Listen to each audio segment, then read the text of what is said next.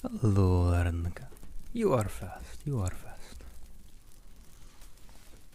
See, normally Twitch doesn't send notifications out that fast, so I was like, alright, I can throw the stream on, still be live before 8 AM here this time. And still put on the things I didn't put on yet. But Twitch decided to be fast with notifications for once. Alright then, Twitch.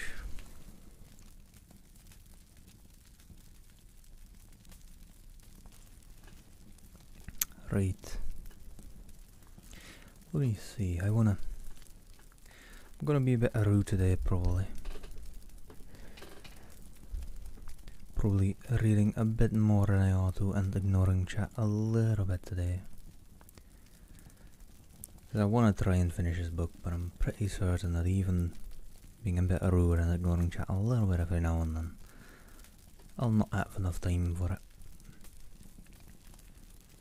I'll probably do about 12 hours on a stream, and that's probably it. So I think in 12 hours I kinda have to go.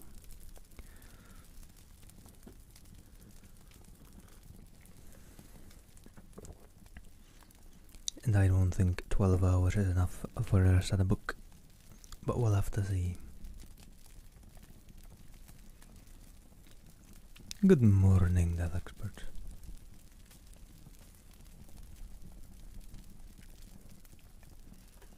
Well, let me quickly see. I also don't even have my blouse tucked into my pants. Oh well. We'll fix that with the first bathroom break, so guess I'll just do that.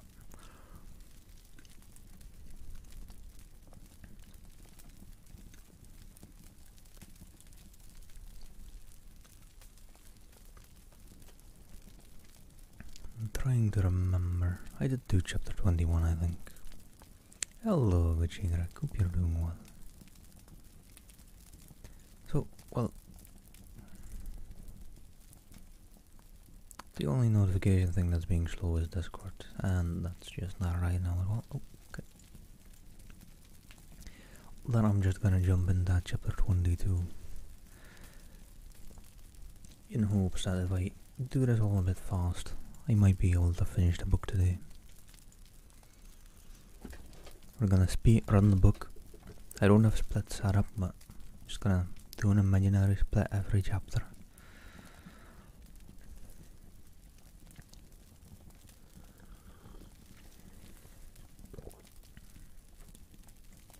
And we'll just see where we end up at the end of the day. I might have to spread the last couple of chapters out over the work days in the upcoming work week to actually fully finish the book off. Oh well. Chapter 22. The Bennets were engaged to dine with the Lucases, and again during the chief of the day was Miss Lucas so kind as to listen to Mr. Collins's Elizabeth. To listen to Mr. Collins. Elizabeth took an opportunity of thanking her. It keeps him in good humour, said she. I am more obliged to you than I can express. Charlotte assured her friend of her satisfaction in being useful, and had amply repaid her for a little sacrifice of her time.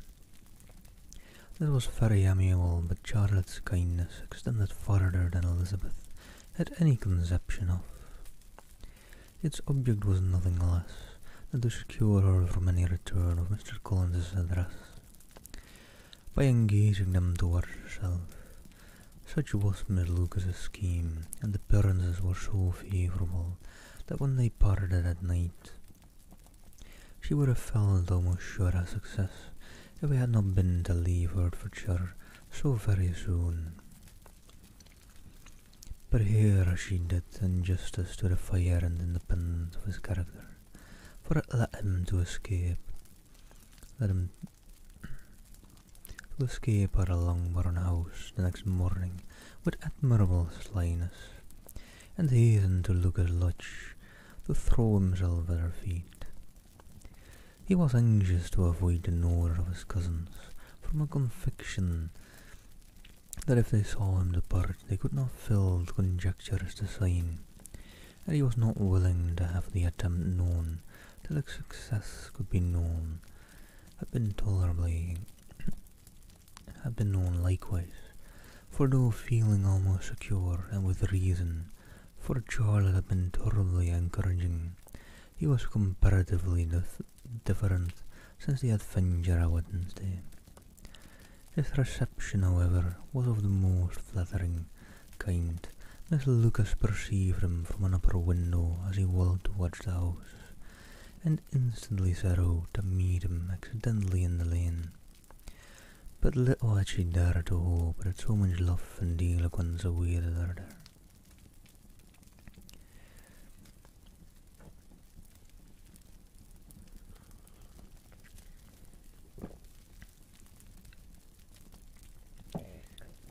In as short a time as Mr. Collins's long speeches would allow, everything was settled between them, to the satisfaction of both.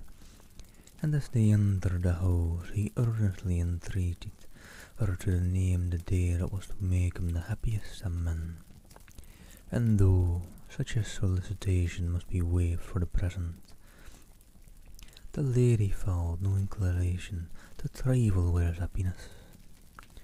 The stupidity with which she was favoured by nature must guard his courtship from any charm that could make a woman wish for its continuance, and Miss Lucas, who accepted him solely from the pure and disinterested desire of an establishment, cared not how soon that establishment were gained. Sir William and Lady Lucas were speedily applied to for their consent, and 'twas bestowed with a most joyful alacrity. Mr. Collins's present circumstances made it a most eligible match for their daughter, to whom they could give little fortune, and his prospects of future wealth were exceedingly fair. Lady Lucas began directly to calculate with more interest than the matter had ever excited before how many years longer Mr. Bennet was likely to live, and Sir William gave it as decided opinion that whenever Mr. Collins should be in possession of the Longbourn estate, it would be highly expedient that both he and his wife should make their appearance at St. James's. The whole family, in short, were properly overjoyed on the occasion. The younger girls formed hopes of coming out a year or two sooner than they might otherwise have done, and the boys were relieved from their apprehension of Charlotte's dying an old maid. Charlotte herself was tolerably composed. She had gained her point and had time to consider of it. Her reflections were in general satisfactory. Mr. Collins, to be sure, was neither sensible nor agreeable.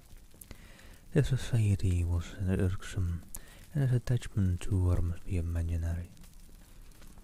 But still he would be her husband, without thinking highly either of men or of matrimony. Marriage had always been her object.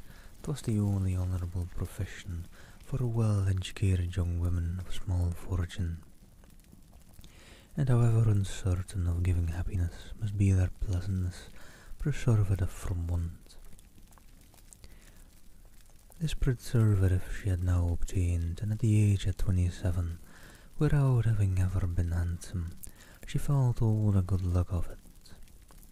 The least agreeable circumstance in the business was a surprise it must occasion to Elizabeth Bennet, whose friendship she valued beyond that of any other person.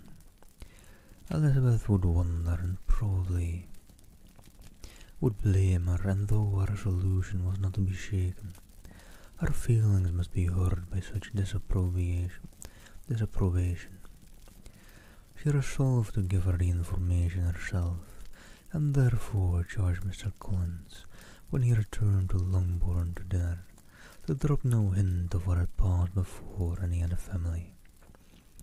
A promise of secrecy was, of course, very dutifully given, but it could not be kept without difficulty, but a curiosity excited by his long absence burst forth in such very direct questions on his return as required in some ingenuity to effect, and he was at the same time exercising great self-denial, for he was longing to publish his prosperous love.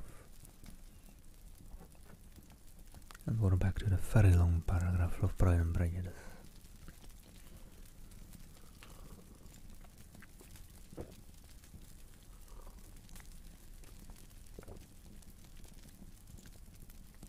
But I think I hadn't said yet.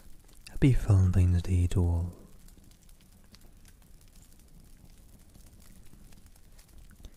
As he was to begin his journey too early on the morrow to see any other family, the ceremony of the leave-taking was performed when the ladies moved for the night, and Mrs. Bennet, with great politeness and cordiality, said how happy they should be to see him at Longbourn again, whenever his other engagements might allow him to visit them.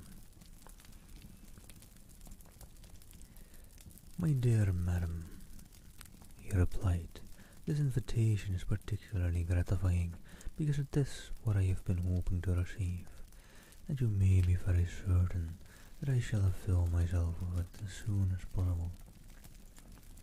They were all astonished, and Mr. Bennet, who could by no means wish for so speedy a return, immediately said, "But is there no danger of Lady Catherine's disapprobation there, my good sir? You had better neglect your relations than run the risk of offending your patroness." Oh wait, that was Mr. Bennet, not Mr. Collins. Sorry about the panic there.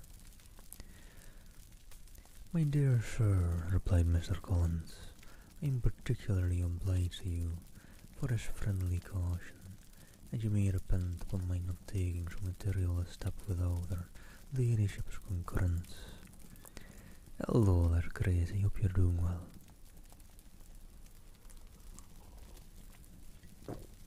Not much, just trying to speedrun through this book in the 12 hours I've got to have available for streaming today.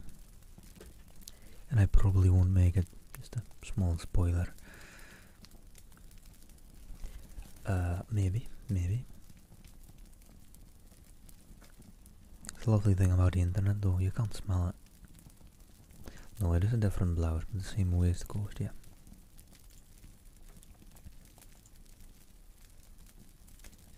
But yeah, so I'm gonna be trying to speedrun it. See you after another paragraph or two.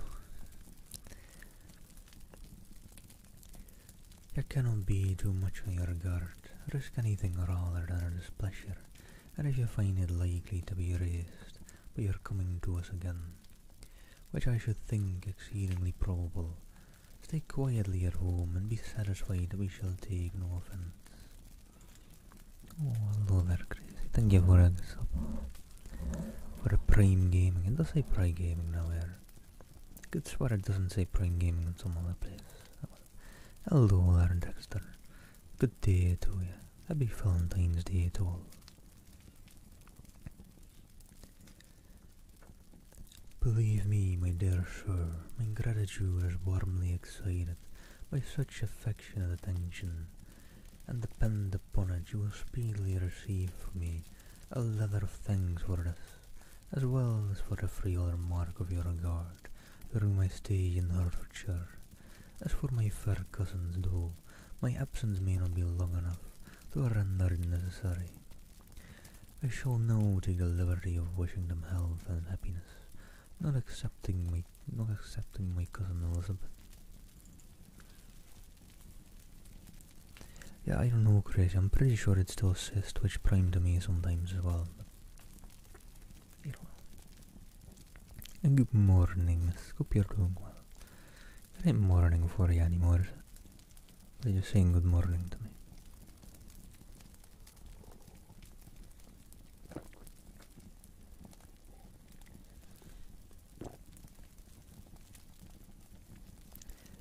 With proper civilities, the ladies then withdrew, All had him equally surprised to find that he meditated a quick return.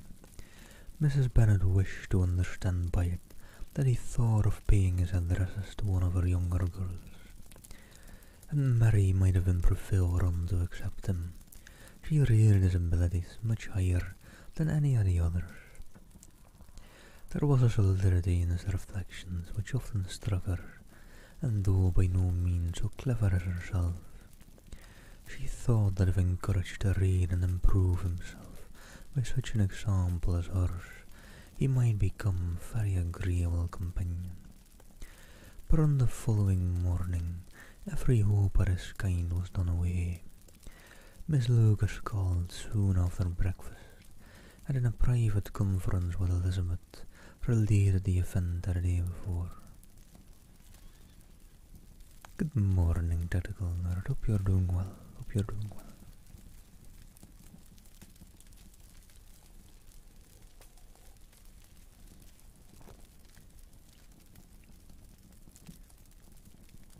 Let me just, for everyone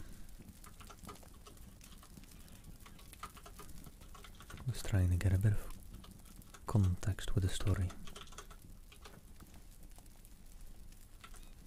Wait, what was the other command again?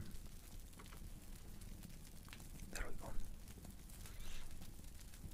So there's a bit of a flavor text for the book. If you kind of know what kind of a roller coaster we're going through. And there's a character map in case you may need it. There's quite a bit of character in this book, so character map advised.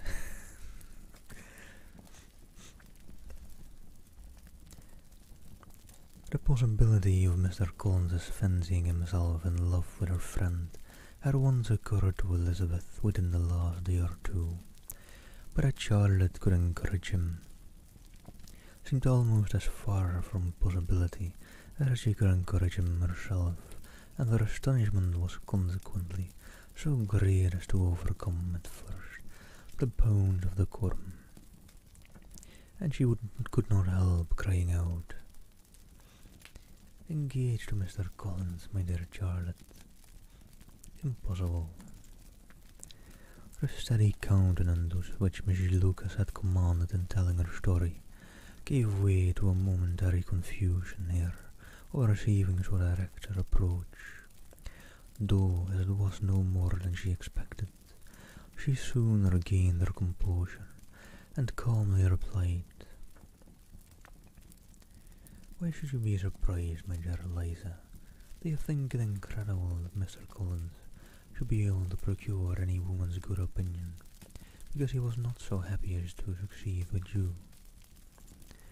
But Elizabeth had now recollected herself, and making a strong effort of it, was able to assure her with tolerable firmness that the prospect of their relationship was highly grateful to her, and that she wished her all imaginable happiness. "I see what you're feeling," replied Charlotte. "You must be surprised, very much surprised, so lately as Mr. Collins was wishing to marry you. But when you have had time to think it all over, I hope you will be satisfied with what I have done. I am not romantic, you know, I never was. I ask only a comfortable home, and considering Mr. Collins's character, connections and situations in life, I am convinced that my chance of happiness with him is as fair as most people can boast on entering the marriage state." Elizabeth quietly answered, "Undoubtedly." And after an awkward pause they returned to the rest of the family. Charlotte did not stay much longer, and Elizabeth was then left to reflect on what she had heard. It was a long time before she became at all reconciled to the idea of so unsuitable a match. The strange of Mr. Collins's making two offers of marriage within 3 days was nothing in comparison with being now accepted. She had always felt that Charlotte's opinion of matrimony was not exactly like her own, but she could not have supposed it possible that when called into action, she would have sacrificed every other feeling to worldly advantage. Charlotte, the wife of Mr. Collins, was a most humiliating picture, and to the pang of a friend disgracing herself and sunk in her esteem was added the distressing conviction that it was impossible for the friend to be tolerably happy in the lot she had chosen. And although the Ragrovsky hope you're doing well, happy Valentine's Day to you.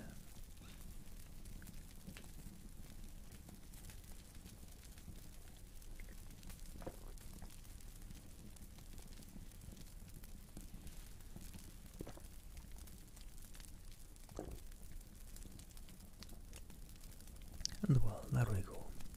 First chapter of the day done. Let's continue on, for the hopes of finishing the story might still remain. Hello, Soul, and hello, Exotic. Hope you're all doing well.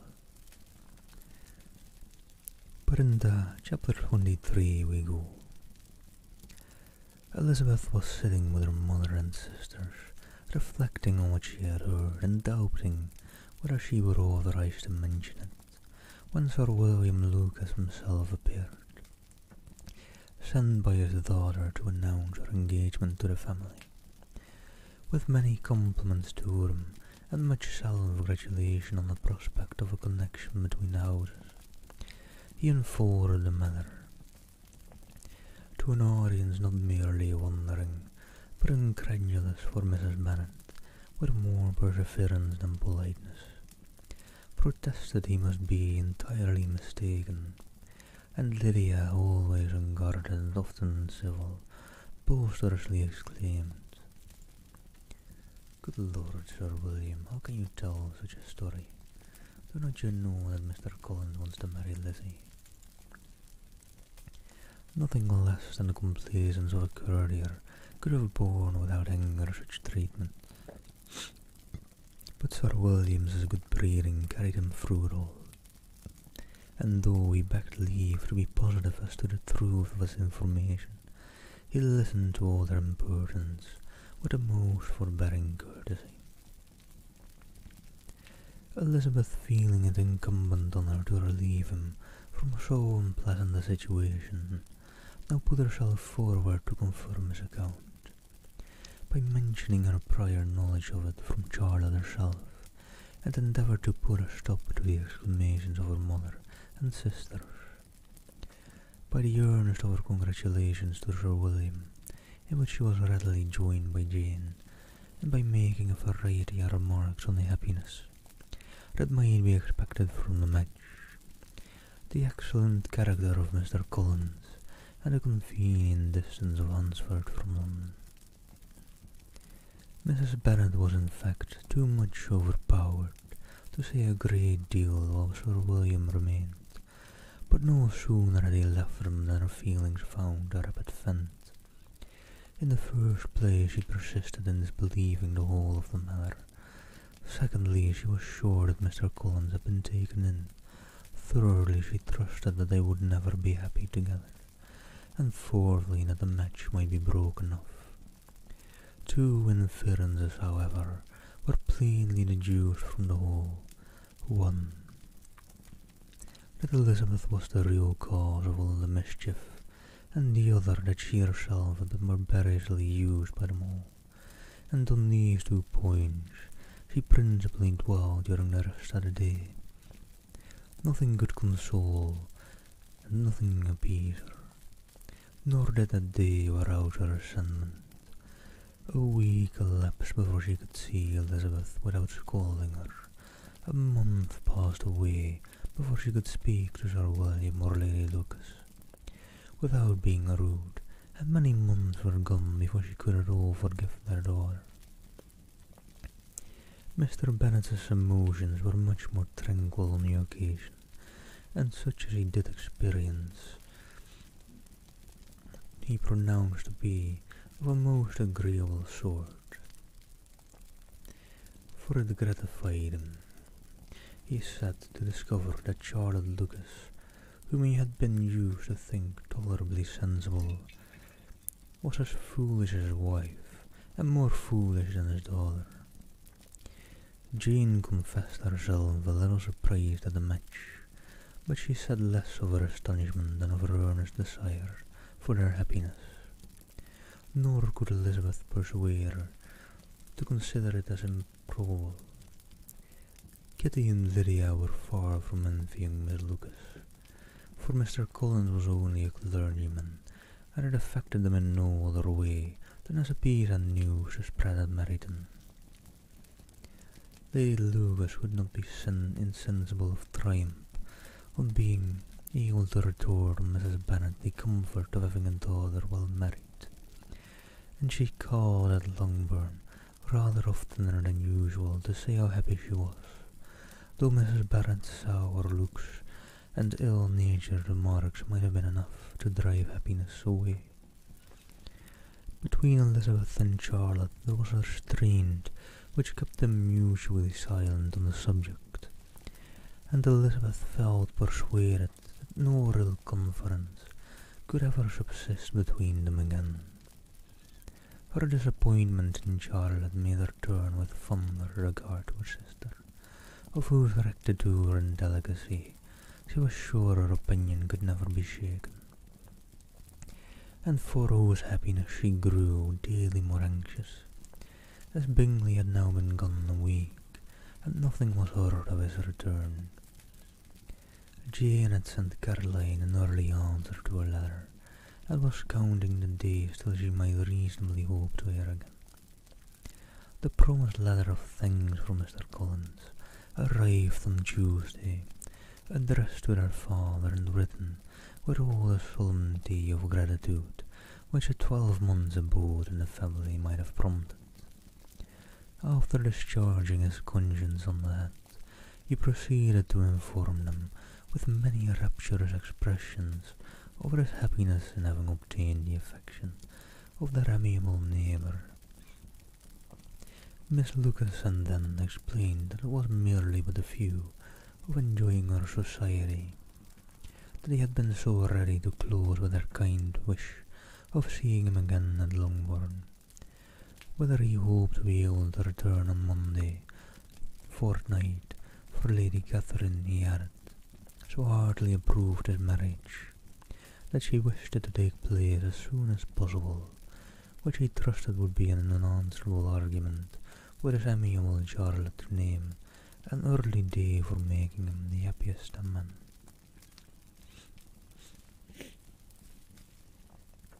Mr. Collins's return to Hertfordshire was no longer a matter of pleasure to Mrs. Bennet. On the contrary, she was as much disposed to complain of it as her husband. It was very strange that he should come to Longbourn instead of the Lucas Lodge. It was also very inconvenient and exceedingly troublesome. She hated having visitors in the house while her health was so indifferent, and lovers were of all people the most disagreeable.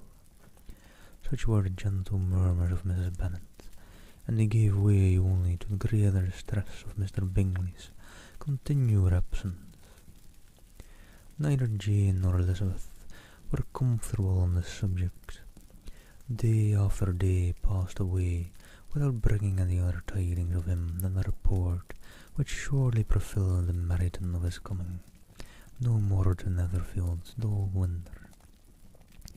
A report which highly incensed Mrs. Bennet, and which she never failed to contradict as a most scandalous falsehood. Even Elizabeth began to fear, not that Bingley was indifferent, but that his sisters would be successful in keeping him away, unwilling as she was to admit an idea so destructive of Jane's happiness,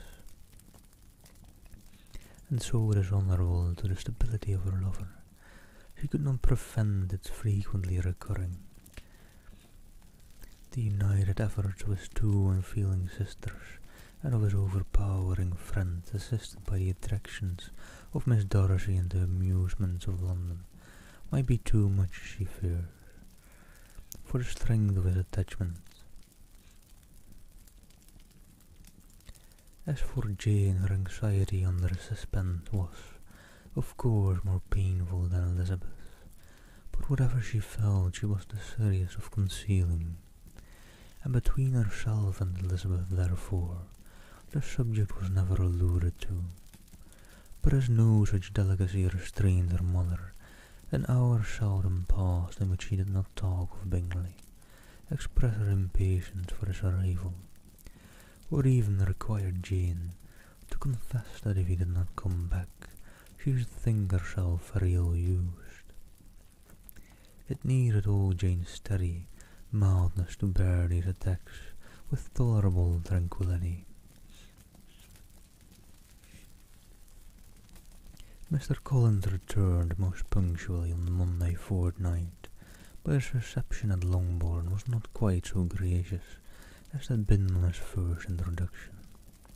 He was too happy, however, to need much attention, and luckily for the others, the business of love-making relieved him from a great deal of his company. The chief of every day was spent by him at Lucas Lodge, and he sometimes returned to Longbourn only in time to make an apology for his absence before the family went to bed. Mrs. Bennet was really in a most pitiable state. The very mention of anything concerning the match threw her into an agony of ill humour, and wherever she went she was sure of hearing it talked of. The sight of Miss Lucas was odious to her. As her successor in that house, she regarded her with jealous abhorrence. Whenever Charlotte came to see them, she concluded her to be anticipating the hour of possession, and whenever she spoke in a low voice to Mr. Collins, was convinced that they were talking of the Longbourn estate, and resolving to turn herself and her daughter out of the house as soon as Mr. Bennet were dead, she complained bitterly of all this to her husband. "Indeed, Mr. Bennet," said she, "it is very hard to think that Charlotte Lucas should ever be mistress of this house, that I should be forced to make way for her, and live to see her take my place. My dear, do not give way to such gloomy thoughts. Let us hope for better things, let us flatter ourselves that I may be the survivor." This was not very consoling to Mrs. Bennet, and therefore, instead of making any answer, she went on as before. "I cannot bear to think that I should have all this estate. If it was not for the Aunt Hill, I should not mind it." "What should not you mind?" "I should not mind anything at all. Just let us be thankful that you are preserved from a state of such insensibility. I never can be thankful, Mr. Bennet, for anything about the Aunt Hill, how anyone could have the conscience to Aunt Hill away an estate from one's own daughters, I cannot understand. And all for the sake of Mr. Collins too. Why should he have it more than anybody else? I leave it to yourself to determine," said Mr. Bennet. "All right. Quick breather in between chapters."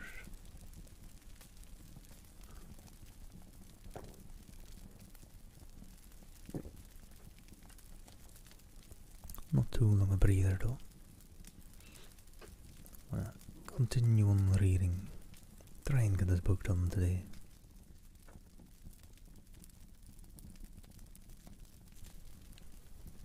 Sorry, just sniffling my nose a bit. Getting a bit stuffy. Was getting that yesterday as well. Oh well.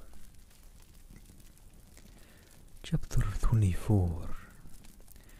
Miss Bingley's letter arrived and put an end to doubt. The very first sentence conveyed the assurance of their being all settled in London for the winter, and concluded with her brother's regret at not having had time to pay his respects to his friends in Hertfordshire before he left the country. Hope was over, entirely over, and when Jane could attend to the rest of the letter, she found little except the professed affection of the writer that could give her any comfort. Miss Darcy's praise occupied the chief of it. Her many attractions were again dwelt on, and Caroline boasted joyfully of their increasing intimacy, and ventured to predict the accomplishment of the wishes which had been unfolded in her former letter. She wrote also with great pleasure of her brother's being an inmate of Mr. Darcy's house, and mentioned with rapture some plans of the letter with regard to new furniture. Elizabeth, to whom Jane very soon communicated the chief of all this, heard it in silent indignation. Her heart was divided between concern for her sister and resentment against all the others. To Caroline's assertion of her brother's being partial to Miss Darcy she paid no credit. That he was really fond of Jane she doubted no more than she had ever done, and much as she had always been disposed to like him, she could not think without anger, hardly without contempt, on that easiness of temper, that want of proper resolution, which now made him the slave of his designing friends, and led him to sacrifice his own happiness to the caprice of their inclinations. Had his own happiness, however, been the only sacrifice, he might have been allowed to sport with it in whatever manner he thought best. But her sister's was involved in it, as he thought he must be sensible himself. 'Twas a subject, in short, on which reflection would be long indulged, and must be unavailing. She could think of nothing else, and yet, whether Bingley's regard had really died away, or were suppressed by his friend's interference, whether he had been aware of Jane's attachment, or whether it had escaped his observation, whichever were the case, though her opinion of him must be materially affected by the difference, her sister's situation remained the same, her peace equally wounded. Hello there, Moonketty Arms. Hope you're doing well. Happy Valentine's Day to you, and to all with that.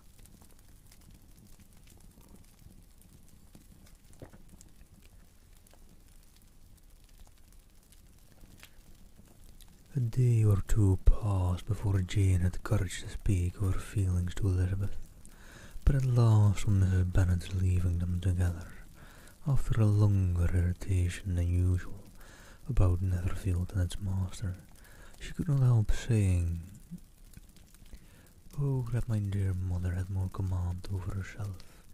She can have no idea of the pain she gives me by her continual reflections on him. But I will not repine, it cannot last long. He will be forgot, and we shall all be as we were before." Elizabeth looked at her sister with incredulous solicitude, but said nothing. "You doubt me," cried Jane, slightly colouring. "Indeed you have no reason. He may live in my memory as the most amiable man of my acquaintance, but that is all. I have nothing either to hope or fear, and nothing to reproach him with, thank God. I have not that pain. A little time, therefore, I shall certainly try to get the better." With a stronger voice she soon added, "I have discovered immediately that there has not been more than an error of fancy on my side, and it has been done no harm to anyone but myself." "My dear Jane," exclaimed Elizabeth, "you are too good. Your sweetness and disinterestedness are really angelic. I do not know what to say to you. I feel as if I had never done you justice, or loved you as you deserve." Miss Bennet eagerly disclaimed all extraordinary merit, and threw back the praise on her sister's warm affection. "Nay," said Elizabeth. Elizabeth was on the right. "Nay," said Elizabeth, "this is not fair. You wish to think all the world respectable, and are hurt if I speak ill of anybody. I only want to think you perfect, and you set yourself against it. Do not be afraid of my running into any excess, of my encroaching on your privilege, of universal goodwill. You need not. There are few people whom I really love, and still fewer of whom I think well. The more I see of the world, the more I am dissatisfied with it, and every day confirms my belief of the inconsistency of all human characters, and of the little dependence that can be placed on the appearance of either merit or sense. I have met with two instances lately. One I will not mention. The other is Charlotte's marriage. It is unaccountable, and every few it is unaccountable. And hello there, Ralph Miguel. Hope you're doing well. My dear Lizzie, do not give way to such feelings as these. They will ruin your happiness. You do not make allowance enough for a difference of situation and temper. Consider Mr. Collins's respectability and Charlotte's prudent, steady character. Remember that she is one of a large family that has two fortunes. It is a most eligible match, and be ready to believe, for everybody's sake, that she may feel something like regard and esteem for her cousin. To oblige you, I would try to believe almost anything, but no one else could be benefited by such a belief as this. For were I persuaded that Charlotte had any regard for him, I should only think worse of her understanding what I now do of her heart. My dear Jane, Mr. Collins is a conceited, pompous, narrow-minded, silly man.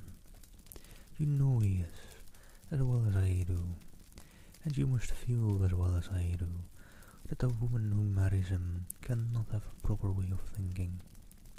You shall not defend her, though it is Charlotte Lucas.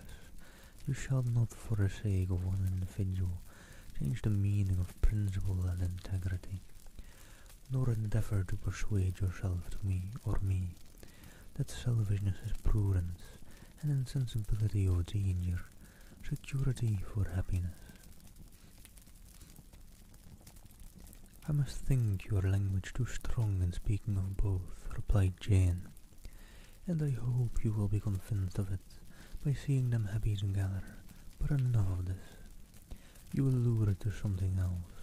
You mentioned two instances. I cannot misunderstand you, but I entreat you, dear Lizzie, not to pain me by thinking that person to blame, and saying your opinion of him is sunk. You must not be so ready to fancy yourselves intentionally injured. You must not expect a lively young man to be always so guarded and circumspect. It is very often nothing but our own vanity that deceives us. Women fancy admiration means more than it does, and men take care that they should. If it is designedly done, they cannot be justified, but I have no idea of there being so much design in the world as some persons imagine. I am far from attributing any part of Mr. Bingley's conduct to design, said Elizabeth, but without scheming to do wrong or to make others unhappy. There may be error and there may be misery. Thoughtlessness, want of attention to other people's feelings, and the want of resolution will do the business. And do you impute it to either of those? Yes, to the last. But if I go on, I shall displease you by saying what I think of persons you esteem. Stop me what you can. You persist then in supposing his sister's influence of him. Yes, in conjunction with his friend. I cannot believe it. Why would I try to influence him? They can only wish his happiness, and if he is attached to me, no other woman can secure it. Your first position is false. They may wish many things besides his happiness. They may wish his increase of wealth and consequence. They may wish him to marry a girl who has all the importance of money, great connections and pride. Beyond a doubt, they do wish him to choose Miss Darcy, replied Jane, but this may be from no better feelings than you are supposing. They have known her much longer than they have known me. No wonder if they love her better. But whatever may be their own wishes, 'tis very unlikely they should have opposed her brothers. What sister would think herself at liberty to do it, unless there was something very objectionable, if they believed from a touch to me? They would not try to part us if he were so. They could not succeed. By supposing such an affection, you make everybody acting unnaturally and wrong, and me most unhappy. Do not distress me by the idea. I am not ashamed of having been mistaken, or at least, it is slight, it is nothing in comparison of what I should feel in thinking ill of him, or his sisters. Let me take it in the best light, in the light in which it may be understood. Elizabeth could not oppose such a wish, and from this time Mr. Bingley's name was scarcely ever mentioned between them. Mrs. Bennet still continued to wonder and repine at his returning no more, and though a day seldom passed in which Elizabeth did not account for it clearly, there seemed little chance of her ever considering it with less perplexity. Her daughter endeavoured to convince her of what she did not believe herself, that his attentions to Jane had been merely the effect of a common and transient liking, which ceased when he saw her no more. But though the probability of the statement was admitted at the time, she had the same story to repeat every day. Mrs. Bennet's best comfort was that Mr. Bingley must be down again in the summer. Mr. Bennet treated the matter differently. "So, Lizzie," said he one day, "your sister is crossed in love, I find. I congratulate her. Next to being married, a girl likes to be crossed in love a little now and then. It is coming something to think of, and gives her a sort of distinction among her companions. When is your turn to come? You will hardly bear to be long outdone by Jane. Now is your time. There are officers enough at Meryton to disappoint all the young ladies in the country. Let Wickham be your man. He is a pleasant fellow, and would judge you creditably." "Thank you, sir, but a less agreeable man would satisfy me. We must not all expect Jane's good fortune."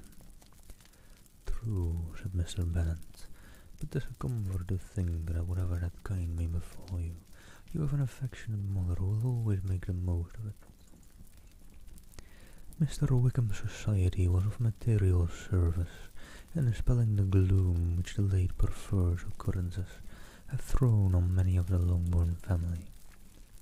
They saw him often, and to his other recommendations was now added that of general nursery.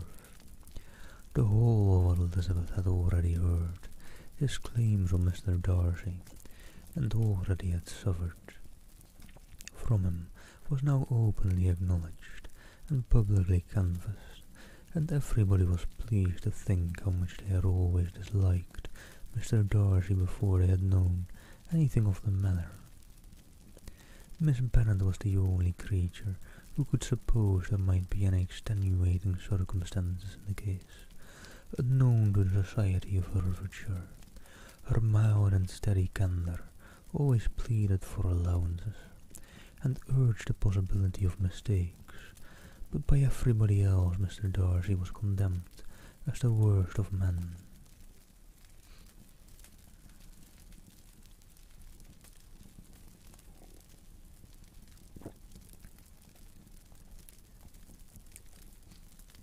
And let me just read on straight on to chapter 25, since time is ticking away.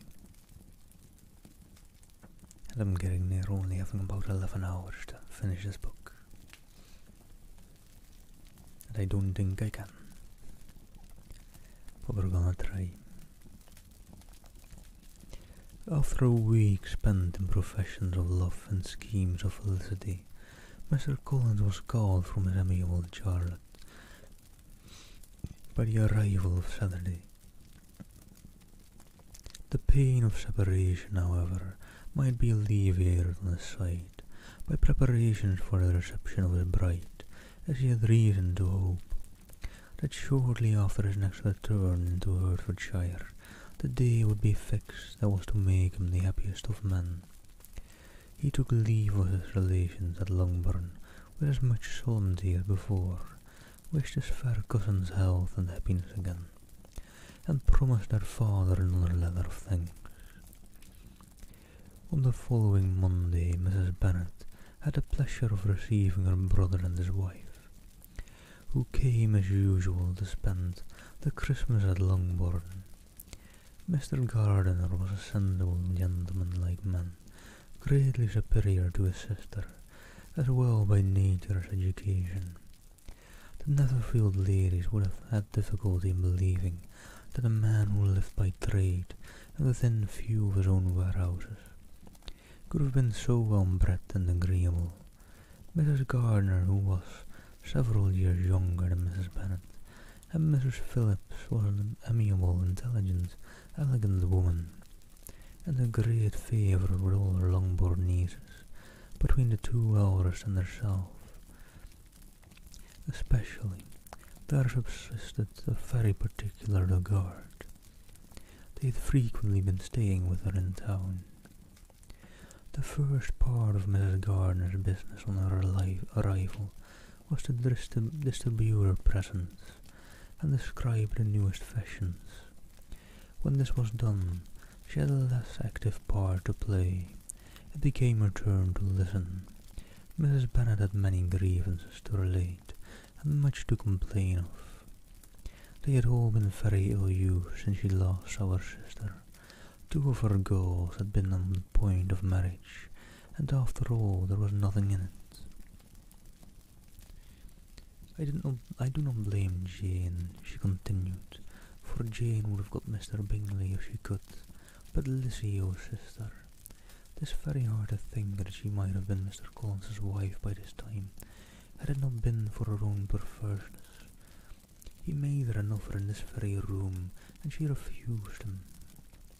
The consequence of it is that Lady Lucas will have a daughter married before I have, and that Longbourn estate is just as much entailed as ever. The Lucases are very artful people indeed, sister. They are all for what they can get. I am sorry to say it often, but so it is. It makes me very nervous and poorly to be thwarted so in my own family, and to have neighbours who think of themselves before anybody else. However, your coming just at this time is the greatest of comforts, and I am very glad to hear what you tell us of long sleeves. And although there be Magnes, and hope you're doing well. Well, now it's my ears apparently, so there's always something in there. Mrs. Gardiner, to whom the chief of his news had been given before, in the course of Jane and Elizabeth's correspondence with her, made her sister a slight answer, and in compassion to her nieces turned the conversation. When alone with Elizabeth afterwards, she spoke more on the subject. "It seems likely to have been a desirable match for Jane," said she. "I am sorry it went off, but these things happen so often. A young man, such as you describe Mr. Bingley, so easily falls in love with a pretty girl for a few weeks, and when accident separates them, so easily forgets her. But these sort of inconstancies are very frequent." "Hello there, Saint. Hope you're doing well. Much love to you, and happy Valentine's Day. And well, not that fresh. I need the barbers to reopen. We're still in lockdown here.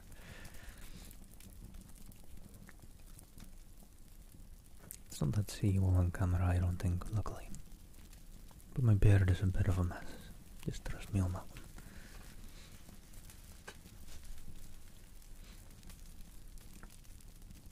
"An excellent consolation in its way," said Elizabeth. "That will not do for us. We do not suffer by accident.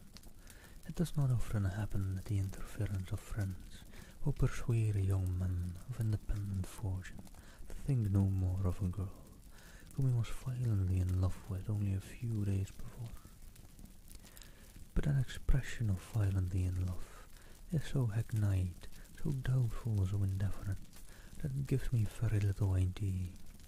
This is also often applied to feelings which arise from an half-hour's acquaintance as to a real strong attachment.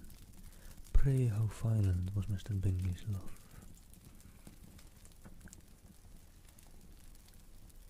Happy Valentine's Day to you all. It's going alright. I may be upping the tempo a little bit today, because I'm kinda not sure whether I'll be able to finish the book today. And well, that was my intention, first intentions at the very least.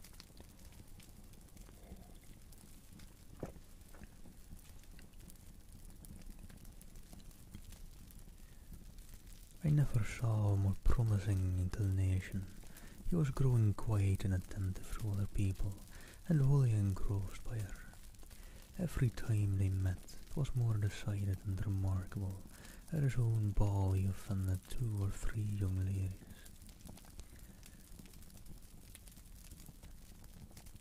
By not asking them to dance, and I spoke to him twice myself without receiving an answer, could there be finer symptoms?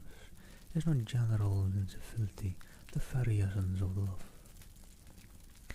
Probably about 12 hours since I started kind of late today. I wanted to wake up earlier, but I just couldn't. I went to bed kind of late as well. So yeah, probably 12 hours. About on the dot on that one. Oh yes, of that kind of love which I suppose him to have felt. Poor Jane, I am sorry for her. Because with her disposition she may not get over it immediately. It had better have happened to you, Lizzie. You would have laughed yourself out of it sooner. But do you think she would be prevailed on to go back with us? Change of scene might be of service, and perhaps a little relief from home may be as useful as anything. Elizabeth was exceedingly pleased with this proposal, and felt persuaded of her sister's ready acquiescence. I hope, added Miss Gardiner, that no consideration with regard to this young man will influence her. We live in so different a part of town, all our connections are so different, and, as you well know, we go out so little, that it is very improbable that they should meet at all, unless he really comes to see her. Oh, thank you, Sid. I mean, it's not really dexterity or stamina or anything. It's more willpower. Willpower, stubbornness, and those things. And that is quite impossible, for he is now in the custody of his friend, the Mr. Darcy, would no more suffer him to call on Jane in such a part of London, my dear aunt. How could you think of it? Mr. Darcy may perhaps have heard of such a place as Gracechurch Street, but he would hardly think a month's ablution enough to cleanse him from its impurities. Were he once to enter it, and depend upon it, Mr. Bingley never stirs without him. Hello, Larry old Bob, hope you're doing well. So much the better. I hope they will not meet at all. But does not Jane correspond with her sister? She will not be able to help calling. She will drop the acquaintance entirely. But in spite of the certainty in which Elizabeth affected to place this point, as well as the still more interesting one of Bingley's being withheld from seeing Jane, she felt a solicitude on the subject which convinced her, on examination, that she did not consider it entirely hopeless. It was possible, and sometimes she thought it probable, that his affection might be reanimated, and the influence of his friend successfully combated by the more natural influence of Jane's attraction.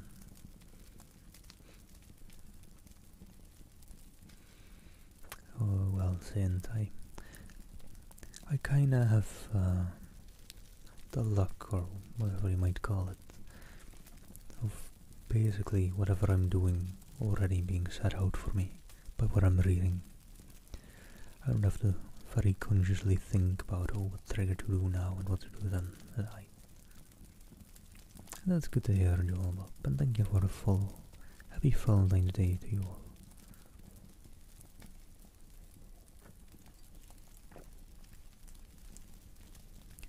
Miss Bennet accepted her aunt's invitation with pleasure, and the Bingleys were no otherwise in their thoughts at the time than as she hoped that by Caroline's not living in the same house with her brother, she might occasionally spend the morning with her, without any danger of seeing him.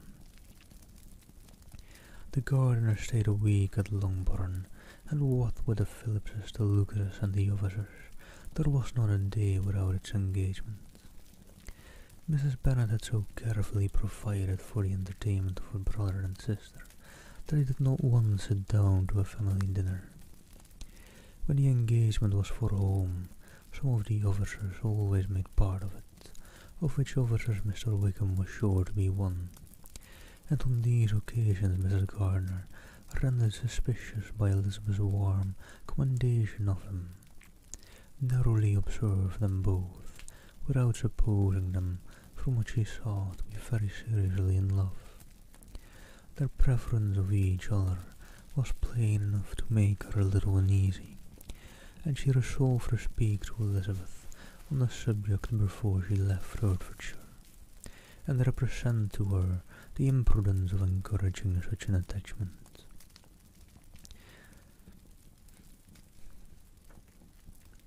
To Mrs. Gardiner, Wickham had one means of affording pleasure, unconnected with his general powers, about 10 or a dozen years ago. Before her marriage, she had spent a considerable time in that very part of Derbyshire to which he belonged. They had therefore many acquaintance in common, and though Wickham had been little there since the death of Darcy's father, 5 years before, it was yet in his power to give her fresher intelligence of her former friends than she had been in the way of procuring. Mrs. Gardiner had seen Pemberley, had known the late Mr. Darcy by character pretty well. Her consequently was an inexhaustible subject of discourse, in comparing her recollection of Pemberley with the minute description which Wickham could give, and in bestowing her tribute of praise on the character of its late possessor. She was delighting both him and herself on being made acquainted with the present Mr. Darcy's treatment of him. She tried to remember something of the gentleman's reputed disposition when quite a lad, which might agree with it, and was confident at last that she recollected having heard Mr. Fitzwilliam Darcy formerly spoken of as a very proud, ill-natured boy. Alright. Taking a quick breather before I start chapter 26. Not too long of one though.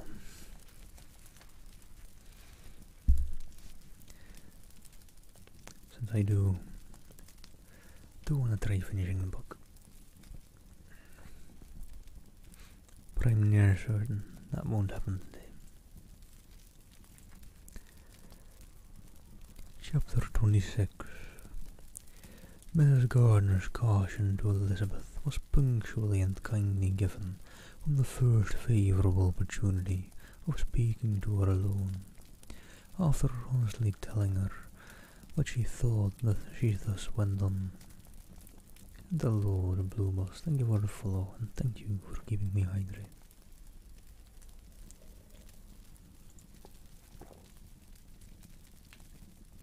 You are too sensible a girl, Lizzie, to fall in love merely because you are warned against it, and therefore I am not afraid of speaking openly.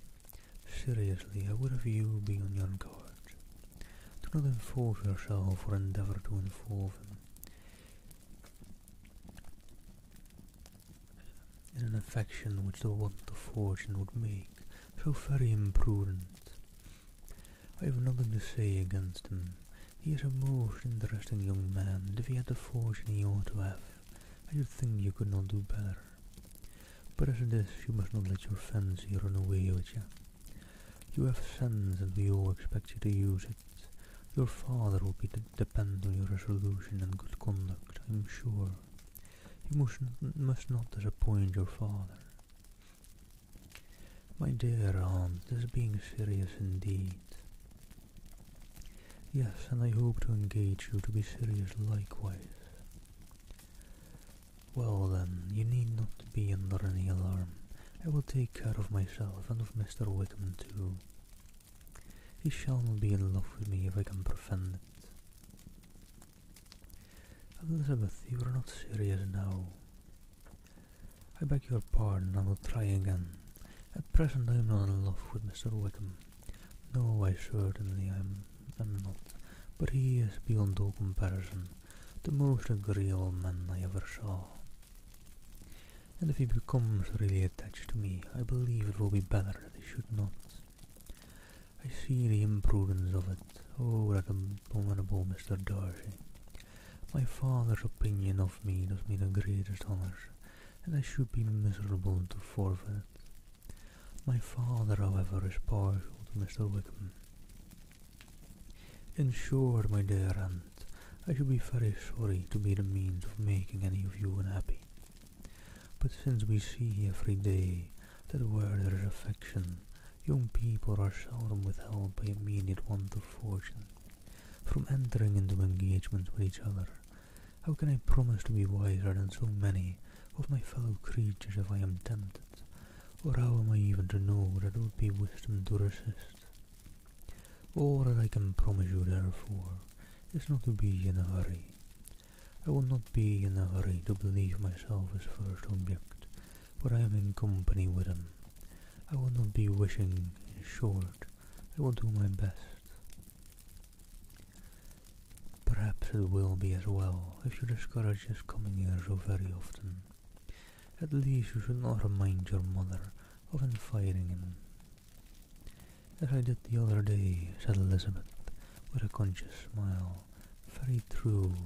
It will be wise in me to refrain from that. But do not imagine that he is always here so often. It is on your account that he has been so frequently invited this week. You know my mother's ideas as to the necessity of constant company for her friends. But really, and upon my honour, I will try to do what I think to be wisest. And now I hope you are satisfied. Her aunt assured her that she was, and Elizabeth having thanked her for the kindness of her hints, they parted, a wonderful instance of advice being given on such a point without being resented.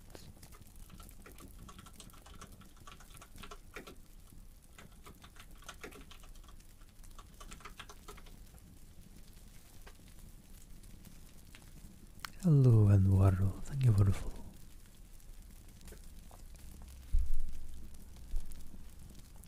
Mr. Collins returned to Hertfordshire soon after it had been quitted by the Gardners and Jane, but as he took up his abode with the Lucases, his arrival was no great inconvenience to Mrs. Bennet. His marriage was now fast approaching, and she was at length so far resigned as to think it inevitable, and even repeatedly to say, in an ill-natured tone, that she wished they might be happy. Thursday was to be the wedding day, and on Wednesday Miss Lucas paid her farewell visit, and when she rose to take leave, Elizabeth, ashamed of her mother's ungracious and reluctant good wishes, and sincerely affected herself, accompanied her out of the room. As they went downstairs together, Charlotte said, "I shall depend on hearing from you very often, Eliza." "That you certainly shall. And I have another favour to ask. Will you come and see me? We shall often meet, I hope, in Hertfordshire. I am not likely to leave Kent for some time, Promise me therefore to come to Hunsford. Elizabeth could not refuse, though she foresaw little pleasure in the visit. My father and Maria are to come to me. My father and Maria are to come to me in March, added Charlotte, and I hope you will consent to be of the party. Indeed, Eliza, you will be as welcome to me as either of them. The wedding took place, the bride and bridegroom set off for Kent from the church door, and everybody had as much to say or to hear on the subject as usual. Elizabeth soon heard from her friend, and their correspondence was as regular and frequent as it had ever been. That it should be equally unreserved was impossible. Elizabeth could never undress her without feeling that all the comfort of intimacy was over, and, though determined not to slacken as a correspondent, it was for the sake of what had been rather than what was. Charlotte's first letters were received with a good deal of eagerness. There could not but be curiosity to know how she would speak of her new home, how she would like Lady Catherine, and how happy she would there pronounce herself to be, though, when the letters were read, Elizabeth felt that Charlotte expressed herself on every point exactly as she might have foreseen. She wrote cheerfully, seemed surrounded with comforts, and mentioned nothing which she could not praise. The house furniture, neighbourhood, and the roads were all to her taste, and Lady Catherine's behaviour was most friendly and obliging. It was Mr. Collins's picture of Hunsford and the rose exceptionally softened, and Elizabeth perceived that she must wait for her own visit there to know the rest. Jane had already written a few lines to her sister to announce their safe arrival in London, and when she wrote again, Elizabeth hoped it would be in her power to say something of the Bingleys. Her impatience for the second letter was as well rewarded as impatience generally is. Jane had been a week in town without either seeing or hearing from Caroline. She accounted for it, however, by supposing that her last letter to her friend from Longbourn had by some accident been lost. My aunt, she continued, is going tomorrow into that part of town, and I shall take the opportunity of calling in Grosvenor Street. She wrote again when a visit was paid, as she had seen Miss Bingley. I did not think Caroline in spirits, were her words, but she was very glad to see me, and reproached me for giving me no notice of my coming to London. I was right, therefore. My last letter had never reached her. I inquired after her brother, of course. He was well, but so much engaged with Mr. Darcy that I scarcely ever saw him. I found that Miss Darcy was expected to dinner. I wish I could see her. My visit was not long, as Caroline and Mrs. Hurst were going out. I dare say I shall soon see them there. Elizabeth shook her head over this letter. It convinced her that accident only could discover to Mr. Bingley her sister's being in town. 4 weeks passed away, and Jane saw nothing of him. She endeavoured to persuade herself that she did not regret it, but she could no longer be blind to Miss Bingley's inattention.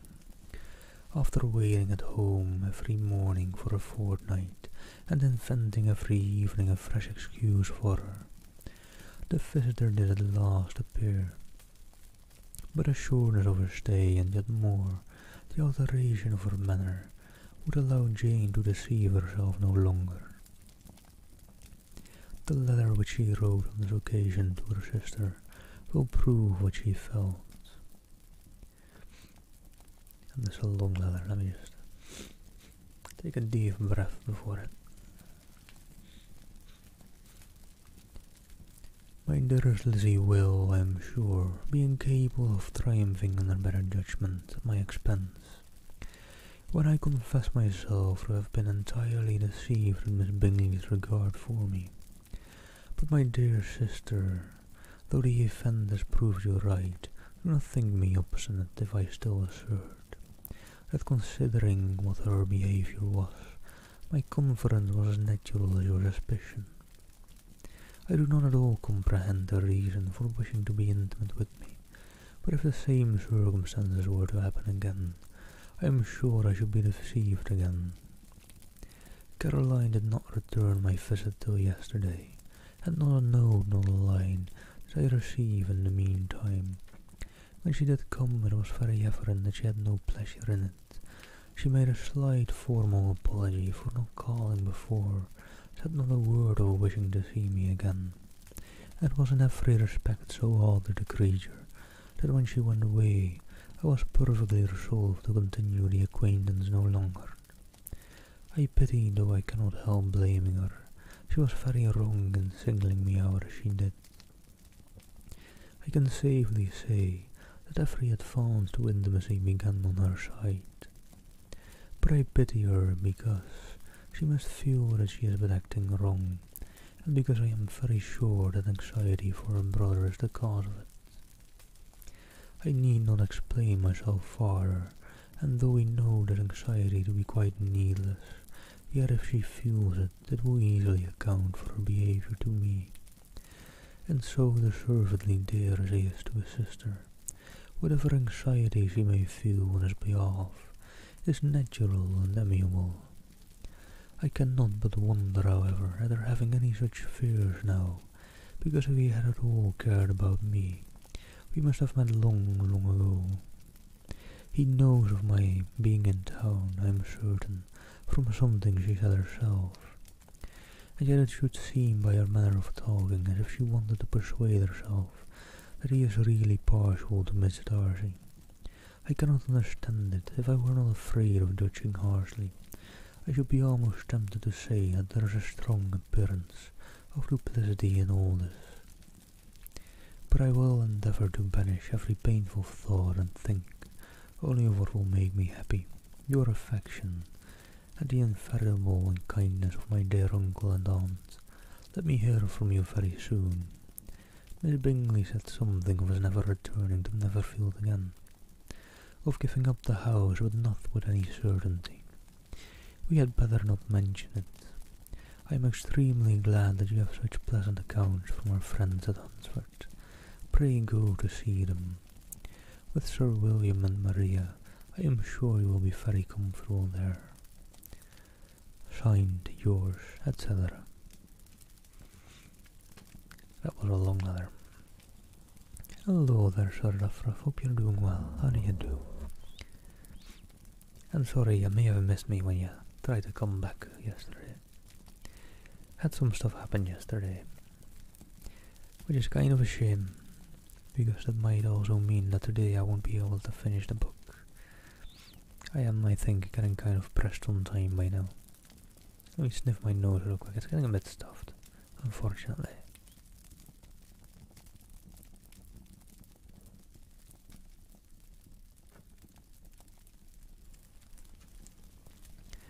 This letter gave Elizabeth some pain, but her spirit returned as she considered that Jane would no longer be duped by the sister at least. All expectation from the brother was now absolutely over. She wouldn't even wish for any renewal of his attentions.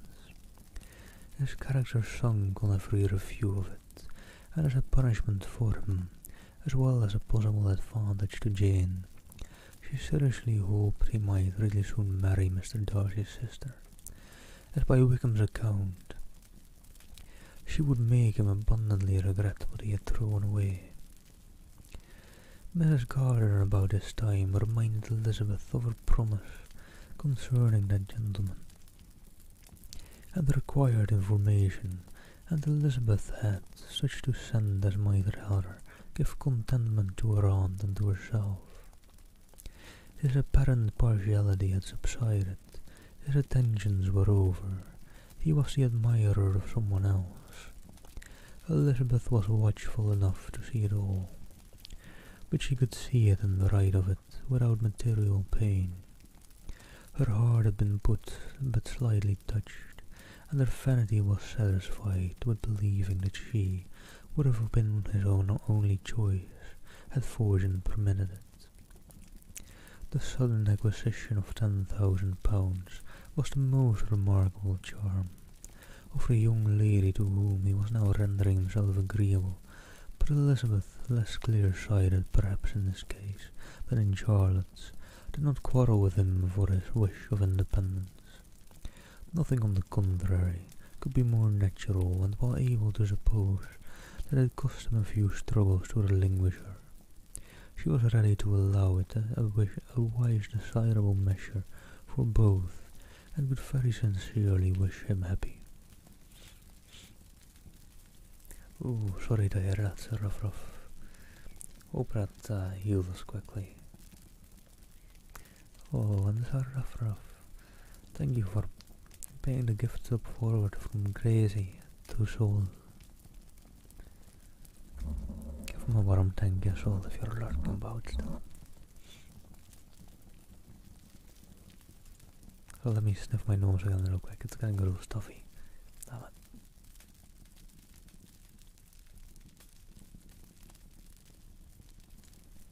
That's a bit better. Oh, this was acknowledged to Mrs. Gardner, and after relating the circumstances, she thus went on. And hello, little Lizzie. Hope you're doing well. Also, I didn't say this to Sir Ruff yet either. Happy Valentine's Day. Happy Valentine's Day. Cheers to all.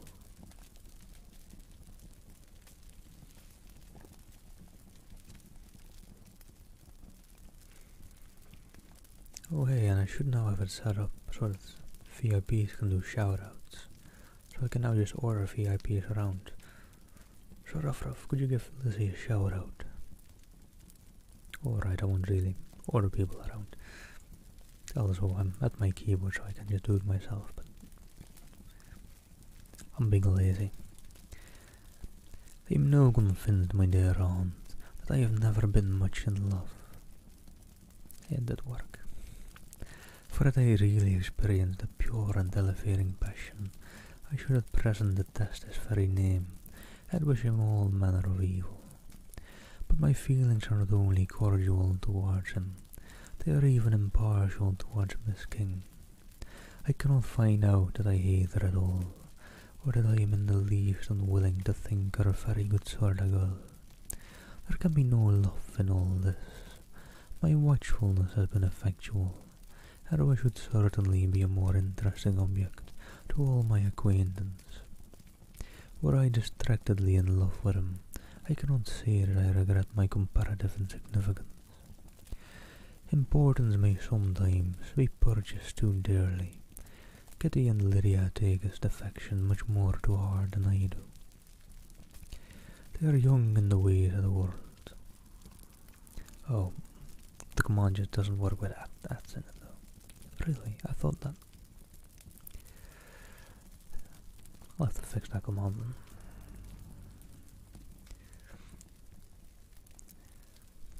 They are young in the ways of the world, and not yet open to the mortifying conviction that handsome young men must have something to live on, as well as the plain. I wonder it does work with getting their last stream title and all. What are you doing there, shout out command? There you are.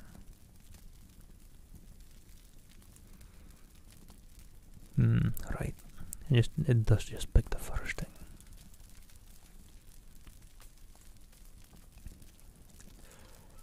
Why do I have it just pick the first thing? They have proper variables for that, right?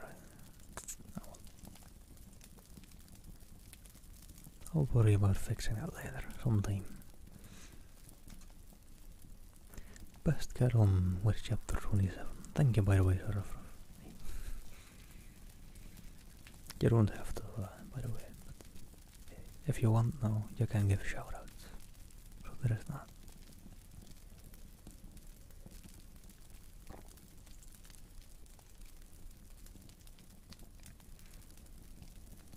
With no greater offence than these, in the Longbourn family, and otherwise they fortified by little beyond the walk to Meriden.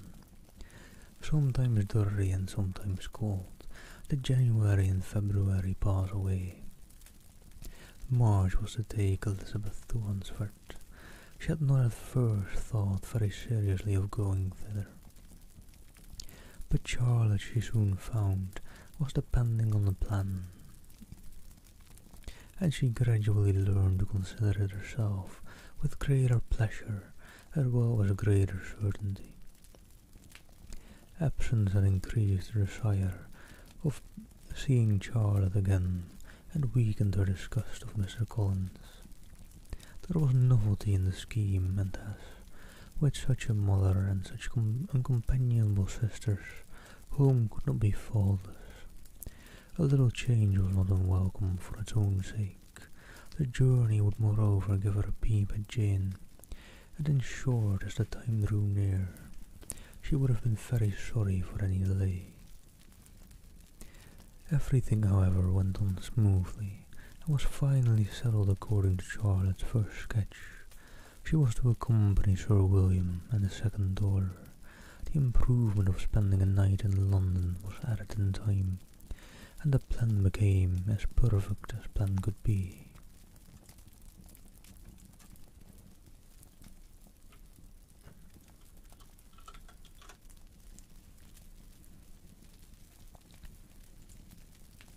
Also, let me just try fixing it anyways.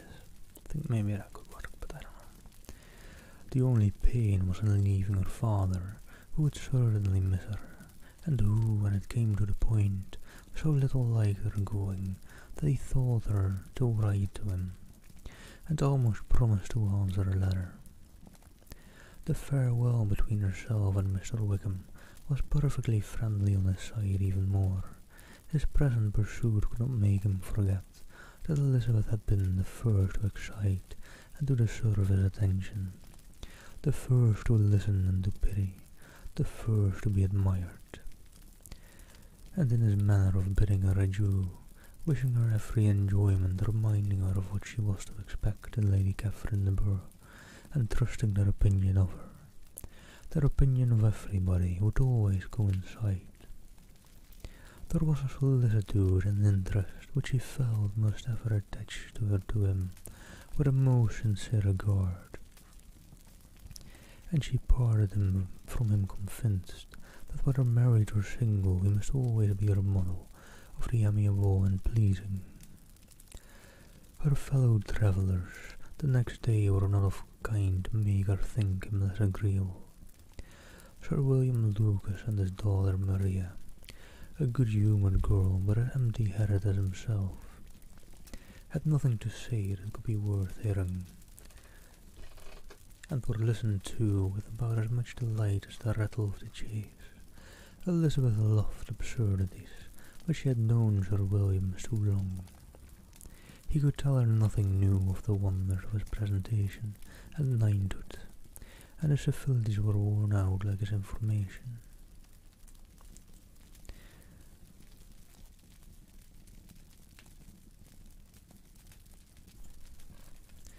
It was a journey of only 24 miles, and they began it so early as to be in Gracechurch Street by noon. As they drove through Mr. Gardiner's door, Jane was at the drawing-room window watching their arrival. When they entered the passage she was there to welcome them, and Elizabeth, looking earnestly in her face, was pleased to see it healthful and lovely as ever. On the stairs were a troop of little boys and girls, whose eagerness for their cousin's appearance would not allow them to wait in the drawing-room, and whose shyness, as they had not seen her for a 12-month, prevented their coming lower. All was joy and kindness. The day passed most pleasantly away, the morning in bustle and shopping, and the evening at one of the theatres. Elizabeth then contrived to sit by her aunt. Their first subject was her sister, and she was more grieved than astonished to hear, in reply to her minute inquiries, that though Jane always struggled to support her spirits, there were periods of dejection. It was reasonable, however, to hope that they would not continue long. Mrs. Gardner gave her the particulars also of Miss Bingley's visit in Gracechurch Street, and the repeated conversation occurring at different times between Jane and herself, which proved that the former had from her heart given up the acquaintance. Mrs. Gardner then rallied her knees on Wickham's desertion, and complimented her on bearing it so well. "But my dear Elizabeth," she added, "what sort of girl is Miss King? I should be sorry to think our friend mercenary." "Pray, my dear aunt, what is the difference in matrimonial affairs between the mercenary and the prudent motive? Where does the discretion end, and avarice begin? Last Christmas you were afraid of his marrying me, because it would be imprudent, and now, because he is trying to get a girl with only £10,000, you want to find out that he is mercenary. If you will only tell me what sort of a girl Miss King is, I shall not know what to think." "And hello there, Sailor. Thank you for the read. How are you doing? Hope you're doing well."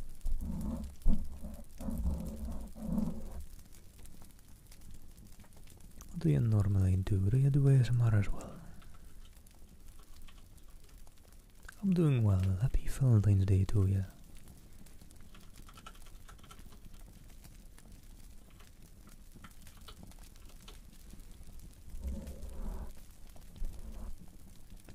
Thistle, thank you for the follow, and thank you for keeping me hydrated as well.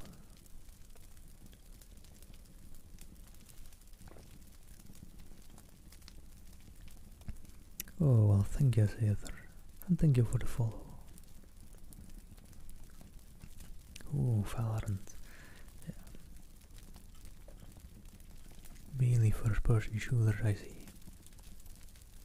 See, I kinda like first-person shooters, but then again I kinda don't, because I'm so bad at them. My aim is absolutely horrendous. And good morning, Seegers. I am having a pretty good weekend. There was a bit of a dip in yesterday, but I don't really know much on the Rainbow Six Siege still, sorry. And Sarah Ruff, thank you for gifting a sub to Seegers. And much love to you. But and Sarah Ruff, thank you for gifting a sub to Seegers as well. And if you all were wondering, a bit of a flavor text to the book that I'm reading. This is kind of what it's generally about. I'm currently like about halfway in, I think, chapter 27-ish. 27, I think, if I remember correctly.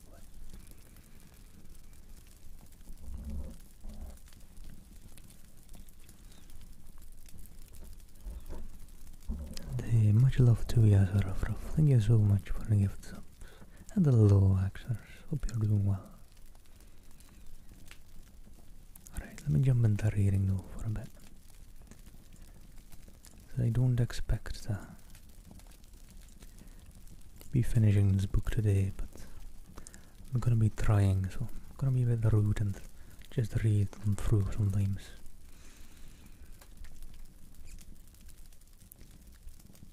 If you will only tell me what sort of a girl Miss King is, I shall not know what to think.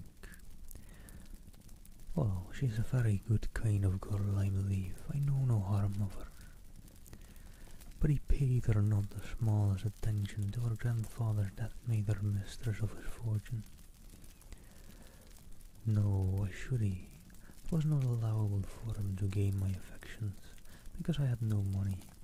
What occasion could there be for making love to a girl whom he did not care about and whom was equally poor? But there seems some indelicacy in directing his attentions toward her. So soon after this event,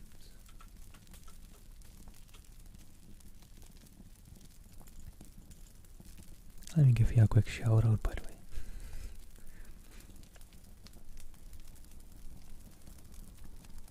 Before I forget. If you're into mainly first-person shooters, I think, right? Rainbow Six Siege and Valorant I saw. Go give the lovely Sather a follow. And thank you for the follow, Elizabeth. Quite fitting to the story.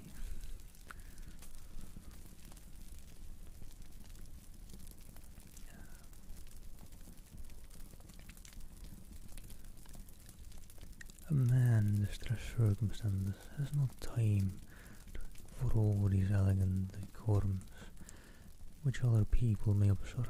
If she does not object to it, why should we? Her not objecting does not justify him. It only shows her being deficient in something herself, sense or feeling. Well, cried Elizabeth, have it as you choose. He shall be mercenary, and she shall be foolish. And then be three and say, well, thank you for the follow as well. Much love to you all. Happy Valentine's Day. And hello, Druid Barbarian. No, Lizzie, that is what I do not choose. I should be sorry, you know, to think ill of a man who has lived so long in Derbyshire. Oh, if that is all, I have a very poor opinion of young men who live in Derbyshire, and their intimate friends who live in Hertfordshire are not much better.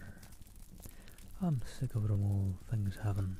I am going tomorrow where I shall find a man who has not one agreeable quality, who has neither manner nor sense to recommend him. Stupid men are the only ones worth knowing after all. Take care, Lizzie. Let speech savour strongly of disappointment. Before they were separated by the conclusion of the play, she had the unexpected happiness of an invitation to accompany her uncle and aunt in a tour of pleasure, which they proposed taking in the summer. "We have not quite determined how far it shall carry us," said Mrs. Gardner, "but perhaps to the lakes." No scheme could have been more agreeable to Elizabeth, and her acceptance of the invitation was most ready and grateful. "My dear, dear aunt," she rapturously cried, "what delight, what felicity! You give me fresh life and vigour. Adieu to disappointment and spleen. What are men to rocks and mountains? Oh, what hours of transport we shall spend!" And thank you for keeping me hydrated.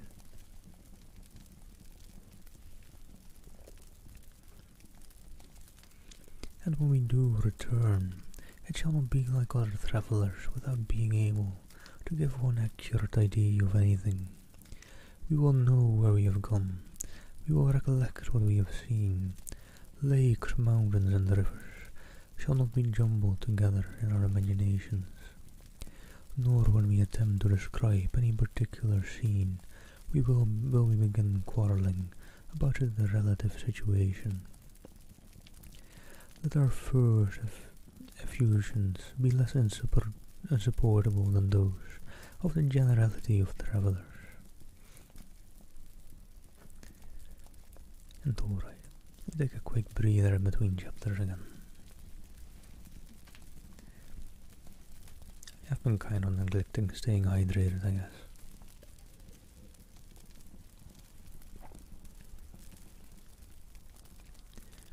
Trying to speed run this book and trying to get through it today, but well, you sacrifice staying hydrated for that sometimes.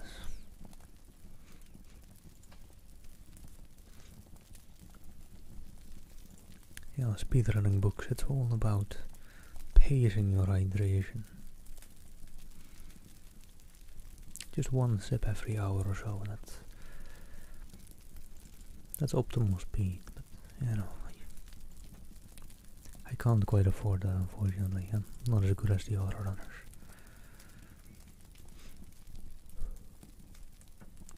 Alright, enough of a breather, I suppose. Let's jump into chapter 28.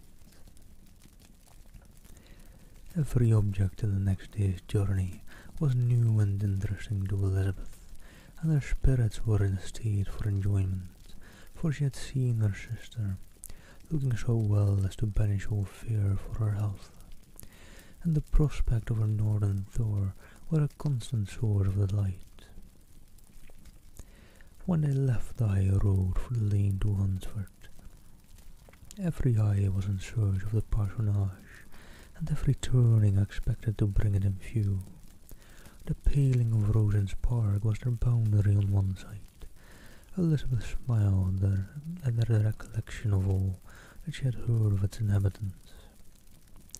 At length the parsonage was indiscernible, the garden sloping to the road, the house standing in it, the green pills and the laurel hedge. Everything declared they were arriving. Mr. Collins and Charlotte appeared at the door, and the carriage stopped at a small gate, which led by a short gravel walk to the house. Amidst the nods and smiles of the whole party, in a moment they were all out of the chaise, rejoicing at the sight of each other. Mrs. Collins welcomed their friend with the liveliest pleasure, and Elizabeth was more and more satisfied with coming when she found herself so affectionately received. She saw instantly that her cousin's manners were not altered by his marriage.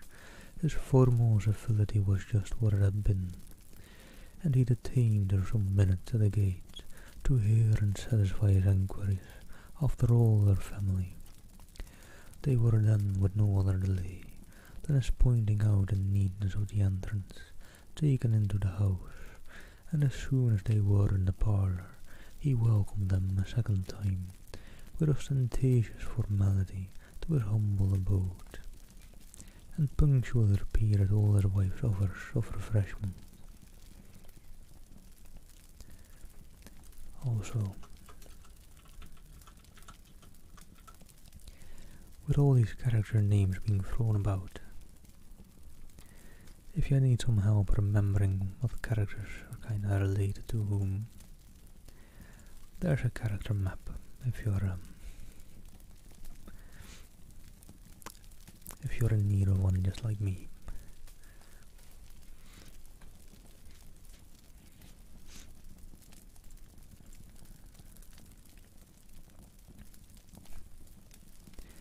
Elizabeth was prepared to see him in his glory, and she could not help fancying that in displaying the good proportion of the room, its aspect and its furniture, he addressed himself particularly to her, as if wishing to make her feel what she had lost in refusing him. But though everything seemed neat and comfortable, she was not able to gratify him by any sigh of repentance, and rather looked with wonder at her friend that she could have so cheerful an air with such a companion. When Mr. Collins said anything of which his wife might reasonably be ashamed, which certainly was not unseldom, she involuntarily turned her eye on Charlotte. Once or twice she could discern a faint blush, but in general Charlotte wisely did not hear. After sitting long enough to admire every article of furniture in the room, from the sideboard to the fender, to give an account of their journey and of all that had happened in London, Mr. Collins invited them to take a stroll in the garden, which was large and well laid out, and the cultivation of which he attended himself. To work in his garden was one of his most respectable pleasures, and Elizabeth admired the command of countenance with which Charlotte talked of the healthfulness of the exercise, and owned she encouraged it as much as possible, here leading the way through every walk and cross-walk, and scarcely allowing them an interval to utter the praises he asked for. Every view was pointed out with a minuteness which left beauty entirely behind. He could number the fields in every direction, and could tell how many trees there were in the most distant clump. But of all the views which his garden or which the country or the kingdom could boast, none were to be compared with the prospect of Rosings, afforded by an opening in the trees that bordered the park nearly opposite the front of his house. 'Twas a handsome modern building, well situated on rising ground. From his garden Mr. Collins would have led them round his two meadows, but the ladies not having shoes to encounter the remains of white frost turned back. And while Sir William accompanied them, Charlotte took her sister and friend over the house, extremely well pleased, probably to have the opportunity of showing it without her husband's help. It was rather small but well built and convenient, and everything was fitted up and arranged with a neatness and consistency of which Elizabeth gave Charlotte all the credit. When Mr. Collins could be forgotten, there was really a great air of comfort throughout, and by Charlotte's evident enjoyment of it. Elizabeth supposed he must be often forgotten. She had already learned that Lady Catherine was still in the country. It was spoken of again while they were at dinner, when Mr. Collins, joining in, observed, "Yes, Miss Elizabeth, you will have the honour of seeing Lady Catherine de Boroughs on the ensuing Sunday at church. And I need not say you will be delighted with her. She is all affability and condescension, and I doubt not you will be honoured with some portion of her notice when service is over. I have scarcely any hesitation in saying that she will include you and my sister Maria in every invitation with which she honours us during your stay here.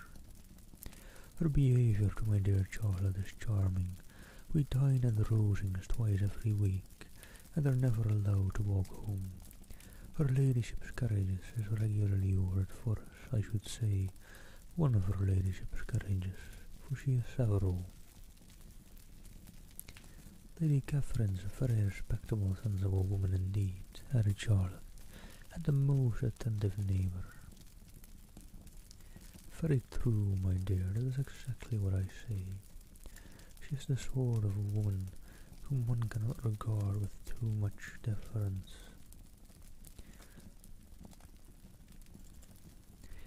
The evening was spent chiefly in talking over Hertfordshire news, and telling again what had been already written, and when it closed, Elizabeth, in the solitude of her chamber, had to meditate upon Charlotte's degree of contentment, to understand her dressing, guiding, and composure in bearing with her husband, and to acknowledge that it was all done very well. She had also to anticipate how her visit would pass, the quiet tenor of their usual employments, the vexatious interruptions of Mr. Collins, and the gaieties of their intercourse with Rosings. A lively imagination soon settled it all.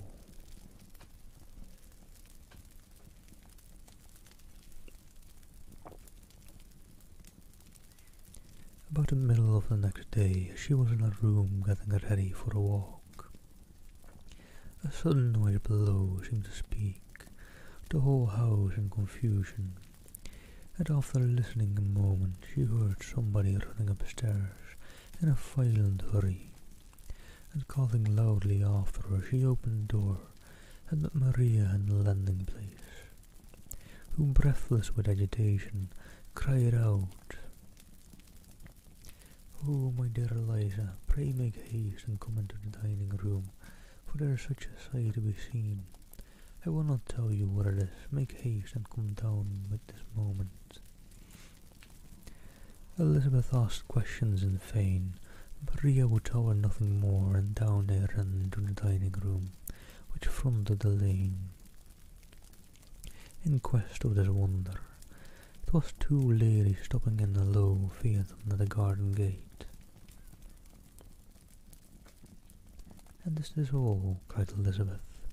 "I expected at least that the pigs were got into the garden, and there is nothing but a Lady Catherine and her daughter." "My dear," said Maria, quite shocked at the mistake. "'Tis not Lady Catherine. The old lady is Mrs. Jenkinson, who lives with them. The other is Miss de Boroughs. Only look at her. She is quite a little creature. Who would have thought she could be so thin and small? She is abominably rude to keep Charlotte out of doors in all this wind. Why does she not come in?" "Oh, Charlotte says she hardly ever does. It is the greatest of favours when Mr. Boroughs comes in." "I like her appearance," said Elizabeth, struck with her ideas. "She looks sickly and cross. Yes, she will do for him very well. She will make him a very proper wife." Mr. Collins and Charlotte were both standing at the gate in conversation with the ladies, and Sir William to Elizabeth's either version was stationed in the doorway, in earnest contemplation of the greatness before him, and constantly bowing whenever Mr. Burr looked that way. At length there was nothing more to be said. The ladies drove on, and the others returned into the house. Mr. Collins no sooner saw the girls than he began to congratulate them on their good fortune, which Charlotte explained by letting them know that the whole party was asked to dine at the Rosings the next day. Alright, and with chapter 28 being done, let me take a quick break, grab some more tea with honey before I start chapter 29. Maybe I should grab more water. No, I have enough water.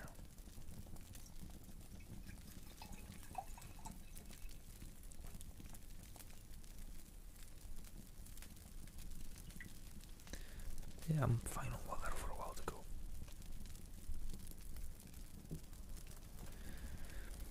But yeah, let me just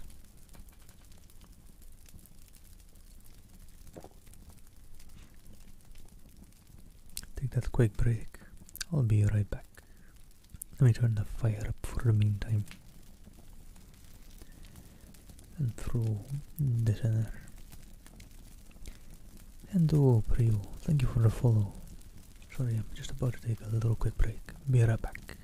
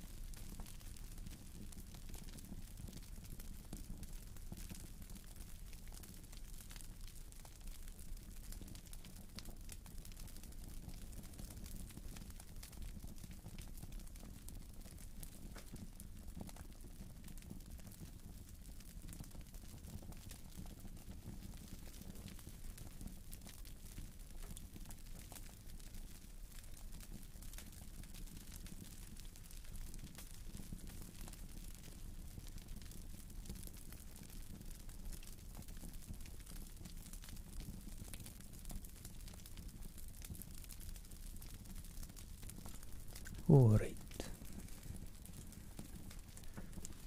Just try and get my camera focused on me again. There we go. I think that might be more focus on my mic, but that's alright, I'll take that.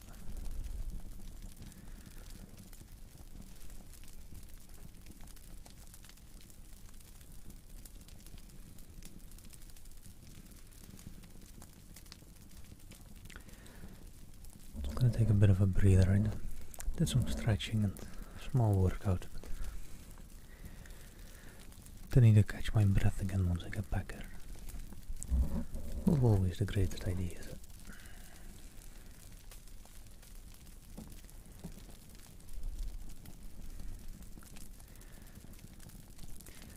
Well, with that actually, I suppose I could quickly give it a look how far I kind of am into the story.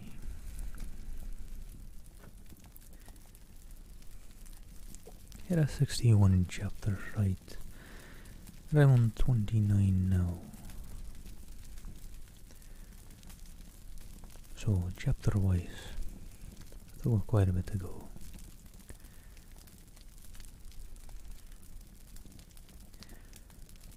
Let me just see.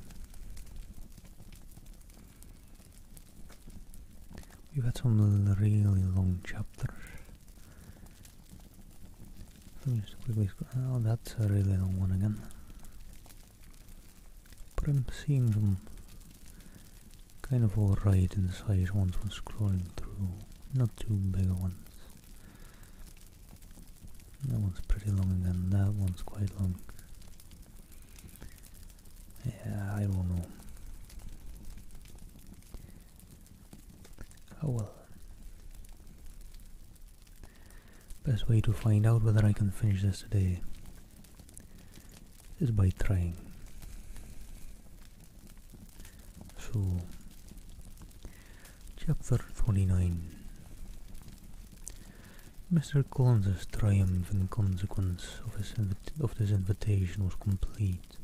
The power of displaying the grandeur of his patroness to his wandering visitors, and of letting them see her civility towards himself and his wife, was exactly what he had wished for, and that an opportunity of doing it should be given so soon was such an instance of Lady Catherine's condescension as he knew not how to admire enough.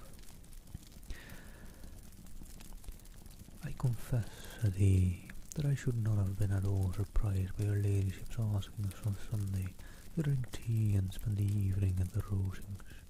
I rather expected from my knowledge, either of her affability, that it would happen.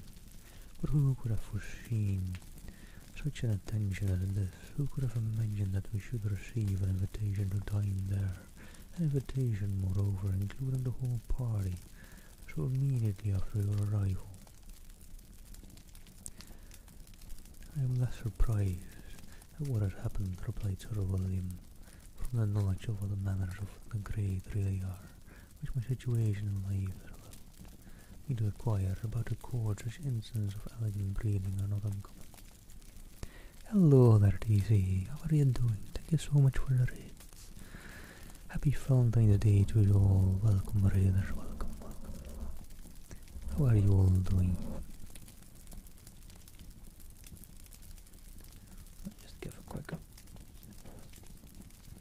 That tea is still way too hot. That was not a good idea to grab like that.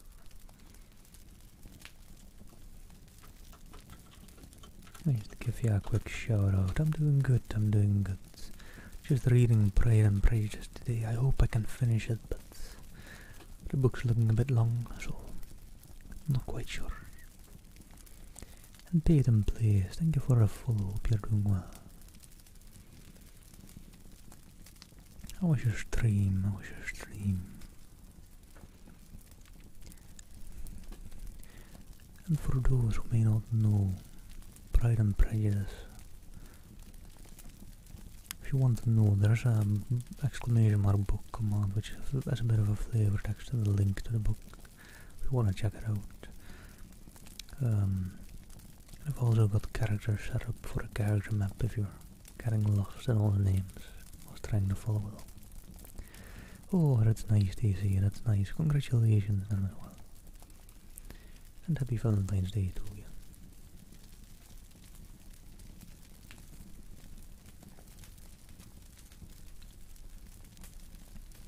And yeah, for anyone wondering, I mainly just do reading ASMR, not much else. So, it's mainly just this.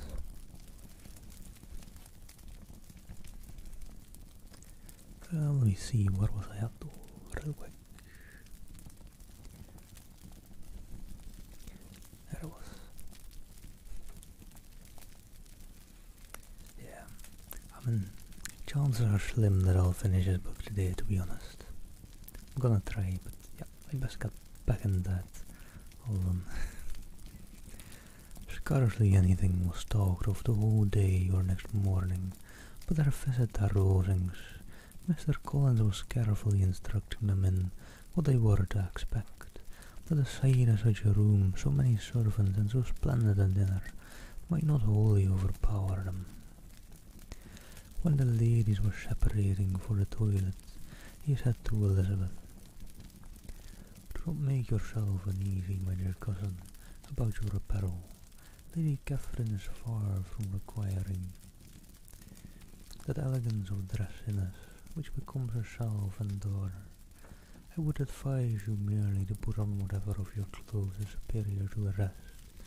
There is no occasion of anything more. Lady Catherine will not think the worse of you for being simply dressed. She likes to have the distinction of rank preserved." While they were dressing he came 2 or 3 times to their different doors, to recommend their being quick, as Lady Catherine very much objected to be kept waiting for dinner. Such formidable accounts of her ladyship and her manner of living quite frightened Maria Lucas, who had been little used to company, and she looked forward to her introduction at Rosings with as much apprehension as her father had done to his presentation at St. James. Also, you're quite right, Step, but come on now. And the bean rat, thank you for the follow-up, you're doing well. As the weather was fine, they had a pleasant walk of about half a mile across the park.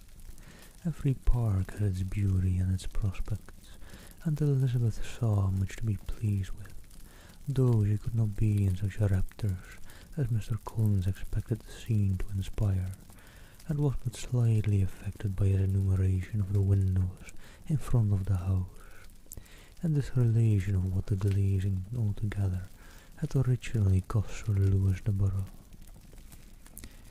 When they ascended the steps to the hall, Maria's alarm was every moment increasing, and even Sir William did not look perfectly calm. Elizabeth's courage did not fail her. She had heard nothing of Lady Catherine that spoke rather from any extraordinary talents or miraculous virtue, and the mere stateliness of money and rank she thought she could witness without trepidation. Hello there, Clorin, thank you for the follow. Oh, and Game Devs, hello there. Hope you're doing well. Thank you for the raid. How are you doing? How did your stream go? Wait, I'm just trying that.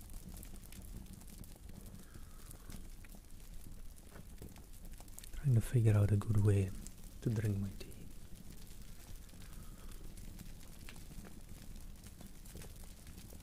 But that works. It's still a bit hot.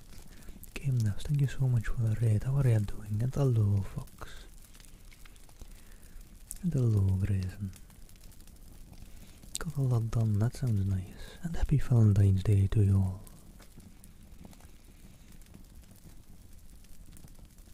I saw you try to stream on YouTube as well, right? How did that go? For us streaming to the different platforms, there's not really much difference, right?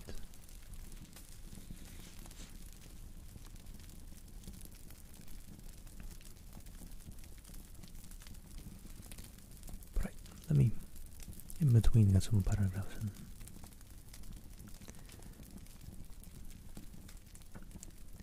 from the entrance hall of which Mr. Collins pointed out, with a rapturous air, the fine proportion and finished ornaments, they followed the servants through an antechamber, to the room where Lady Catherine, her daughter and Mrs. Jenkinson were sitting.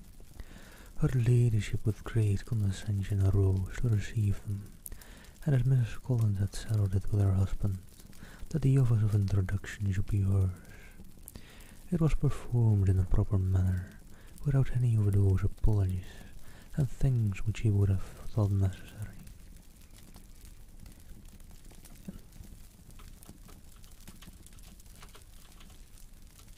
In case anyone's wondering, that's kinda a bit what the book is about. And whilst I'm typing, let me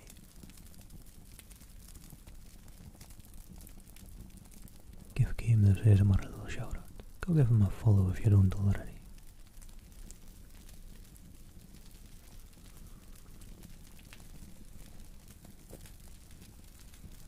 In spite of having been at St. James's, Sir William was so completely awed by the grandeur surrounding him that he had but just courage enough to make a very low bow and take his seat without saying a word, and his daughter, frightened almost out of her senses, sat on the edge of her chair, not knowing which way to look. Elizabeth found herself quite equal to the scene, and could observe the three ladies before her composedly. Lady Catherine was a tall, large woman, with strongly marked features, which might once have been handsome. Her air was not conciliating, nor was her manner of receiving them, such as to make her visitors forget their inferior rank. She was not rendered formidable by silence, but whatever she said was spoken in so authoritative a tone as marked her self-importance, and brought Mr. Wickham immediately to Elizabeth's mind, and from the observation of the day. Altogether, she believed Lady Catherine to be exactly what he had represented. Oh, no worries, gamers. Glad to hear you're doing well. When after examining the mother, in whose countenance and deportment she soon found some resemblance of Mr. Darcy, she turned her eyes on the daughter. She could almost have joined in Maria's astonishment at her being so thin and so small. Alright, take care, TC, take care. Thank you so much for the raid as well again. And happy rest of your Valentine's Day to you. I don't know if you're in like the US or more one of the, I don't know what kind of time zone you're in, but not much of Valentine's Day left if you're in like Australia or Asia, but plenty of a Valentine's Day left if you're more in the US or Europe. So, if you have still plenty of the day left, happy day to you, and even if not, happy rest of the day to you.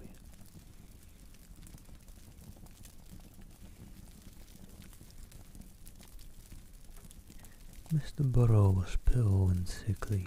Her features, though not plain, were insignificant, and she spoke very little, except in a low voice, to Mrs. Jenkins, in whose appearance there was nothing remarkable, and who was entirely engaged in listening to what she said, and placing a screen in the proper direction before her eyes.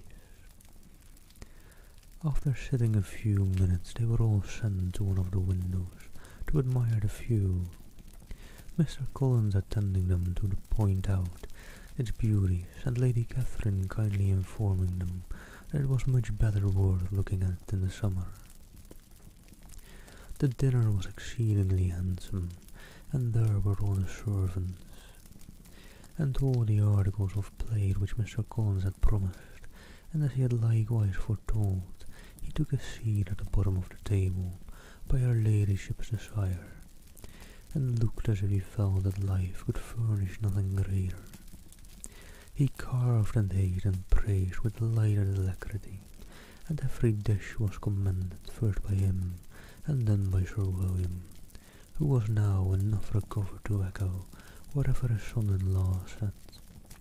in a manner which Elizabeth wondered Lady Catherine could bear. But Lady Catherine seemed gratified by their excessive admiration, and gave most gracious smiles, especially when any dish on the table proved a novelty to them. The party did not supply much conversation. Elizabeth was ready to speak whenever there was an opening, but she was seated between Charlotte and Mr. Burrow, the former of whom was engaged in listening to Lady Catherine, and the latter said not a word to her at all dinner time. Mrs. Jenkins was chiefly employed in watching how little Mr. Burrow ate, pressing her to try some other dish, and fearing she were indisposed. Maria thought speaking out of the question, and the gentleman did nothing but eat and admire.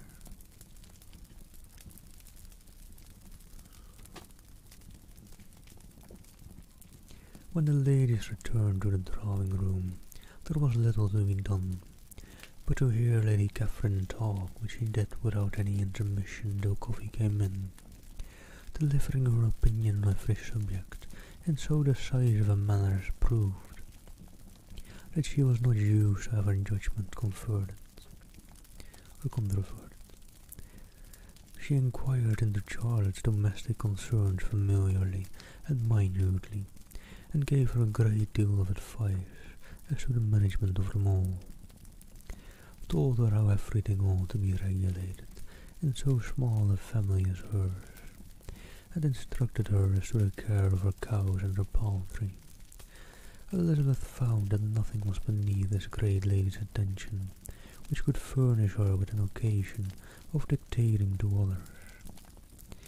In the intervals of her discourse with Mrs. Collins, she addressed a variety of questions to Maria and Elizabeth, but especially to the latter, of whose connection she knew the least, and who she observed to Mrs. Collins was a very genteel, pretty kind of girl. She asked her at different times how many sisters she had, whether they were older or younger than herself, whether any of them were likely to be married, whether they were handsome, where they had been educated, what carriage her father kept, and what had been her mother's maiden name. And although their freeze frame, hope you're doing well. Happy Valentine's Day to you. Elizabeth felt all the importance of her questions, but answered them very composedly. Lady Catherine then observed, "Your father's estate is entailed on Mr. Collins, I think, for your sake." Turning to Charlotte, "I am glad of it, but otherwise I see no occasion for entailing estates from the family line, or from the female line. It was not thought necessary in Sir Lewis de Borough's family. Do you play and sing, Miss Bennet?" "A little." "Oh, then some time or other we shall be happy to hear you. Her instrument is a capital one, probably superior too. You shall try it some day. Do your sisters play and sing?" "One of them does." "Why did not you all learn? You ought all have learned. The Miss Webbs all play, and their father not so good an income as yours. Do you draw?" "No, not at all." "What, none of you?" "Not one." "That is very strange, but I suppose you had no opportunity. Your mother should have taken you to town every spring for the benefit of masters." "My mother would have had no objection. My father hates London." "Has your governess left you?" "We never had any governess." "No governess? How was that possible? $5 brought up at home without a governess? I never heard of such a thing. Your mother must have been quite a slave to your education."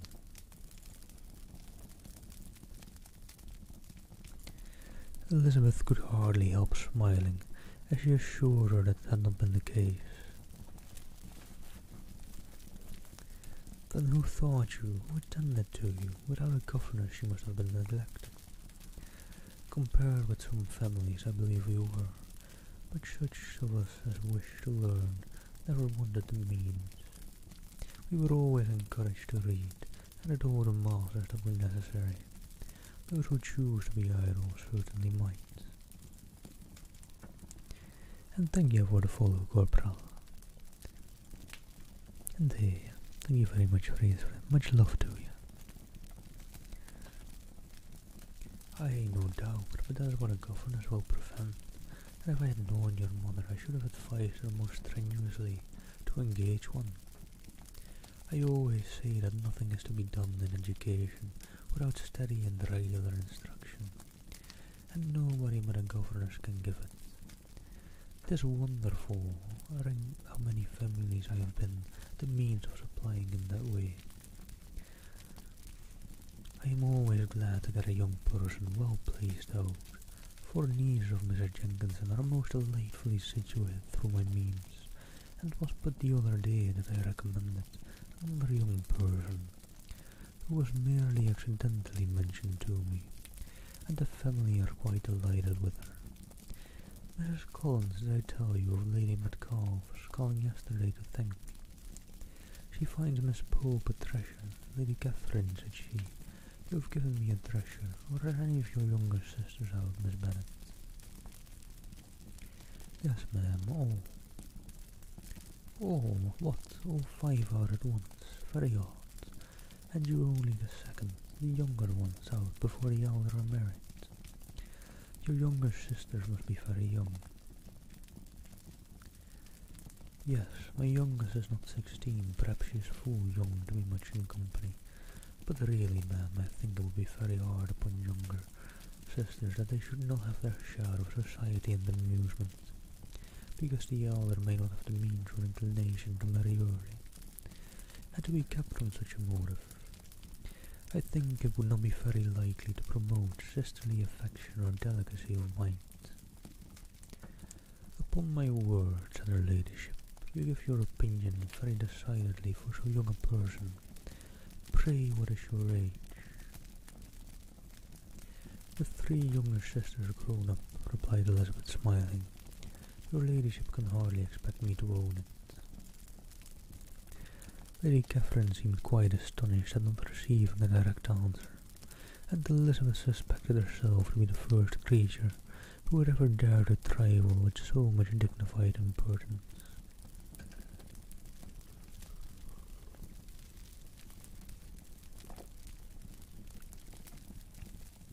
You cannot be more than 20, I'm sure. Therefore you need not conceal your age. I am not 21.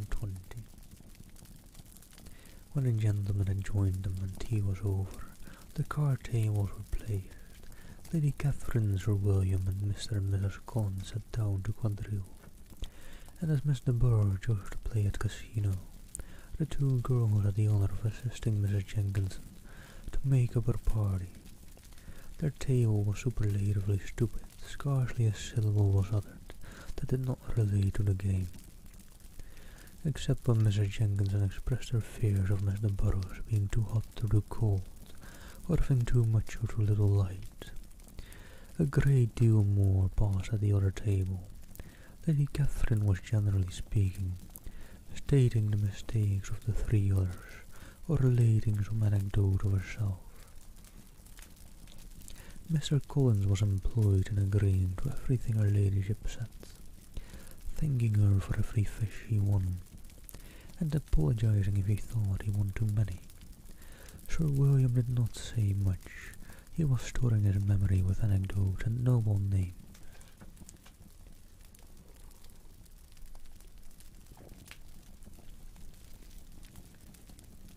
When Lady Catherine and her daughter had played as long as they chose, the tables were broke up. The carriages was offered to Mrs. Collins, gratefully accepted, and immediately determined what weather, and immediately ordered. The party then gathered around the fire to hear Lady Catherine determine what weather they were to have on the morrow. From these instructions they were summoned by the arrival of the coach, and with many speeches of thankfulness on Mr. Collins's side, and as many bows on Sir William's, they departed. As soon as they had driven from the door, Elizabeth was called on by her cousin to give her opinion of all that she had been at Rosings. which for Charlotte's sake she made more favourable than it really was. But the recommendation, though costing her some trouble, could by no means satisfy Mr. Collins, and he was very soon obliged to take her ladyship's praise into his own hands.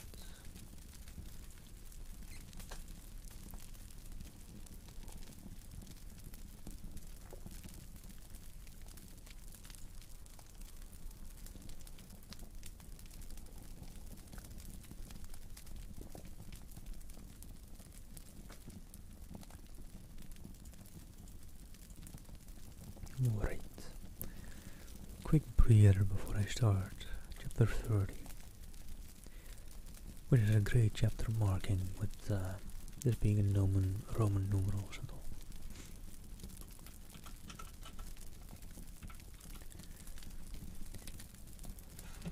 And let me actually put my headset on so I can put some noise on for myself whilst reading. Hope you all don't mind.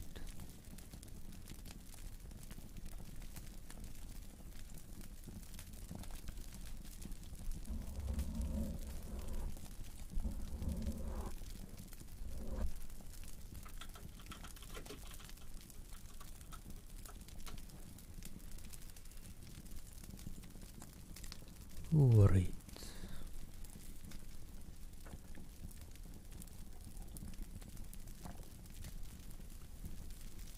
Chapter 30. Sir William stayed only a week at Hunsford, but his visit was long enough to convince him of his daughter's being most comfortably settled, and of her possessing such a husband and such a neighbour as weren't often met with. Hey there, Steph. Hope you're doing well. Wait, let me actually do that.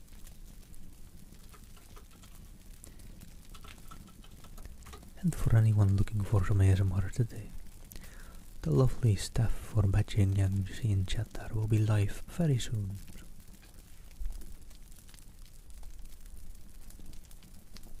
If I hadn't bored you to sleep yet with the story, you could also check her out real quick. At the very least, drop a follow.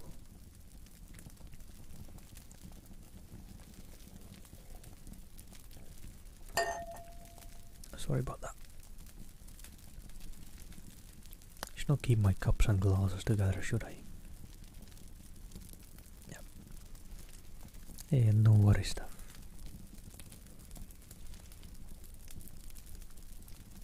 While Sir William was with him, Mr. Collins the fourth this morning stood driving him out in his gig and showing him the country. But when he went away, the whole family returned to their usual employments, and Elizabeth was thankful to find that they did not see more of her cousin by the alteration, for the chief of the time between breakfast and dinner was now passed by him, either at work in the garden or in reading and writing, and looking out of window in his own bookroom, which fronted the road. The room in which the ladies sat was backwards. Elizabeth at first had rather wondered that Charlotte should not prefer the dining parlour for common use. It was a better sized room and had a pleasanter aspect, but she soon saw that her friend had an excellent reason for what she did. For Mr. Collins would undoubtedly have been much less in his own apartment had they sat in one equally lively, and she gave Charlotte credit for the arrangement. And wait, let me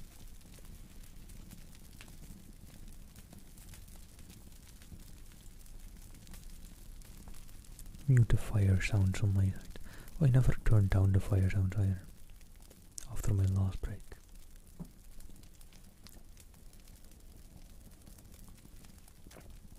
Maybe I should just stop turning up the fire sounds during my breaks. That way I don't forget to turn them back down.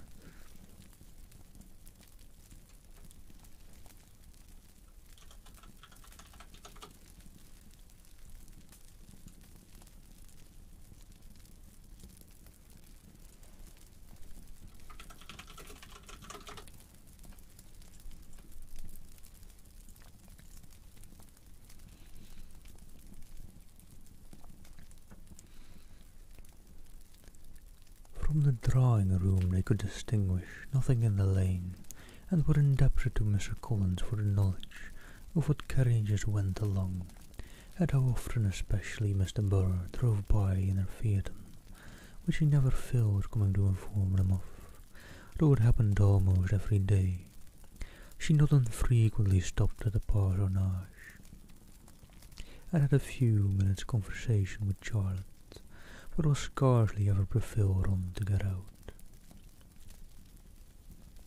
Very few days passed in which Mr. Collins did not walk to Rosings, and not many in which his wife did not think it necessary to go likewise, until Elizabeth recollected that there might be other families' livings to be disposed of. She could not understand the sacrifice of so many hours. Now and then they were honoured with a call from her ladyship, and nothing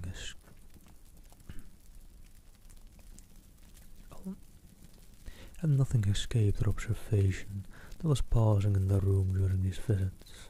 She examined into their employments, looked at their work, and advised them to do it differently, found fault with the arrangement of her furniture, or detected the housemaid's negligence, and if she accepted any refreshment, seemed to do it only for the sake of finding out that Mrs. Collins' joints of meat were too large for her family.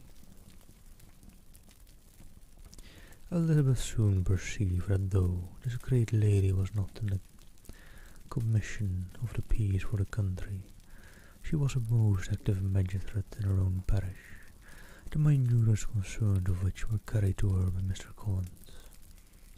"Hello there, Stephen, welcome. Happy Valentine's Day to you." And whenever any of the cottagers were disposed to be quarrelsome, discontented or too poor, she sallied forth into the village to settle their differences, silence their complaints, and scold them into harmony and plenty.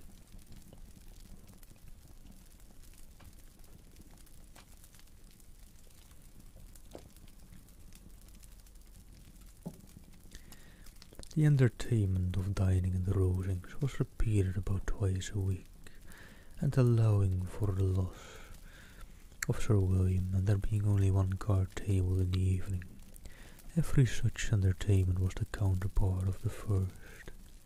Their other engagements were few, as the style of living of the neighbourhood in general was beyond the Collinses' reach. This, however, was no evil to Elizabeth, and upon the whole she spent her time comfortably enough.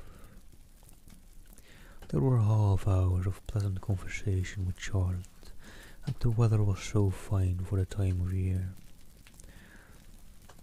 that she had often great enjoyment out of doors. Her favourite walk, and where she frequently went while the others were calling on Lady Catherine, was along the open grove which edged that side of the park, where there was a nice sheltered path which no one seemed to value but herself, and where she fell beyond the reach of Lady Catherine's curiosity.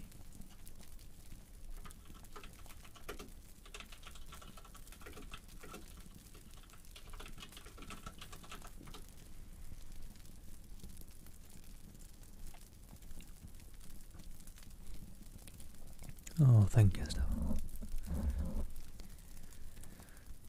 In this quiet way, the first fortnight of her visit soon passed away. Easter was approaching, and the week preceding it was to bring an addition to the family of the Rosings, which in so small a circle must be important. Elizabeth had heard soon after her arrival that Mr. Darcy was expected there in the course of a few weeks, and though there were not many of her acquaintance whom she did not prefer, his coming would furnish one comparatively new to look at in their Rosings parties, and she might be amused in seeing how hopeless Miss Bingley's designs on him were, by his behaviour to his cousin, for whom he was evidently destined by Lady Catherine, who talked of his coming with the greatest satisfaction, spoke of him in terms of the highest admiration, and seemed almost angry to find that he had already been frequently seen by Miss Lucas and herself. Oh, and thank you for the follows, little Polo, and baby smile. Hope you're doing well. And thank you for keeping me hydrated.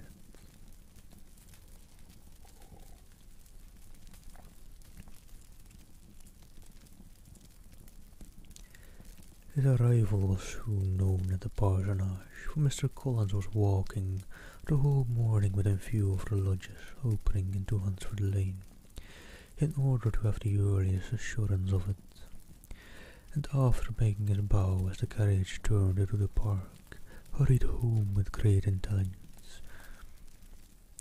On the following morning he hastened to Rosings to pay his respects.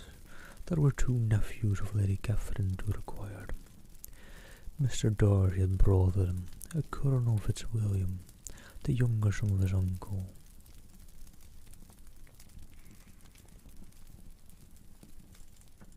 And this is one of those parts where the sight that I'm reading on blanks out a word, and I'm not certain why.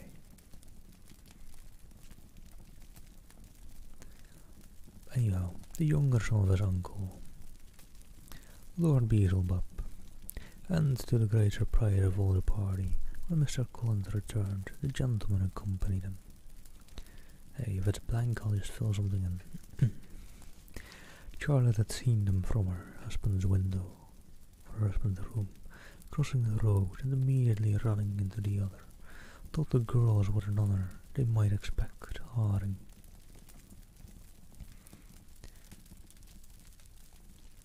I may thank you, Eliza, for the piece of civility. Mr. Darcy would never have come so soon to wait upon me.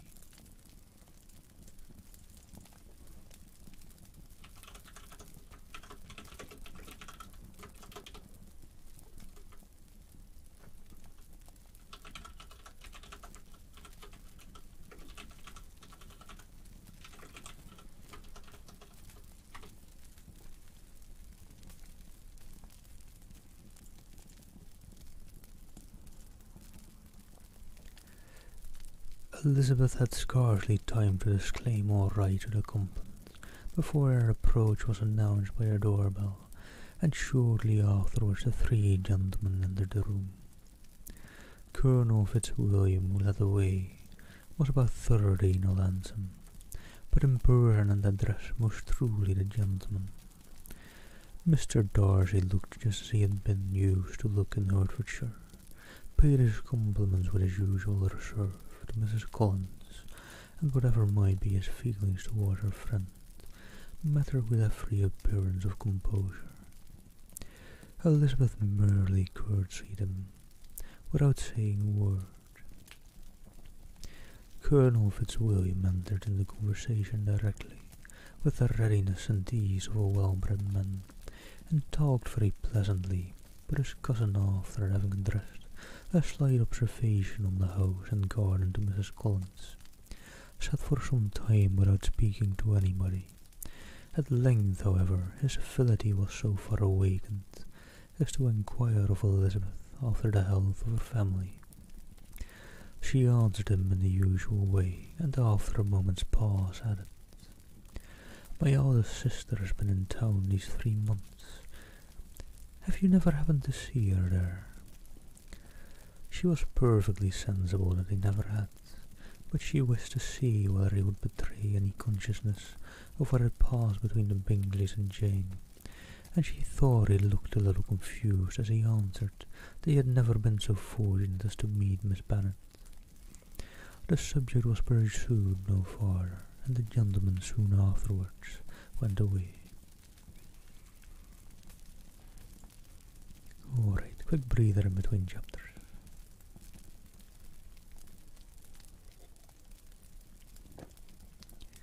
Let's then jump into chapter 3, or 31. Starts with a 3. Colonel Fitzwilliam's manners were very much admired at the parsonage, and the ladies all felt that he must add considerably to the pleasure of their engagement at the Rosings. It was some days, however, before they received any invitation thither, for while there were visitors in the house, they could not be necessary, and it was not till Easter Day, almost a week after the gentleman's arrival, that they were honoured by such an attention, and then they were merely asked on leaving church to come there in the evening. For the last week they had seen very little of either Lady Catherine or her daughter. Colonel Fitzwilliam had called at the parsonage more than once during the time, but Mr. Darcy they had only seen at church. The invitation was accepted, of course, and at a proper hour they joined the party in Lady Catherine's drawing-room. Her ladyship received them civilly, but it was plain that her company was by no means so acceptable as when she could get nobody else, and she was, in fact, almost engrossed by her nephews speaking to them, especially to Darcy, much more than to any other person in the room. Colonel Fitzwilliam seemed really glad to see them. Anything was a welcome relief to him at Rosings, and Mrs. Collins's pretty friend had moreover caught his fancy very much. He now seated himself by her, and talked so agreeably of Kent and Hertfordshire, of travelling and staying at home, of new books and music, that Elizabeth had never been half so well entertained in the room before, and they conversed with so much spirit and flow as to draw the attention of Lady Catherine herself, as well as of Mr. Darcy. His eyes had been soon and repeatedly turned towards them.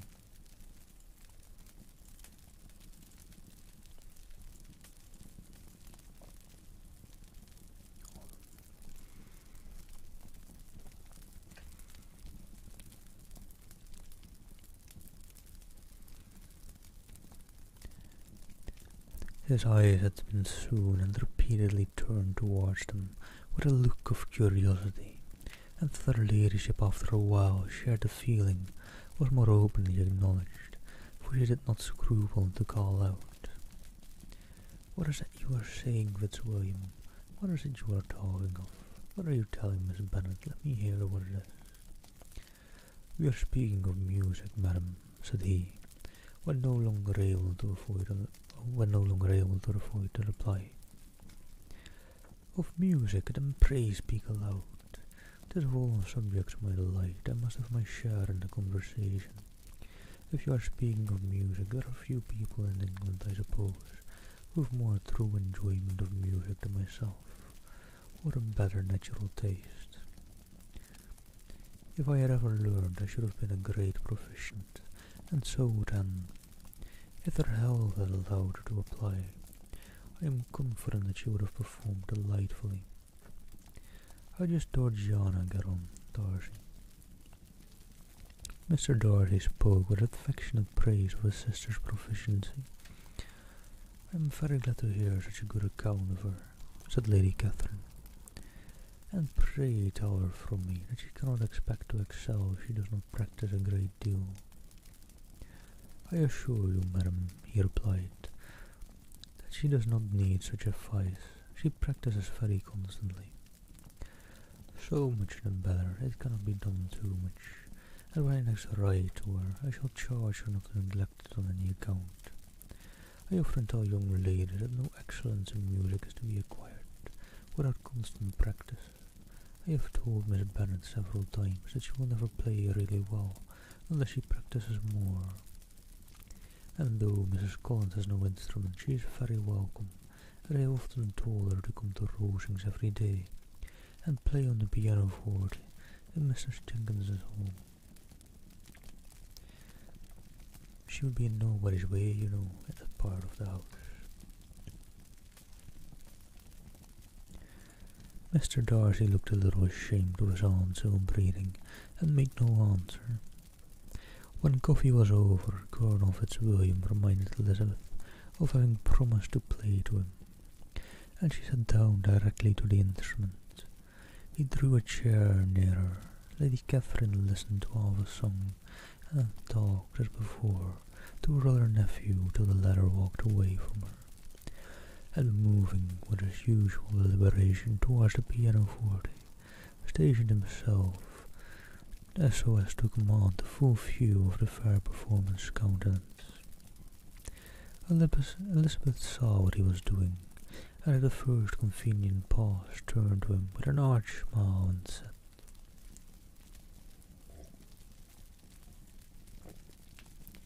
"You mean to frighten me, Mr. Darcy, by coming in all this state to hear me, but I will not be alarmed till your sister does play so well.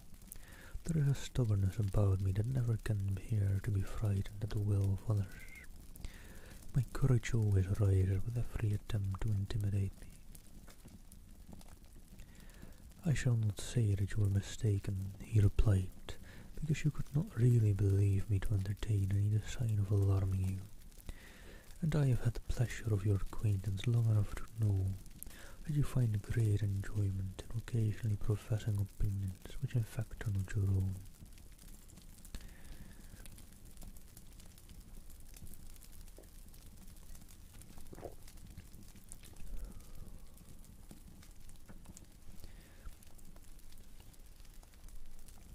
Elizabeth laughed heartily at this picture of herself, and said to Colonel Fitzwilliam, "Your cousin will give you a very pretty notion of me, and teach you not to believe a word I say. I am particularly unlucky in meeting with a person so well able to expose my real character, in a part of the world where I had hoped to pass myself off with some degree of credit. Indeed, Mr. Darcy, it is very ungenerous in you to mention all, as you know, to my disadvantage in Hertfordshire, and give me leave to say, very impolitic too, for just provoking me to retaliate, and such things may come out as will shock your relations to hear. Hello there, Polo, hope you're doing well. Happy Valentine's Day to you." "Well, I'm not afraid of you," said he smilingly. "Pray let me hear what you have to excuse him of," cried Colonel Fitzwilliam. "I should like to know how he behaves among strangers."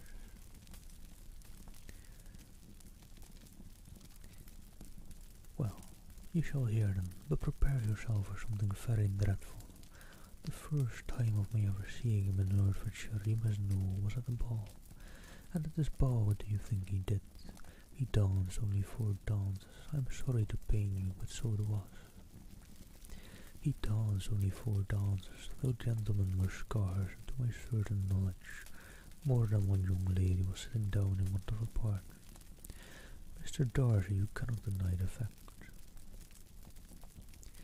I had not at that time the honour of knowing any lady in the assembly beyond my own party. True, and nobody can ever be introduced in a ballroom. Well, Colonel Fitzwilliam, what do I play next? My fingers await your orders." "Perhaps," said Darcy, "I should have judged you better. Had I sought an introduction, but I am ill qualified to recommend myself to strangers." "Shall we ask your cousin the reason of this?" said Elizabeth, still addressing Colonel Fitzwilliam. "Shall we ask him why a man of sense and education, and who has lived in the world, is ill qualified to recommend himself to strangers?" "I can answer your question," said Fitzwilliam, without replying to him. "It is because he will not give himself the trouble."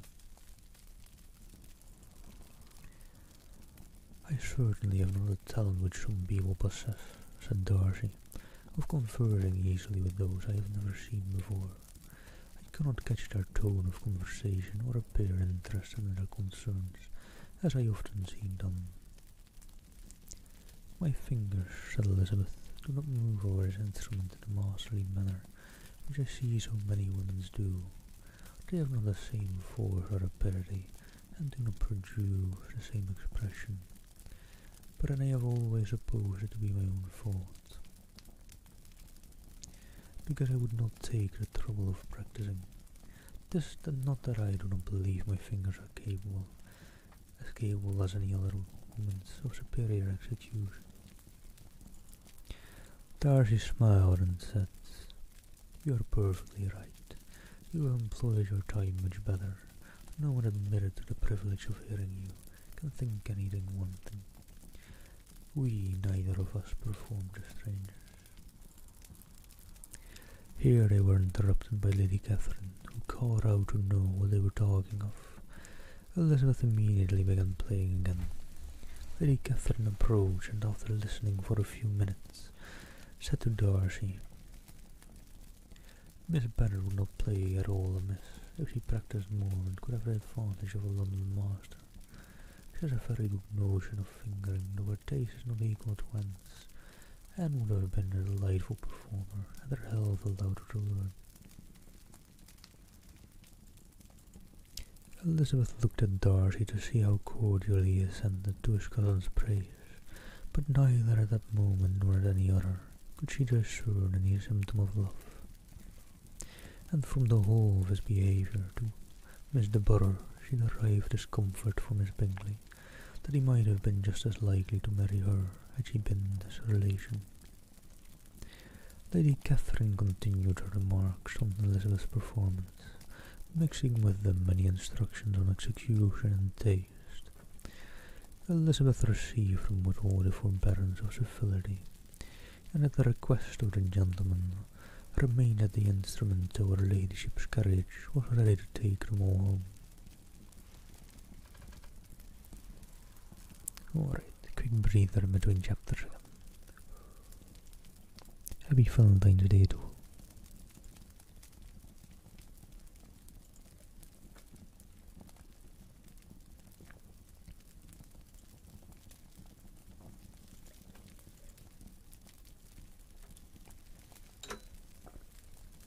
Sorry.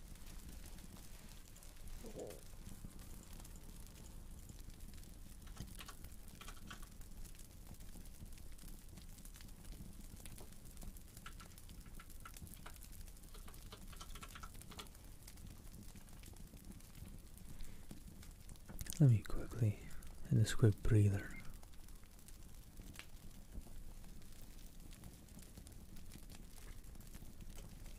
quickly check that. There we go. Sure.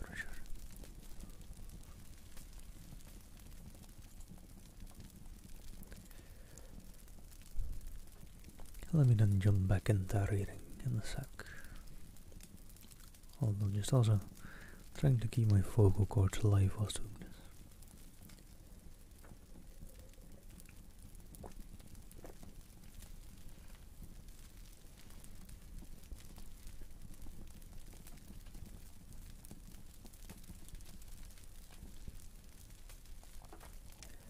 Alright, chapter 32.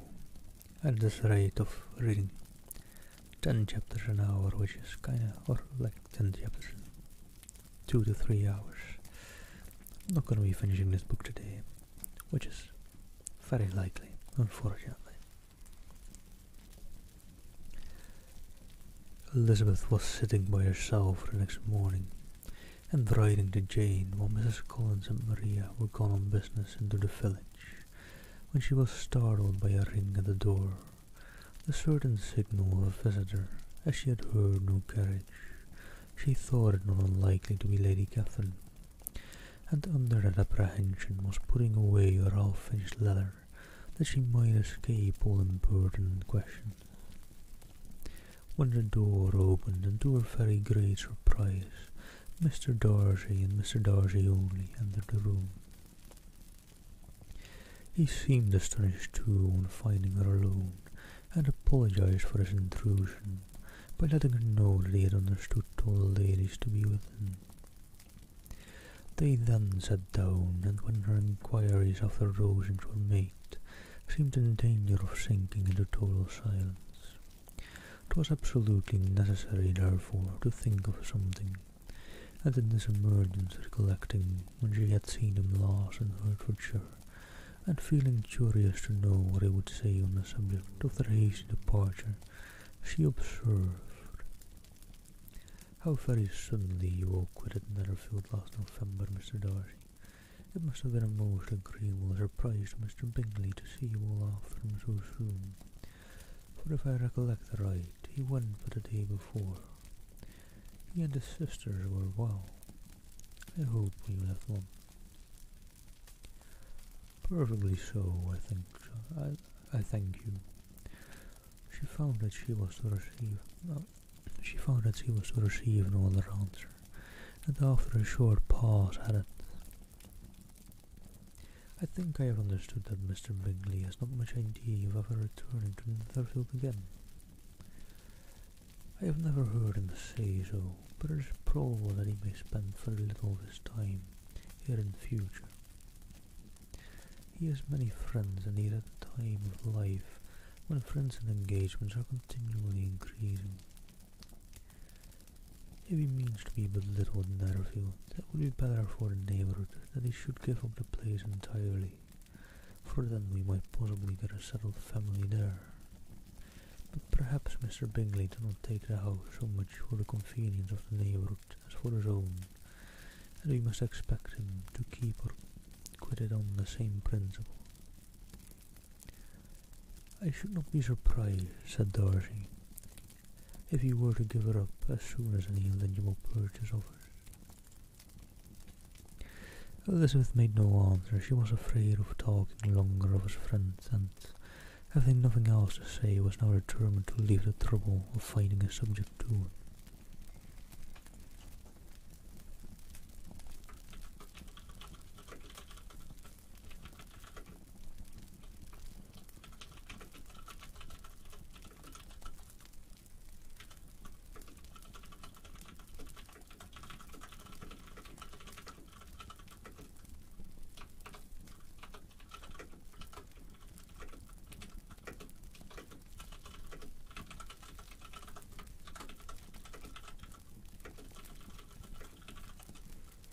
"Alright, Heather, sleep well, take care. And thank you for being here, and thank you again for the raid. Much love to you." "Hello, Monkey, hope you're doing well, and thank you for keeping me hydrated. Sleep well, good night."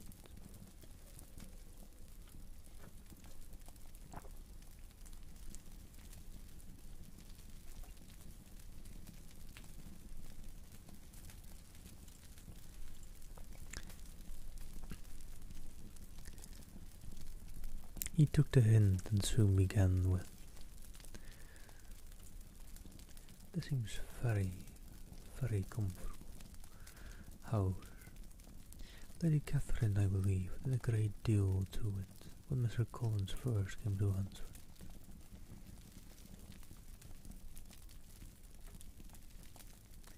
"I believe she did, and I am sure she couldn't have bestowed her kindness on a more grateful object. Mr. Collins appears very fortunate in his choice of a wife. Yes, indeed, his friends may well rejoice in his having met with one of the very few sensible women who would have accepted him or have made him happy if they had. My friend has an excellent understanding, though I am not certain that I consider her marrying Mr. Collins as the wisest thing she ever did. She seems perfectly happy, however, and in a prudential light. It is certainly a very good match for her. It must be very agreeable to her to be settled within so easy a distance of her own family and friends. And hello, my heart, thank you for the follow. An easy distance, do you call it? 'Tis nearly 50 miles.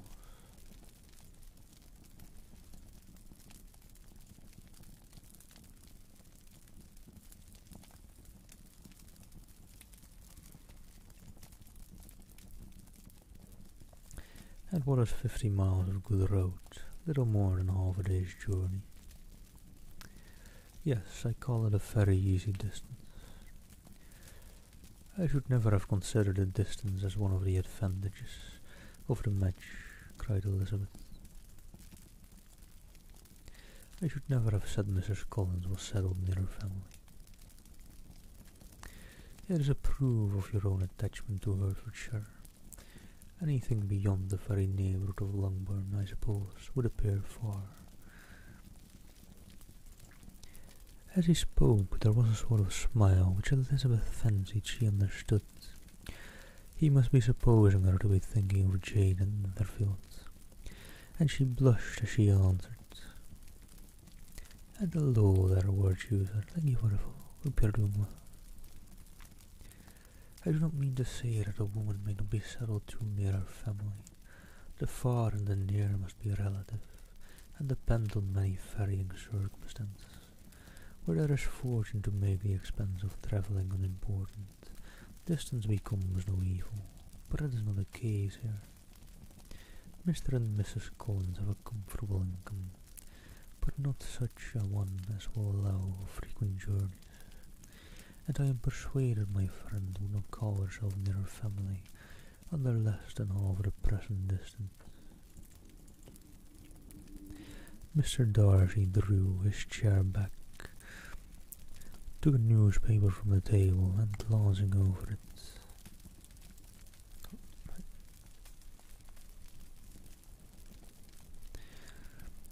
said in a colder voice, "Are you pleased with Kent?"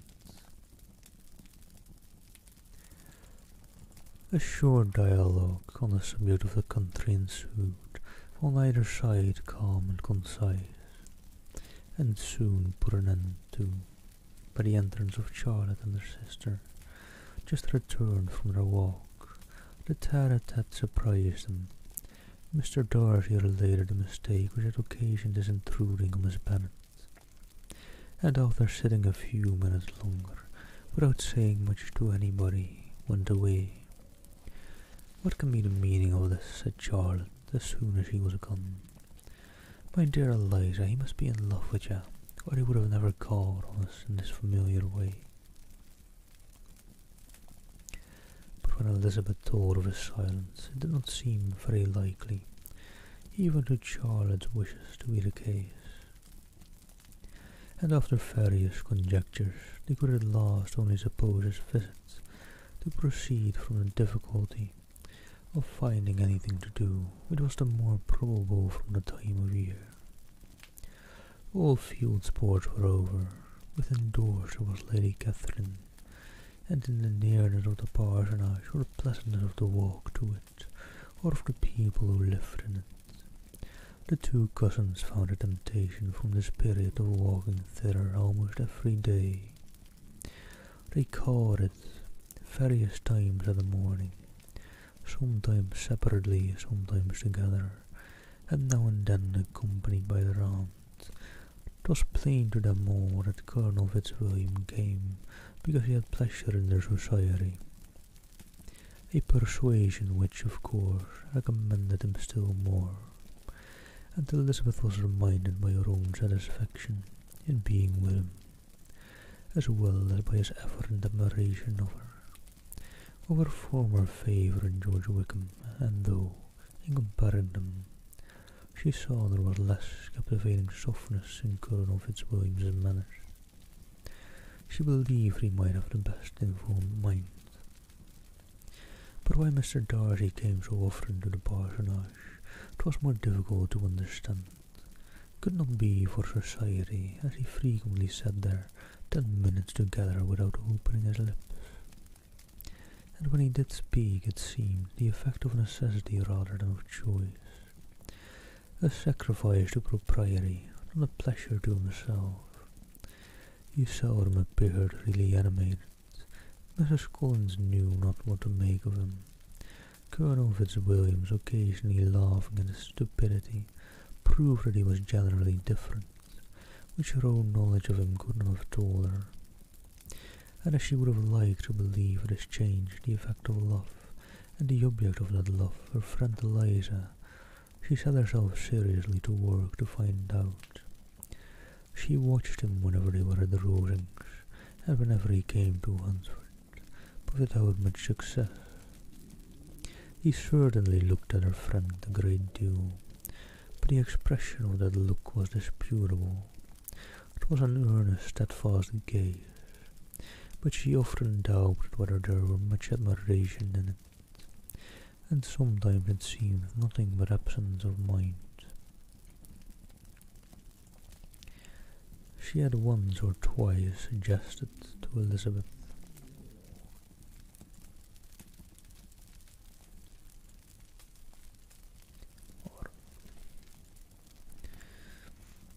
She had once or twice suggested to Elizabeth the possibility of his being partial to her, but Elizabeth always laughed at the idea, and Mrs. Collins did not think it right to press the subject from the danger of raising expectations which might only end in disappointment.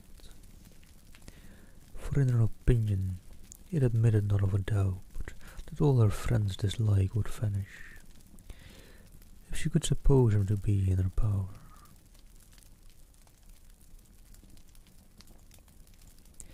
In her kind schemes for Elizabeth, she sometimes planned her marrying Colonel Fitzwilliam. He was beyond comparison the pleasantest man. He certainly admired her, and the situation in life was most eligible. But to counterbalance these advantages, Mr. Darcy had considerable patrons in the church, and his cousin could have none at all.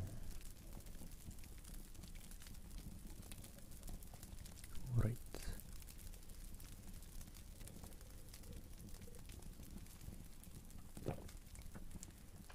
Nettie Moon, hello there, how are you doing?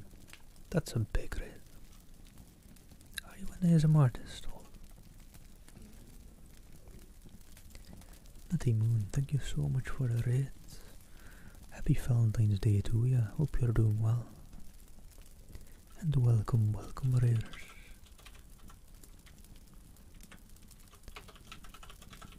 And for anyone that was here before the raid,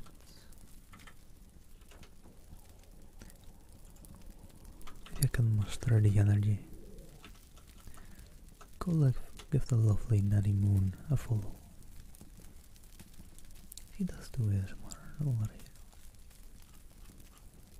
Thank you so much for that huge raid.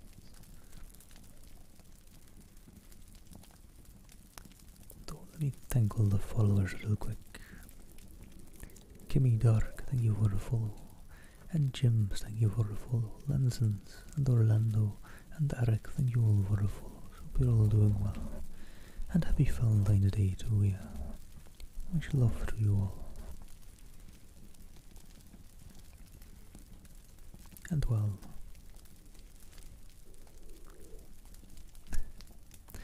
well, it's supposed to be English, but it may be.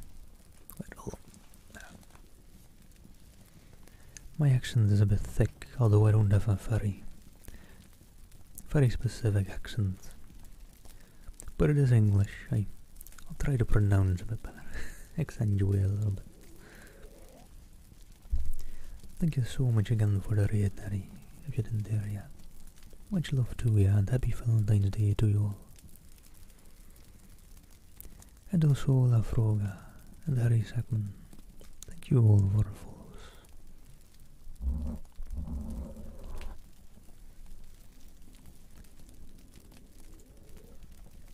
And in case anyone's wondering, today I'm trying to read and finish Pride and Prejudice. I started it yesterday, but to try and make sure that I could finish it today. Although I don't think I'll be able to finish it today. Got quite a bit ahead of my reading. Oh, Laura, is it Laura Bull or Laura B? I don't know. You mind if I just say Laura? I'm not really from any part of England. I'm from the Netherlands, and it's not really where my accent is quite from, but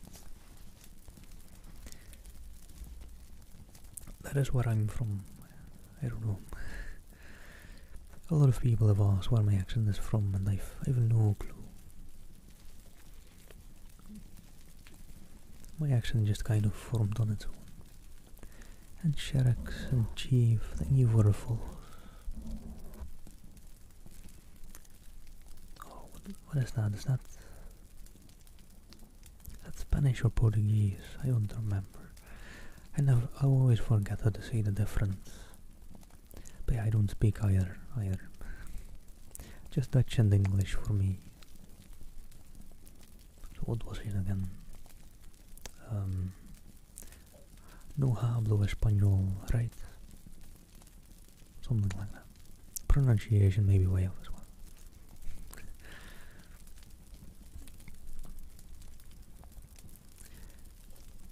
I'm not Amish, Chief. I think, I mean,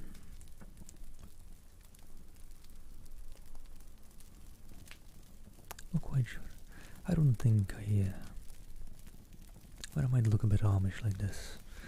A bit more dressed up for Valentine's Day for once, but let me maybe move my mic a bit. It's not all that dressed up anyways. It's not a tie hidden behind the mic. And Abram, thank you for the follow. Much love to you all for keeping me hydrated.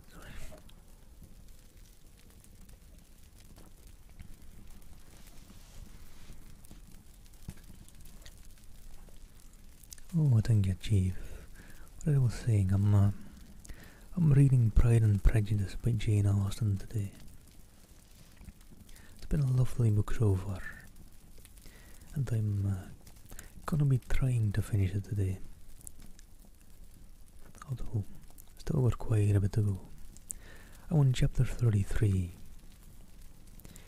and I'll be able to do about 12 hours of streaming today. So, I don't know if I can make that. That is just a bit past midway. Oh, and the low fox still lurking about. And thank you for the gifted sub. And hello, Newton and Abram. But yeah, let me just jump into chapter 33. Sorry to be a bit rude and not responding while reading them, probably. But let me try finishing it today. I don't think I'll be able to. But yeah, it's been an amazing book so far. It's my first time reading it, actually. And Oscar Jarrex, thank you for the follow. Welcome. And thank you, Laurel. Yeah. See, I may not speak Spanish, but I understand a bit. Yeah.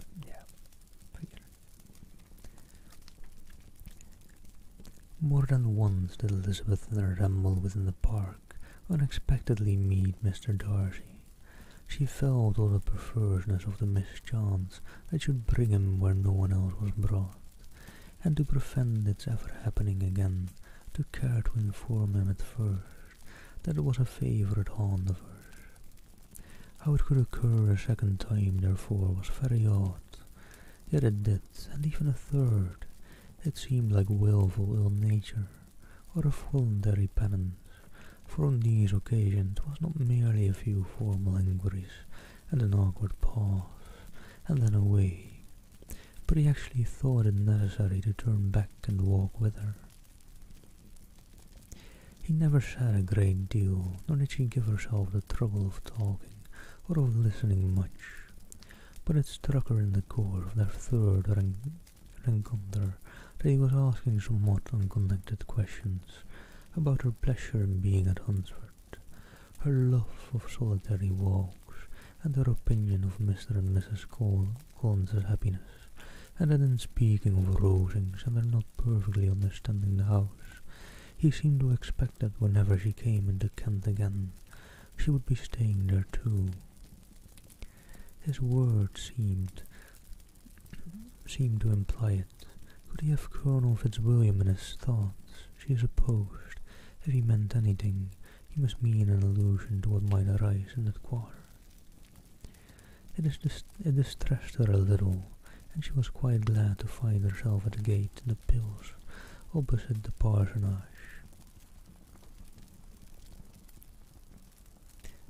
Oh, Winona Ryder was in the movie. She's a great actress. I should check out the movie sometime after reading this. I've not seen the movie either.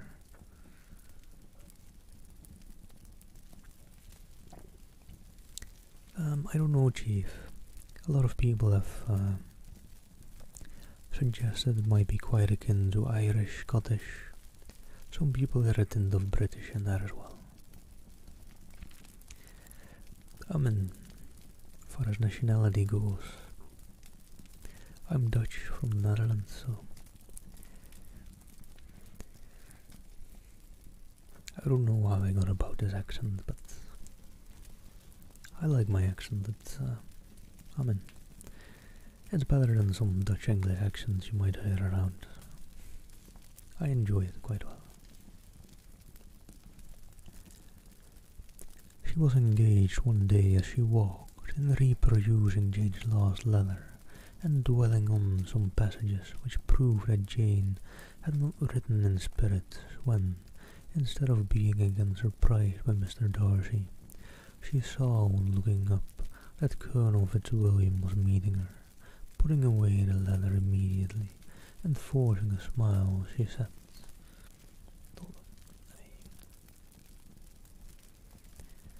"I did not know before that you ever walked this way." "I've been making the tour of the park," he replied, "that I generally do every year, and intend to close it with a call at the parsonage. Are you going much farther?" "No, I should have turned in a moment." And accordingly she did turn, and they walked towards the parsonage together. "Oh, thank you, Laura.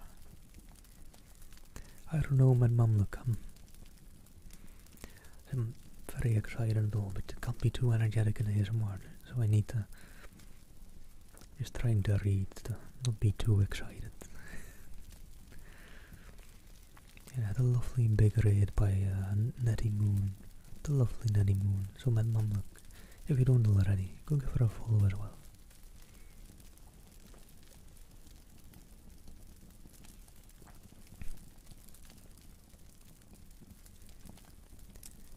And Laura, thank you for the follow, and Nettie Moon as well. And Chantum and Solar Daydream, thank you all for the follows. Happy Valentine's Day to you all.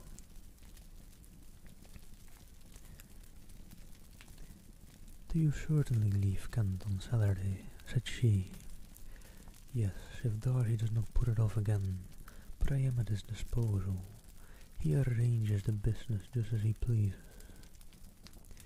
And if not able to please himself in the arrangement, he has at least great pleasure in the power of choice. I do not know anybody who seems more to enjoy the power of doing what he likes than Mr. Darcy." "He likes to have his own way very well," replied Colonel Fitzwilliam, "but so we all do. 'Tis only that he has better means of having it than many others, because he is rich and many others are poor. I speak feelingly. A younger son, you know, must be inured to self-denial and dependence. When have you been prevented by want of money from going wherever you choose, or procuring anything you had a fancy for? These are home questions, and perhaps I cannot say that I have experienced many hardships of that nature, but in matters of greater weight, I may suffer from the want of money. Younger sons cannot marry where I like, unless where I like women of fortune, which I think they very often do. Our habits of expense make us too dependent, and there are not many in my rank of life who can afford to marry without some attention to money." "Is this," thought Elizabeth, "meant for me?" And she coloured at the idea, but recovering herself said in a lively tone, "And pray, what is the usual price of an younger son, unless the elder brother is very sickly? I suppose you would not ask above £50,000. He answered her in the same style, and the subject dropped, to interrupt a silence which might make him fancy her affected with what had passed. "Hey, all right, Laura. Have a nice sleep and I presume or nap, and hope you enjoy the reading."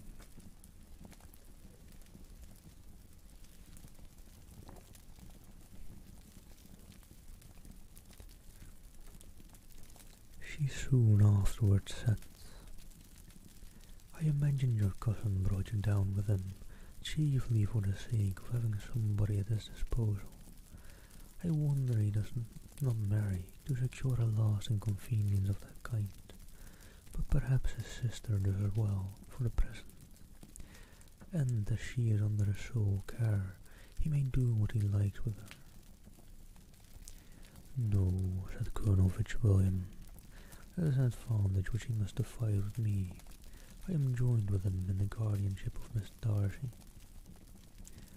Are you indeed? And pray what sort of guardians do you make? Does your charge give you much trouble? Young ladies of her age are sometimes a little difficult to manage. And if she has the true Darcy spirit, she may like to have her own way.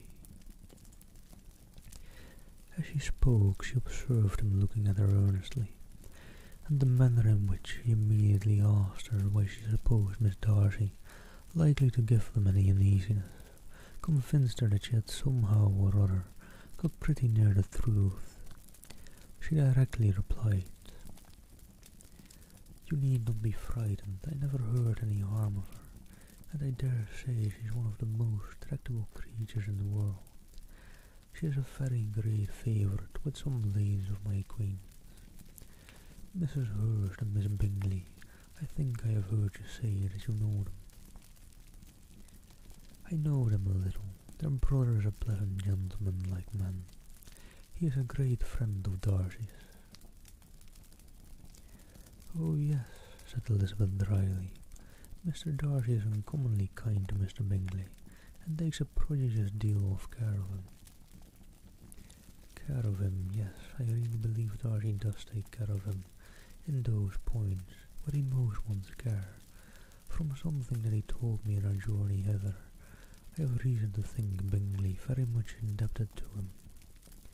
But I ought to beg his pardon, for I have no right to suppose that Bingley was the person meant. It was all conjecture." "What is it you mean?" "'Tis a circumstance which Darcy, of course, would not wish to be generally known, because if it were to get round to the lady's family, it would be an unpleasant thing. You may depend upon my not mentioning it. And remember that I have not much reason for supposing it to be Bingley.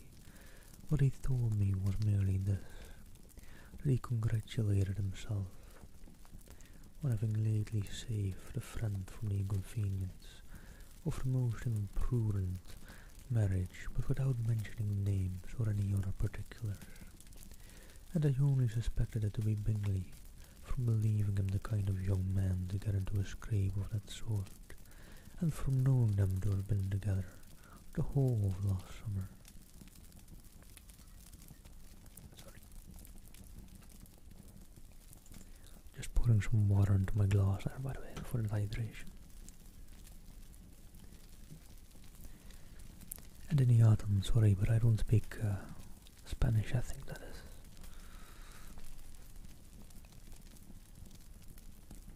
And 5, thank you for the follow and also for keeping me hydrated. Happy Valentine's Day to you.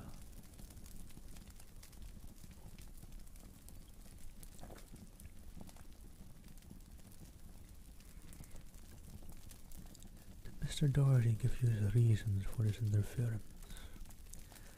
I understood that there were some very strong objections against the lady. And what arts did he use to separate them?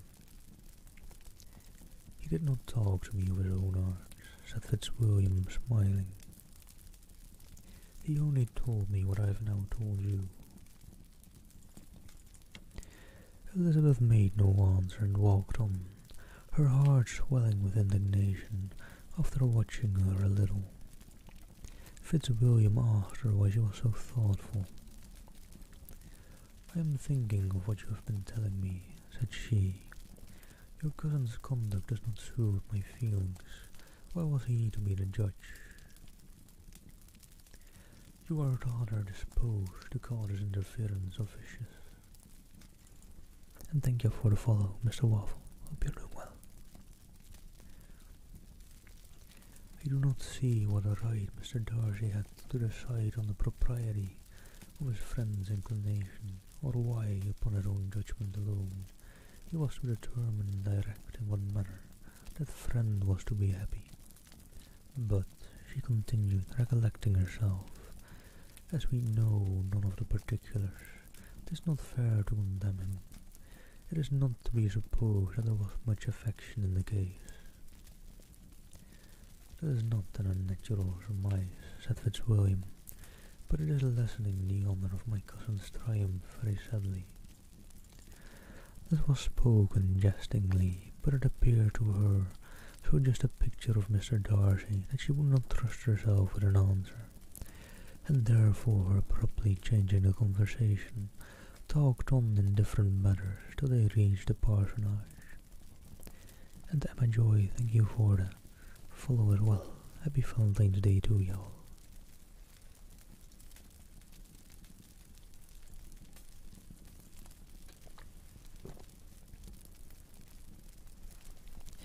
There, shut into her own room as soon as their visitor left them, she could think without interruption of all that she had heard.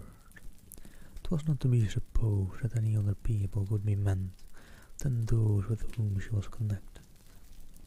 There could not exist in the world two men of whom Mr. Darcy could have such boundless influence that he had been concerned in the measures taken to separate Mr. Bingley and Jane. She had never doubted, but she had always attributed to Miss Bingley the principal design and arrangement of them. If his own vanity, however, did not mislead him, he was the cause. His pride and caprice were the cause of all that Jane had suffered, and still continued to suffer. He had ruined for a little while every hope of happiness for the most affectionate, generous heart in the world, and no one could say how lasting an evil he might have inflicted.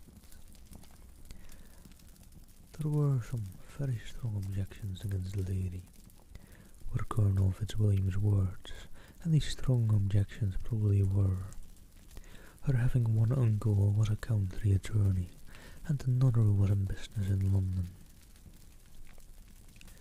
To Jane herself, she exclaimed, there could be no possibility of objection.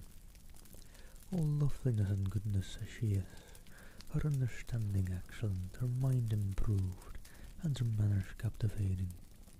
Neither could anything be urged against my father, who, though with some peculiarities, his abilities which Mr. Darcy himself need not disdain, and the respectability which he will probably never reach.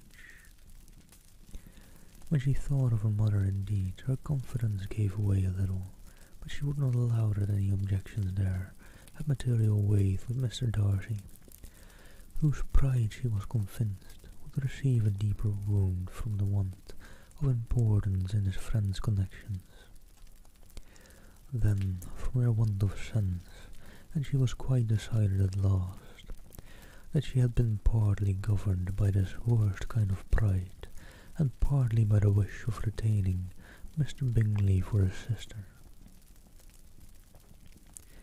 The agitation and tears which his subject occasioned brought on a headache, and it grew so much worse towards the evening that added to her unwillingness to see Mr. Darcy. It determined her not to attend their cousins to Rosings, where they were engaged to drink tea. Mrs. Collins, seeing that she was really unwell, did not press her to go, and as much as possible prevented her husband from pressing her, but Mr. Collins could not conceal his apprehension of Lady Catherine's being rather displeased by her staying at home.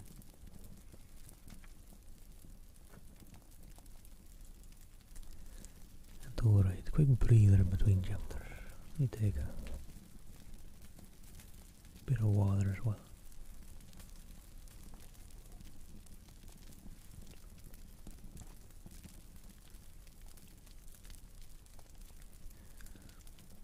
And let's then just jump right into chapter 34. When they were gone, Elizabeth, as if intending to exasperate herself as much as possible against Mr. Darcy, chose for her employment the examination of all the letters which Jane had written to her since her being in Kent.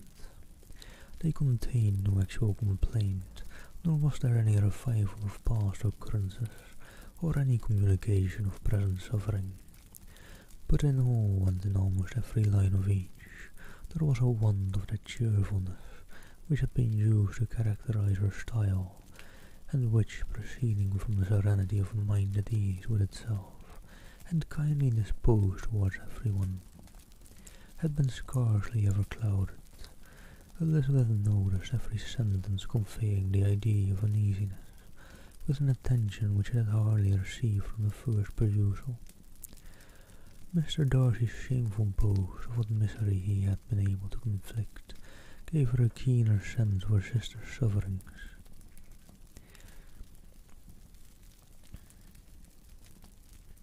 It was some consolation to think that his visit to Rosings was to end on the day after the next and the still greater, that in less than a fortnight she should herself be with Jane again, and unable to contribute to the recovery of her spirits by all that affection could do. And Carrie, thank you for the follow, and Emily Lucy, thank you for the follow as well.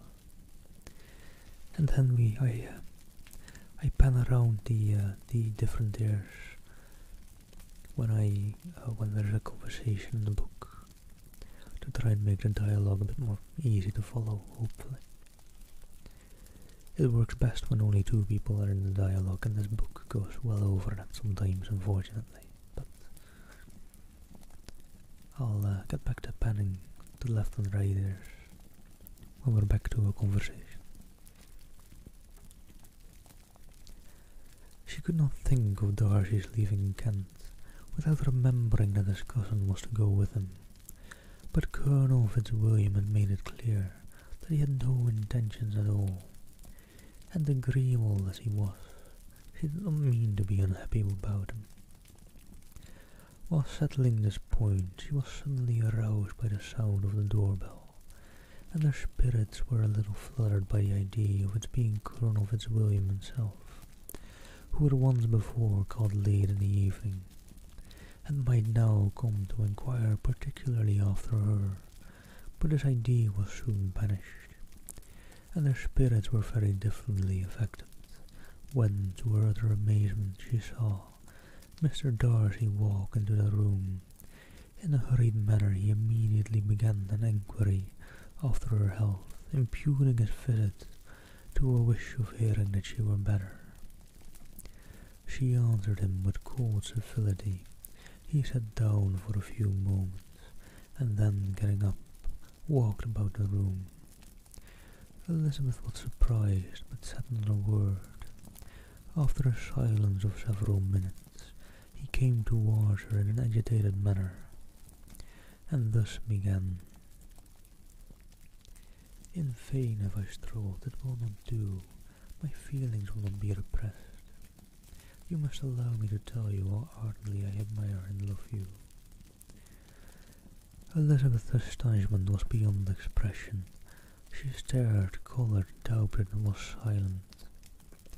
This he considered sufficient encouragement, and the avowal of all that he felt and had long felt for her immediately followed.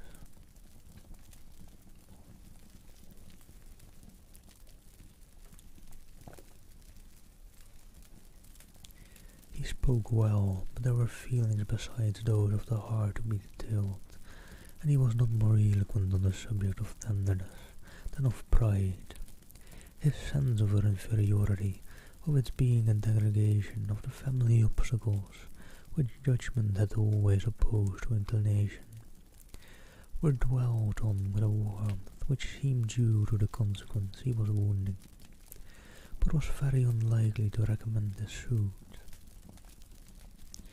In spite of her deeply rooted dislike, she could not be insensible to the compliment of such immense affection, and though her intentions did not vary for an instant, she was at first sorry for the pain he was to receive, till aroused to resentment by his subsequent language.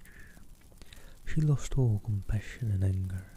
She tried, however, to compose herself to answer him with patience when he should have done. He concluded with representing to her the strength of that attachment which, in spite of all his endeavours, he had found impossible to conquer, and with expressing his hope that it would now be rewarded by her acceptance of his hand. As he said this, she could easily see that he had no doubt of a favourable answer. He spoke of apprehension and anxiety, but his countenance expressed real security. Such a circumstance could only exasperate far, and when he ceased, the colour rose into her cheeks, and she said, In such cases as this, it is, I believe, the established mode to express a sense of obligation for the sentiments avowed, however unequally they may be returned. It is natural that obligation should be felt, and if I could feel gratitude I would now thank you. But I cannot, I have never desired your good opinion, and you have certainly bestowed it most unwillingly. I am sorry to have occasioned pain to anyone. It has been the most unconsciously done, however, and I hope will be of short duration. The feelings which you tell me have long prevented the acknowledgment of your regard can have little difficulty in overcoming it after this explanation. And Fool says thank you for the follow, by the way. Much love to you. Mr. Darcy, who was leaning against the mantelpiece with his eyes fixed on her face, seemed to catch her words with no less resentment than surprise. His complexion became pale with anger, and the disturbance of his mind was visible in every feature. He was struggling for the appearance of composure, and would not open his lips. Though he believed himself to have attained it, the pause was to Elizabeth's feelings dreadful. And hold on, my lips are getting a bit dry. Probably best to put on some chapstick.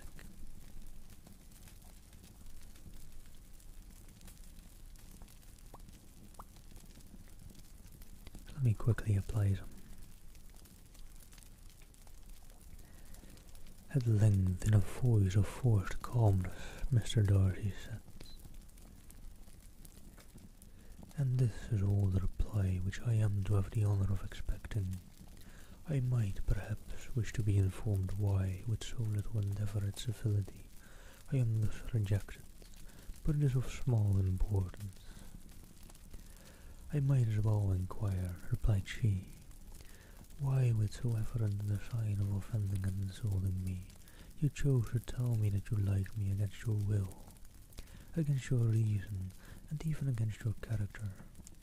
Was not this some excuse for incivility, if I was uncivil? But I have other provocations, you know I have. Had not my own feelings decided against you? Had they been indifferent, or had they even been favourable? Do you think that any consideration would tempt me to accept a man who has been the means of ruining, perhaps forever, the happiness of a most beloved sister? As she pronounced these words, Mr. Darcy changed colour, but the emotion was short, and he listened without attempting to interrupt her, while she continued. I have every reason in the world to think ill of you. No motive can excuse the unjust and ungenerous part you acted there. You dare not, you cannot deny that you have been the principal, if not only the only means of dividing them from each other, of exposing one to the censure of the world for caprice and instability, the other to its derision for disappointed hopes, and involving them both in misery of the acutest kind. She paused and saw with no slight indignation that he was listening with an air which proved him wholly unmoved by any feeling of remorse. He even looked at her with a smile of affected incredulity. Can you deny that you have done it? She repeated. With assumed tranquillity, he then replied, I have no wish of denying that I did everything in my power to separate my friend from your sister, or that I rejoice in my success. Towards him I have been kinder than towards myself. Elizabeth disdained the appearance of noticing this civil reflection, but its meaning did not escape, nor was it likely to conciliate her.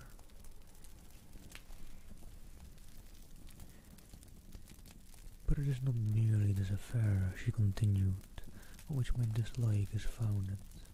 Long before it had taken place, my opinion of you was decided. Your character was unfolded in the recital, which I received many months ago from Mr. Wickham, on this subject. What can you have to say, and what imaginary act of friendship can you here defend yourself, or under what misrepresentation can you here impose upon others? You take an eager interest in that gentleman's concerns, said Darcy in a less tranquil tone, with a heightened colour. Who that knows what his misfortunes have been can help feeling an interest in him? His misfortunes, repeated Darcy contemptuously. Yes, his misfortunes have been great indeed. And of your confliction, cried Elizabeth with energy. You have reduced him to his present state of poverty, comparative poverty. You have withheld the advantages which you must know to have been designed for him. You have deprived the best years of his life of that independence which was no less his due than his desert. You have done all this, and yet you can treat the mention of his misfortunes with contempt and ridicule. And this, cried Darcy as he walked with quick steps across the room, is your opinion of me. This is the estimation in which you hold me. I thank you for explaining it so fully. My faults, according to this calculation, are heavy indeed, but perhaps, added he, stopping in his walk, and turning towards her, these offences might have been overlooked, had not your pride been hurt, but by my honest confession of the scruples that had long prevented my forming any serious design. These bitter accusations might have been suppressed, had I with greater policy concealed my struggles, and flattered you into the belief of my being impelled by unqualified, unalloyed inclination, by reason, by reflection, by everything. The skies of every sort is my abhorrence, nor am I ashamed of the feeling I related. They were natural and just. Could you expect me to rejoice in the inferiority of your connections? To congratulate myself on the hope of relations whose condition in life is so decidedly beneath my own? Elizabeth felt herself growing more angry every moment, yet she tried the utmost to speak with composure when she said, You are mistaken, Mr. Darcy, if you suppose that the mode of your declaration affected me in any other way than as it spared me the concern which I might have felt in refusing you, had you behaved in a more gentlemanlike manner. She saw him start at this, but he said nothing, and she continued, You could not have made me the offer of your hand in any possible way that would have tempted me to accept it. Again his astonishment was obvious, and he looked at her with an expression of mingled incredulity and mortification. She went on,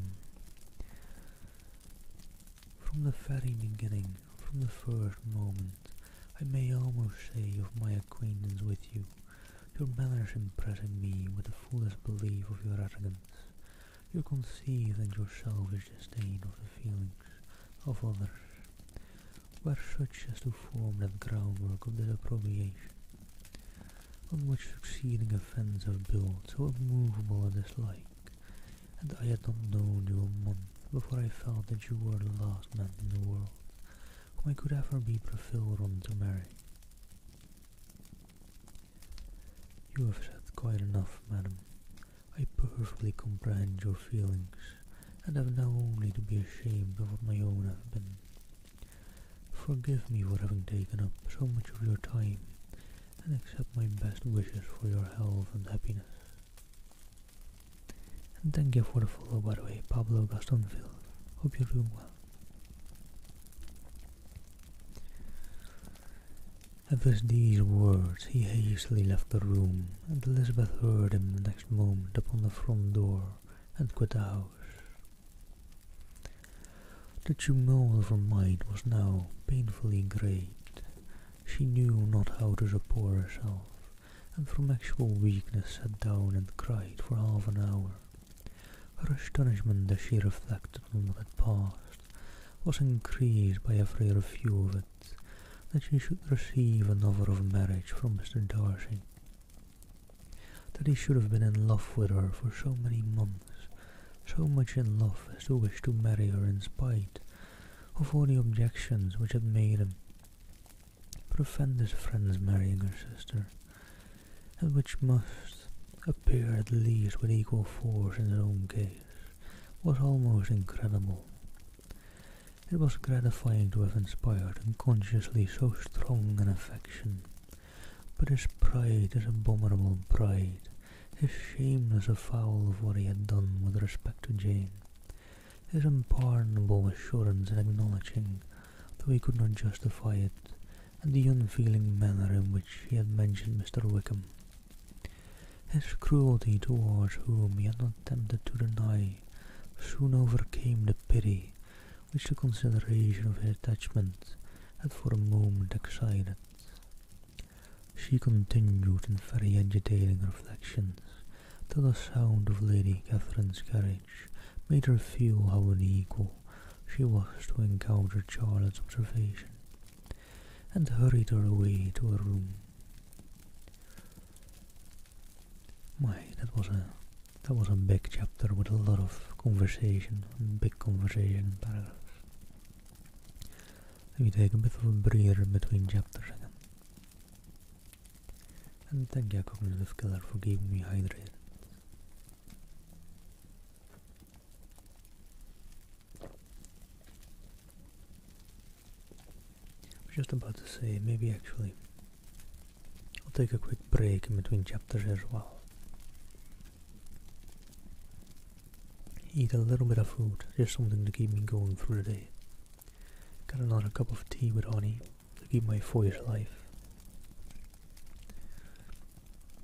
Let me see how long the next chapter is, real quick.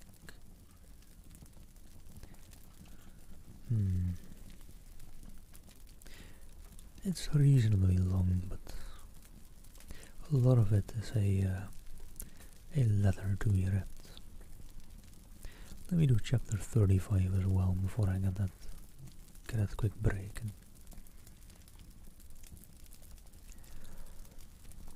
Elizabeth awoke the next morning to the same thoughts and meditations which had at length closed her eyes. She could not yet recover from the surprise of what had happened. It was impossible to think of anything else, and totally indisposed for employment, she resolved soon after breakfast to indulge herself in air and exercise. She was proceeding directly to her favourite walk, when the recollection of Mr. Darcy sometimes coming there stopped her, and instead of entering the park, she turned up the lane, which led her far from the turnpike road. The park paling was still the boundary on one side, and she soon passed one of the gates into the ground. En till då där Apple Juice, thank you for the phone. After walking 2 or 3 times along the part of the lane, she was tempted by the pleasantness of the morning to stop at the gates and look into the park. The 5 weeks which she had now passed in Kent had made great difference in the country, and every day was adding to the verdure of the early trees. She was on the point of continuing her walk when she caught a glimpse of a gentleman within the sort of grove which edged the park. He was moving that way, and fearful of its being Mr. Darcy, she was directly retreating, but the person who advanced was now near enough to see her, and stepping forward with eagerness pronounced her name. She had turned away, but on hearing herself called, though in a voice which proved it to be Mr. Darcy, she moved again towards the gate. He had by that time reached it also, and holding out a letter which he instinctively took, said with a look of haughty composure, "I've been walking in the grove some time in the hope of meeting you. Will you do me the honour of reading that letter?" And then, with a slight bow, turned again into the plantation and was soon out of sight. And Henry, thank you for the follow as well. With no expectation of pleasure, but with the strongest curiosity, Elizabeth opened the letter, and to her still increasing wonder, perceived an envelope containing 2 sheets of letter paper, written quite through in a very close hand. The envelope itself was likewise full. Pursuing her way along the lane, she then began it. It was dated from Rosings at 8 o'clock in the morning, and was as follows. And alright, I'll have to probably take some breaks in between reading this letter. Wait, I scrolled through it real quick earlier. It is quite long.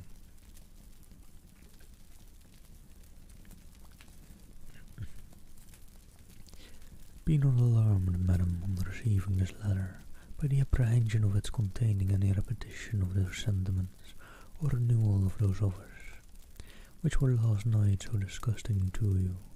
I write without any intention of paining you, or humbling myself, by dwelling on wishes which for the happiness of both cannot be too soon forgotten, and the effort which the formation and the perusal of this letter must occasion should have been spared had not my character required it to be written and read.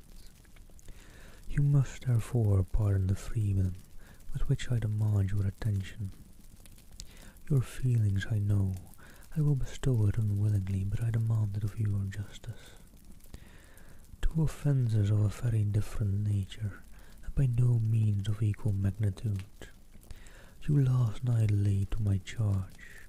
The first mentioned was that, regardless of the sentiments of either, I had detached Mr. Bingley from your sister, and the other that I had, in defiance of various claims, in defiance of honour and humanity, ruined the immediate prosperity, and blasted the prospect of Mr. Wickham.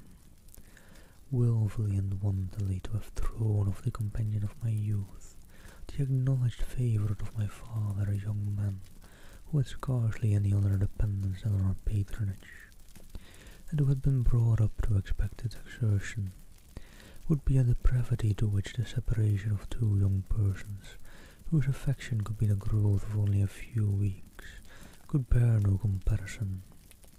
But from the severity of that blame which was last night so liberally bestowed, respecting each circumstance, I shall hope to be in future secured, when the following account of my actions and their motives has been read. If, in the explanation of them which is due to myself, I am under the necessity of relating feelings which may be offensive to yours, I can only say that I am sorry. The necessity must be obeyed, and farther apology would be absurd. I had not been long in Hertfordshire before I saw, in common with others, that Bingley preferred your eldest sister to any other young woman in the country, but 'twas not till the evening of the dance at Netherfield that I had any apprehension of his feeling a serious attachment. I had often seen him in love before at that ball, while I had the honour of dancing with you. I was first made acquainted by Sir William Lucas's accidental information that Bingley's attentions to your sister had given rise to a general expectation of their marriage. He spoke of it as a certain event of which the time alone could be undecided. From that moment I observed my friend's behaviour attentively, and I could then perceive that his partiality for Miss Bennet was beyond what I had ever witnessed in him. Your sister I also watched. Her look and manners were open, cheerful, and engaging as ever, but without any symptom of peculiar regard, and I remained convinced from the evening scrutiny that though she received his attentions with pleasure, she did not invite them by any participation of sentiment. If you have not been mistaken here, I must have been in an error. Your superior knowledge of your sister must make the latter probable, if it be so. If I have been misled by such error to inflict pain on her, your resentment has not been unreasonable. But I shall not scruple to assert that the serenity of your sister's countenance and hair was such as might have given the most acute observer a conviction that, however amiable her temper, her heart was not likely to be easily touched. That I was desirous of believing her indifferent is certain, but I will venture to say that my investigations and decisions are not usually influenced by my hopes or fears. I did not believe her to be indifferent because I wished it. I believed it on impartial conviction, as truly as I wished it in reason. My objections to the marriage were not merely those which I last night acknowledged to have required the utmost force of passion to put aside. In my own case, the want of connection could not be so great an evil to my friend as to me, but there were other causes of repugnance, causes which, though still existing and existing to an equal degree, in both instances, I had myself endeavoured to forget, because they were not immediately before me. These causes must be stated, though briefly.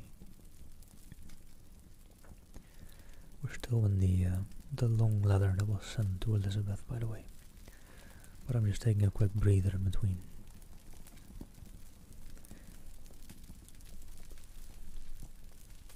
And stretching my back a little bit, and neck.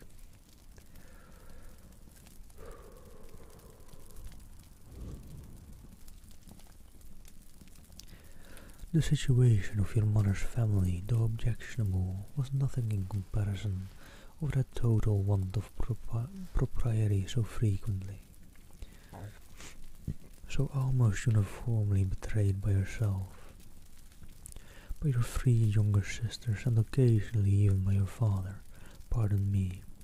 It pains me to offend you, but amidst your concern for the defects of your nearest relations, and your displeasure at this representation of them, let it give you consolation to consider that, to have conducted yourself so as to avoid any share of the like censure, is praise no less generally bestowed on you and your eldest sister, than it is honourable to the sense and disposition of both.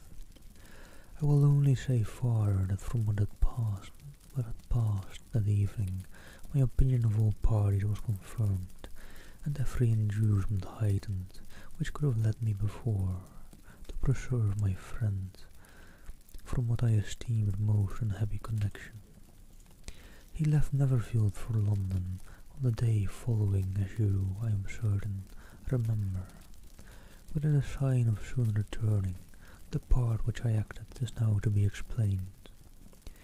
His sister's uneasiness had been equally excited with my own. Our coincidence of feeling was soon discovered, and alike sensible that no time was to be lost in attaching their brother. We shortly resolved on joining him directly in London.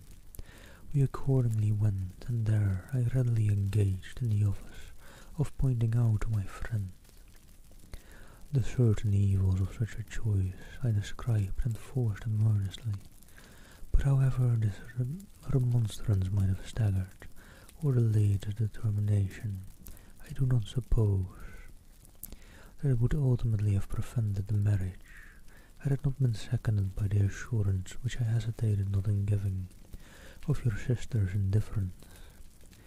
He had before believed her to return his affection with sincere, if not with equal regard, but Bingley's great natural modesty, with a stronger dependence on my judgment than on his own. To convince him, therefore, that he had deceived himself was no very difficult point. To persuade him against returning into Hertfordshire when that conviction had been given was scarcely the work of a moment. I cannot blame myself for having done thus much. There is but one part of my conduct in the whole affair on which I do not reflect with satisfaction. 'Tis that I condescended to adopt the measure of art, so far as to conceal from him your sister being in town. I knew it myself, as it was known to Miss Bingley, but her brother is even yet ignorant of it. That they might have met without ill consequence is perhaps probable, but this regard did not appear to me enough extinguished for him to see her without some danger. Perhaps this concealment, this disguise, was beneath me. It is done, however, and it was done for the best. On this subject I have nothing more to say, no other apology to offer. If I have wounded your sister's feelings, it was unknowingly done, and though the motives which govern me may to you very naturally appear insufficient, I have not yet learned to condemn them. With respect to the other, more weighty accusation of having injured Mr. Wickham, I can only refute it by laying before you the whole of his connection with my family. Of what he has particularly accused me I am ignorant, but of the truth of what I shall relate, I can summon more than one witness of undoubted veracity. Mr. Wickham is the son of a very respectable man, who had for many years the management of all the Pemberley estates, and whose good conduct in the discharge of his trust naturally inclined my father to be of service to him. And on George Wickham, who was his godson, his kindness was therefore liberally bestowed. My father supported him at school, and afterwards at Cambridge. Most important assistance as his own father, always poor from the extravagance of his wife, would have been unable to give him a gentleman's education. My father was not only fond of this young man's society, whose manners were always engaging, he had also the highest opinion of him, and hoping the church would be his profession, intended to provide for him in it. As for myself, it is many, many years since I first began to think of him in a very different manner. And I'm still reading this long letter that Elizabeth received, by the way. But let me take another quick breather.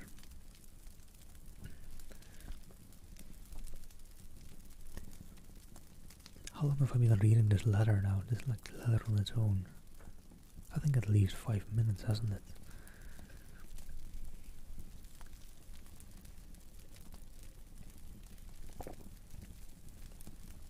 Alright, resuming the letter that Elizabeth just received.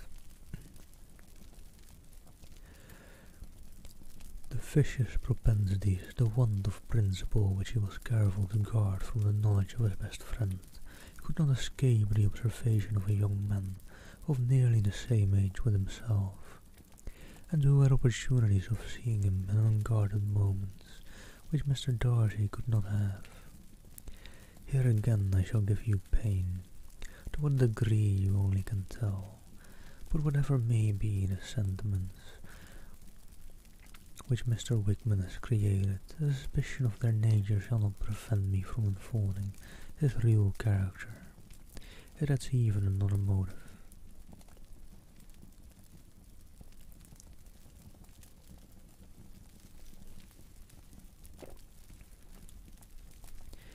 My excellent father died about 5 years ago, and his attachment to Mr. Wickham was to the last so steady, that in his will he particularly recommended it to me to promote his advancement in the best manner that his profession might allow, and if he took orders, desired that a valuable family living might be his as soon as it became vacant. There was also a legacy of £1,000. His own father did not long survive mine, and within half a year from these events, Mr. Wickham wrote to inform me that, having finally resolved against taking orders, he hoped I should not think it unreasonable for him to expect some more immediate pecuniary advantage in lieu of the preferment by which he could not be benefited. And Geronimus, thank you for the follow. Hope you're all doing well. And thank you for keeping me hydrated, Seraph.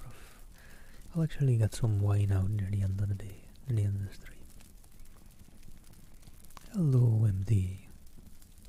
Ask away. Let me jump back into this leather though. This leather is going on quite a while, but I want to finish it.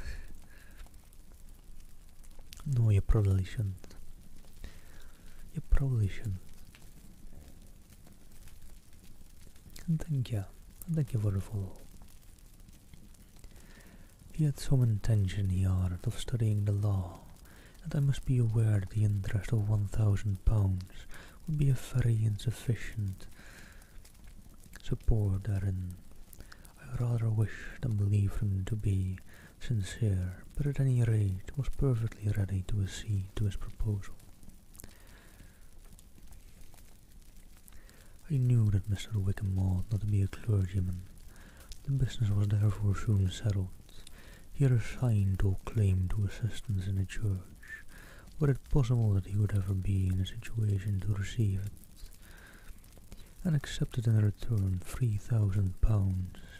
All connection between us seemed now dissolved. I thought too ill of him to invite him to Pemberley or admit his society in town. In town, I believe, he chiefly lived, but his studying the law was a mere pretence, and being now free from all restraint, his life was a life of idleness and dissipation. For about 3 years I heard little of him, but on the deceit of the incumbent of the living, which had been assigned for him, he applied to me again by letter for the presentation. His circumstances, he assured me, and I had no difficulty in believing it, were exceedingly bad. He had found the law a most unprofitable study, and was now absolutely resolved on being ordained, if I would present him to the living in question, of which he trusted there could be little doubt, that he was well assured that I had no other person to provide for, and I could not have forgotten my revered father's intentions. You will hardly blame me for refusing to comply with his entreaty, or for resisting every repetition of it. His resentment was in proportion to the distress of his circumstances, and he was doubtless as violent in his abuse of me to others as in his reproaches to myself. After this period every appearance of acquaintance was dropped. How he lived I know not, but last summer he was again most painfully obtruded on my notice. I must now mention a circumstance which I would wish to forget myself, and which no obligation less than the present should induce me to unfold to any human being. Having said thus much, I feel no doubt of your secrecy. My sister, who is more than 10 years my junior, was left to the guardianship of my mother's nephew, Colonel Fitzwilliam, and myself. About a year ago, she was taken from school and an establishment formed for her in London, and last summer she went with the lady who presided over it to Ramsgate, and thither also went Mr. Wickham, undoubtedly by the sign, for there proved to have been a prior acquaintance between him and Mr. Young, in whose character we were most unhappily deceived, and by her connivance and aid. He so far recommended himself to Georgina, whose affectionate heart retained a strong impression of his kindness to her as a child, that she was persuaded to believe herself in love, and to consent to an elopement.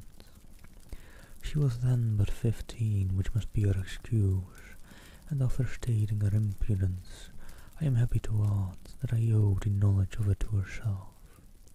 I joined them unexpectedly a day or two before the intended elopement, and then Georgina, unable to support the idea of grieving and offending a brother whom she almost looked up to as a father, acknowledged the whole to me.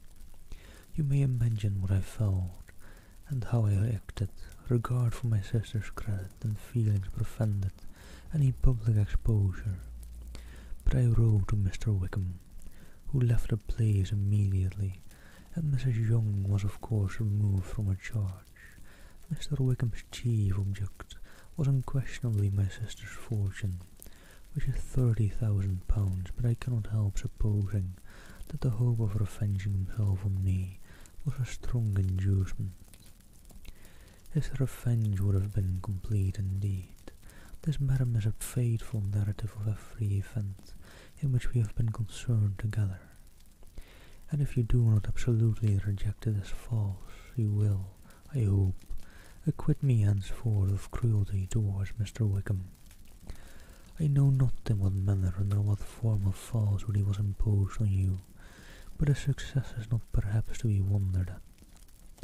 Ignorant as you previously were of everything concerning either, detection could not be in your power, and suspicion certainly not in your inclination. You may possibly wonder why all this was not told you last night, but I was not then master enough of myself to know what could or ought to be revealed. For the truth of everything here related, I can appeal more particularly to the testimony of Colonel Fitzwilliam, who from our near relationship and constant intimacy, and still more as one of the executors of my father's will, has been unavoidably acquainted with every particular of these transactions. If your abhorrence of me should make my assertions valueless, you cannot be prevented by the same cause from confiding in my cousin, and that there may be the possibility of consulting him. I shall endeavour to find some opportunity of putting this letter in your hands in the course of the morning. I will only add, God bless you. Signed, Fitzwilliam Darcy. And so, that letter took me about 15 minutes to read, I think, but yeah, that was chapter 35.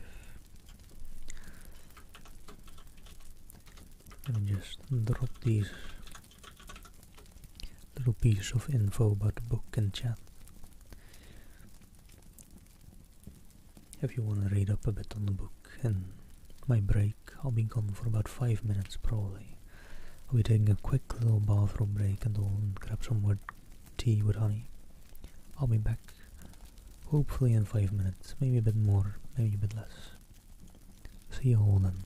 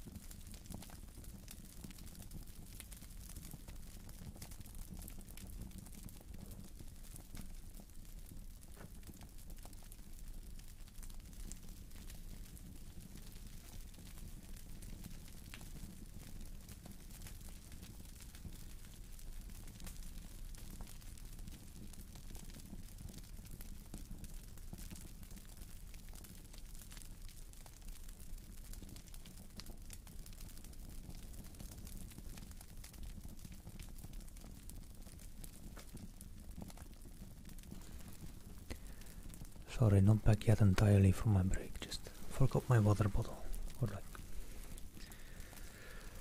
the can I keep my water in, and that is running empty as well, so let me refill that in this break as well. I'll be back up in a sec.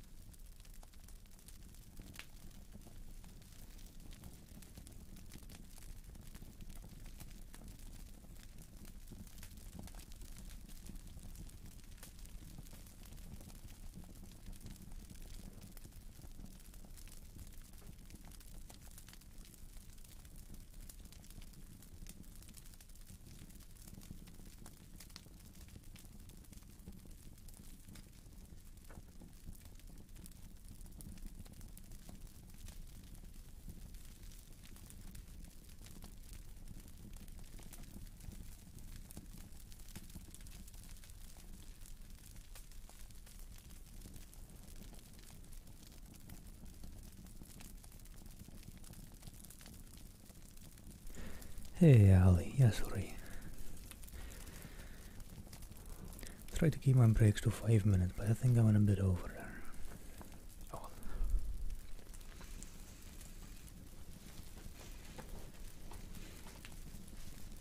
I think I kind of generally try to do 5 minutes every 2 hours or so. A bit of a rule of thumb.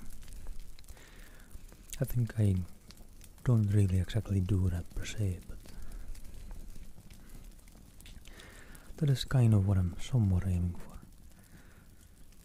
But alright, let me scoot back a bit closer to the mic. Catch my breath after doing a small workout as well at a time.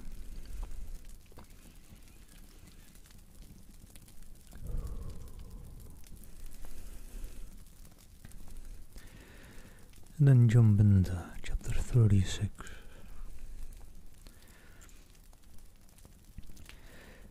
If Elizabeth, when Mr. Darcy gave her the letter, did not expect it to contain a renewal of his offers, she had formed no expectation at all of its contents, but such as they were, it may be well supposed how eagerly she went through them, and what a contrariety of emotion they excited.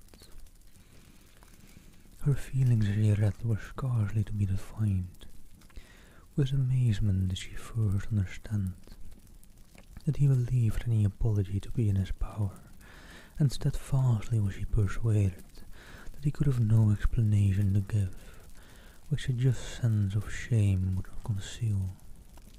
With a strong prejudice against everything he might say, she began his account of what had happened at Netherfield.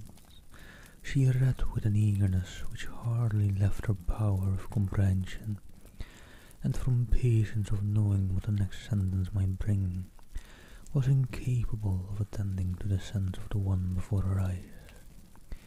His belief of her sister's insensibility she instantly resolved to be false, and his account of the real, the worst objections to the match made her too angry to have any wish of doing him justice. He expressed no regret for what he had done, which satisfied her.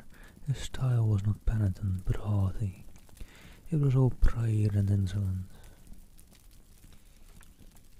Could have gone for a title drop there, but no, it was all pride and insolence apparently.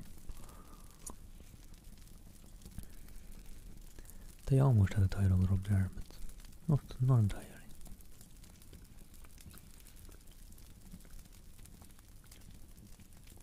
But when this subject was succeeded by his account of Mr. Wickham, when she read with somewhat clearer attention a relation of offence which, if true, must overthrow every cherished opinion of his worth, and which bore so alarming an affinity to his own history of himself, her feelings were yet more acutely painful, and more difficult of definition. Astonishment, apprehension, and even horror oppressed her. She wished to discredit it entirely, repeatedly exclaiming, "This must be false, this cannot be, this must be the grossest falsehood." And when she had gone through the whole letter, though scarcely knowing anything of the last page or two, put it hastily away, protesting that she would not regard it, that she would never look at it again.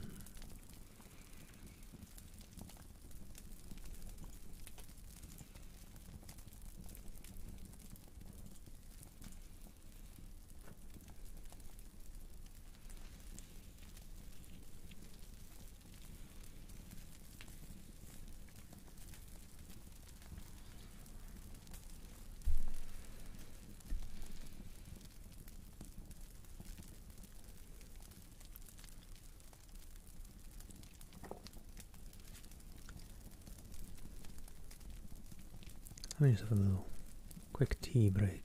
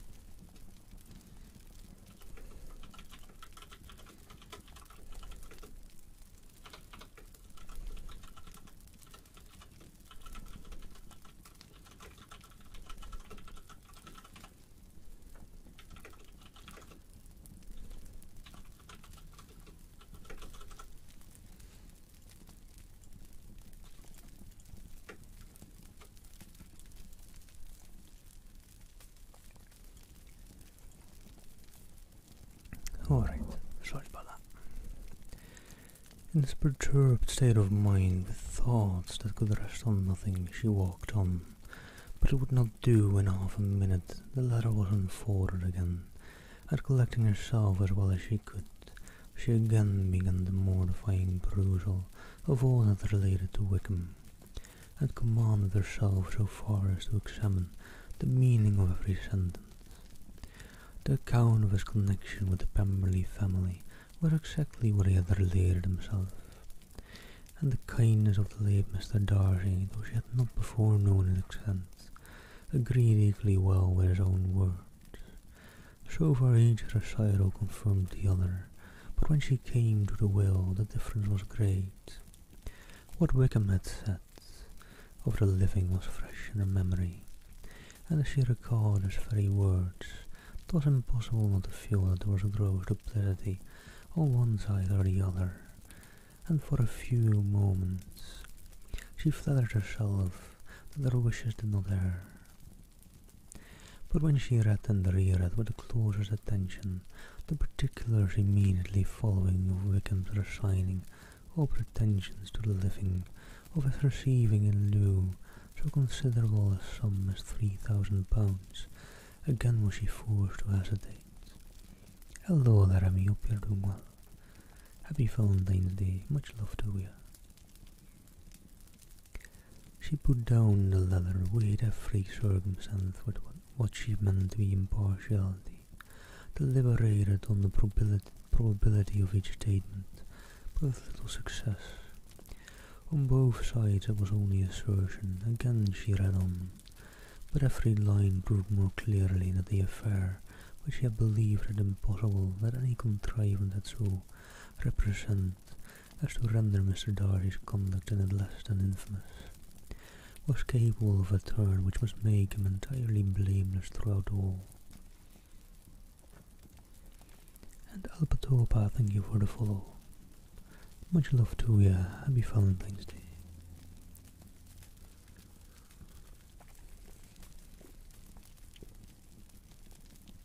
The extravagance and general profligacy which he scrupled to lay to Mr. Wickham's charge exceedingly shocked her, the more so as she could bring no proof of its injustice.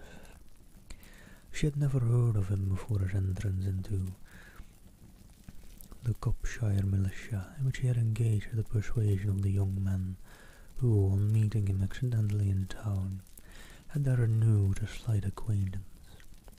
Of his former way of life nothing had been known in Hertfordshire, but what he told himself as to his real character had information been in her power. She had never felt the wish of inquiring. His countenance, voice, and manner had established him at once in the possession of every virtue. Hello there, Aldi. Hope you're doing well. She tried to recollect some instance of goodness, some distinguished trait of integrity or benevolence, that might rescue him from the attacks of Mr. Darcy, or at least by the predominance of virtue had shown for those casual errors, and which she would endeavour to class. What Mr. Darcy had described as the idleness and vice of many years' continuance. But no such recollection befriended her. She could see him instantly before her, in every charm of air and tenderness, but she could remember no more substantial good than the general approbation of the neighbourhood, and the regard which his social power had gained him in the mess. After pausing on this point a considerable while, she once more continued to read, but alas, the story which followed of his designs.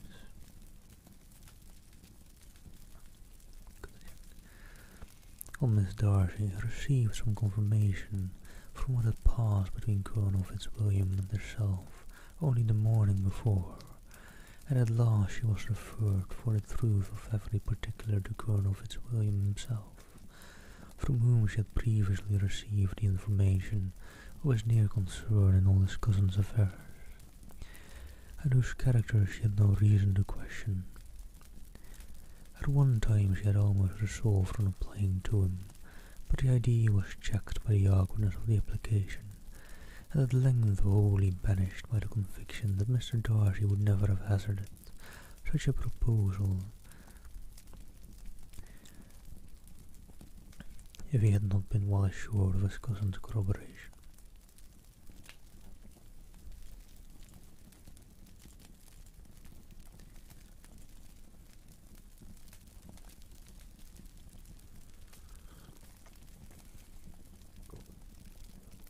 She perfectly remembered everything that had passed in conversation between Wickham and herself in their first evening at Mr. Phillips's. Many of his expressions were still fresh in her memory, She was now struck with the impropriety of such communications to a stranger, and wondered it had escaped her before. She saw the indelicacy of putting himself forward as he had done, and the inconsistency of his professions with his conduct. She remembered that he had boasted of having no fear of seeing Mr. Darcy, that Mr. Darcy might leave the country, but that he should stand his ground, yet he had a foyer at Netherfield Ball the very next week. She remembered also that till the Netherfield family had quitted the country, he had told his story to no one but herself, but that after their removal it had been everywhere discussed that he had then no reserves, no scruples in sinking. Mr. Darcy's character, though, he had assured her that the respect for the father would always prevent his exposing the son. How differently did everything now appear in which he was concerned. His attentions to Miss King were now the consequence of views solely and hatefully mercenary, and the mediocrity of her fortune proved no longer the moderation of his wishes, but his eagerness to grasp at anything. His behaviour to herself could now have had no tolerable motive. He had either been deceived with regard to her fortune, or had been gratifying his vanity by encouraging the preference which he believed she had most incautiously shown. Every lingering struggle in his favour grew fainter and fainter, and in farther justification of Mr. Darcy, she could not but allow that Mr. Bingley, when questioned by Jane, had long ago asserted his blamelessness in the affair. That proud and repulsive as were his manners, she had never in the whole course of their acquaintance, an acquaintance which had latterly brought them that much together, and given her a sort of intimacy with his ways, seen anything that betrayed him to be unprincipled or unjust, anything that spoke him of irreligious or immoral habits, that among his own connections he was esteemed and valued, that even Wickham had allowed him merit as a brother, and that she had often heard him speak so affectionately of his sister as to prove him capable of some amiable feeling, that had his actions been what Wickham represented them, so gross a violation of everything right could hardly have been concealed from the world, and that friendship between a person capable of it, and such an amiable man as Mr. Bingley, was incomprehensible.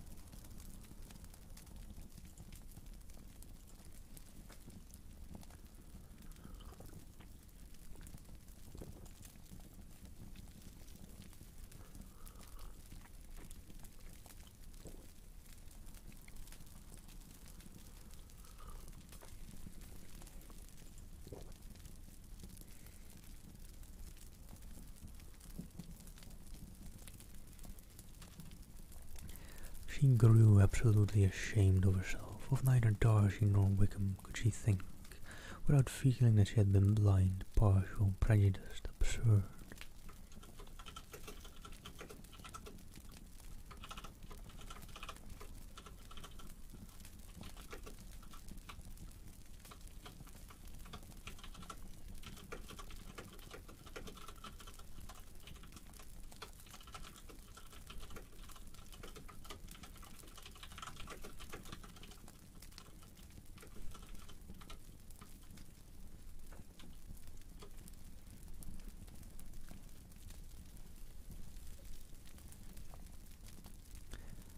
How despicably have I acted, she cried. I who have prided myself on my discernment, I who have valued myself on my abilities, who have often disdained the generous candour of my sister, and gratified my vanity in useless or blamable distrust. How humiliating is this discovery, yet how just a humiliation! Had I been in love, I could not have been more wretchedly blind. But vanity, not love, has been my folly. Pleased with the preference of one, and offended by the neglect of the other. From the very beginning of our acquaintance, I have courted prepossession and ignorance, and driven reason away, where either were concerned. Till this moment I never knew myself. From herself to Jane, from Jane to Bingley, her thoughts were in a line which soon brought to a recollection that Mr. Darcy's explanation there had appeared very insufficient, and she read it again. Widely different was the effect of a second perusal. How could she deny that credit to his assertions, in one instance which he had been obliged to give in the other? He declared himself to have been totally unsuspicious of his sister's attachment, and she could not help remembering what Charlotte's opinion had always been. Neither could she deny the justice of his description of Jane. She felt that Jane's feelings, though fervent, were little displayed, and that there was a constant complacency in her air and manner, not often united with great sensibility. When she came to that part of the letter in which her family were mentioned, in terms of such mortifying yet merited reproach, her sense of shame was severe. The justice of the charge struck her too forcibly for denial, and the circumstances to which he particularly alluded, as having passed at the Netherfield ball, and as confirming all his first disapprobation, could not have made a stronger impression on his mind than hers. The compliment to herself and her sister was not unfelt. It soothed, but it could not console her for the contempt which had been thus self-attracted by the rest of her family. And as she considered that Jane's disappointment had in fact been the work of her nearest relations, and reflected how materially the credit of both must be heard by such impropriety of conduct, she felt depressed beyond anything she had ever known before. After wandering along the lane for 2 hours, giving way to every variety of thought, reconsidering events, determining probabilities, and reconciling herself as well as she could to a change so sudden and so important, fatigue and the recollection of her long absence made her at length return home, and she entered the house with the wish of appearing cheerful as usual, and the resolution of repressing such reflections as would make her unfit for conversation. She was immediately told that the 2 gentlemen from Rosings had each called during her absence, Mr. Darcy only for a few minutes to take leave, but that Colonel Fitzwilliam had been sitting with them at least an hour, hoping for a return, and almost resolving to walk after her till she could be found. Elizabeth could but just affect concern in missing him. She really rejoiced at it. Colonel Fitzwilliam was no longer an object. She could think only of her letter. Hello, JD, and thank you for keeping me hydrated. And happy Valentine's Day. Much love to you. And alright, let me take a quick breather in between chapters.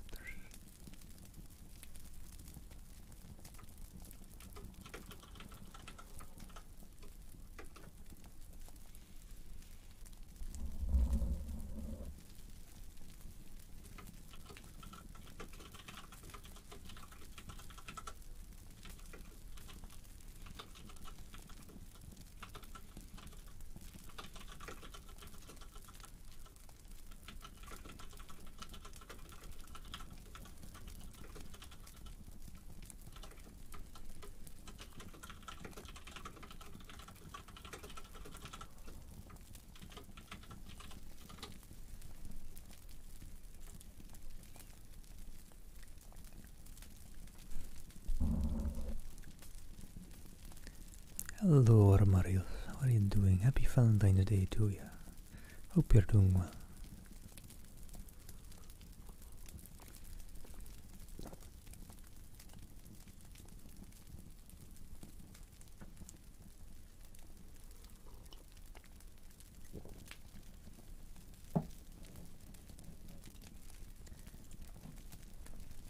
And this, I'm just taking a bit of a reading break in between chapters. I might actually finish the book today, I'm not sure. We started at chapter 22 today, and we're up to 37 right now. That is including 22, but excluding 37 for now. And we're 4 hours and 40 minutes in. The book has 61 chapters in total. There's a chance, depending on the length of the later chapters. I'm keeping some hope in there. A little bit of hope in there. But if I want to finish it, best get back into reading, shan't I? The two gentlemen left the Rosings the next morning, and Mr. Collins, having been waiting near the lodges to make them his parting obeisance, was able to bring home the pleasing intelligence of their appearing in very good health and in as tolerable spirits as could be expected, after the melancholy scene so lately gone through at the Rosings. To Rosings he then hastened to console Lady Catherine and their daughter, and on his return brought back, with great satisfaction, a message from her ladyship importing that she felt herself so dull as to make her very desirous of having them all to dine with her. Well, basically the same Marios, but that's why we all love each other. Right here, right now. Just chilling and getting into the story of Pride and Prejudice. Which might be a bit cliché for this day, but I don't mind.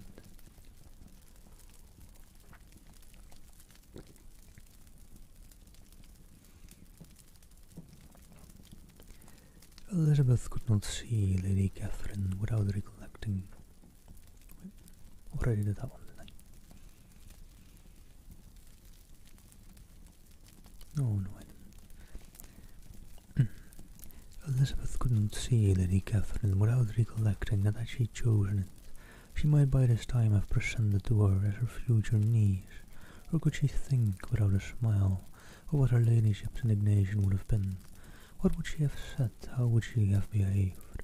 Were questions with which she amused herself. Oh, and thank you for the follow.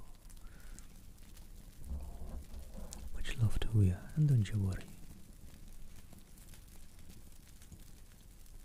We'll just make sure it's a happy Valentine's Day nonetheless. Their first subject was the diminution of the Rosings party. I assure you I feel it exceedingly, said Lady Catherine. I believe nobody feels the loss of friends so much as I do. But I am particularly attached to these young men, and know them to be so much attached to me.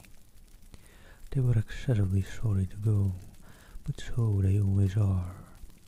The dear Colonel rallied his spirits tolerably till just at last, but Darcy seemed to feel it most acutely. More, I think, than last year. His attachment to Rosings certainly increases. Mr. Collins had a compliment and an allusion to throw in there, which were kindly smiled on by the mother and daughter. Lady Catherine observed after dinner that Miss Bennet seemed out of spirits, and immediately accounting for it herself by supposing that she did not like to go home again so soon, she added, "But if that is the case, you must write to your mother to beg that you may stay a little longer. Mrs. Collins will be very glad of your company, I am sure." "I am much obliged to your ladyship for your kind invitation," replied Elizabeth, "but it is not in my power to accept it. I must be in town next Saturday." "Why, at that rate you will have been here only 6 weeks. I expected you to stay 2 months. I told Mrs. Collins so before you came. There can be no occasion for your going so soon.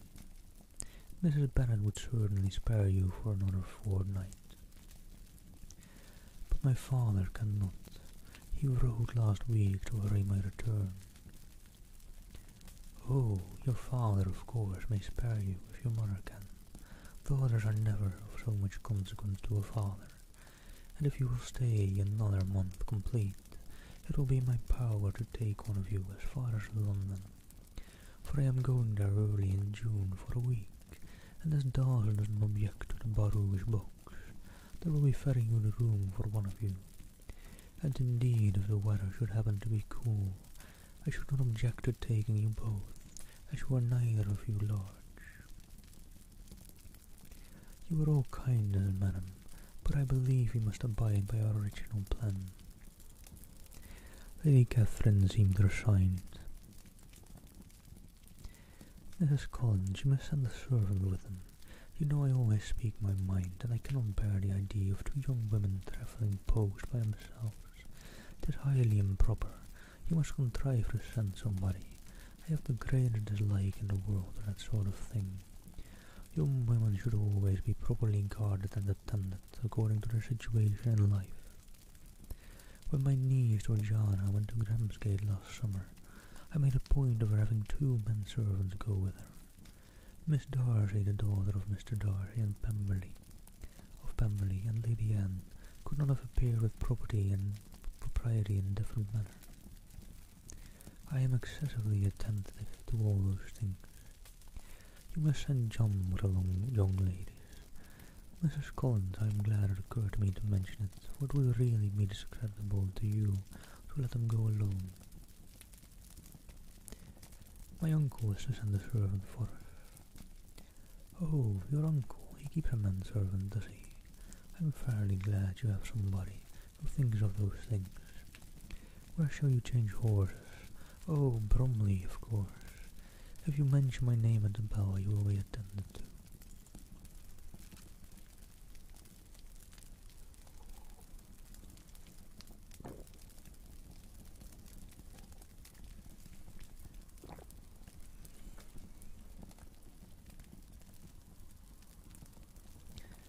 Lady Catherine had many other questions to ask respecting their journey, and as she did not answer them all herself, attention was necessary, which Elizabeth believed to be lucky for her, or, with a mind so occupied, she might have forgotten where she was.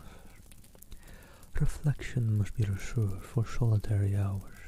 Whenever she was alone, she gave way to it as the greatest relief, and not a day went by without a solitary walk, in which she might indulge in all the light of unpleasant recollections. Mr. Darcy's letter she was in a fair way of soon knowing by heart. She studied every sentence, and her feelings towards its writer were at times widely different. When she remembered the style of his address, she was still full of indignation, but when she considered how unjustly she had condemned and upbraided him, her anger was turned against herself, and his disappointed feelings became the object of compassion. His attachment excited gratitude, his general character respect, but she could not approve him, nor could she, for a moment, repent the refusal or feel the slightest inclination ever to see him again. In her own past behaviour there was a constant source of vexation and regret, and in the unhappy defects of her family a subject of yet heavier chagrin. They were hopeless of remedy. Her father, contented with laughing at them, would never exert himself to restrain the white giddiness of his youngest daughters, and their mother, with manners so far from right herself, was entirely insensible of the evil. Elizabeth had frequently united with Jane in an endeavour to check the imprudence of Catherine and Lydia. But while they were supported by their mother's indulgence, what chance could there be of improvement? Catherine, weak-spirited, irritable, and completely under Lydia's guidance, had been always affronted by their advice, and Lydia, self-willed and careless, would scarcely give them a hearing. They were ignorant, idle, and vain. While there was an officer in Meryton, they would flirt with him, and while Meryton was within a walk of Longbourn, they would be going there forever. Anxiety on Jane's behalf was another prevailing concern, and Mr. Darcy's explanation by restoring Bingley to all her former good opinion heightened the sense of what Jane had lost. His affection was proved to have been sincere, and his conduct cleared of all blame, unless any could attach to the implicitness of his confidence in his friend. How grievous then was the thought that, of a situation so desirable in every respect, so replete with advantage, so promising for happiness, Jane had been deprived by the folly and decorum of her own family. When to these recollections was added the development of Wickham's character, it may be easily believed that the happy spirits, which had seldom been depressed before, were now so much affected as to make it almost impossible for her to appear tolerably cheerful. Their engagements at the Rosings were as frequent during the last week of her stay as they had been at first.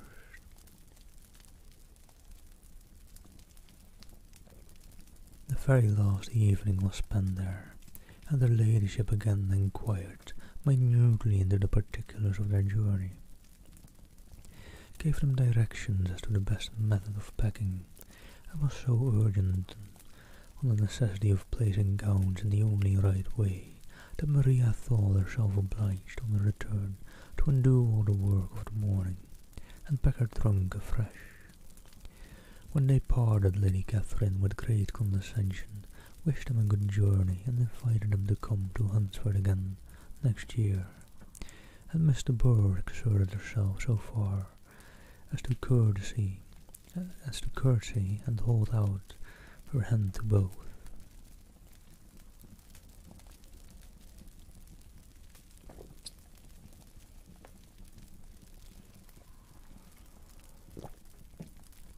Alright, and that's another cup of tea with honey down. We're gonna get through this, I'm sure. Okay, I'm actually not sure if I can finish the book, but gonna hopefully get through it. Hopefully. Taking a quick break before I start chapter 38.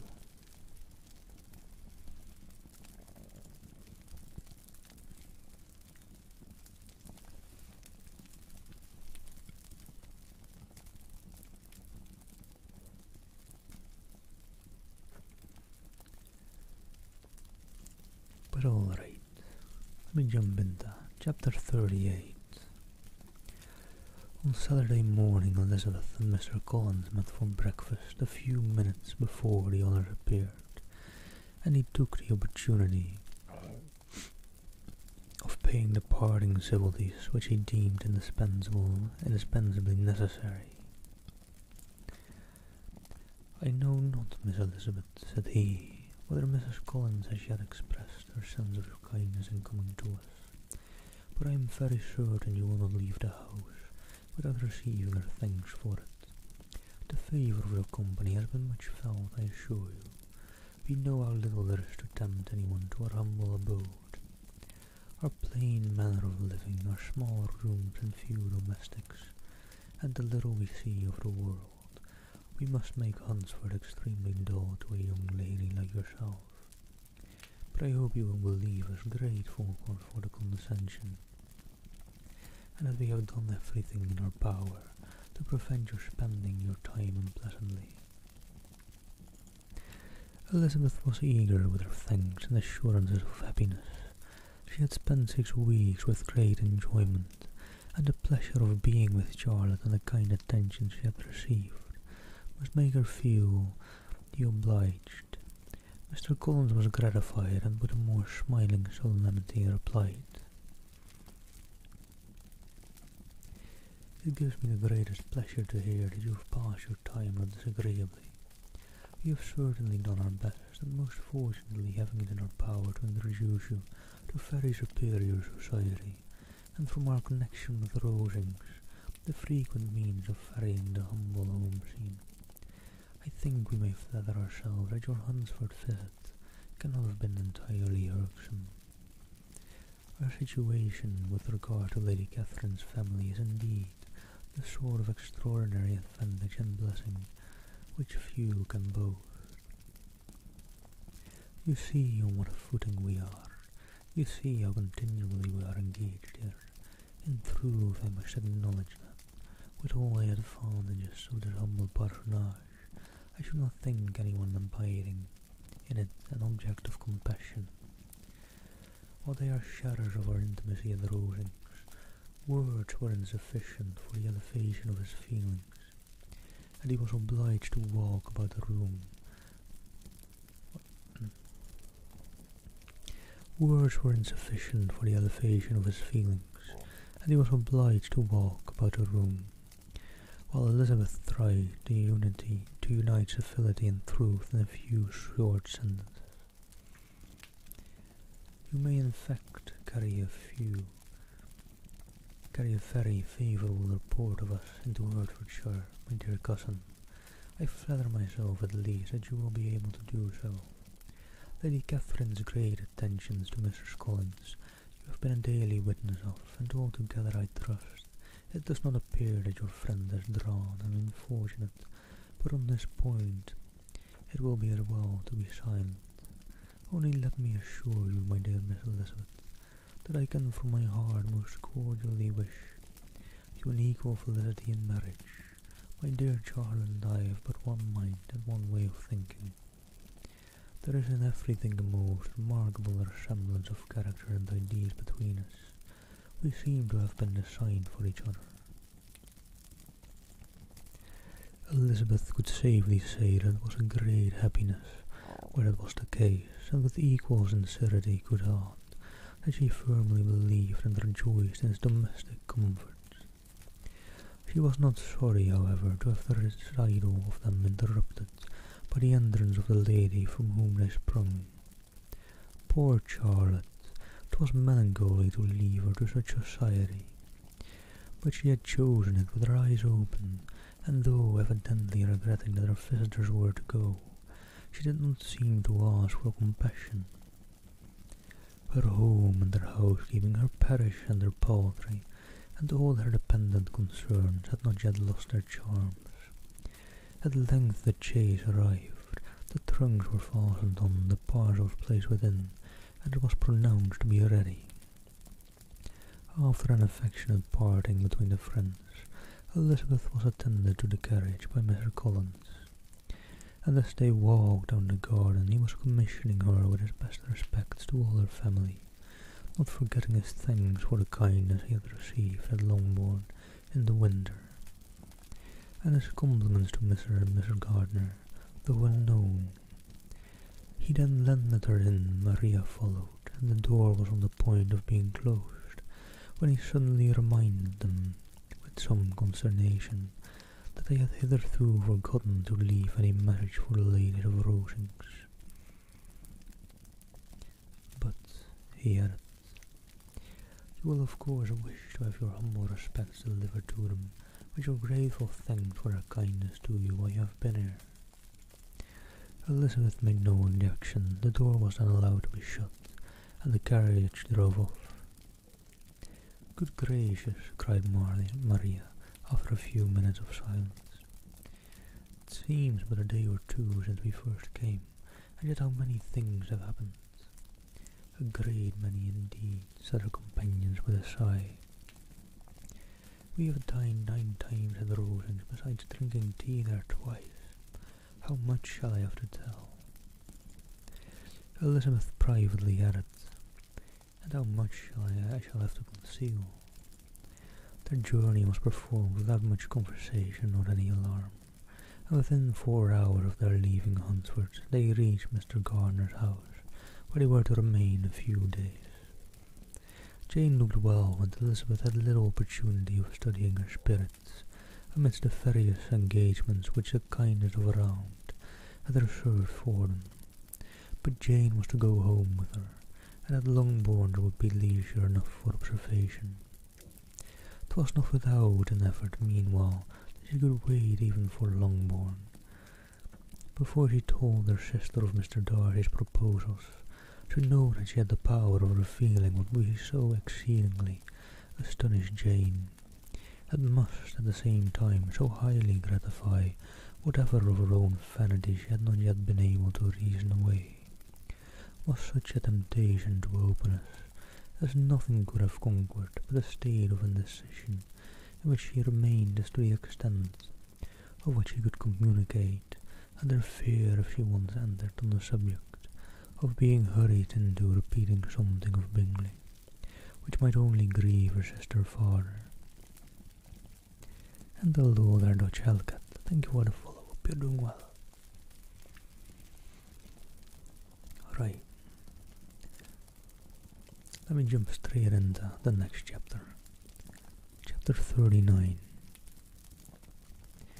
It was the second week in May in which the three young ladies set out together from Gracechurch Street for the town. And it's blanked out. I don't know why they do that on the site for now.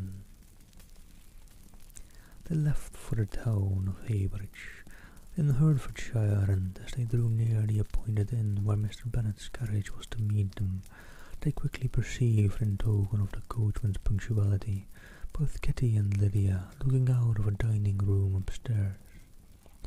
These two girls had been above an hour in the place, happily employed in visiting an opposite milliner, watching the sentinel on guard and dressing a salad and cucumber.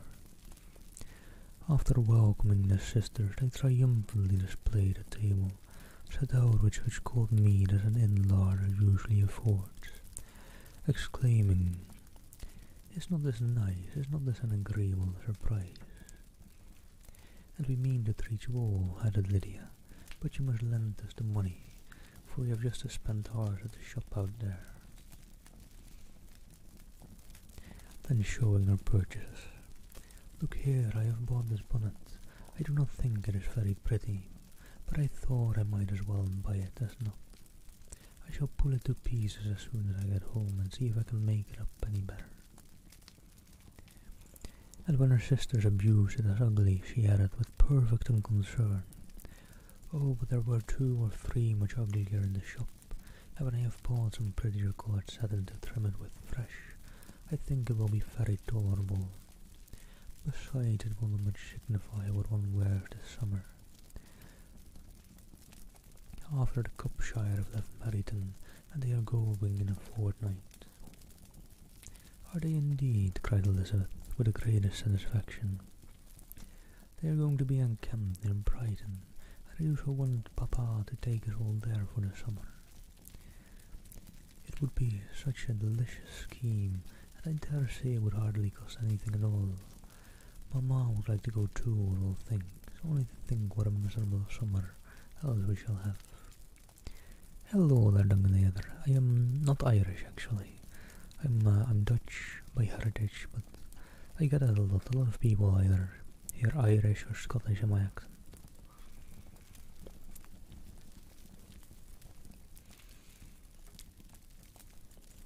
"Yes," thought Elizabeth, "that would be a delightful scheme indeed, and completely do for us at once.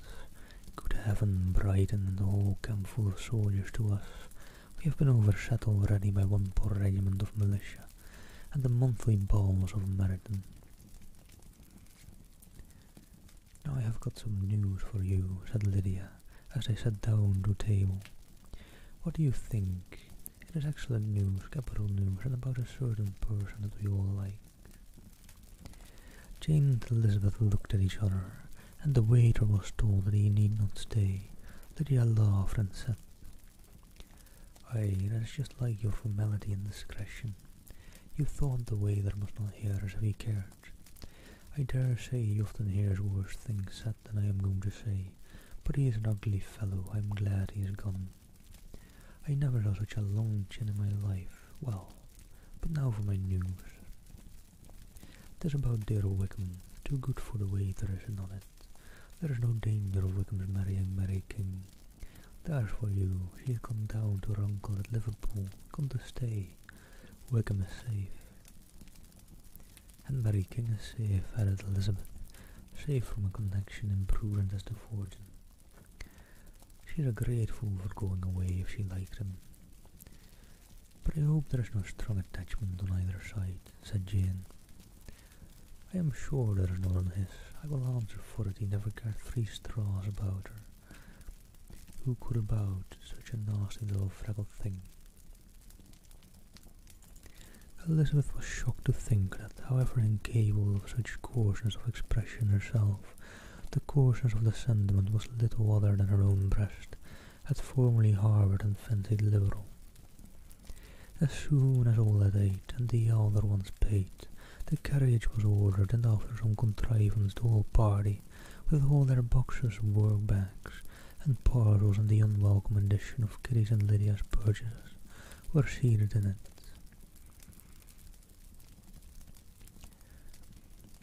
"How nicely we are crammed in," cried Lydia. Okay. She has a real long line of speech here, so I'm just keep it in the middle for this one. "I'm glad I bought my bonnet, if it is only for the fun of having another bandbox. Well, now let us be quite comfortable and snug, and talk and laugh all the way home. And in the first place, let us hear what has happened to you all, since you went away. Have you seen any pleasant men? Have you had any flirting? I was in great hope that one of you would have got a husband before you came back. Jane will be quite an old maid soon, I declare. She's almost 23. Lord, how ashamed I should be of not being married before 23. My Aunt Phillips wants you so to get husbands, you can't think. She says Lizzie had better have taken Mr. Collins, but I do not think there would have been any fun in it. Lord, how I should like to be married before any of you. And then I would chaperone you about all the balls, dear me. We had such a good piece of fun the other day at Colonel Foster's. Kitty and me were to spend the day there, and Mrs. Forster promised to have a little dance in the evening. By the by, Mrs. Forster and me are such friends, and so she asked the two Harringtons to come, but Harriet was ill, and so Pen was forced to come by herself, and then, what do you think we did? We dressed up a chamberlain and came over in woman's clothes, on purpose to pass for a lady. Only think what fun! Not a soul knew of it, but Cole and Mrs. Forrester and Kitty and me, except my aunt, for we were forced to borrow one of her gowns, and you cannot imagine how well we looked when Denny and Wickham and Pratt and 2 or 3 more of the men came in. They did not know him in the least. Lord, how I laughed, and so did Mrs. Forrester. I thought I should have died, and that made the men suspect something, and then they soon found out what was the matter. With such kind of histories of their parties and good jokes did Lydia, assisted by Kitty's hints and additions, endeavour to amuse her companions all the way to Longbourn. Elizabeth listened as little as she could, but there was no escaping the frequent mention of Wickham's name. The reception at home was most kind. Mrs. Bennet rejoiced to see Jane in undiminished beauty, and more than once during dinner did Mr. Bennet say voluntarily to Elizabeth, "I am glad you are coming back, Lizzie." "At Rees Rocks, thank you for the follow. Hope you're doing well. Happy Valentine's weekend to you." Their party in the dining room was large, for almost all the Lucases came to meet Maria and hear the news, and various were the subjects which occupied them. Lady Lucas was inquiring of Maria across the table after the welfare and poultry of her eldest daughter. Mrs. Bennet was doubly engaged, on one hand collecting an account of the present fashions from Jane, who sat some way below her, and on the other retailing them all to the younger Miss Lucases and Lydia, in a voice rather louder than any other person's was, enumerating the various pleasures of the morning to anybody who would hear her. "Oh, Mary," said she, "I wish you had gone with us, for we had such fun as we went along. Kitty and me drew up all the blinds, and pretended there was nobody in the coach, and I should have gone so all the way, if Kitty had not been sick. And when we got to the George, I do think we behaved very handsomely, for we treated the other 3 with the nicest cold luncheon in the world, and if you would have gone, we would have treated you too. And then when we came away, it was such fun. I thought we never should have got into the coach, and I was ready to die of laughter. And then we were so merry all the way home. We walked and laughed so loud that anybody might have heard us 10 miles off. And the Rebbe Bonet, thank you for the follow, and Kermit, thank you for the follow, and thank you for keeping me hydrated.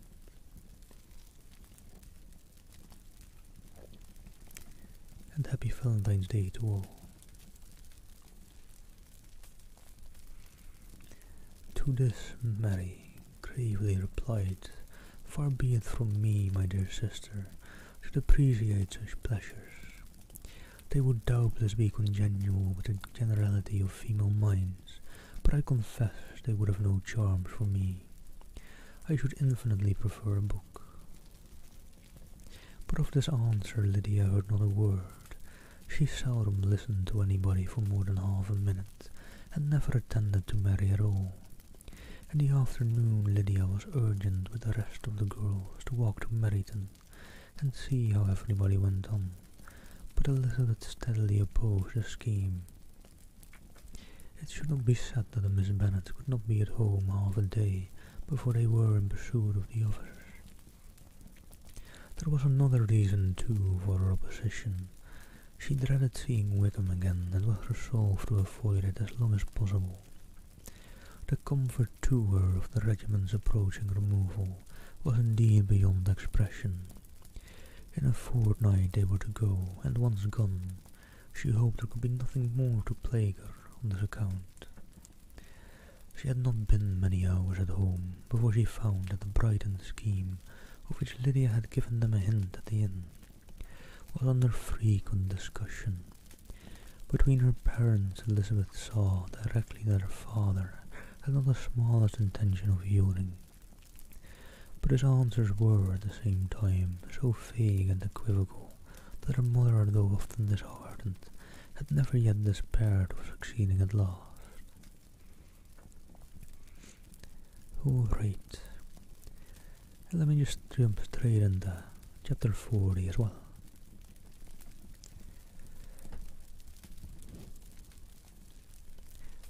Elizabeth's impatience to acquaint Jane with what had happened could no longer be overcome, and at length resolving to suppress every particular in which her sister was concerned, and preparing her to be surprised, she related to her the next morning the chief of the scene between Mr. Darcy and herself.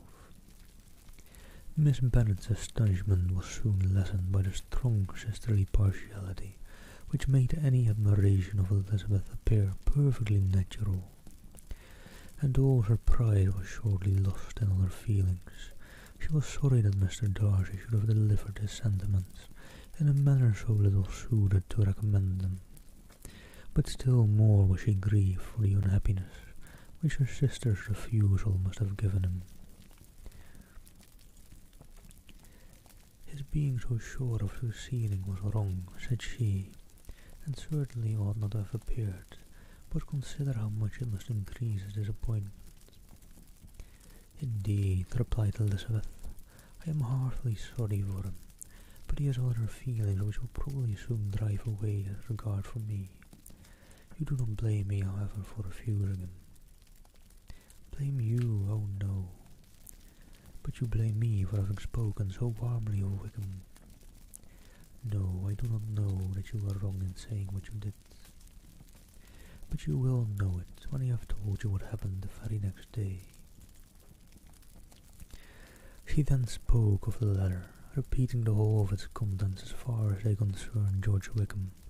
What a stroke was this for poor Jane, who would willingly have gone through the world without believing that so much wickedness existed in the whole race of mankind, and was here collected in one individual. Nor was Darcy's vindication, though grateful to her feelings, capable of consoling her for such discovery. Most earnestly did she labour to prove the probability of error, and seek to clear one without involving the others. "This will not do," said Elizabeth. "You never will be able to make both of them good for anything. Take your choice, but you must be satisfied with only one. There is but such a quantity of merit between them, just enough to make one good sort of man, and of late it has been shifting about pretty much. For my part, I am inclined to believe it all Mr. Darcy's, but you shall do as you choose." It was some time, however, before a smile could be extorted from Jane. "I do not know when I have been more shocked," said she. "Wickham so very bad, it is almost past belief. And poor Mr. Darcy, dear Lizzie, only consider what he might have suffered. Such a disappointment, and with the knowledge of your ill opinion too. And having to relate such a thing of his sister, it is really too distressing. I am sure you must feel it so."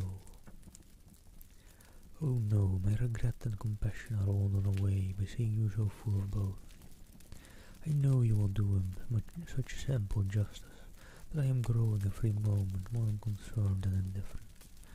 Your profusion makes me saving, and if you lament over him much longer, my heart will be as light as a feather. Poor Wickham, there is such an expression of goodness in his countenance, such an openness and gentleness in his manner. There certainly was some great mismanagement in the education of those two young men. One has got all the goodness, and the other all the appearance of it. I never thought Mr. Darcy so deficient in the appearance of it as you used to do. And yet I meant to be uncommonly clever in taking so decided a dislike to him, without any reason. 'Tis such a spur to one's genius, such an opening for wit, to have a dislike of that kind.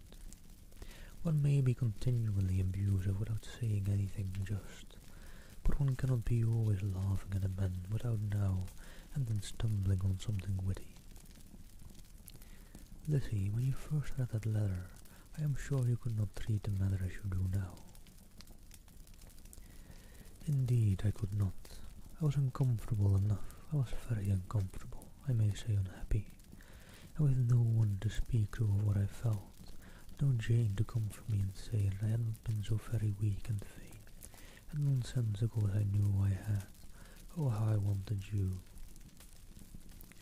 How unfortunate that you should have used such very strong expressions as speaking of Wickham to Mr. Darcy, for now I do appear wholly undeserved. Certainly, but the misfortune of speaking with bitterness is a most natural consequence of the prejudices I have been encouraging. There is one point on which I want your advice. I want to be told whether I ought or ought not to make our acquaintance, in general understand Wickham's character."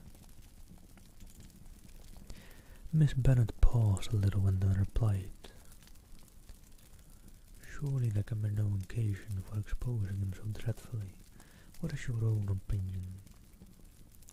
"That it ought not to be attempted. Mr. Darcy had not authorized me to make his communication public. On the contrary, every particular relative to his sister was meant to be kept as much as possible to myself, and if I endeavour to undeceive people as to the rest of his conduct, who will believe me? The general prejudice against Mr. Darcy is so violent that it would be the death of half the good people in Meryton to attempt to place him in an amiable light. I am not equal to it. Wickham will soon be gone, and therefore I will not signify to anybody here what he really is. Some time hence it will be all found out, and then we may laugh at their stupidity in not knowing it before. At present I will say nothing about it. You are quite right. To have his errors made public might ruin him forever. He is now perhaps sorry for what he has done, and anxious to re-establish a character. We must not make him desperate." The tumult of Elizabeth's mind was allayed by this conversation.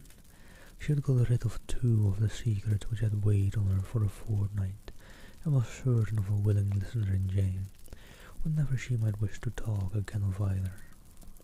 But there was still something lurking behind, of which prudence forbade the disclosure. She dared not relate the other half of Mr. Darcy's letter, nor explain to her sister how sincerely she had been valued by his friend. Here was his knowledge in which no one could partake, and she was sensible that nothing less than a perfect understanding between the parties could justify her in throwing off his last encumbrance of mystery.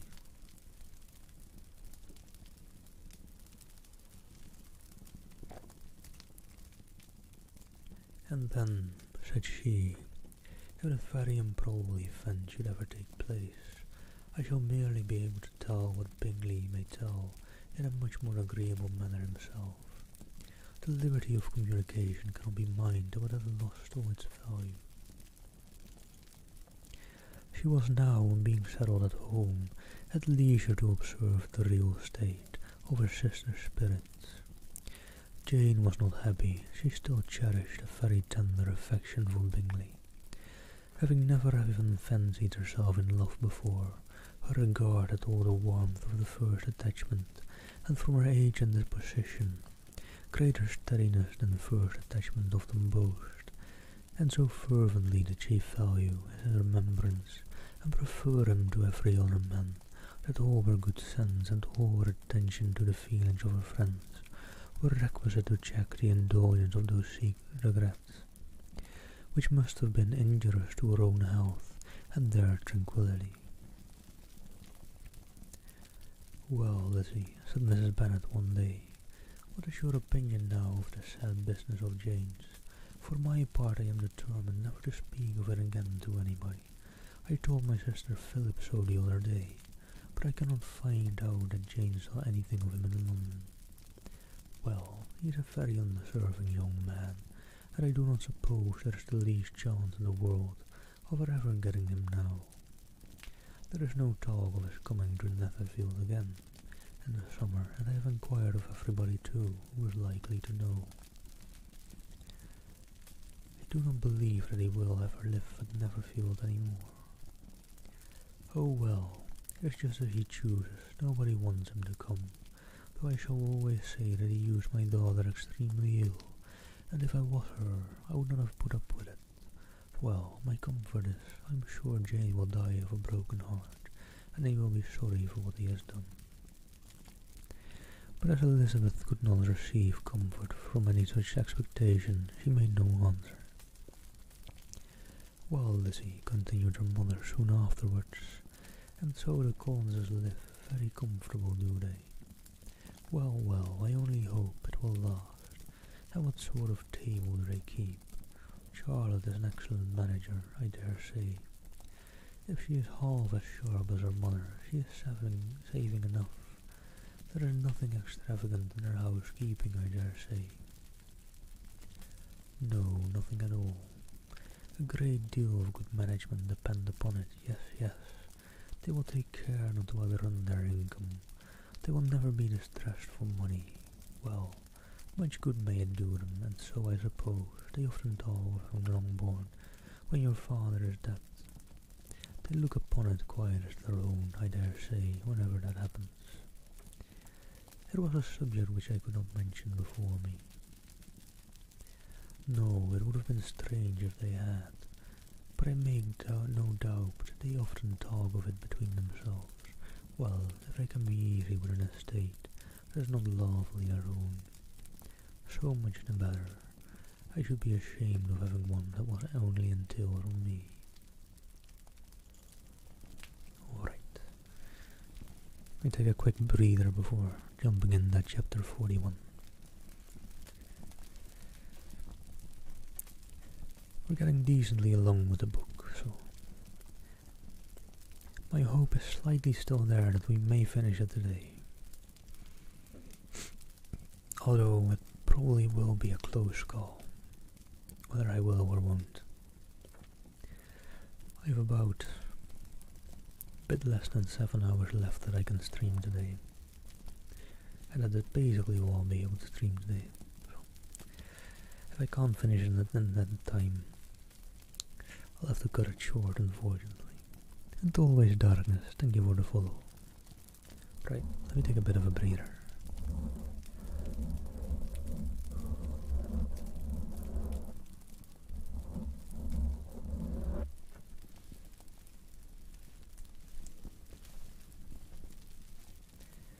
And jump into chapter 41.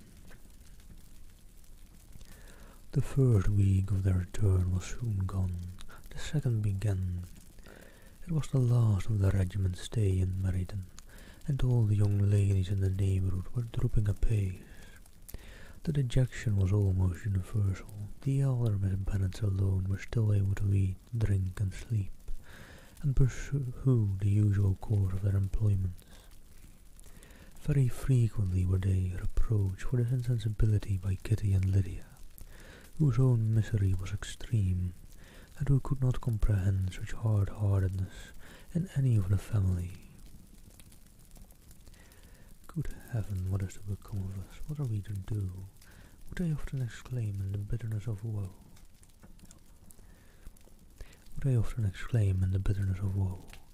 "How can you be smiling so, Lizzie?"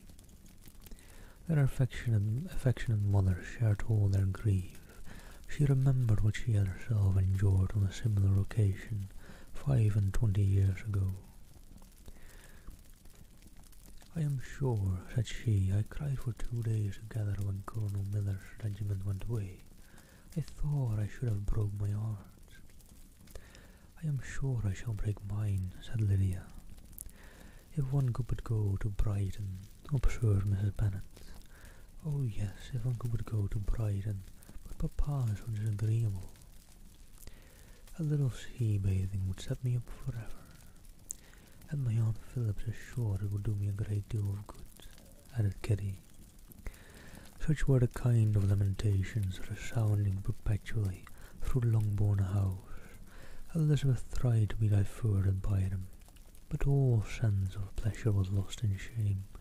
She felt anew the justice of Mr. Darcy's objections, and never had she before been so much disposed to pardon his interference in the views of his friends.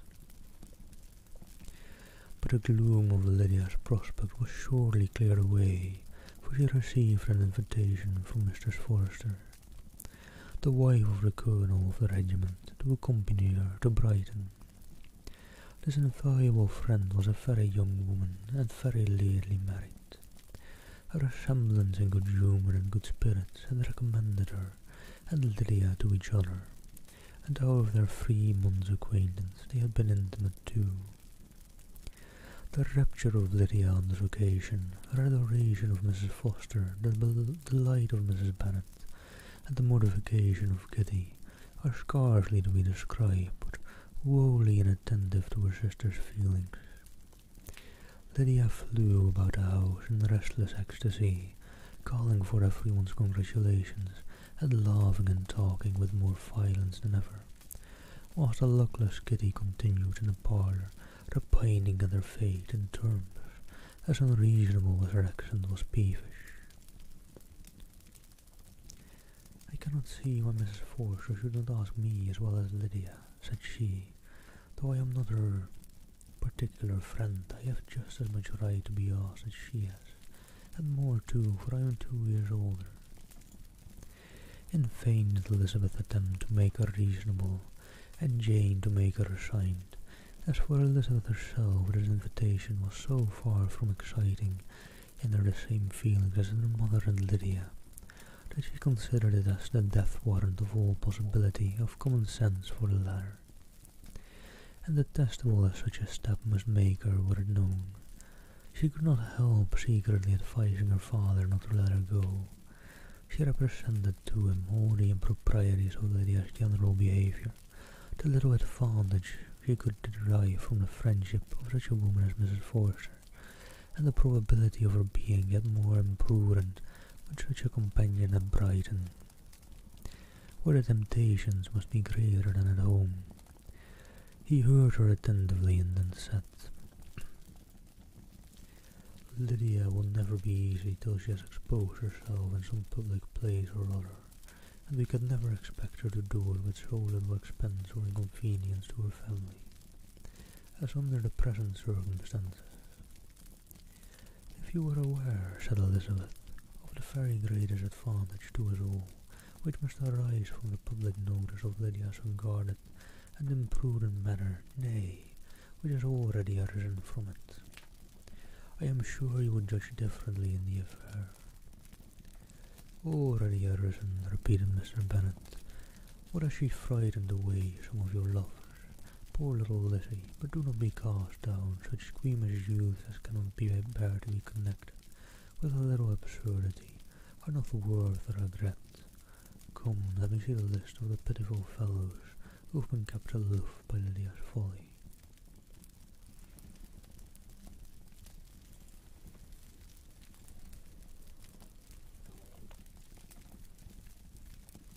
Indeed, you are mistaken. I have no such injuries to resent.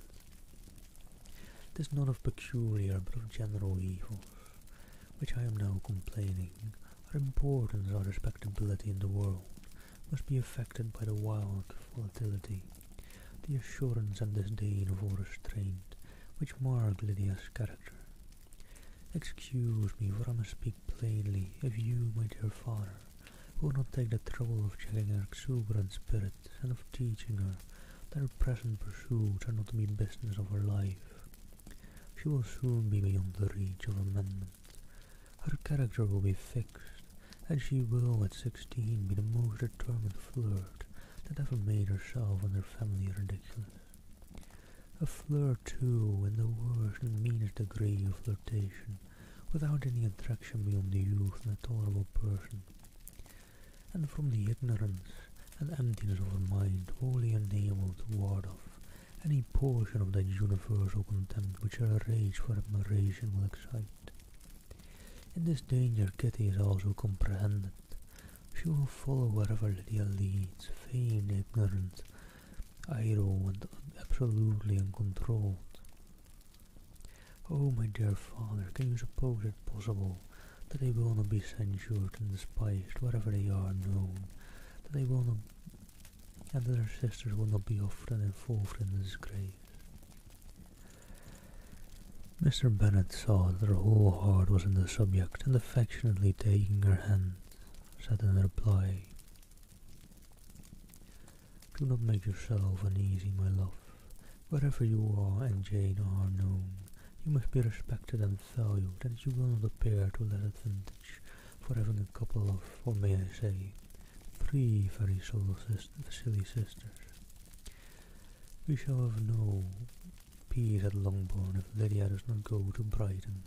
Let her go then. Colonel Foster is a sensible man, and will keep her out of any real mischief, and she is luckily too poor to be an object of prey to anybody. At Brighton she will be of less importance, even as a common flirt, than she has been here. The officers will find women better worth their notice. Let us hope, therefore, that her being there may teach her own insignificance. At any rate, she cannot grow many degrees worse without authorizing us to lock her up for the rest of her life.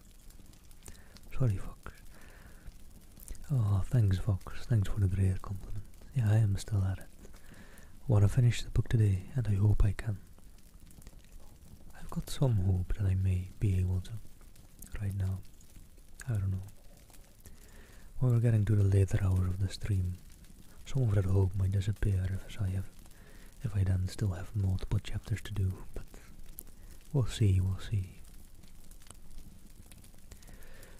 With this answer, Elizabeth was forced to be content, but her own opinion continued the same, and she left him disappointed and sorry. 'Twas not in her nature, however, to increase her vexations by dwelling on them. She was confident of having performed her duty, and to fret over unavoidable evils or augment them by anxiety was no part of her disposition. Had Lydia and her mother known the substance of her conference with her father, their indignation would hardly have found expression in their united volubility. In Lydia's imagination, a visit to Brighton comprised every possibility of earthly happiness. She saw with a creative eye of fancy the streets of that gay bathing place covered with officers. She saw herself the object of attention to tens and to scores of them at present unknown. She saw all the glories of the camp, its tents stretched forth in beauteous uniformity of lines, crowded with the young and the gay, and dazzling with scarlet. And to complete the view, she saw herself seated beneath a tent, tenderly flirting with at least 6 officers at once. Had she known that her sister sought to tear her from such prospects and just realities as these, what would have been her sensations? They could have been understood only by her mother, who might have felt nearly the same. Lydia's going to Brighton was all that consoled her for the melancholy conviction of her husband's never intending to go there himself. But they were entirely ignorant of what had passed, and their raptures continued with little intermission to the very day of Lydia's leaving home.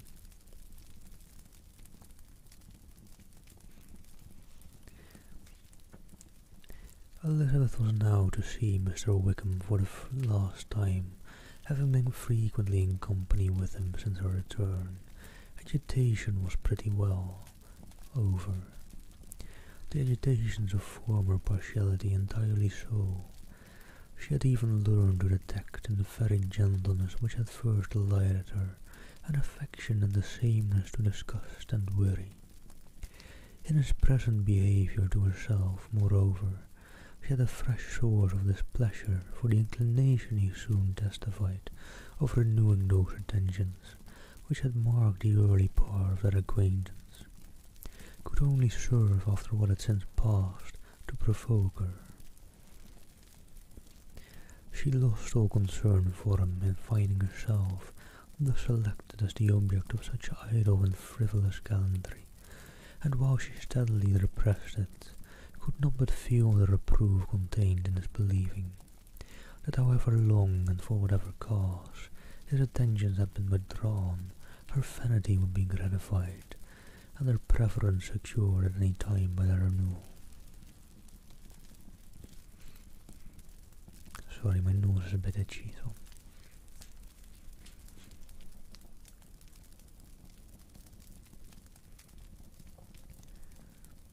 On the very last day of the regiment's remaining in Meryton, he dined with others of the officers at Longbourn, and so little was Elizabeth disposed to part from him in good humour, that on his making some inquiry as to the manner in which her time had passed at Hunsford, she mentioned Colonel Fitzwilliam's and Mr. Darcy's having both spent 3 weeks at Rosings, and asked him if he were acquainted with the former. He looked surprised, displeased, alarmed, but at a moment's recollection and the returning smile replied that he had formerly seen him often, and after observing that he was a very gentlemanlike man, asked her how she had liked him. Her answer was warmly in his favour, with an air of indifference. He soon afterwards added, "How long did you say that he was at Rosings?" "Nearly 3 weeks. And you saw him frequently?" "Yes, almost every day." "His manners are very different from his cousin's." "Yes, very different, but I think Mr. Darcy improves on acquaintance." "Indeed," cried Wickham with a look which did not escape her. "And pray may I ask," but checking himself, he added in a gayer tone, "is it in address that he improves, as he attained to what the art of civility to his ordinary style, for I dare not hope," he continued in a lower and more serious tone, "that he is improved in essentials?" "Oh no," said Elizabeth, "in essentials, I believe, he is very much what he ever was." While she spoke, Wickham looked as if scarcely knowing whether to rejoice over her words or to distrust their meaning. There was a something in her countenance which made him listen with an apprehensive and anxious attention, while she added, "When I said that he improved on acquaintance, I did not mean that either his mind or manners were in a state of improvement, but that from knowing him better his disposition was better understood." Wickham's alarm now appeared in a heightened complexion and agitated look. For a few minutes he was silent, till shaking of his embarrassment, he turned to her again and said in the gentlest of accents, "You so well know my feelings towards Mr. Darcy, will readily comprehend how sincerely I must rejoice that he is wise enough to assume even the appearance of what is right. His pride in that direction may be of service, if not to himself, to many others, for it must deter him from such foul misconduct as I have suffered by. I only fear that the sort of cautiousness to which you, I imagine, have been alluding, is merely adopted on his visits to his aunt, of whose good opinion and judgment he stands much in awe. His fear of her has always operated, I know, when they were together, and a good deal was to be imputed to his wish of forwarding the match with Miss de Bourgh, which I am certain he has very much at heart. Elizabeth could not repress a smile at this, but she answered only by a slight inclination of the head. She saw that he wanted to engage her on the old subject of his grievances, and she was in no humour to indulge him. The rest of the evening passed with the appearance on his side of usual cheerfulness, but with no farther attempt to distinguish Elizabeth, and they parted at last with mutual civility, and possibly a mutual desire of never meeting again. When the party broke up, Lydia returned with Mrs. Forster to Meryton, from whence they were to set out early the next morning. The separation between her and her family was rather noisy than pathetic. Kitty was the only one who shed her tears, but she did weep from vexation and envy. Mrs. Bennet was diffuse in her good wishes for the felicity of her daughter, and impressive in her injunctions that she would not miss the opportunity of enjoying herself as much as possible, advice which there was every reason to believe would be attended to, and in the clamorous happiness of Lydia herself in bidding farewell, the more gentle adieus of her sisters were uttered without being heard. All right, let me see. That's a good idea, Sir Ruff. But I also kinda am in need of a bathroom break, but I'm wondering whether I should do the next chapter first.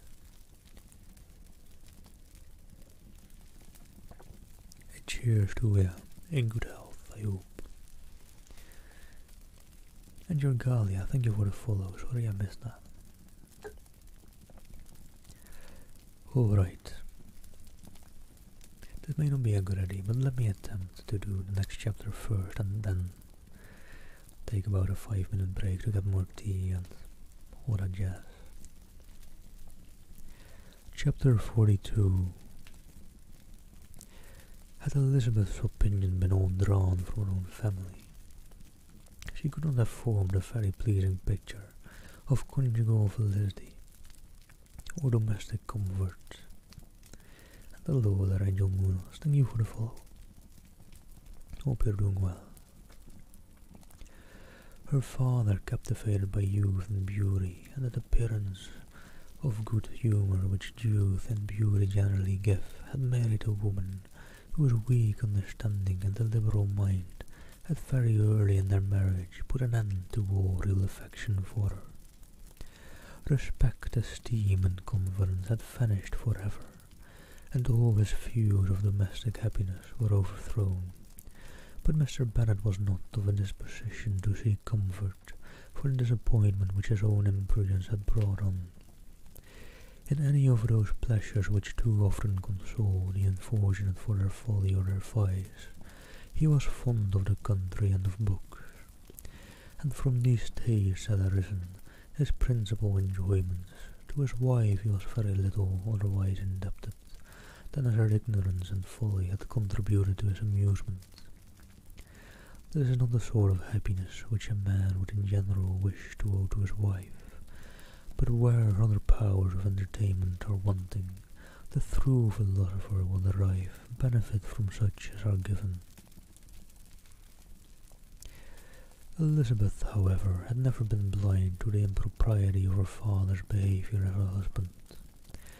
She had always seen it with pain, but respecting his abilities and grateful for his affectionate treatment of herself, she endeavoured to forget what she could not overlook, and to banish from her thoughts that continual breach of conjugal obligation and decorum, which, in exposing his wife to the contempt of her own children, was so highly reprehensible.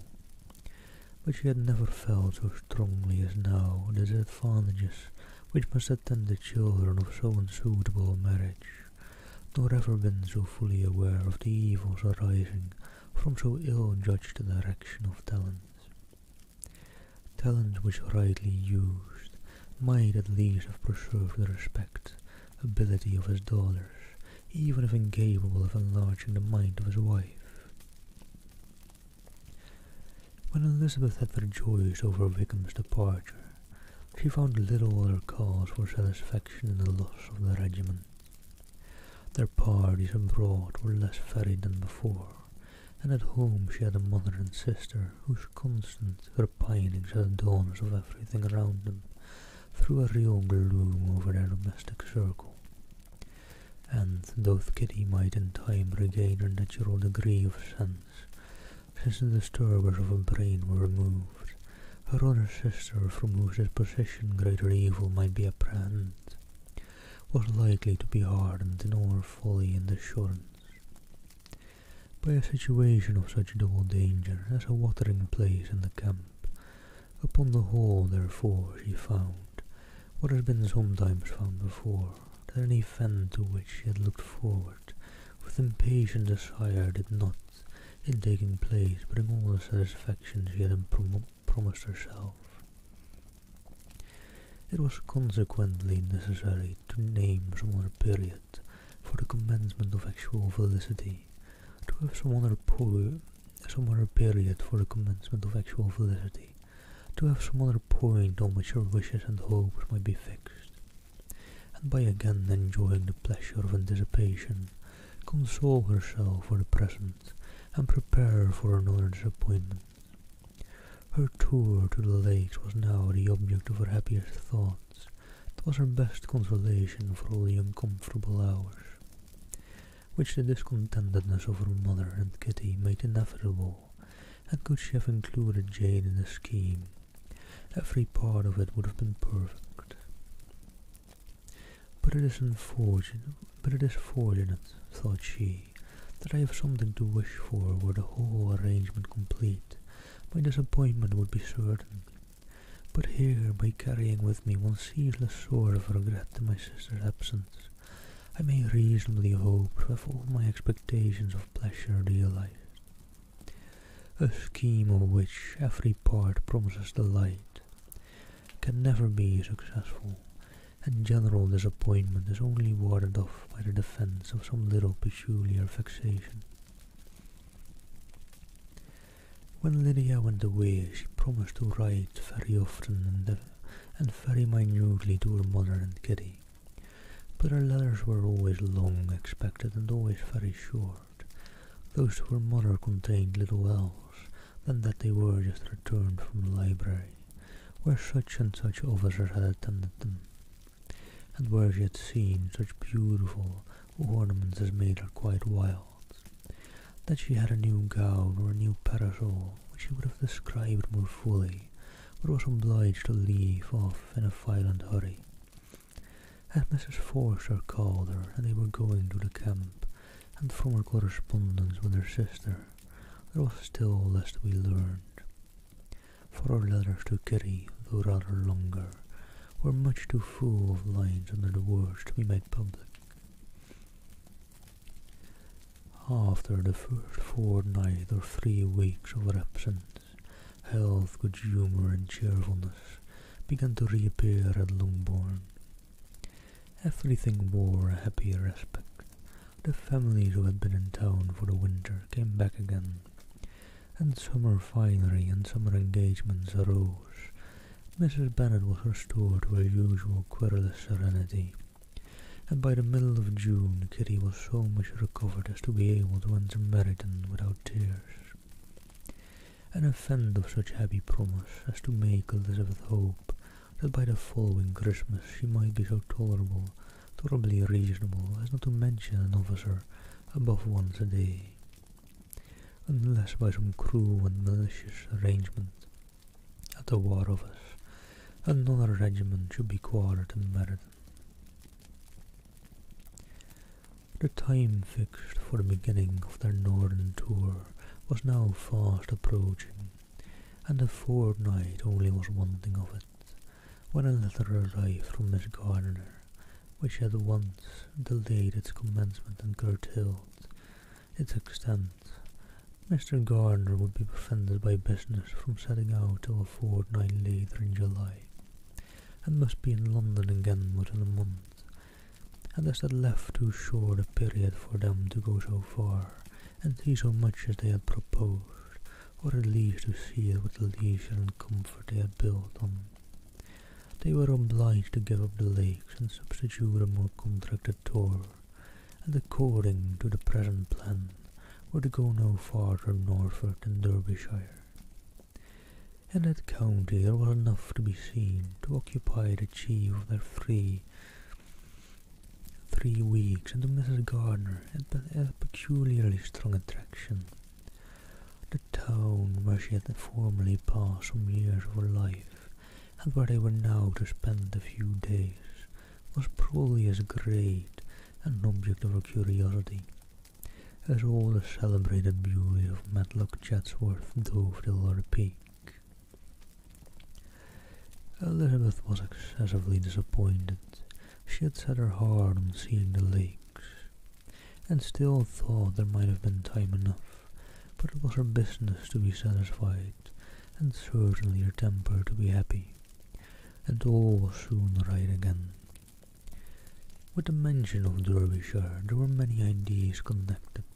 It was impossible for her to see the word without thinking of Pemberley and its owner, but surely, said she, I may enter his country with impunity, and rob it off a few petrified spars without his perceiving me. The period of expectation was now doubled. 4 weeks were to pass away before her uncle and aunt's arrival, but they did pass away, and Mr. and Mrs. Gardner, with their 4 children, did at length appear at Longbourn. The children, 2 girls of 6 and 8 years old, and 2 younger boys, were to be left under the particular care of their cousin Jane, who was the general favourite, and whose steady sense and sweetness of temper exactly adapted her for attending to them in every way, teaching them, playing with them, and loving them. The Gardner stayed only one night at Longbourn, and set off the next morning with Elizabeth in pursuit of novelty and amusement. Hello there, Nightingale Nicole. Happy Valentine's Day to you. Hope you're having a nice weekend.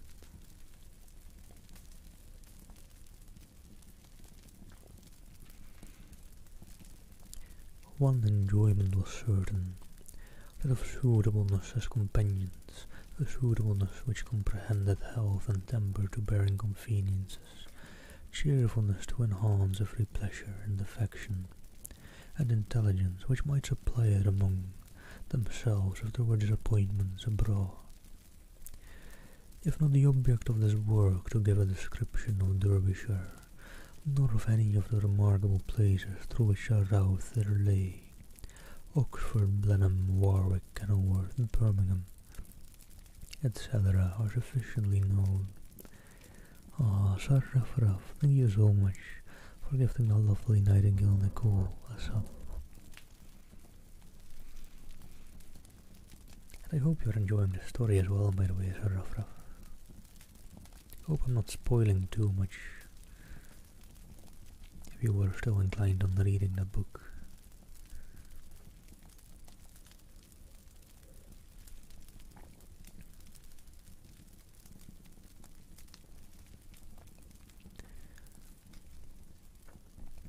A small part of Derbyshire is all the present concern to the little town of Lambton, the scene of Mrs. Gardner's former residence, and where she had lately learned that some acquaintance still remained.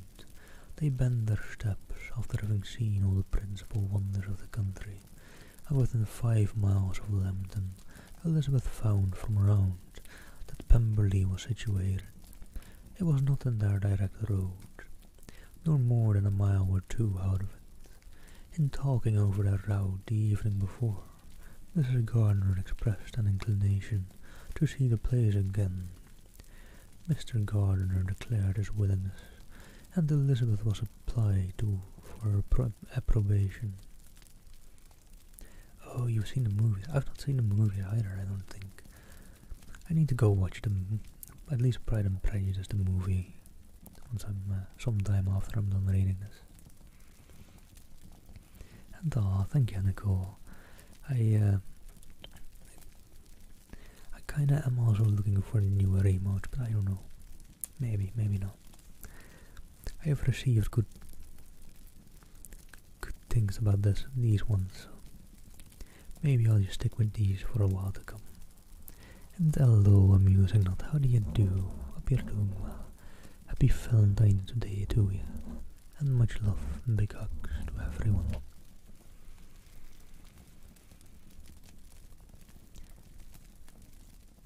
My love, should not you like to see a place of which you have heard so much said around?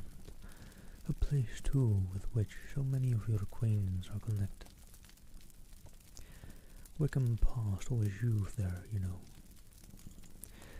Elizabeth was distressed. She felt that she had no business at Pemberley, and was obliged to assume a disinclination for seeing it. She must own that she was tired of great houses, after going over so many. She really had no pleasure in fine carpets or satin curtains. Mrs. Gardiner abused her stupidity. If it were merely a fine house, richly furnished, said she, I should not care about it myself, but the grounds are delightful. They have some of the finest woods in the country.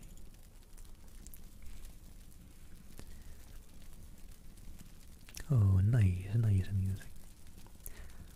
That's something I slightly enjoy about these reading streams. I mean, it has its pros and cons. But I like that in the back of my mind I can presume at the very least all the lovely people that are lurking about. And hey, with a bit of optimism I could even presume that Snoop Dogg right now is smoking a nice blunt, waking up in this morning and lurking about here. You never know, really. He could be.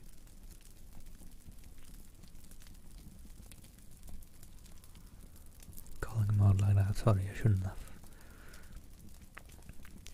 Elizabeth said no more, but her mind could not acquiesce. The possibility of meeting Mr. Darcy while viewing the place instantly occurred. It would be dreadful. She blushed at the very idea, and thought it would be better to speak openly to her aunt than to run such a risk. But against this there were objections, and she finally resolved that it could be the last resource. If her private inquiries as to the absence of the family were unfavourably answered.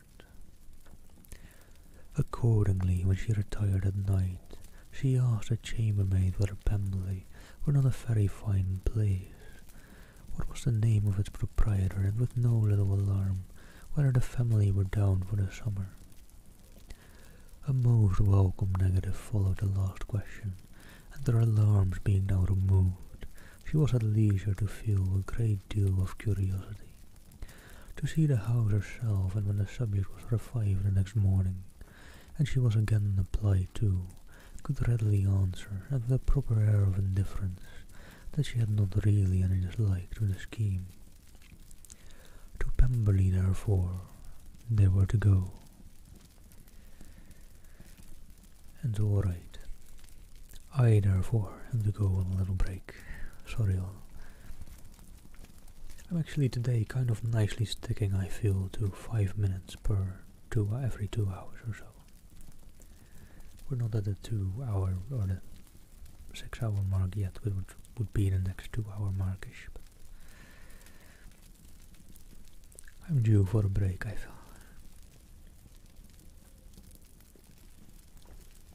So I'll turn up the fire ambience a little bit. Hope I do not forget to turn it back down when I get back. And I'll be back in hopefully about 5 minutes. I'll grab a new cup of tea. And I'll be back soon. See you all in a bit.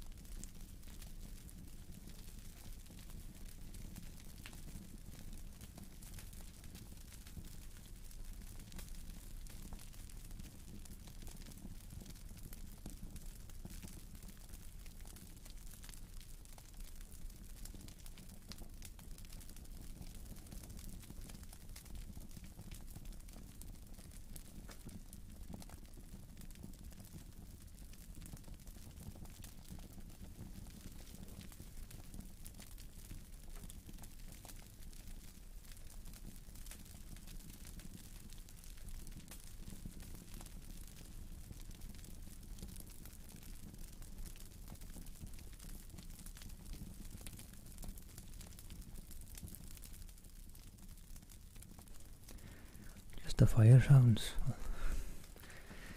Guess they're good ones then, that's good to know. Sleep well, Nicole. Sleep well. Have a great, great night. Alright, I think I went a bit over 5 minutes.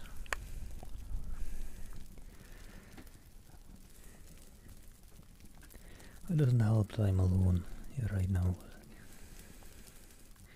Could use some help with everything every now and then. The cat also wanted some extra food again, so gave her some food. And well, it would be even nicer if someone could just bring me a cup of tea, but that'd be way too much luxury, wouldn't it?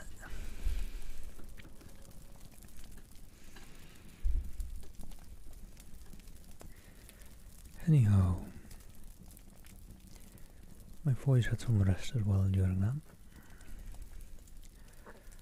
so I guess we best resume at chapter 43. At least I'm pretty sure it's 43. This side has all the chapter numbers in Roman numerals, so when you get to these higher numbers, it gets a bit difficult sometimes. We're at XLIII, which I think L is 50, and then X in front of it is to take 10 of that, making 40, and then the 3 after it. I'm pretty sure.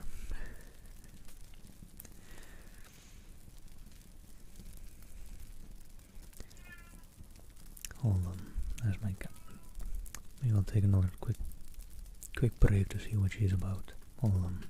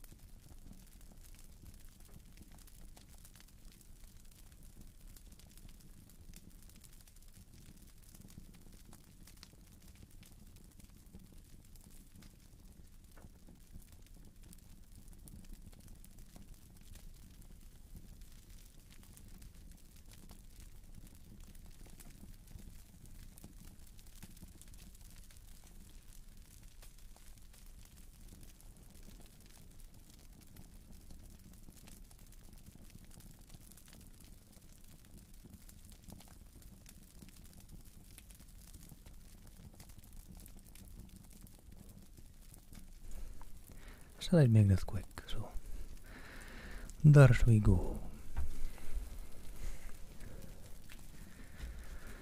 Running up and down the stairs though, just got me out of breath, so hold on a sec.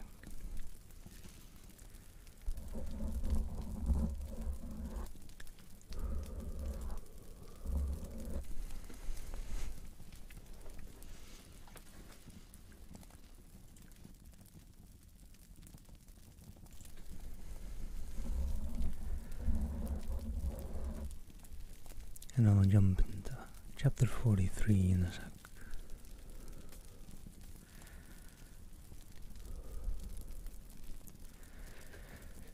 Elizabeth, as they drove along, watched for the first appearance of Pemberley Woods with some perturbation, and when at length they turned in at the lodge, her spirits were in a high flutter.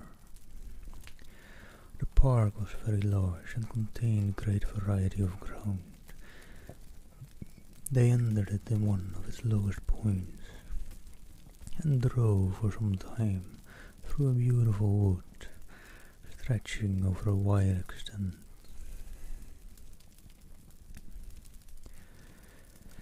Elizabeth's mind was too full for conversation, but she saw and admired every remarkable spot and point of view. They gradually ascended for half a mile, and then found themselves at the top of a considerable eminence, where the wood ceased, and the eye was instantly caught by Pemberley House, situated on the opposite side of a valley, into which the road with some abruptness wound. It was a large, handsome, stone building standing well on the rising ground and backed by a ridge of high woody hills, and in front a stream of some natural importance was swelled into greater, but without any artificial appearance. Its banks were neither formal nor falsely adorned. Elizabeth was delighted. She had never seen a place for which nature had done more, or where natural beauty had been so little counteracted by an awkward taste. They were all of them warm in their admiration, and at the moment she felt that to be mistress of Pemberley might be something.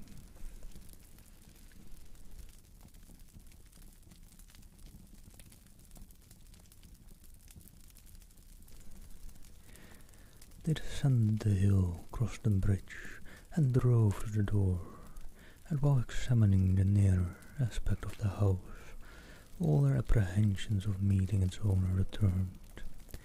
She dreaded lest the chambermaid had been mistaken. On applying to see the place, they were admitted into the hall, and Elizabeth, as they waited for the housekeeper, had leisure to wonder at her being where she was.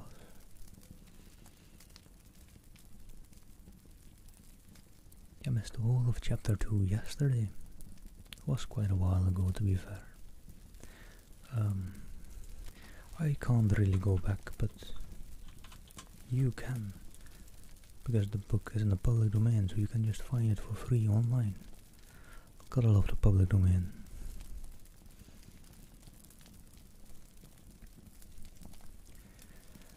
The housekeeper came, a respectable-looking elderly woman, much less fine and more civil than she had any notion of finding her. They followed her into the dining parlour. It was a large, well-proportioned room, handsomely fitted up. Elizabeth, after slightly surveying it, went to a window to enjoy its prospect. The hill, crowned with wood, from which they had descended, receiving increased abruptness from the distance, was a beautiful object. Every disposition of the ground was good, and she looked on the whole scene, the river, the trees, scattered on its banks. Wait, let me drag myself into view a little bit more. I don't know, just thought it was a bit off screen there.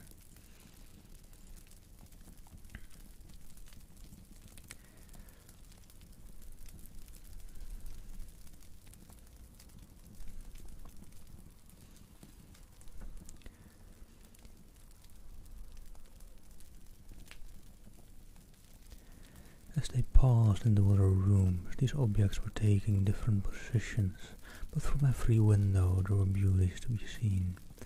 The rooms were lofty and handsome, and their furniture suitable to the fortune of their proprietor, but Elizabeth saw with admiration of his taste that it was neither gaudy nor uselessly fine, with less of splendour and more real elegance than the furniture of Rosings. And of this place, thought she, I might have been mistress. With these rooms I might now have been familiarly acquainted. Instead of viewing them as a stranger, I might have rejoiced in them as my own, and welcomed to them as visitors my uncle and aunt, but no, recollecting herself.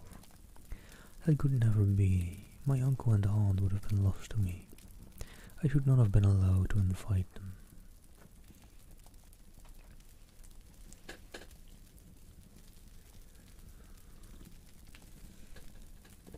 Sorry about the noisy chatter. This was a lucky recollection. It saved her from something like regrets. She longed to inquire of the housekeeper whether her master were really absent, but hadn't the courage for it. At length, however, the question was asked by her uncle, and she turned away with alarm, while Mrs. Reynolds replied that he was airing. But we expect him tomorrow with a large party of friends. How rejoiced was Elizabeth that their journey had not by any circumstance been delayed by a day.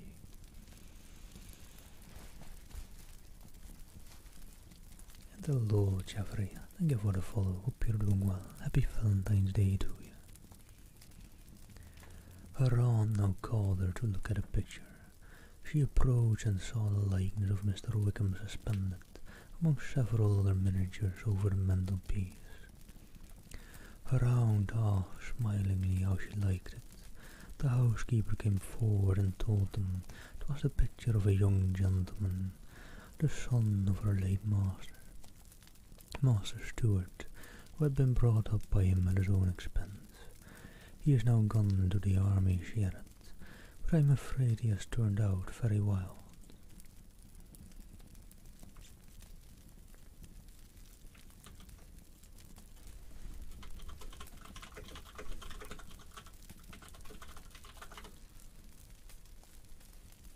Sorry, just had to get that in there. Hello, Anisaurus. Thank you for the biddies, and hello there. Happy Valentine's Day to you. Much love, much love.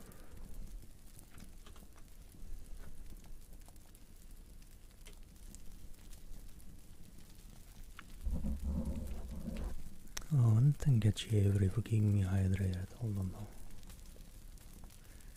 What is with some tea?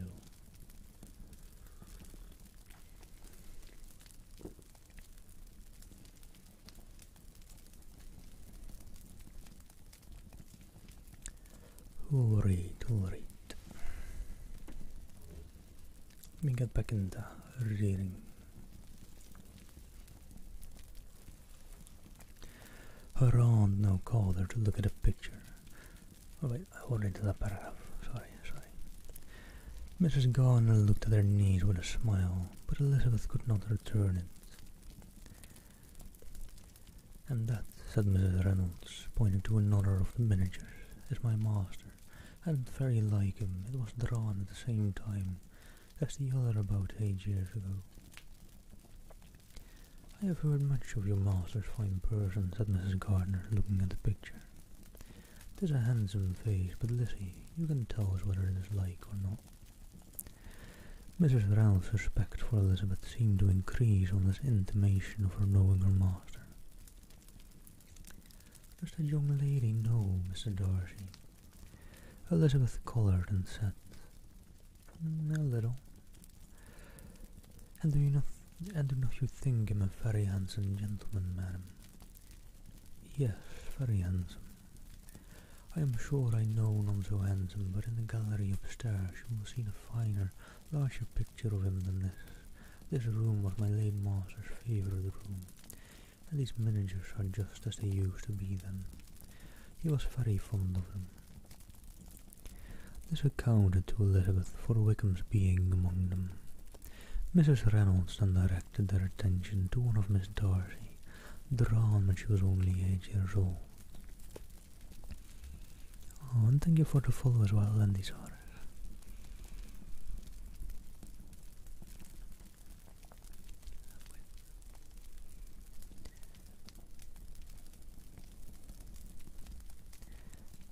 And is Miss Darcy as handsome as her brother? Said Mr. Gardner. Oh yes, the handsomest young lady that ever was seen, and so accomplished. She plays and sings all day long. In the next room is a new instrument just come down for her. A present for my master. She comes here tomorrow with him. Mr. Gardner, whose manners were easy and pleasant, encouraged her communicativeness by his questions and remarks. Mrs. Reynolds, either from pride or attachment, had evidently great pleasure in talking of her master and his sister. Is your master much at Pemberley in the course of the year? Not so much as I could wish, sir, but I dare say he might spend half his time here, and Miss Darcy is always down here for the summer months. Except, thought Elizabeth, when she goes to Ramsgate. If your master would marry, you might see more of him. Yes, sir, but I do not know when that will be. I do not know who is good enough for him. Mr. and Mrs. Gardner smiled. Elizabeth could not help saying, "It is very much to his credit, I am sure, that you should think so." "I say no more than the truth, and what everybody will say that knows him," replied the other. Elizabeth thought that was going pretty far, and she listened with increasing astonishment as the housekeeper added, "I have never had a cross word from him in my life, and I have known him ever since he was 4 years old." That was praise of all others most extraordinary, most opposite to her ideas. That he was not a good-tempered man had been her firmest opinion. Her keenest attention was awakened. She longed to hear more, and was grateful to her uncle for saying, "There is very few people of whom so much can be said. You are lucky in having such a master." "Yes, sir, I know I am. If I was to go through the world, I could not meet with a better. But I have always observed that they who are good-natured when children are good-natured when they grow up. And he was always the sweetest-tempered, most generous-hearted boy in the world." Elizabeth almost stared at her. "Can this be Mr. Darcy?" thought she. "His father was an excellent man," said Mrs. Gardiner. "Yes, ma'am, that he was, and his son will be just like him, just as affable to the poor." Elizabeth listened, wondered, doubted, and was impatient for more. Mrs. Reynolds could interest her on no other point. She related the subject of the pictures, the dimensions of the rooms, and the price of the furniture in vain. Mr. Gardiner, highly amused by the kind of family prejudice to which he attributed her excessive commendation of her master, soon led again to the subject, and she dwelled with energy on his many merits, as they proceeded together up the great staircase.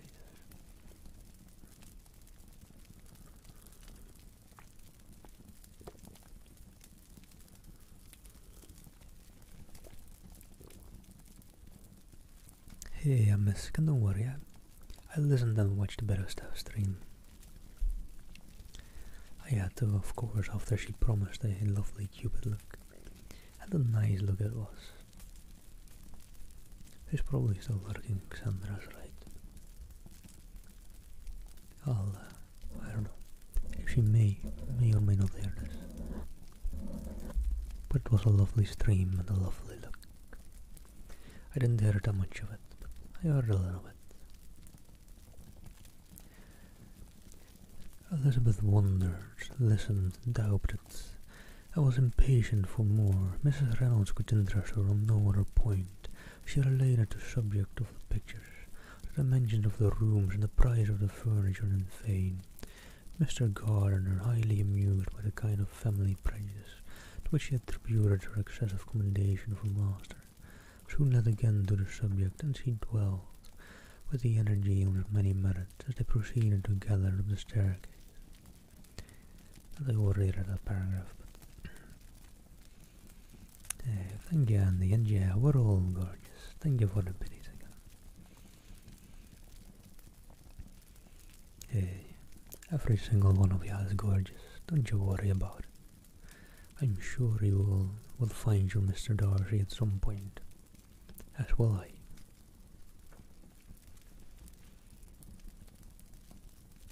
I was going to say Prince on a white horse, but I think he rode a black horse earlier in the story. Oh well, slight difference.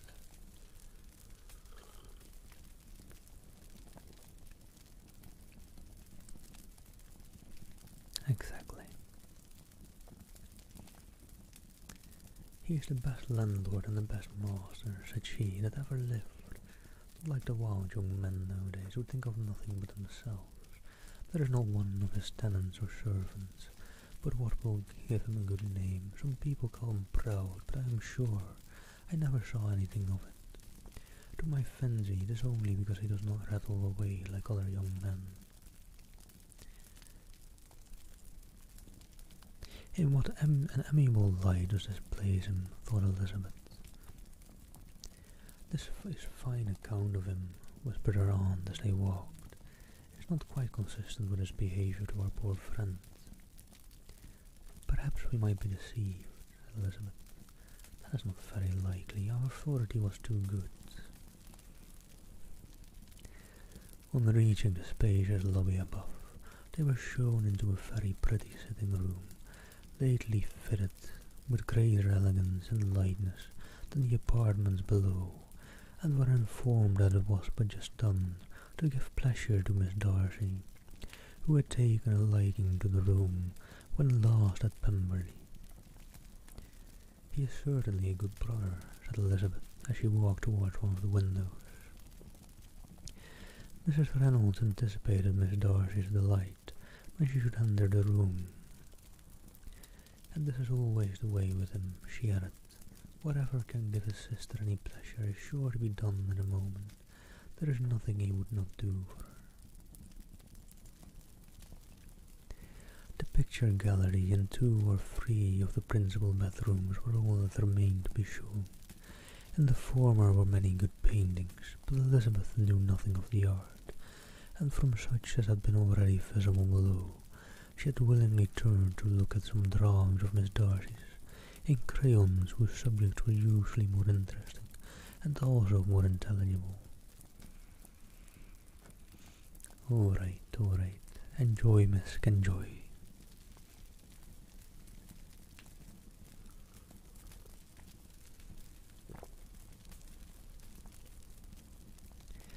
In the gallery there were many family portraits, but I could have little to fix the attention of a stranger. Elizabeth walked on in quest of the only face whose features would be known to her. At last it arrested her, and she beheld a striking resemblance of Mr. Darcy, with such a smile over the face as she remembered to have sometimes seen when he looked at her. She stood several minutes before the picture in earnest contemplation, and returned to it again before they quitted the gallery. Mrs. Reynolds informed them that it had been taken in his father's lifetime. "Hello again, Sol, and yeah, big thanks to the great and lovely Sir Ruffruff for that. Nice, Sol, sleep well, sleep well. Have a great and amazing night."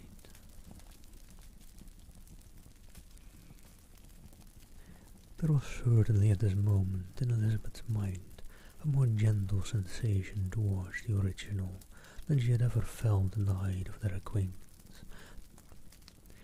The commendation bestowed on him by Mrs. Reynolds was of no trifling nature. What praise is more valuable than the praise of an intelligent servant?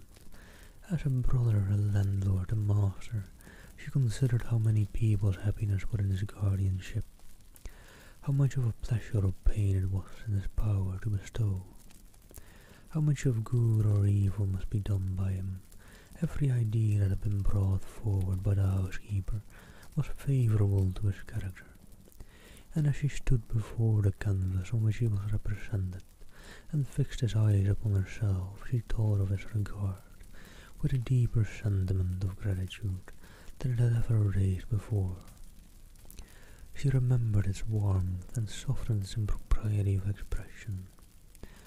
When all of the house that was open to general inspection had been seen, they returned downstairs, and taking leave of the housekeeper, were consigned over the gardener, who met them at the hall door. As they walked across the lawn towards the river, Elizabeth had turned back to look again. Her uncle and aunt stopped also, and while the former was conjecturing as to the date of the building, the owner of it himself suddenly came forward from the road which led behind it to the stables.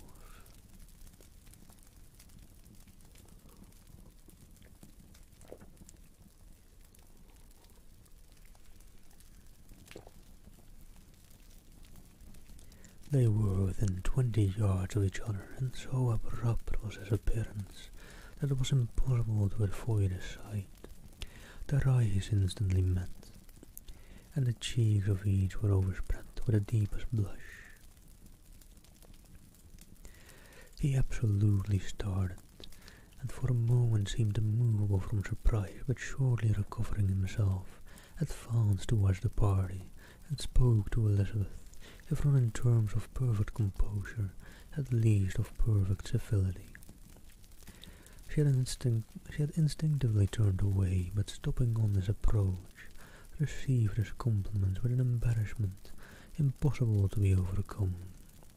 At his first appearance or his resemblance to the picture they had just been examining been insufficient to assure the other two that they now saw Mr. Darcy. The gardener's expression of surprise on beholding his master must immediately have told it.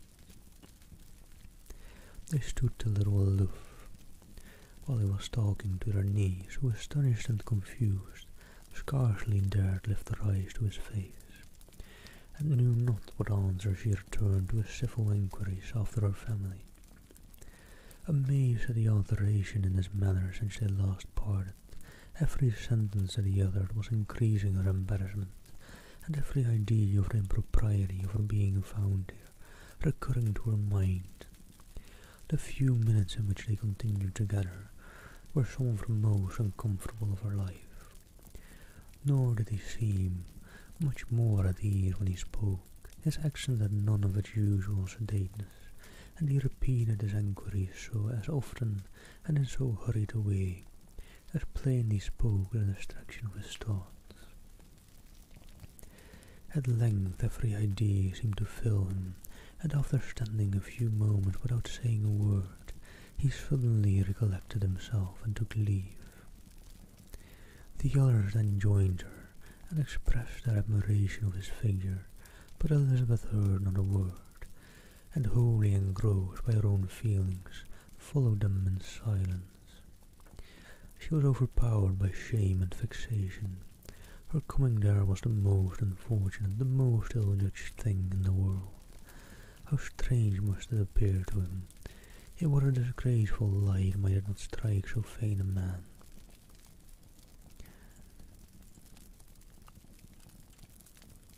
Hold on. Just catching my breath real quick, sorry. It might seem as if she had purposely thrown herself in his way again. Oh, why did she come? Oh, or why did he thus come a day before he was expected?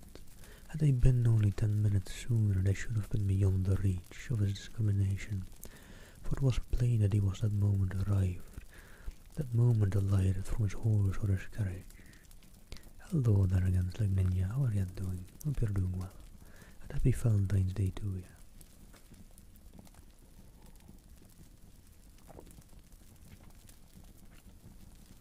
And this behaviour so strikingly altered, what could it mean? That he should even speak to her was amazing, but to speak with such civility, to inquire after her family. Never in her life had she seen his manner so little dignified, never had he spoken with such gentleness. As on this unexpected meeting, what a contrast did it offer to his last address in Rosings Park. When he put his letter into her hand, she knew not what to think, nor how to account for it.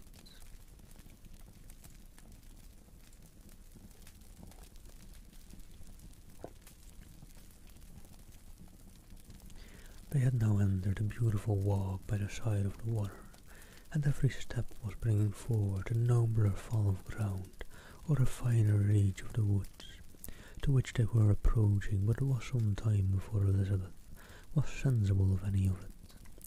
And though she answered mechanically to the repeated appeals of her uncle and aunt, and seemed to direct her eyes to such objects as they pointed out, she distinguished no part of the scene. Her thoughts were all fixed on what one spot of Pemberley House, whichever it might be, where Mr. Darcy then was. She longed to know what at that moment was passing in his mind, in what manner he thought of her, and whether in defiance of everything she was still dear to him. Alright, baby Smell, take care, and thank you very much for the compliment. I'm glad to be doing it.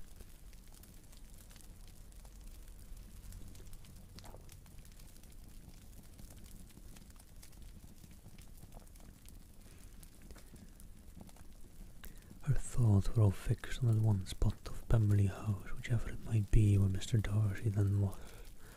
She longed to know what at that moment was passing in his mind, in what manner he thought of her, and whether, in defiance of everything, she was still dear to him. Perhaps he had been civil only because he felt himself at ease, yet there had been that in his voice, which was not like ease. Whether he had felt more of pain or of pleasure in seeing her, she could not tell, but he certainly had not seen her with composure. At length, however, the remarks of her companions on her absence of mind roused her, and she felt the necessity of appearing more like herself. They entered the woods, and bidding adieu to the river for a while, ascended some of the higher grounds, whence, in spots where the opening of the trees gave the eye power to wander, were many charming views of the valley, the opposite hills with a long range of woods overspreading many, and occasionally part of the stream.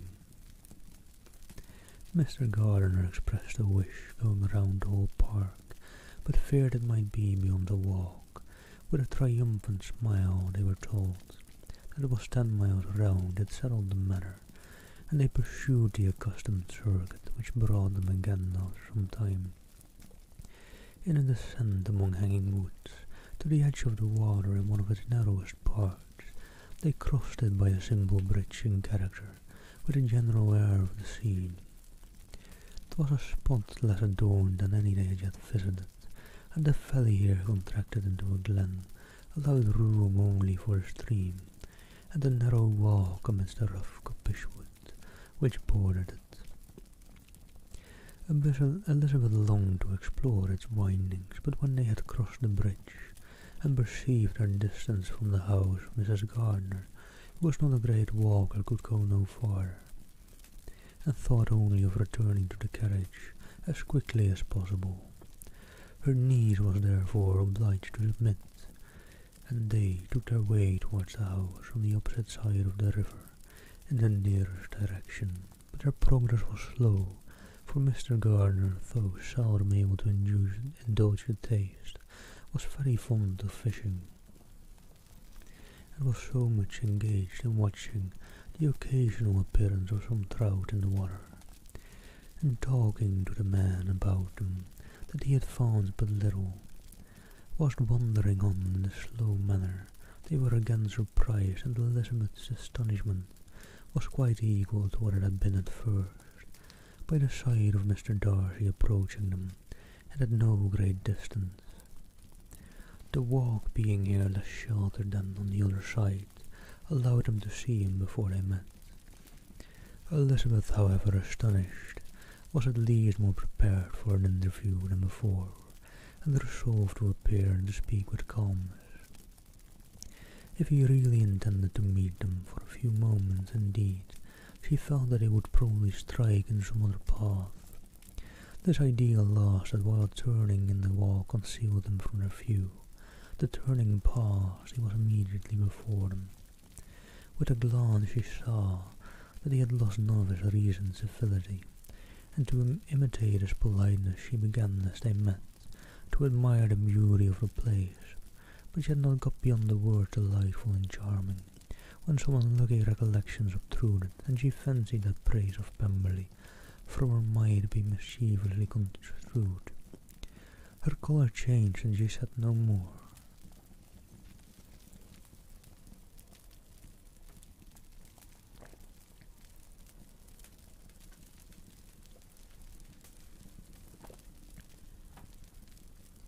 Mrs. Gardiner was standing a little behind, and on her passing he asked her if she would do him the honour of introducing him to her friends. This was a stroke of civility for which she was quite unprepared, and she could hardly suppress a smile at his being now seeking the acquaintance of some of those very people against whom his pride had revolted. In his offer to herself, what will be a surprise, thought she, when he knows who they are? He takes them now for people of fashion. The introduction, however, was immediately made, and as she named their relationship to herself, she stole a sly look at him to see how he bore it, and was not without the expectation of his decamping as fast as he could from such disgraceful companions. That he was surprised by the connection was evident. He sustained it, however, with fortitude, and so far from going away, turned back with them, and entered into conversation with Mr. Gardiner. Elizabeth could not but be pleased, could not but triumph. It was consoling that he should know that she had some relations for whom there was no need to blush. She listened most attentively to all that passed between them, and gloried in every expression, every sentence of her uncle, which marked his intelligence, his taste, or his good manner. The conversation soon turned upon fishing, and she heard Mr. Darcy invite him with the greatest civility to fish there as often as he chose, while he continued in the neighbourhood, offering at the same time to supply him with fishing tackle, and pointing out those parts of the stream where there was usually most sport. Mrs. Gardiner, who was walking arm in arm with Elizabeth, gave her a look expressive of her wonder. Elizabeth said nothing, but it gratified her exceedingly. The compliment must be all for herself. Her astonishment, however, was extreme, and continually was she repeating, "Why is he so altered? From what can it proceed? It cannot be for me, it cannot be for my sake, that his manners are thus softened. My reproofs at Hunsford could not work such a change as this. It is impossible that he should still love me."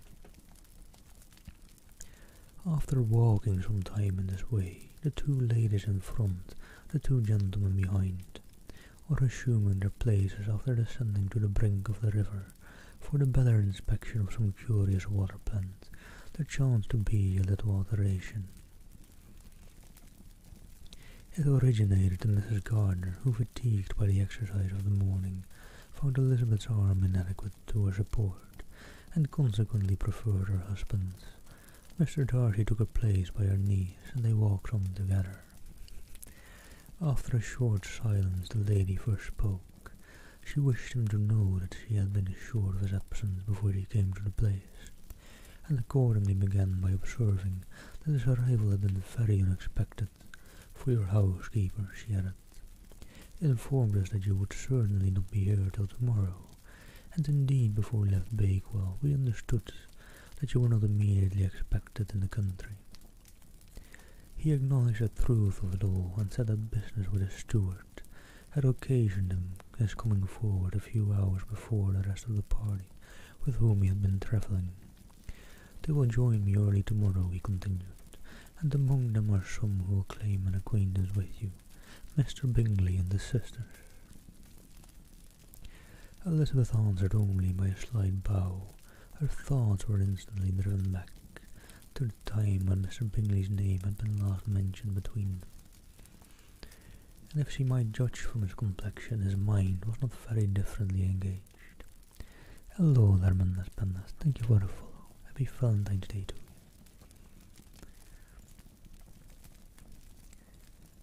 "There is also one other person in the party," he continued after a pause, who more particularly wishes to be known to you. Will you allow me, or do I ask too much, to introduce my sister to your acquaintance during your stay at Lambton?" The surprise of such an implication was great indeed. It was too great for her to know in what manner she acceded to it. She immediately felt that whatever desire Miss Darcy might have been acquainted with her must be the work of her brother, and without looking farther, it was satisfactory, it was gratifying to know that his resentment had not made him think really ill of her. "Hello there, Dill. Hope you're having a lovely and amazing Valentine's Day. Happy Valentine's Day to you. Much love and big hugs. And, no. I kind of went to sleep after yesterday. Well, not straight after, but quite close after I went to sleep yesterday. So I didn't get those black pants, which better fitted the outfit, cleaned. Those black jeans. And hello, sleepy Chrissy. Hope you're doing well. And let me just give you a quick shout out. And happy Valentine's Day to you.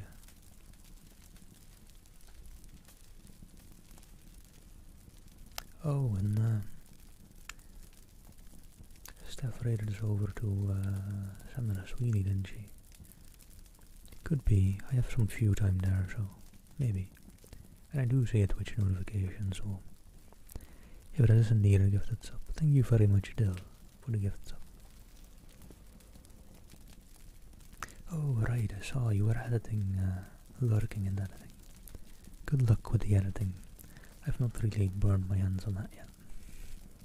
Maybe sometime.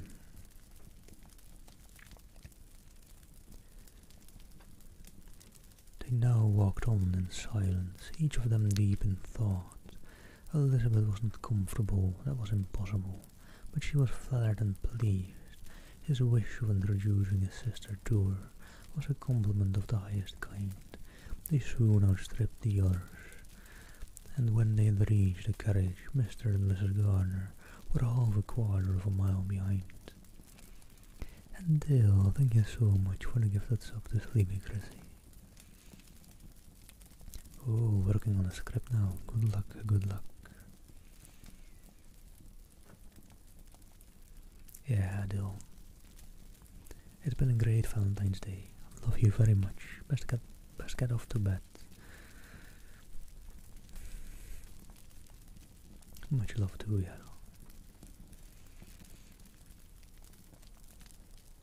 He then asked her to walk into the house, but she declared herself not tired, and they stood together on the lawn. At such a time, much might have been said, and silence was very awkward. She wanted to talk, but there seemed an embargo on every subject. At last she recollected that she had been travelling, and they talked of Medlock and Dove Dill with great perseverance. Yet time and Ron moved slowly, and their patience and their ideas were nearly worn out before the tete-a-tete was over. And Mr. and Mrs. Gardner coming up, they were all pressed to go into the house and take some refreshment, but this was declined, and they parted on each side with the utmost politeness. Mr. Darcy handed the ladies into the carriage, and when it drove off, Elizabeth saw him walking slowly towards the house. Oh, I'll be going for about 12 hours probably. I hope to finish this book today. I don't know if I can, but we'll see.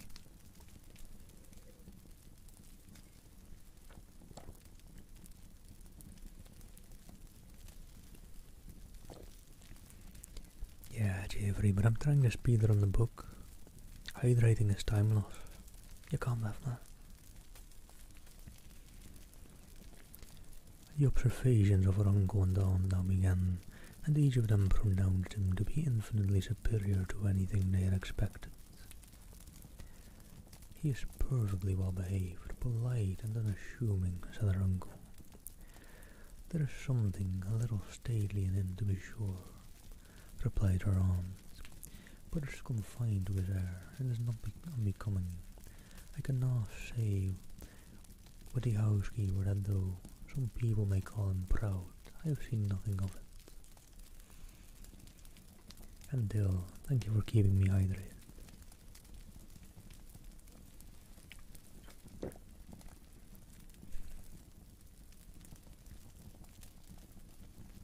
Oh yeah, it has a bit of a cool down misc.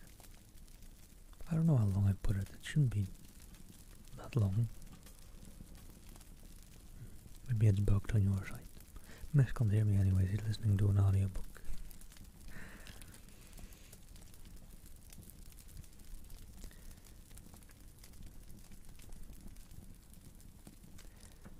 I was never more surprised than by his behaviour to us. It was more than civil. It was really attentive, and there was no necessity for such attention. His acquaintance with Elizabeth was very trifling. To be sure, Lizzie, said her aunt, he is not so handsome as Wickham or daughter. He is not Wickham's countenance, for his features are perfectly good. But how come you to tell us that he was so disagreeable?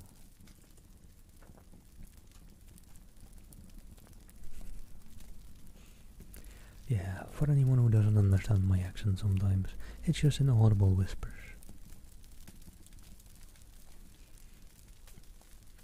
That goes on for a very long time.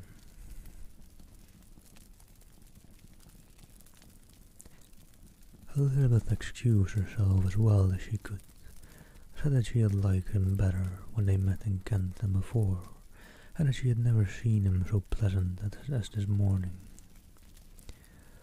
"But perhaps he may be a little whimsical in his civilities," replied her uncle. "You're great men of the Nore, and therefore I shall not take him at his word about fishing, as he might change his mind another day, and warn me of his grounds." Elizabeth felt that they had entirely mistaken his character, but said nothing.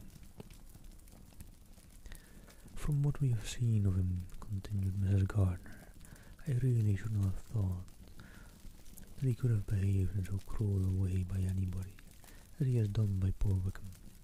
He is not an ill-natured look, on the contrary. There is something pleasing about his mouth when he speaks, and there is something of dignity in his countenance that would not give one an unfavourable idea of his heart. But to be sure the good lady who showed us the house did give him a most flaming character. I could hardly help laughing aloud sometimes, but he is a liberal master, I suppose, and that in the eye of a servant comprehends every virtue."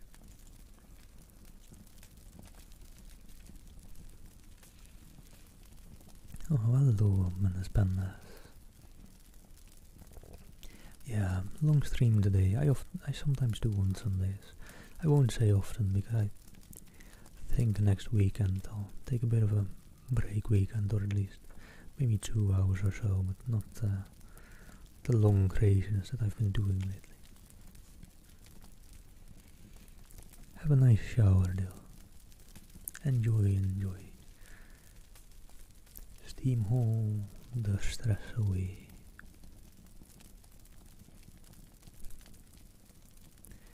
Elizabeth here felt herself called on to say something in vindication of his behaviour to Wickham, and therefore gave him to understand, in as guarded a manner as she could, that by what she had heard from his relaxations in Kent, his actions were capable of a very different construction, and that his character was by no means so faulty, nor Wickham so amiable, as they had been considered in Hertfordshire.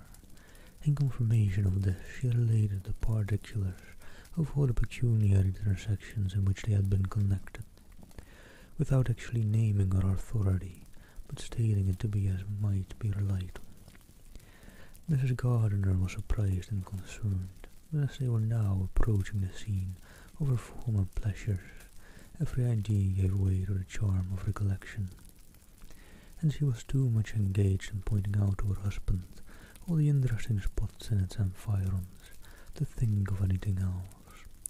Fatigued as she had been by the morning's walk, they had no sooner dined than she set off again in quest of her former acquaintance, and the evening was spent in the satisfactions of an intercourse renewed after many years' discontinuance.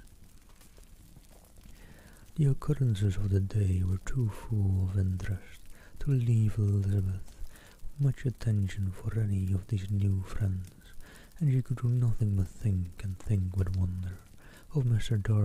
Darcy's civility, and above all of his wishing her to be acquainted with his sister. Alright, that was a very long chapter, which might have skewed my estimations of whether I'd be able to finish today, or the book today. Let me just fill my water glass, by the way, which might be a bit terrible. Hope it's not too loud.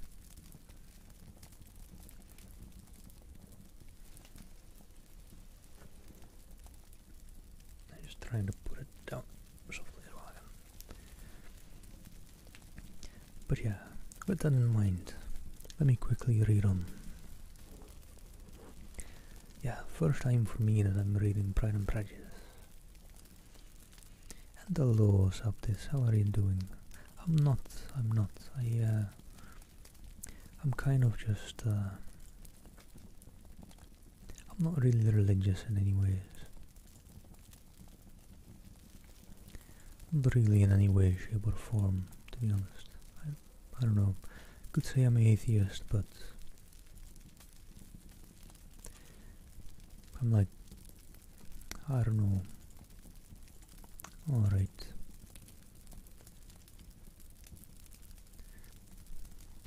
worry about that group of friends who has yet to grow up. Chet, you can return to relaxation. Sorry about that.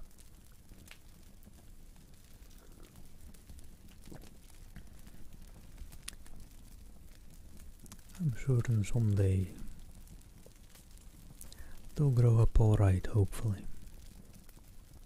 The young beings that they currently seem to be.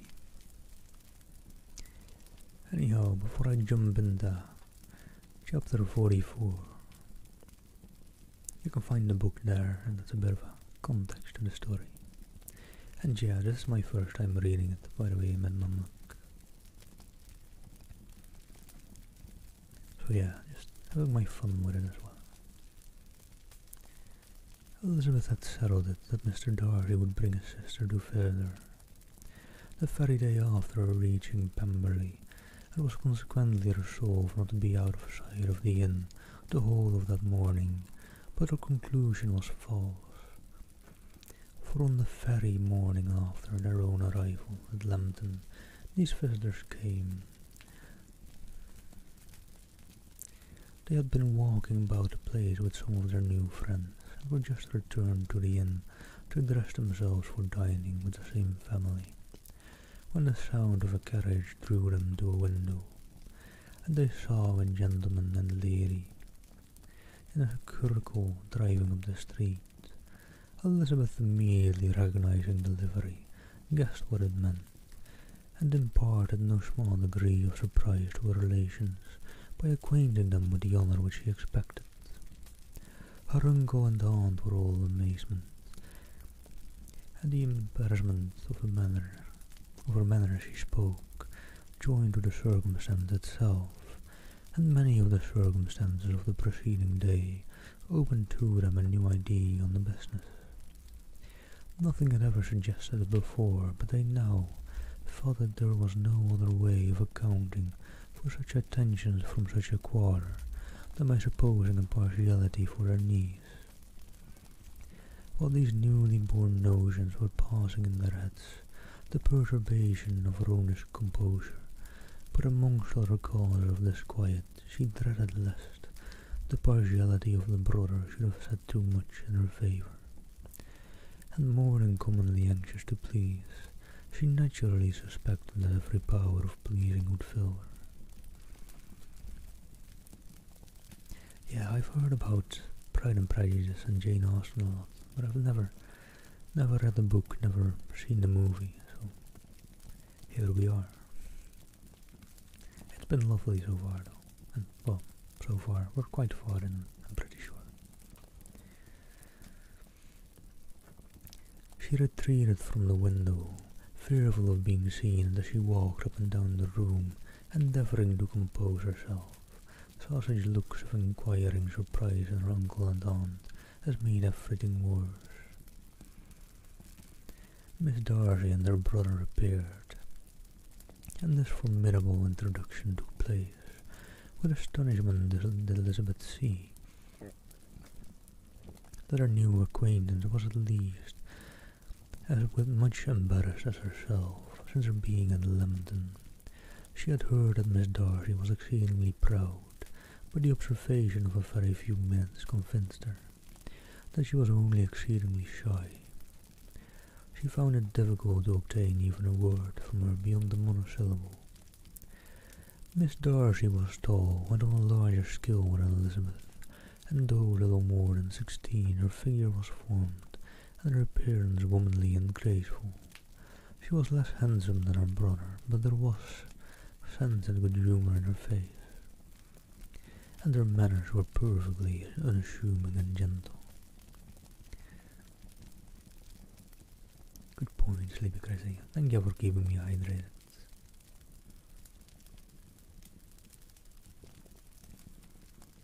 Hope the script writing is going well.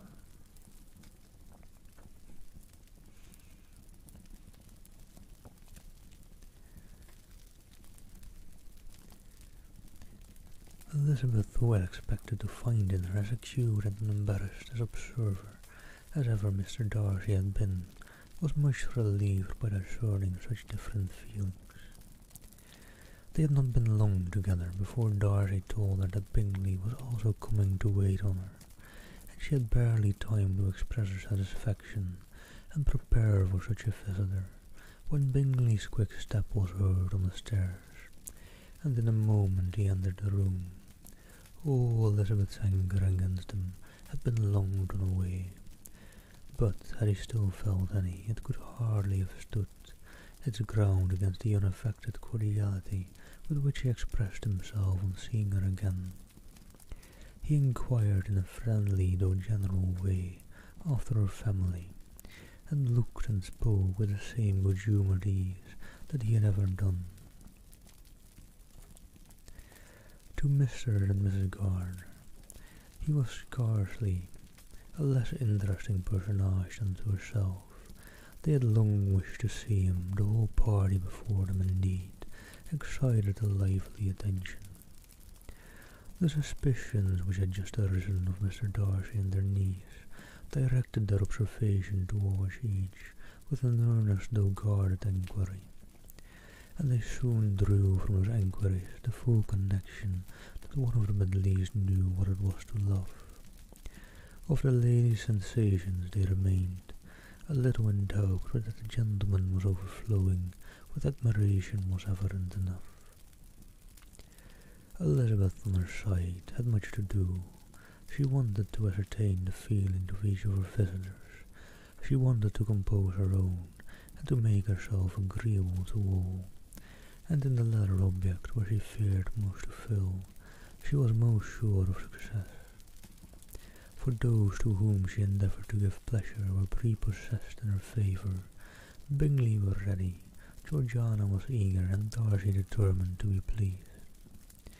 In seeing Bingley, her thoughts naturally flew to her sister, and oh, how ardently did she long to know whether any of his were directed in a like manner.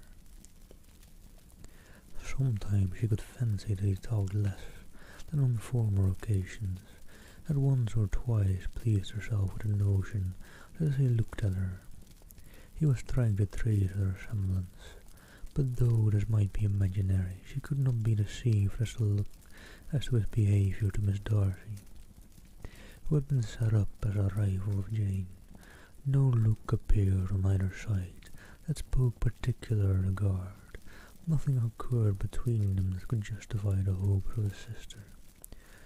On this point she was soon satisfied, and 2 or 3 little circumstances occurred ere they parted, which in her anxious interpretation denoted a recollection of Jane, not untinctured by tenderness, and the wish of saying more that might lead to the mention of her had he dared.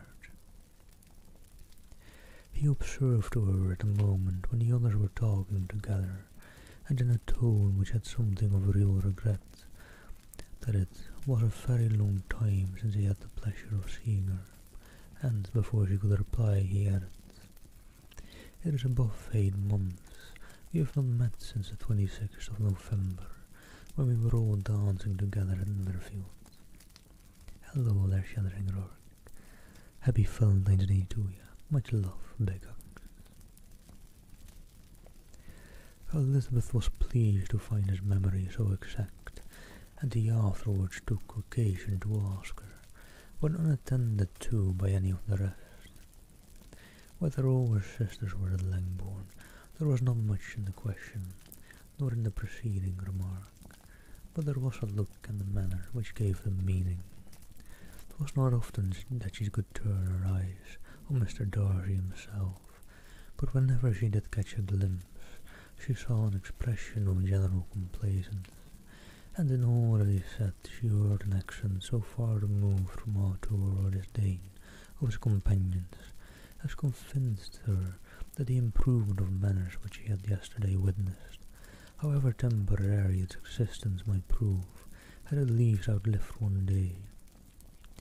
When she saw him thus making the acquaintance and courting the good opinion of people with whom any intercourse a few months ago would have been a disgrace, when she saw him thus civil not only to herself, but to the very relations whom he had openly disdained, and recollected their last lively scene in Hunsford personage, The difference, the change was so great, and struck so forcibly on her mind, that she could hardly restrain her astonishment from being visible.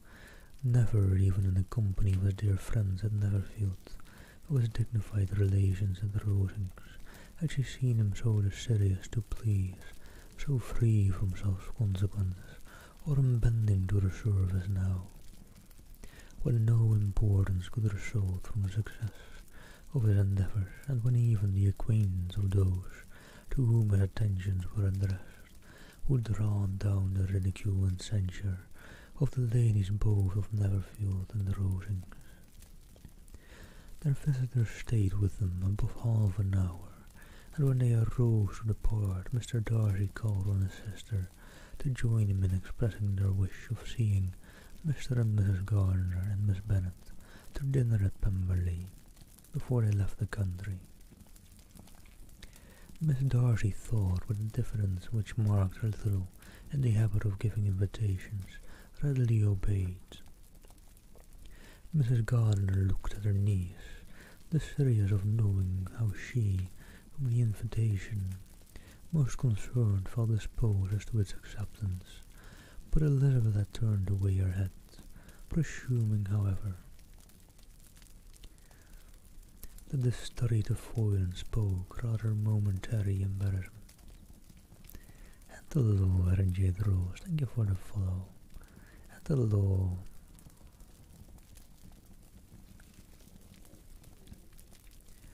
Presuming, however, that the studied avoidance spoke rather momentary embarrassment than any dislike of the proposal, and seeing in her husband, who was fond of society, a perfect willingness to accept it, she ventured to engage for his attendance, and the day after the next was fixed on. And happy Valentine's Day to you all, by the way. And thank you for the follows as well, to Dutch and Travelled. Bingley expressed great pleasure in the certainty of seeing Elizabeth again, having still a great deal to say to her, and many inquiries to make after all their Hertfordshire friends, Elizabeth, construing all this into a wish of hearing her speak of her sister, was pleased that on this account, as well as some others, found herself, when their visitors left them, capable of considering the last half hour with some satisfaction, though while it was passing, the enjoyment of it had been little. Eager to be alone and fearful of enquiries or hints from her uncle and aunt, she stayed with them only long enough to hear their favourable opinion of Bingley, and then hurried away to dress. But she had no reason to fear Mr. and Mrs. Gardiner's curiosity. It was not their wish to force her communication. It was evident that she was much better acquainted with Mr. Darcy than they had before any idea of. It was evident that he was very much in love with her. They saw much to interest, but nothing to justify enquiry. Of Mr. Darcy it was now a matter of anxiety to think well, and as far as their acquaintance reached, there was no fault to find. They could not be untouched by his politeness, and had they drawn his characters from their own feelings and the servant's report without any reference to any other account, the circle in Hertfordshire to which he was known would not have recognized it for Mr. Darcy. There was now an interest, however, in believing the housekeeper, and they soon became sensible that the authority of a servant who had known him since he was 4 years old, and whose own manners indicated respectability, was not to be hastily rejected. Neither had anything occurred in the intelligence of their Lambton friends that could materially lessen its weight. They had nothing to accuse him of but pride. Pride he probably had, and if not, it would certainly be imputed by the inhabitants of a small market town, where the family did not visit. It was acknowledged, however, that he was a liberal man, and did much good among the poor. With respect to Wickham, the travellers soon found that he was not held there in much estimation. For though the... Oh, gotta clear my throat real quick.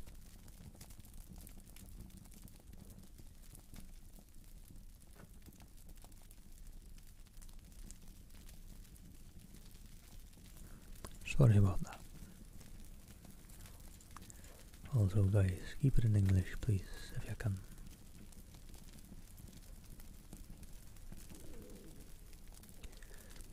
With respect to Wickham, the travellers soon found that he was not held there in much estimation, for though the chief of his concerns with the son of his patron were imperfectly understood, 'twas yet a well-known fact that on his quitting Derbyshire he had left many debts behind him, which Mr. Darcy afterwards discharged. As for Elizabeth, her thoughts were at Pemberley this evening more than the last, and the evening, though it had passed, it seemed long.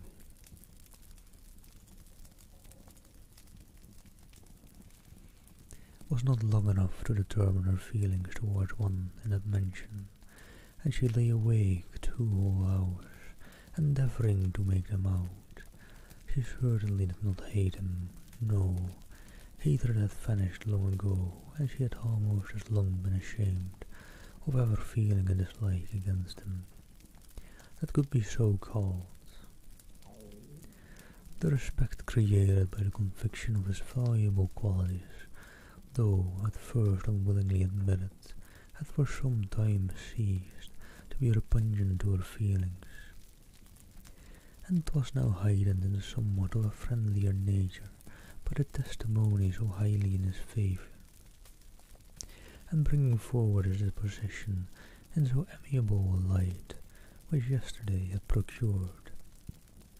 But above all, above respect and esteem, there was a motive within her of goodwill which could not be overlooked. It was gratitude not merely for having once loved her, but for loving her still well enough. And all the unjust accusations accompanying her rejection, he who she had been persuaded would avoid her as his greatest enemy, seemed on this accidental meeting most eager to preserve the acquaintance, and without any indelicate display of regard or any peculiarity of manner where their two selves only were concerned, was soliciting the good opinion of her friends, and bent on making her known to his sister. Such a change in a man of so much pride excited not only astonishment but gratitude, for to love, ardent love, it must be attributed, and as such its impression on her was of a sort to be encouraged. It is by no means unpleasing, though it could not be exactly defined. She respected, she esteemed, she was grateful to him. She felt a real interest in his welfare, and she only wanted to know how far she wished that welfare to depend upon herself, and how far it would be for the happiness of both that she should employ the power, which her fancy told her she still possessed, of bringing on the renewal of his address.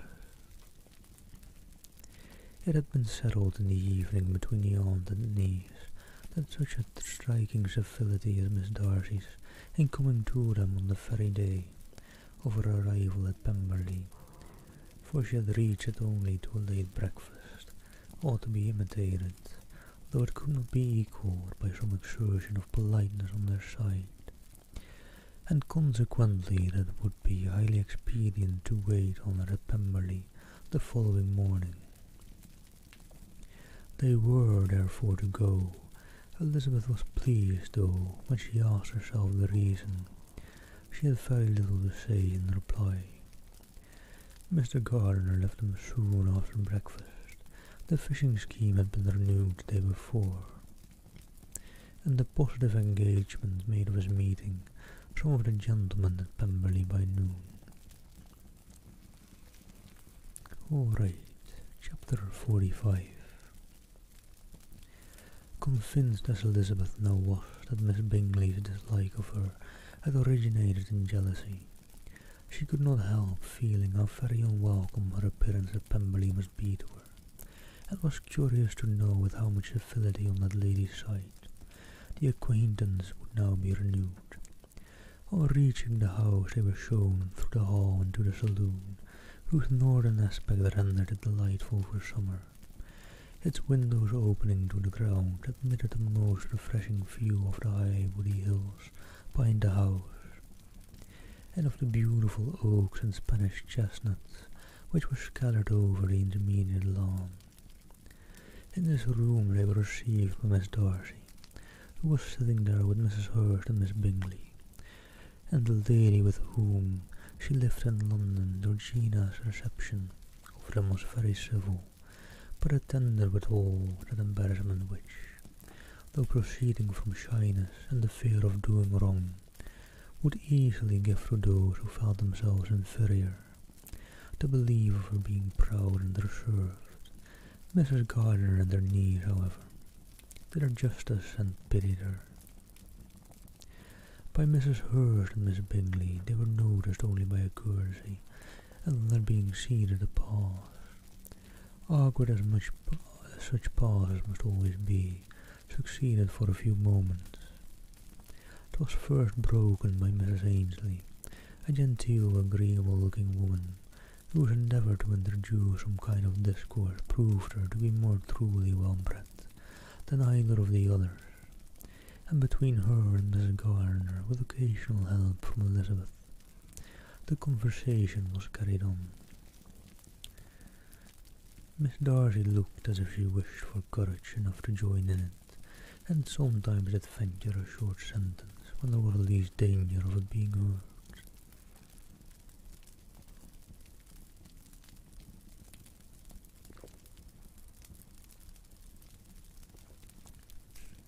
Nice though.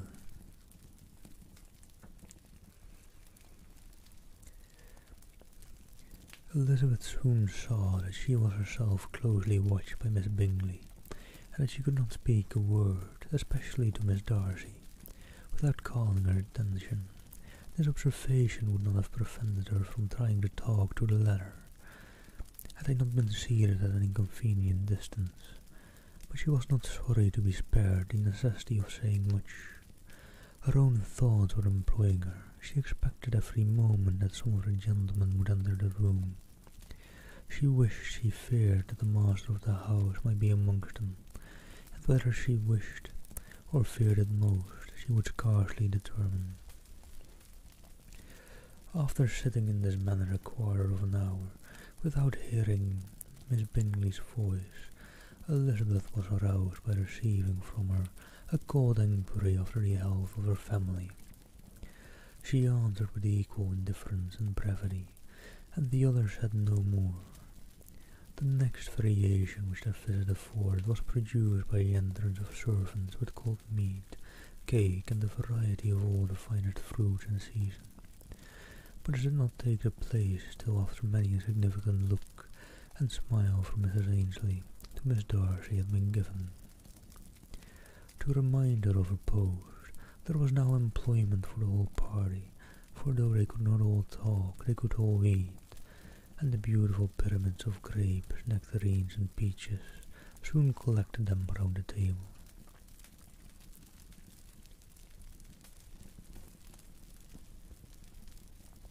Hello, Delphian.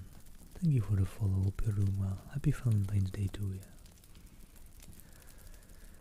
While thus engaged, Elizabeth had a fair opportunity of deciding whether she most feared or wished for the appearance of Mr. Darcy by the feelings which prevailed on his entering the room, and then, though but a moment before she had believed her wishes to predominate, she began to regret that he came. All right, Mendes Pendas, take care, enjoy your day, and thank you for the compliment.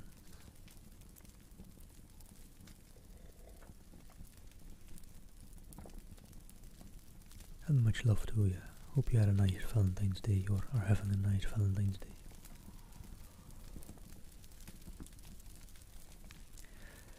He had been some time with Mr. Gardiner, who had 2 or 3 other gentlemen from the house was engaged by the river,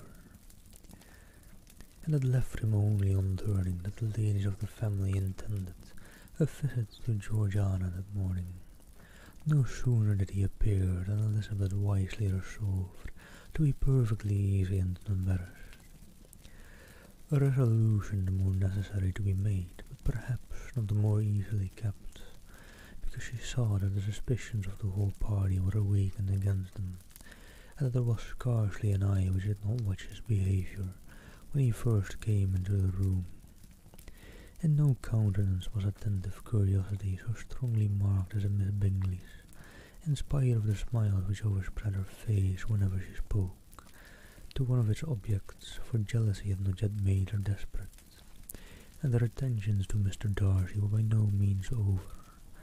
Miss Darcy, on her brother's entrance, exerted herself much more to talk, and Elizabeth saw that he was anxious for his sister and herself to get acquainted, and forwarded as much as possible. Every attempt at conversation on either side Miss Bingley saw was likewise, and the imprudence of anger took the first opportunity of saying, with sneering civility, "Pretty Miss Eliza are not the Copshire militia removed from Meryton. They must be a great loss to your family." "Soon, Dill, soon. Soon, quite soon, don't you worry."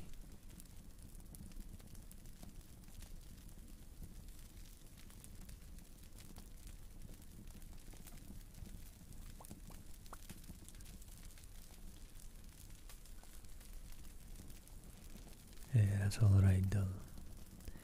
It's mere importance, you'll get through it.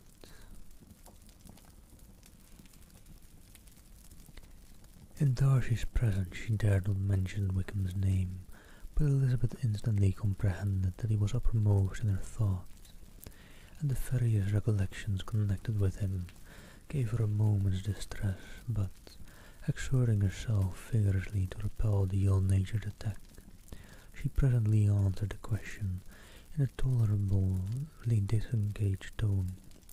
While she spoke, an involuntary glance showed her Darcy with a heightened complexion, earnestly looking at her, and his sister overcome with confusion and unable to lift up her eyes.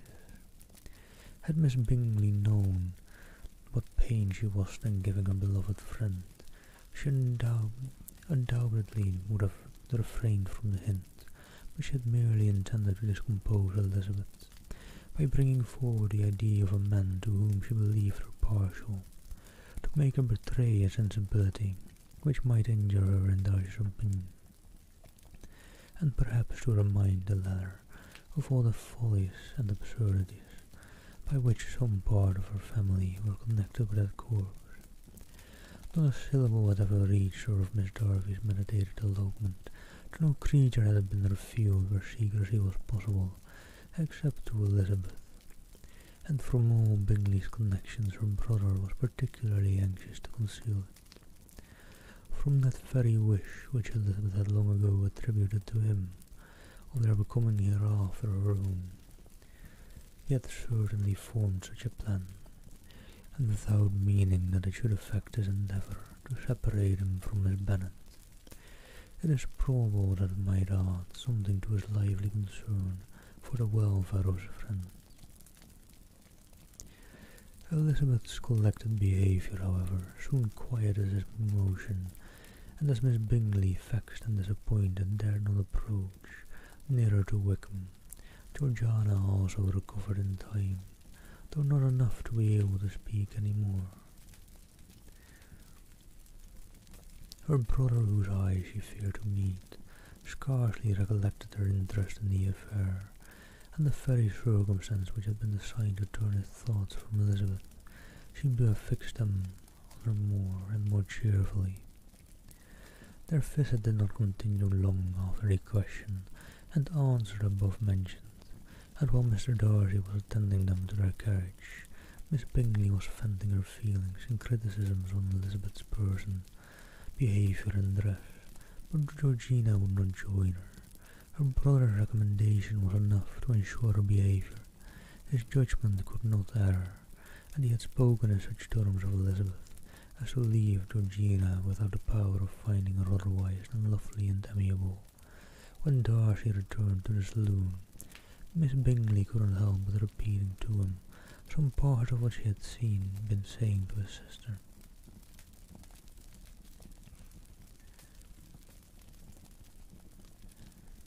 Let me just do this in the middle. We do have a bit of speech, but it's just one person. However,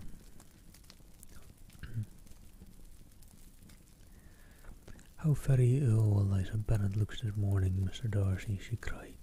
I never in my life saw anyone so much altered as she is since the winter. She has grown so brown and coarse. Louisa and I were agreeing that we should not have known her again. However little Mr. Darcy might have liked such an address, he contented himself with coolly replying that he perceived no other alteration than her being rather tanned, no miraculous consequence of travelling in the summer. For my own part, she rejoined, I must confess that I never could see any beauty in her. Her face is too thin, her complexion has no brilliance, and her features are not at all handsome. Her nose wants character. There is nothing marked in its lines. Her teeth are tolerable, but not out of the common way, and as far for her eyes, which have sometimes been called so fine, I never could perceive anything extraordinary in them. They have a sharp, shrewish look, which I do not like at all, and in her hair altogether there is a self-sufficiency without fashion, which is intolerable. Persuaded as Miss Bingley was that Darcy admired Elizabeth, this was not the best method of recommending herself, but angry people are not always wise, and in seeing him at last look somewhat nettled. She had all the success she expected. He was resolutely silent, however, and from the determination of making him speak, she continued. I remember when we first knew in Hertfordshire how amazed we all were to find that she was a reputed beauty, and I particularly recollect to saying one night after they had been dining at Netherfield, she a beauty I should as soon call her mother a wit. But afterwards she seemed to improve on you, and I believe you thought her rather pretty at one time. Yes, replied Darcy, who could contain himself no longer, but it was only when I first knew her, for it is many months since I have considered her as one of the handsomest women of my acquaintance. He then went away, and Miss Bingley was left to all the satisfaction of having forced him to say what gave no one any pain but herself. Mrs. Gardiner and Elizabeth talked of all that had occurred during their visit as they returned, except what had particularly interested them both. The looks and behaviour of everybody they had seen were discussed, except for the person who had mostly engaged their attention. They talked of his sister, his friends, his house, his food, of everything but himself. Yet Elizabeth was longing to know what Mrs. Gardiner thought of him, and Mrs. Gardiner would have been highly gratified by her niece's beginning his subject. All right. Before chapter 46, I think we're on. Yes, we are. Let me take a quick bathroom break. I won't grab a new cup of tea just yet. I'll grab one later today again. Quite a bit later. But I do need a quick break. It'll hopefully probably be less than 5 minutes this time around. See you all in a bit.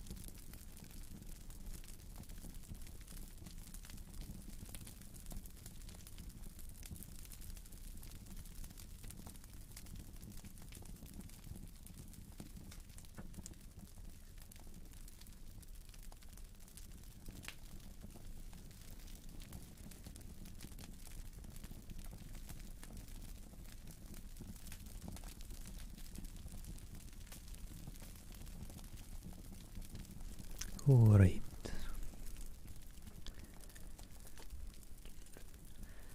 And we're back. Hope we're all still doing plenty well and having a good day.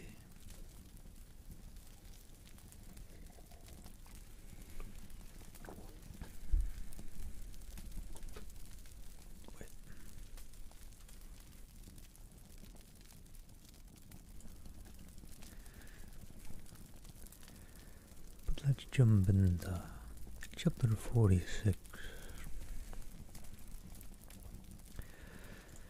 Elizabeth had been a good deal disappointed in not finding a letter from Jane on their first arrival at Lambton, and this disappointment had been renewed on each of the mornings that had now been spent there. But on the third her repining was over, and their sister justified by the receipt of 2 letters from her at once, on one of which was marked as it had been missent elsewhere. Elizabeth was not surprised at it, as Jane had written the direction remarkably ill. They had just been preparing to walk as the letters came in, and their uncle and aunt, leaving her to enjoy them in quiet, set off by themselves. The one missent must be first attended to. It had been written 5 days ago. The beginning contained an account of all their little parties and engagements, with such news as the country afforded, but the latter half, which was dated a day later, and written in efferent agitation, gave more important intelligence. It was to this effect: "Since writing the above, dearest Lizzie, something has occurred of a most unexpected and serious nature, but I am afraid of alarming you. Be assured that we are all well. What I have to say relates to poor Lydia. An express came at 12 last night, just as we were all gone to bed, from Colonel Foster, to inform us that she was gone off to Scotland with one of his officers, to own the truth with Wickham. Imagine our surprise. To Kitty, however, it does not seem so wholly unexpected. I am very, very sorry, so imprudent a match on both sides, but I am willing to hope the best, and that his character has been misunderstood, thoughtless and indiscreet. I can easily believe him.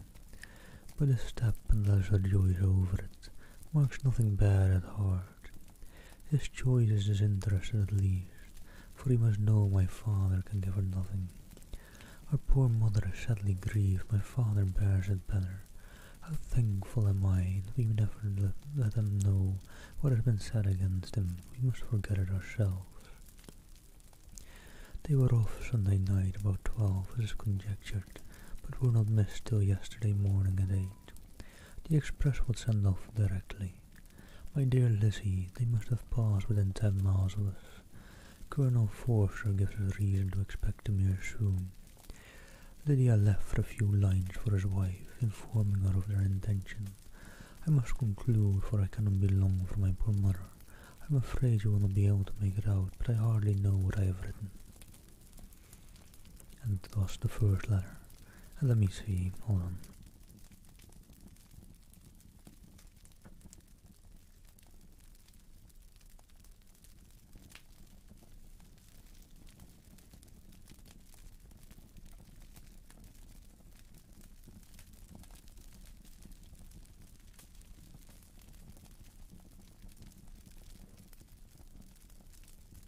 Someone here wandered into the room. So there we go. Gonna have her on my lap for a little bit. No tea to knock over this time. There. Without allowing herself time for consideration, and scarcely knowing what she felt, Elizabeth, on finishing this first letter, instantly seized the other, and opening it with the utmost impatience, read as follows. It had been written a day later than the conclusion of the first. Hello, Lord Argent. By this time, my dearest sister, you have received my hurried letter. I wish this may be more intelligible, but though not confined for time, my head is so bewildered that I cannot answer for being coherent. Dearest Lizzie, I hardly know what I would write, but I have bad news for you, and it cannot be delayed. Imprudent as a marriage between Mr. Wickham and our poor Lydia would be, we are now anxious to be assured it has taken place, for there is but too much reason to fear they are not gone to Scotland. Colonel Forster came yesterday, having left Brighton the day before, not many hours after the express. Though Lydia's short letter to Mrs. F. gave them to understand that they were going to Gretna Green, something wasn't dropped by Denny expressing his belief that W never intended to go there or to marry Lydia at all, which was repeated to Colonel F., who, instantly taking the alarm, set off from B, intending to trace their route. He did trace them easily to Clapham, but no farther, for on entering that place they removed into a hackney coach and dismissed the chase that brought them from Epsom. All that is known after this is that they were seen to continue the London road. I know not what to think after making every possible enquiry on that site.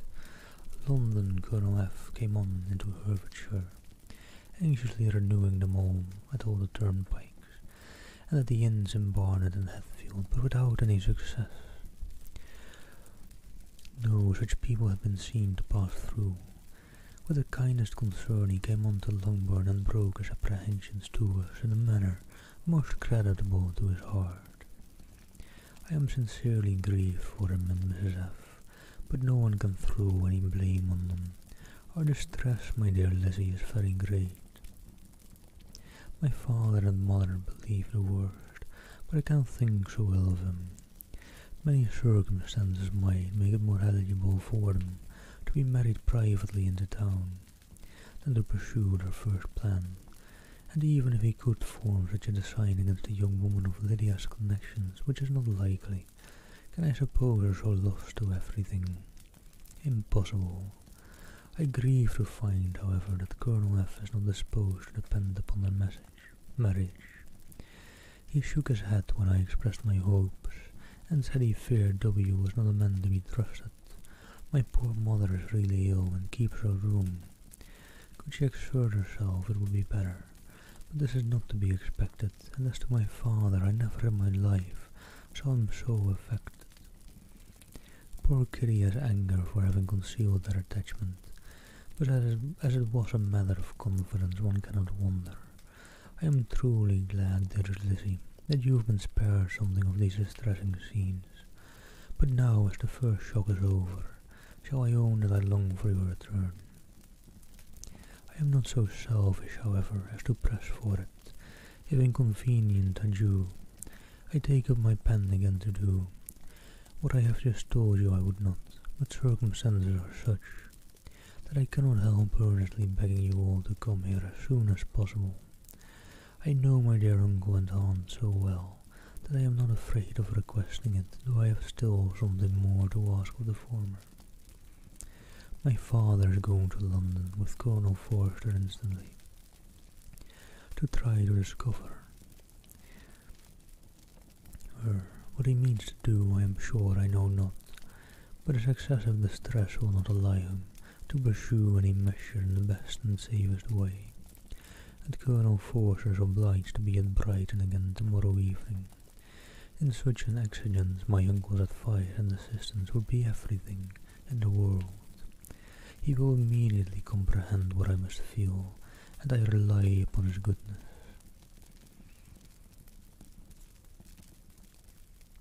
"Oh, where is my uncle?" cried Elizabeth, darting from her seat as she finished the letter, in eagerness to follow him without losing a moment of the time so precious. But as she reached the door, it was opened by a servant, and Mr. Darcy appeared. Her pale face and impetuous manner made him start, and before he could recover himself enough to speak, she, in whose mind every idea was superseded by Lydia's situation, hastily exclaimed, "I beg your pardon, but I must leave you. I must find Mr. Gardiner this moment, on business that cannot be delayed. I have not an instant to lose."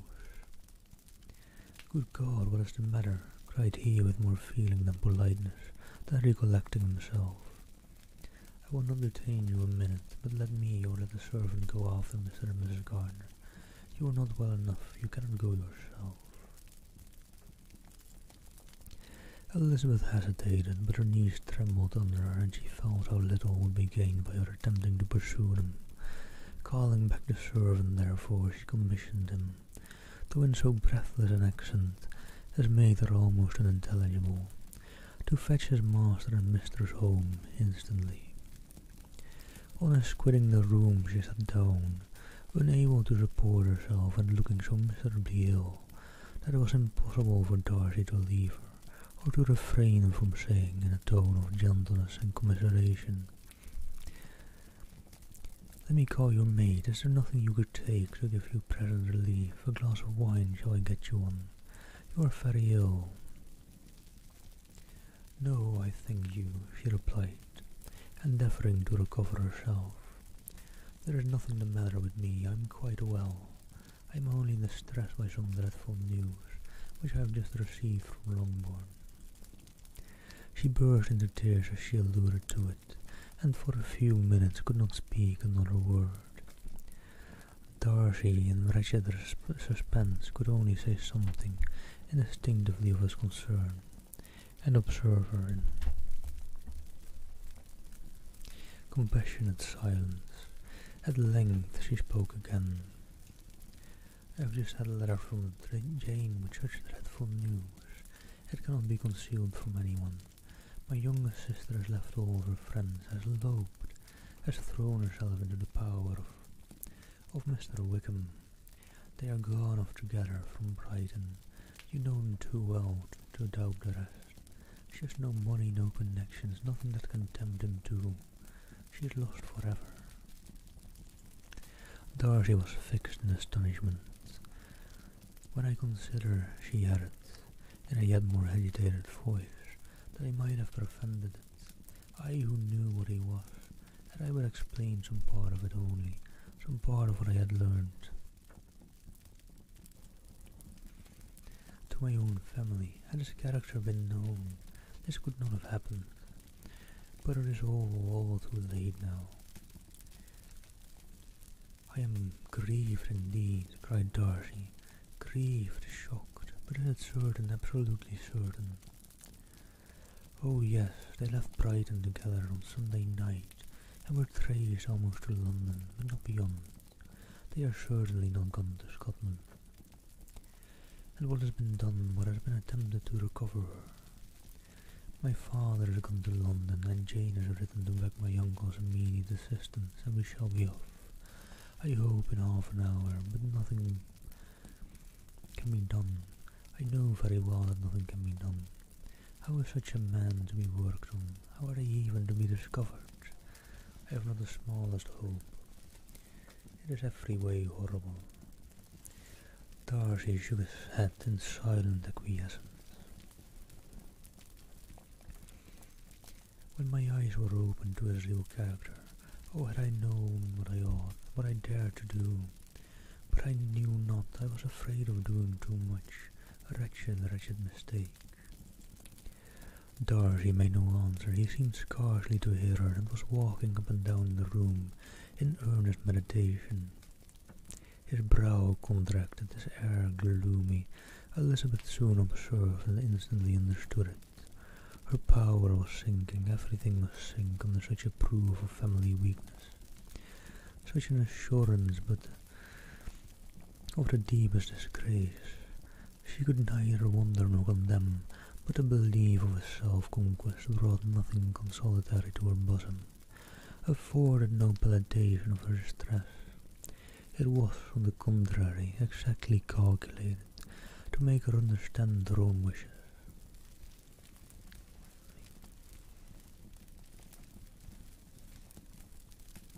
Try and grab the camera focus there quickly. And never had she so honestly felt that she could have loved him as now, when all love must be vain. But self, thought it would intrude, could not engross her. Lydia, the humiliation, the misery she was bringing on them all, soon swallowed up every private care, and covering her face with her handkerchief, Elizabeth was soon lost to everything else, and after a pause of several minutes was only recalled to a sense of her situation by the voice of her companion, who in a manner which thought and spoke compassion, spoke likewise restrained, said, "I am afraid you have been long desiring my absence, nor have I anything to plead in excuse of my stay, but the real though unavailing concern. Would to heaven that anything could be either said or done on my part that might offer consolation to such distress, but I will not torment you with vain wishes, which may seem purposely to ask for your thanks. This unfortunate affair will, I fear, prevent my sister's having the pleasure of seeing you at Pemberley today." "Oh yes, be so kind as to apologize for us to Miss Darcy. Say that urgent business wished at a happier conclusion. Say that urgent business calls her home immediately. Conceal the unhappy truth as long as it is possible. I knew it cannot be long."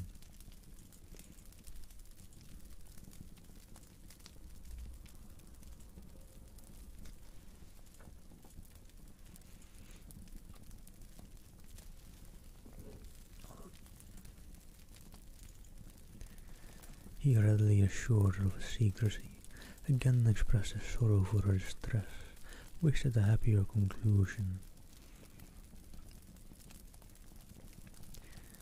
than there was at present reason to hope, and leaving his compliments for her relations, with only one serious parting look, went away. As he quitted the room, Elizabeth felt how improbable it was that they should ever see each other again on such terms of cordiality as had marked their several meetings in Derbyshire, and as she threw a retrospective glance over the whole of their acquaintance, so full of contradictions and varieties, sighed at the perverseness of those feelings which would now have promoted its continuance, and would formerly have enjoyed its termination. If gratitude and esteem are good foundations of affection, Elizabeth's change of sentiment will be neither improbable nor faulty. But if otherwise, if the regard springing from such sources is unreasonable or natural, in comparison of what is often described as arising on a first interview with its object, and even before 2 words have been exchanged, nothing can be said in her defence, except that she had given somewhat of a trial to the latter method, in her partiality for Wickham, and that its ill success might perhaps authorize her to seek the other less interesting mode of attachment.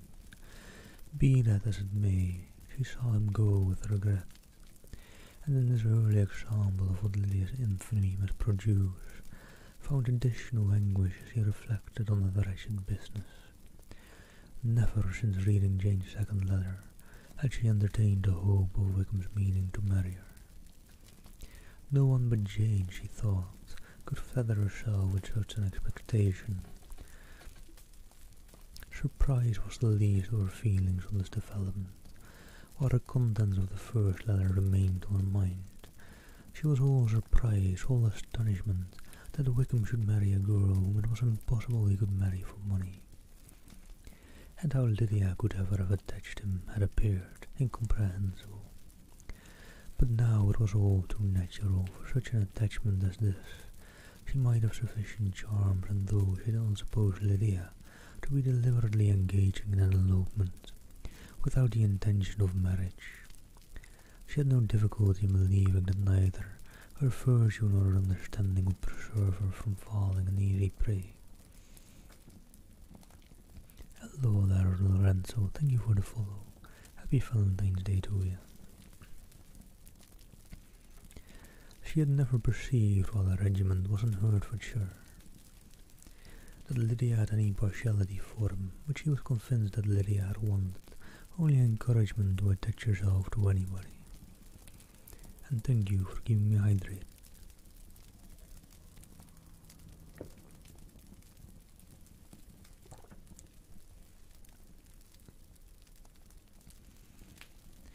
Sometimes one officer, sometimes another had been her favourite, as her attentions raised them in their opinion. Her affections had been continually fluctuating, but never without an object. The mischief of neglect and mistaken indulgence towards such a girl. Oh, how acutely did she now feel it. Well, greetings to Italy then. Hello, Largikai. Thank you, beautiful. Hope you're doing well. She was wild to be at home, to hear, to see, to be upon the spot, to share with Jane in the cares that was now fall wholly upon her, in a family so deranged, a father absent, a mother incapable of exertion, and requiring constant attendance. And though almost persuaded that nothing could be done for Lydia, her uncle's interference seemed of the most importance, until we entered the room. The misery of her impatience was a fear. Mr. and Mrs. Gardiner had hurried back in alarm, supposing by the servant's account that their niece was taken suddenly ill, but satisfying them instantly on that head. She eagerly communicated the cause of their summons, reading the 2 letters aloud, and dwelling on the postscript of the last, with trembling energy, though Lydia had never been a favourite with them. Mr. and Mrs. Gardiner could not but be deeply affected. Not Lydia only, but all were concerned in it.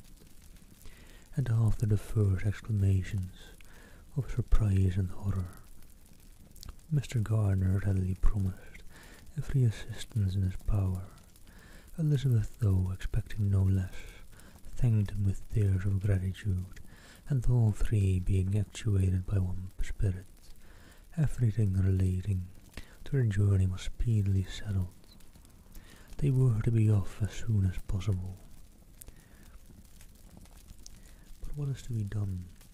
cried Pemberley, cried Mrs. Gardiner. John told us Mr. Darcy was here when you sent for us. Was it so? Yes, and I told him we should not be able to keep our engagement. That is all settled. That is all settled, repeated the other, as she ran into her room to prepare and hurry upon such terms as for her to disclose the real truth. Oh, but I knew how it was. Hello there, sour and sublime, hope you're doing well. Much love to you. But wishes were fain, or at best would serve only to amuse her in the hurry and confusion of the following hour. Had Elizabeth been at leisure to be idle, she would have remained certain that all employment was impossible to one so wretched as herself. But she had her share of business, as well as her aunt, and amongst the rest there was notes to be written to all their friends in Lambton with false excuses for their sudden departure. An hour, however, saw the whole completed, and Mr. Gardiner meanwhile having settled his account at the inn, nothing remained to be done but to go, and Elizabeth, after all the misery of the morning, found herself, in a shorter space of time than she could have supposed, seated in a carriage and on the road to Lungburn.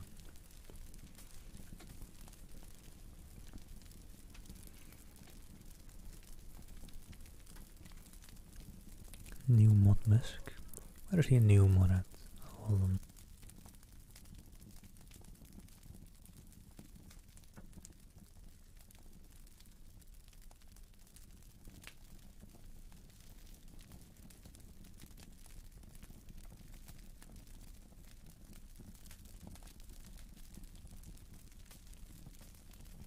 Someone being a bit of a loudmouth there. Oh, nice. Take care of the work, shower. Chapter, what is this by now? 47. I have been thinking it over again, Elizabeth, said her uncle, as they drove from the town, and really, upon serious consideration, I am much more inclined than I was to judge, as your elder sister does of the matter. It appears to me so very unlikely that any young man should form such a design against a girl who is by no means unprotected or friendless, and who was actually staying in this colonel's family. that I am strongly inclined to hope the best. Could he expect that her friends would not step forward? Could he expect to be noticed again by the regiment after such an affront to Colonel Forster? His attention is not adequate to the risk. All right, miss, take care, take care. Have a nice lurk. Do you really think so? Cried Elizabeth, brightening up for a moment. Upon my word, said Mrs. Gardiner, I begin to be of your uncle's opinion. It is really too great a violation of decency and honour and interest for him to be guilty of it. I cannot think so very ill of Wickman. Can you yourself, Lizzie, so wholly give him up as to believe him capable of it? Not perhaps of neglecting his own interest, but of every other neglect I can believe him capable. If indeed it should be so, but I dare not hope it. Why should I not go on to Scotland if that had been the case? In the first place, replied Mr. Gardiner, there is no absolute proof that they are not gone to Scotland. Oh, but their removing from the chaise into a hackney coach is such a presumption. And besides, no traces of them were to be found on the Barnet road. Well then, supposing them to be in London, they may be there, though for the purpose of concealment, for no more exceptional purpose. It is not likely that money should be very abundant on either side, and it might strike them that they could be more economically, though less expeditiously, married in London than in Scotland.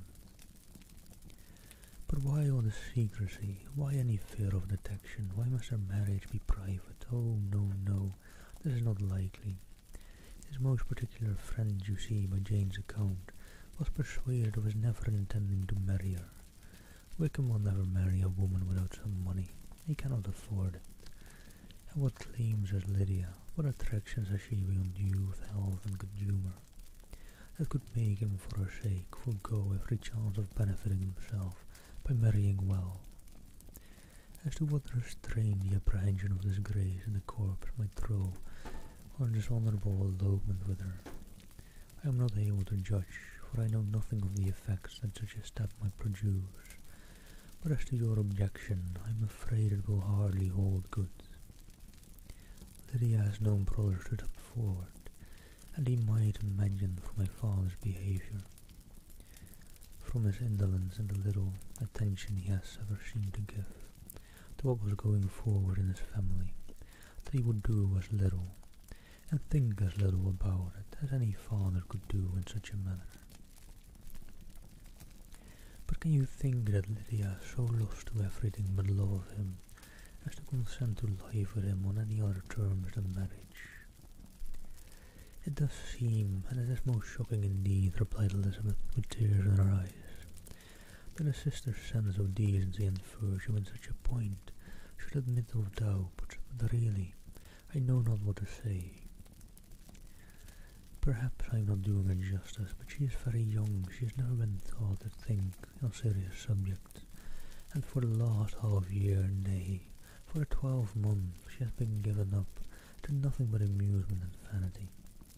She has been allowed to dispose of her time in the most idle and frivolous manner, and to adopt any opinions that came in her way since the Cupshire were first quartered in Meryton.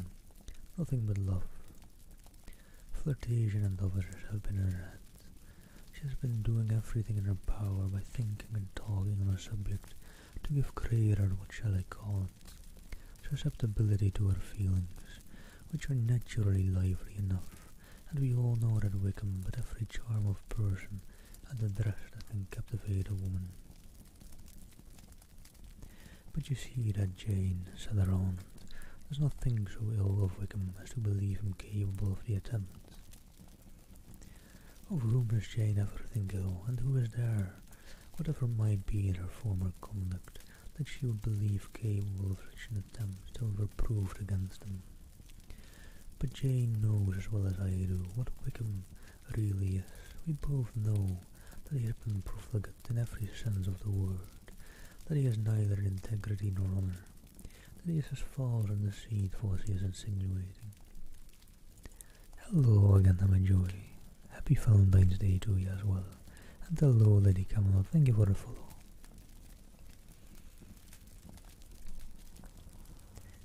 And do you really know all this?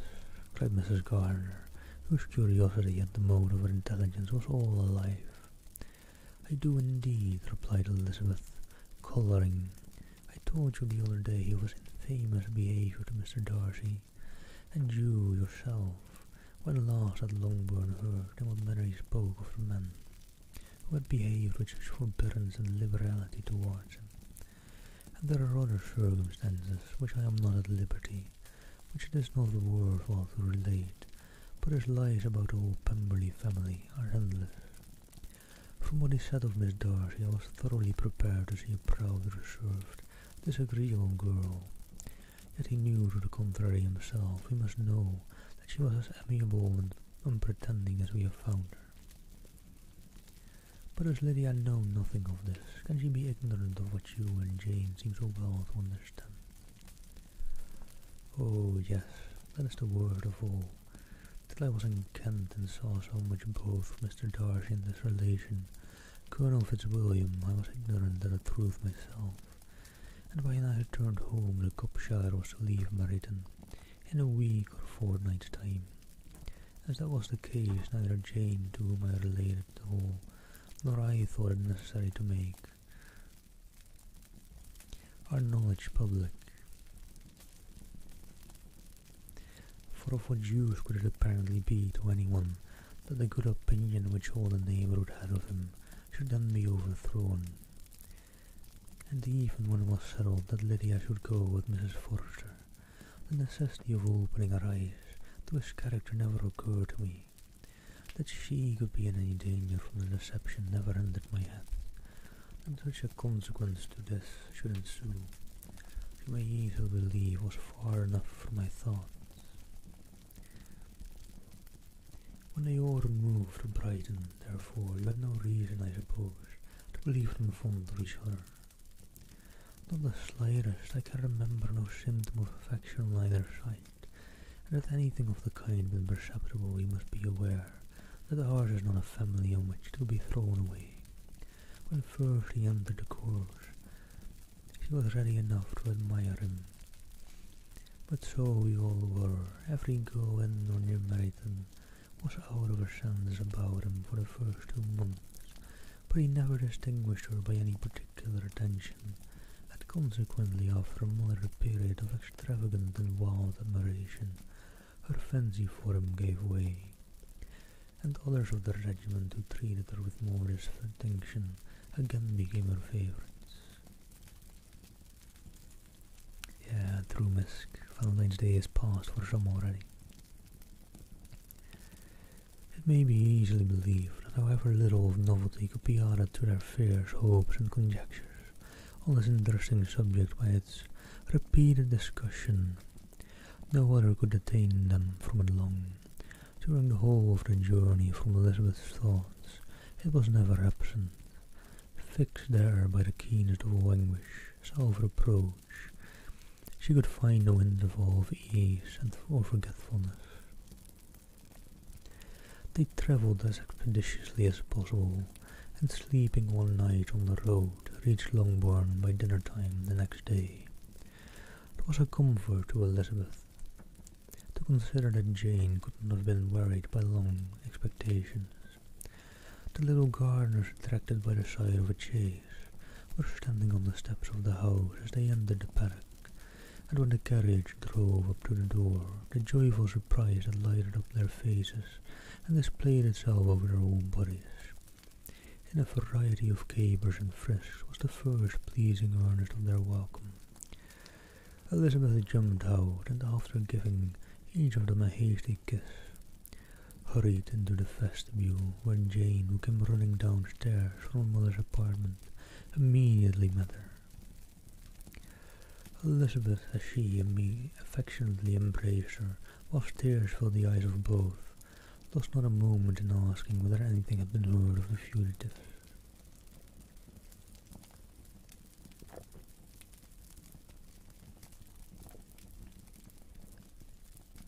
Not yet, replied Jane, but now that my dear uncle has come, I hope everything will be well. Is my father in town? Yes, he went on Tuesday as I wrote you word.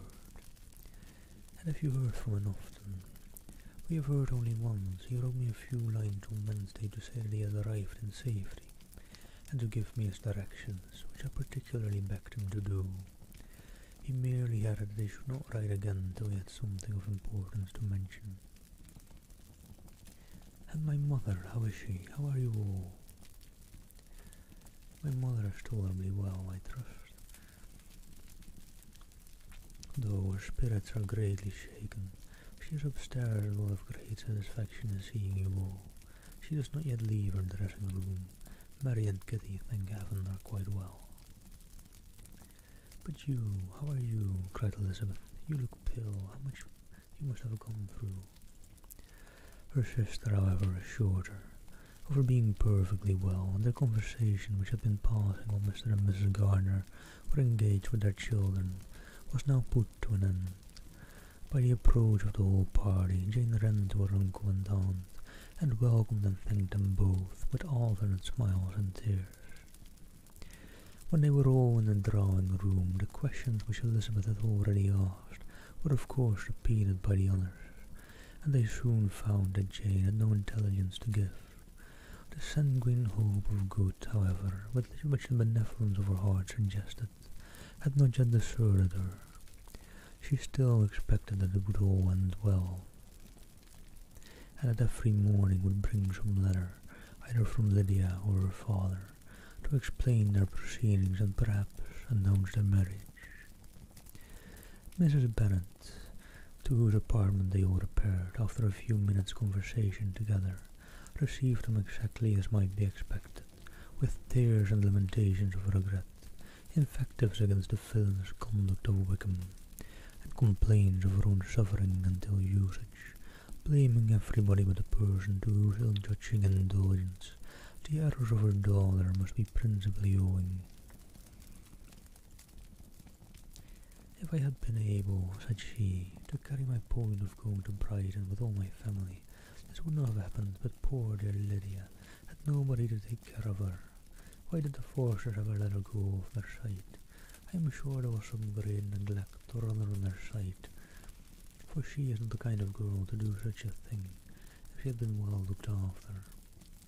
I always thought they were very unfit to have the charge of her, but I was so overruled as I always am, poor dear child. And now here's Mr. Bennet gone away, and I know he will fight Wickham wherever he meets him, and then he will be killed, and what is to become of us all? The Collinses will turn us out before he is cold in his grave. And if you are not kind to us, brother, I do not know what we shall do. They all exclaimed against such terrific ideas, and Mr. Gardiner, after general assurance of his affection for her and all her family, told her that he meant to be in London the very next day, and would assist Mr. Bennet in every endeavour for recovering Lydia. Do not give way to useless alarm, added he, though it is right to be prepared for the worst. There is no occasion to look on it as certain. It is not quite a week since I left Brighton, and a few days more we may gain some news of them. Until we know that they are not married, and have no design of marrying, do not let us give the matter over as lost. As soon as I get to town, I shall go to my brother, and make him come home with me to Gracechurch Street, and then we may consult together as to what is to be done. Won't we all, Sour, won't we all? But we have each other, don't you worry.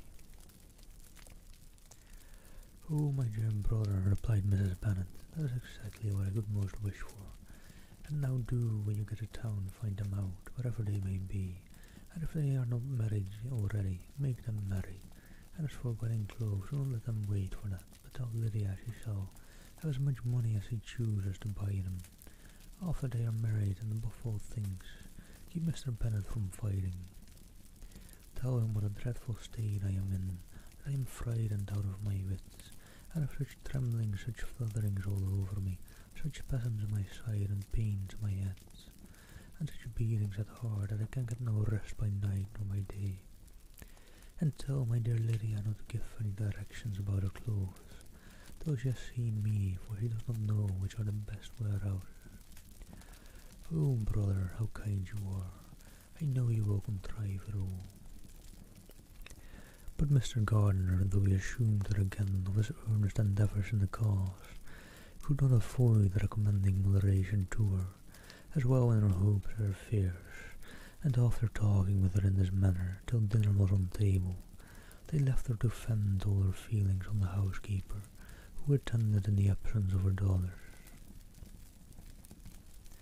Though her brother and sister were persuaded there was no real occasion for such seclusion from the family, they did not attempt to oppose it, for they knew that she had not prudence enough to hold her tongue before the servants. While they waited at the table, and judged it before that one only of the household, and the one whom they could most trust, should comprehend all her fears, and solicitude on the subject. It surely isn't ours. It would be nice to get some nice photography today. Be looking forward to that, seeing it come by on Twitter. In the dining room they were soon joined by Mary and Kitty, who had been too busily engaged in their separate apartments to make their appearance before. One came from her books and the other from her toilet. The faces of both, however, were tolerably calm, and no change was visible in either, except that the loss of her favourite sister, or the anger which she had herself incurred in the business, had given something more of fretfulness than usual to the accents of Kitty. As for Mary, she was mistress enough of herself to whisper to Elizabeth, with a countenance of grave reflection, soon after they were seated at table. "It is a most unfortunate affair, and will probably be much talked of, but we must stem the tide of malice, and pour into the wounded bosoms of each other the balm of sisterly consolation." Then perceiving in Elizabeth no inclination of replying, she added, "Unhappy as the event must be for Lydia, we may draw from it this useful lesson, that the loss of virtue in a female is irretrievable, that one false step involves her in endless ruin, that the reputation is no less brittle than it is beautiful, and that she cannot be too much guarded in her behaviour towards the undeserving of the other sex."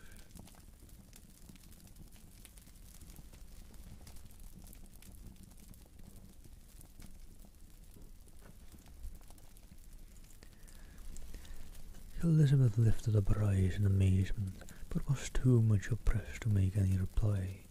Mary, however, continued to console herself with such kind of moral extractions from the evil before them. "Oh, enjoy the drink, by the way, miss. I'll be opening a bottle of red wine when I'm nearing the end of this book."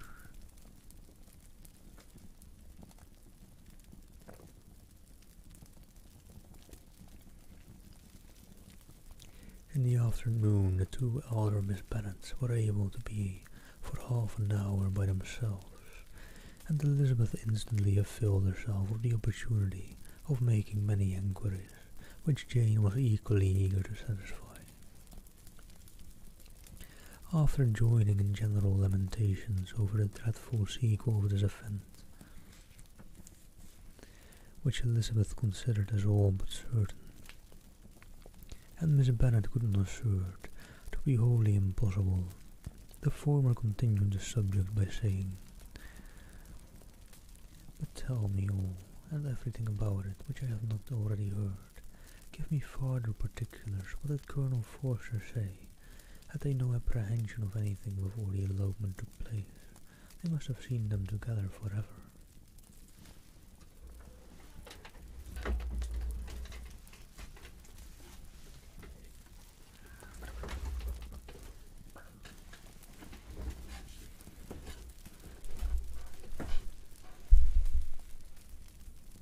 Wait, I didn't mute there. Sorry if that was loud. I thought I muted. God damn it. Well, hope you enjoyed the chair squeaks. Hope it was drowned out by the fire.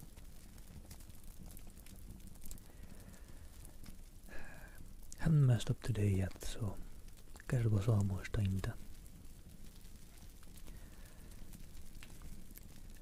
Colonel Forster had owned that he had often suspected some partiality, especially on Lydia's side, but nothing to give him any alarm. I am so grieved for him. His behaviour was attentive and kind to the utmost. He was coming to us in order to assure of his concern, before he had any idea of their not being gone to Scotland. When that apprehension first got abroad, it hastened his journey. Thank you, Scarletta J. But, well, it wasn't very loud, it means it was. Oh well, we move on. Terribly sorry about that, but not much I can do about it anymore.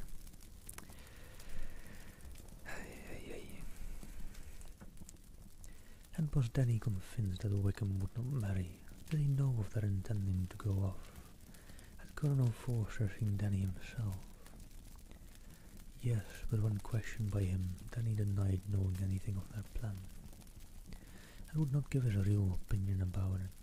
He did not repeat his persuasion of their not marrying, and from that I am inclined to hope she might have been misunderstood before. Until Colonel Forster came himself, not one of you entertained a doubt, I suppose, of their being really married. How was it possible that such an idea should enter our brains? I felt a little uneasy, a little fearful of my sister's happiness with him in marriage, because I knew that his conduct had not been always quite right. My father and mother knew nothing of that. They only felt how imprudent a match it must be. Kitty then owned with a very natural triumph of knowing more than the rest of us, that in Lydia's last letter she had prepared for her for such a step. She had known, it seems, of their being in love with each other many weeks. Hello, Saber, I'm doing alright. Just had a slight fuck up, but that's alright. We move on. We keep on reading. I moved my chair and picked up my cat without muting, which might have been a bit loud, but oh well. Only lost a couple of lurkers, hopefully. Not before they went to Brighton. No, I believe not. And that Colonel Forster appeared to think ill of Wickham himself. Does he know his real character? I must confess that he did not speak so well of Wickham as he formerly did. He believed him to be imprudent and extravagant, and since this sad affair has taken place, it is said that he left Meryton greatly in debt, but I hope this may be false. Oh, Jane, have we been less secret? Have we told what we knew of him?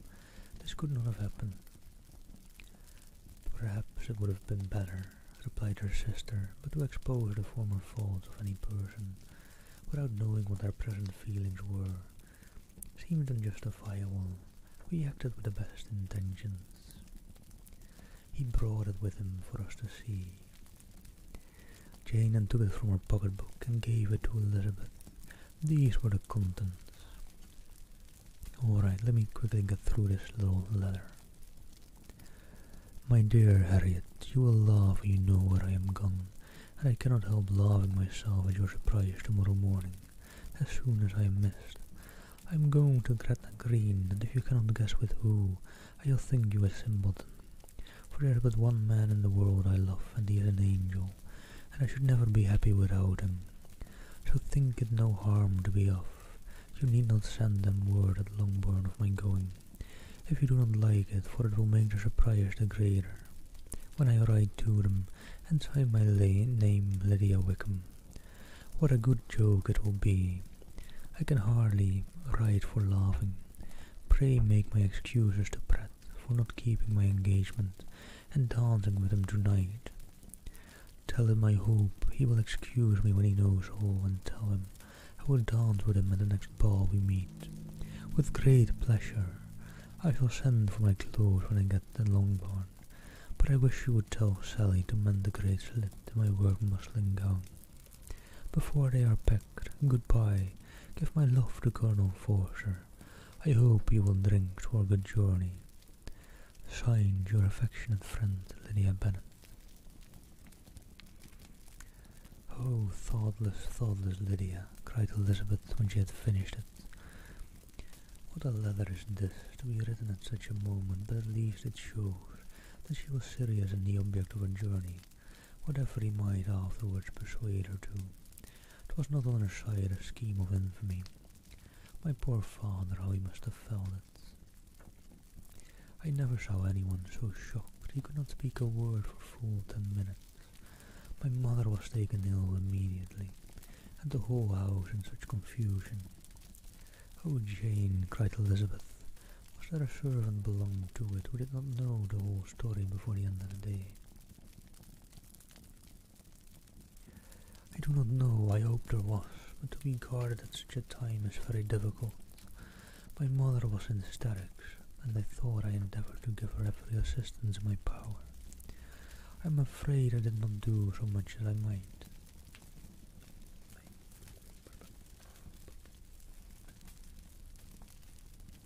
Try and make the camera refocus. "I'm afraid I did not do so much as I might have done, but the horror of what might possibly happen almost took me from my faculties. Your attendance upon her has been too much for you. You do not look well. Oh, that I had been with you, you have had every care and anxiety upon yourself alone. Mary and Kitty have been very kind, and would have shared in every fatigue, I am sure, but I did not think it right for either of them. Kitty is slight and delicate, and Mary studies so much that her hours of repose should not be broken in them. My Aunt Phillips came to Longbourn on Tuesday, after my father went away, and was so good as to stay till Thursday with me. She was of great use and comfort to us all, and Lady Lucas has been very kind. She walked here on Wednesday morning to condole with us, and offered her service for any of her daughters, if they could be of use to us." "She had better have stayed at home," cried Elizabeth. "Perhaps she meant well, but under such a misfortune as this, one cannot see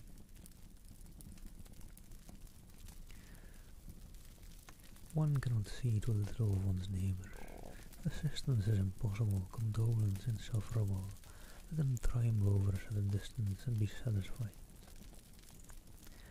She then proceeded to inquire into the measures which her father had intended to pursue while in town for the recovery of his daughter. "He meant, I believe," replied Jane, "to go to Epsom, the place where they last changed horses, see the postilions and try if anything could be made out from them. His principal object must be to discover the number of the hackney coach which took them from Clapham. It had come with a fare from London, and as he thought the circumstance of a gentleman and ladies removing from one carriage into another might be remarked, he meant to make inquiries at Clapham. If he could anyhow discover at what house the coachman had before set down his fare, he determined to make inquiries there, and hoped it might not be impossible to find out the stand and number of the coach.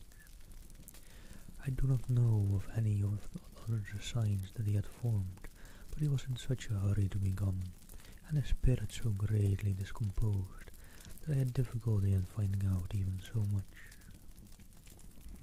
Alright, time for me to take a quick breather in between these chapters, and then on to chapter 48 we go.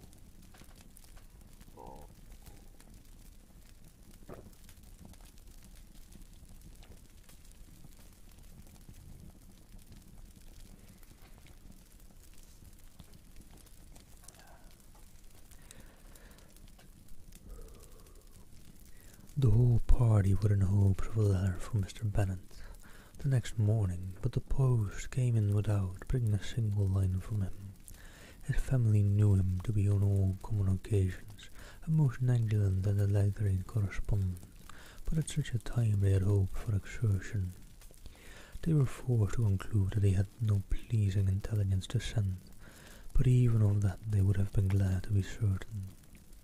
Mr. Gardiner had waited only for the letters before he set off.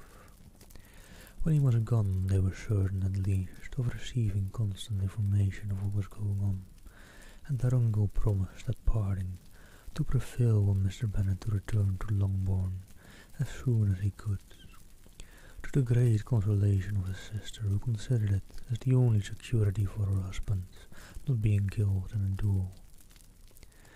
Mrs. Gardiner and the children were to remain in Hertfordshire a few days longer, as the former thought their presence might be serviceable to her nieces. She shared in their attendance on Mrs. Bennet, and was a great comfort to them. In their hours of freedom their other aunt also visited them frequently and always, as she sat with a design of cheering and heartening them up, though, as she never came without reporting some fresh instance of Wickham's extravagance or irregularity, she seldom went away without leaving them more dispirited than she found them.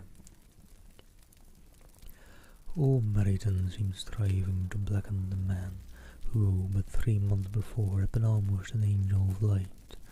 He was declared to be in debt to every tradesman in the place, and his intrigues, honoured with the title of seduction, had been extended into every tradesman's family. Everybody declared that he was the wickedest young man in the world, and everybody began to find out that they had always distrusted the appearance of his goodness. Elizabeth, though she did not credit above half of what was said, believed enough to make her former assurance of her sister's ruin still more certain, and even Jane, who believed still less of it, became almost hopeless, more especially as the time was now come, when if they had gone to Scotland, which she had never before entirely despaired of, they must in all probability have gained some news of them. And hello there, Gaibano. Thank you for the follow. Happy Valentine's Day, and thank you for keeping me hydrated.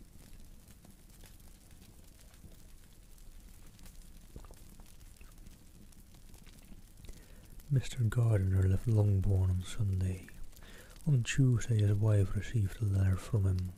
It told him that on his arrival he had immediately found out his brother, and persuaded him to come to Great Church Street, that Mr. Bennet had been to Epsom and Clapham before his arrival, but without gaining any satisfactory information, and that he was now determined to inquire at all the principal hotels in town, as Mr. Bennet thought it possible they might have gone to one of them.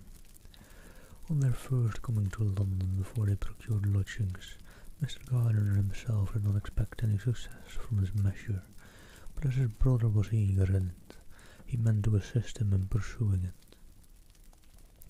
He added that Mr. Bennet seemed wholly disinclined at present to leave London, and promised to write again very soon. There was also a postscript to this effect.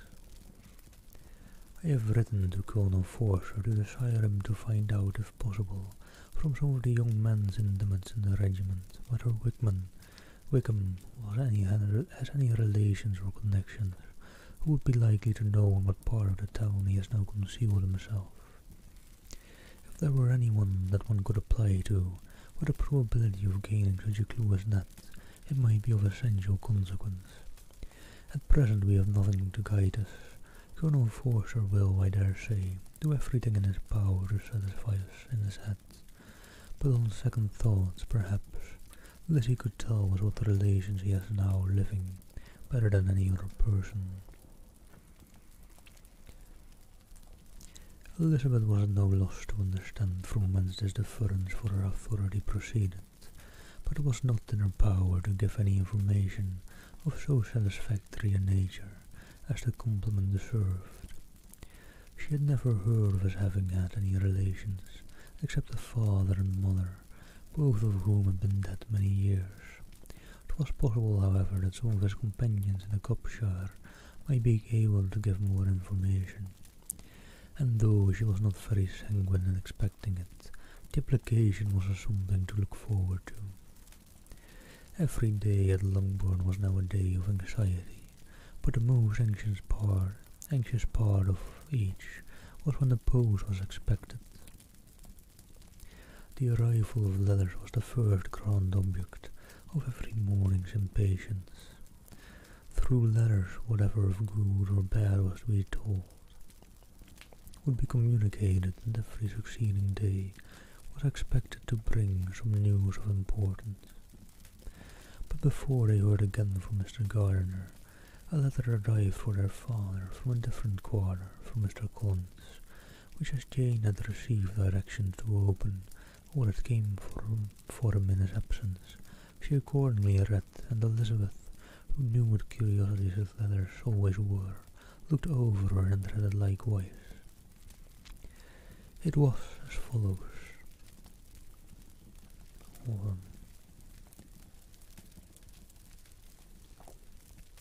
The letter from Mr. Collins was as follows. Let me try, I feel like is the focus a bit wonky still.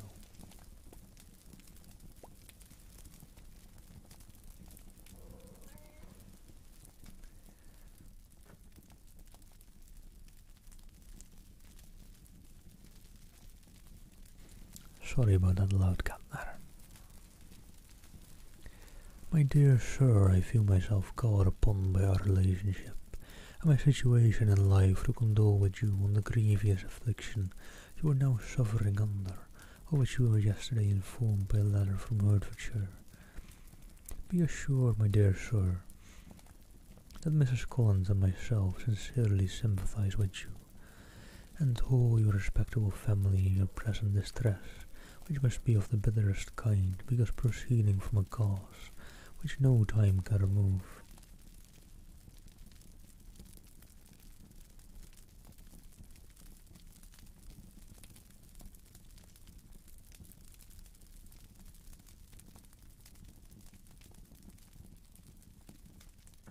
Okay, I'm muted that time at least. Hello, Venus Cubism. Happy Valentine's Day to you. Let me get back into reading this letter though, I was halfway in, wasn't I? No argument shall be wanting on my part that can alleviate so severe a misfortune, or that may comfort you under a circumstance that must be of all others most afflicting to a parent's mind. The death of your daughter would have been a blessing in comparison of this, and is the more to be lamented, because there is reason to suppose, as my dear Charlotte informs me, that this licentiousness of behaviour in your daughter has proceeded from a faulty degree of indulgence, though at the same time, for the consolation of yourself and Mrs. Bennet, I am inclined to think that her own disposition must be naturally bad, or she could not be guilty of such an enormity at so early age. However that may be, you are grievously to be pitied, in which opinion I am not only joined by Mrs. Collins, but likewise by Lady Catherine and her daughter, to whom I have related the affair. They agree with me in apprehending that this false step in one daughter would be injurious to the fortunes of all the others, for who, as Lady Catherine herself condescendingly says, will connect themselves with such a family. And this consideration leads me moreover to reflect with augmented satisfaction on a certain event of last November, for had it been otherwise, I must have been involved in all your sorrow and disgrace. Let me advise you then, my dear sir, to console yourself as much as possible, to throw off your unworthy child from your affection forever, and leave her to reap the fruits of her own heinous offence. Signed, I am, dear sir, etc., etc. Mr. Gardiner did not write again till he had received an answer from Colonel Forster, and then he had nothing of pleasant nature to send. It was not known that Wickham had a single relation with whom he kept up any connection, and it was certain that he had no near one living. His former acquaintance had been numerous, but since he had been in the militia, it did not appear that he was on terms of particular friendship with any one of them. And thank you for the follow, Dom. Happy Valentine's Day to you.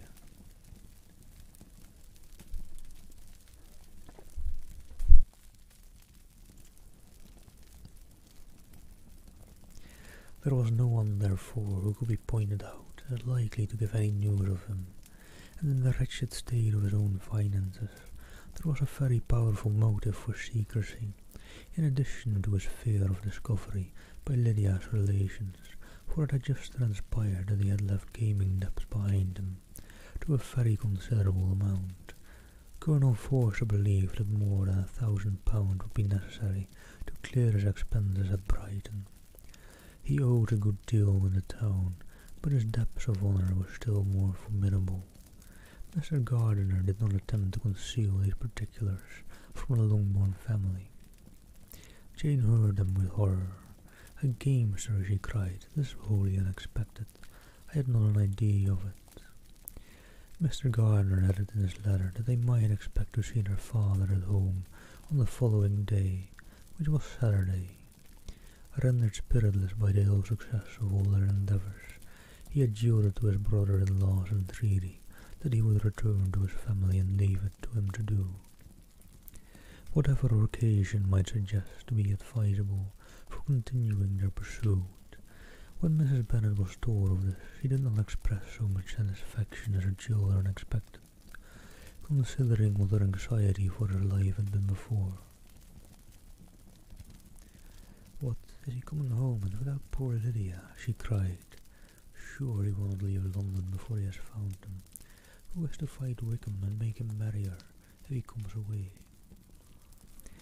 As Mrs. Gardiner began to wish to be at home, it was settled that she and her children should go to London at the same time that Mrs. Bennet came from it. The coach, therefore, took them the first stage of their journey and brought its master back to Longbourn.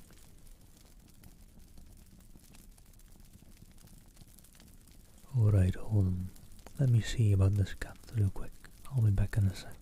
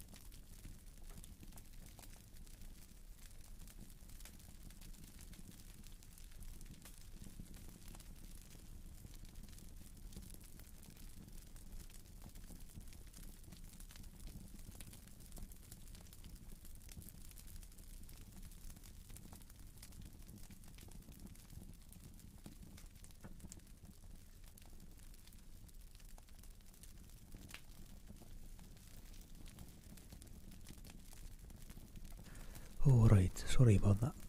Slight interruption.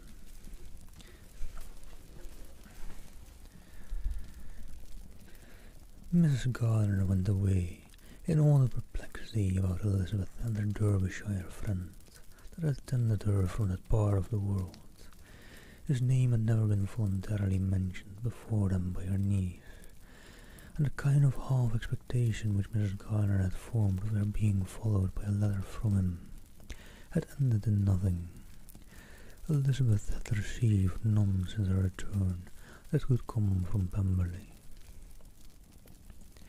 The present unhappy state of the family rendered any other excuse for the lowness of her spirits unnecessary.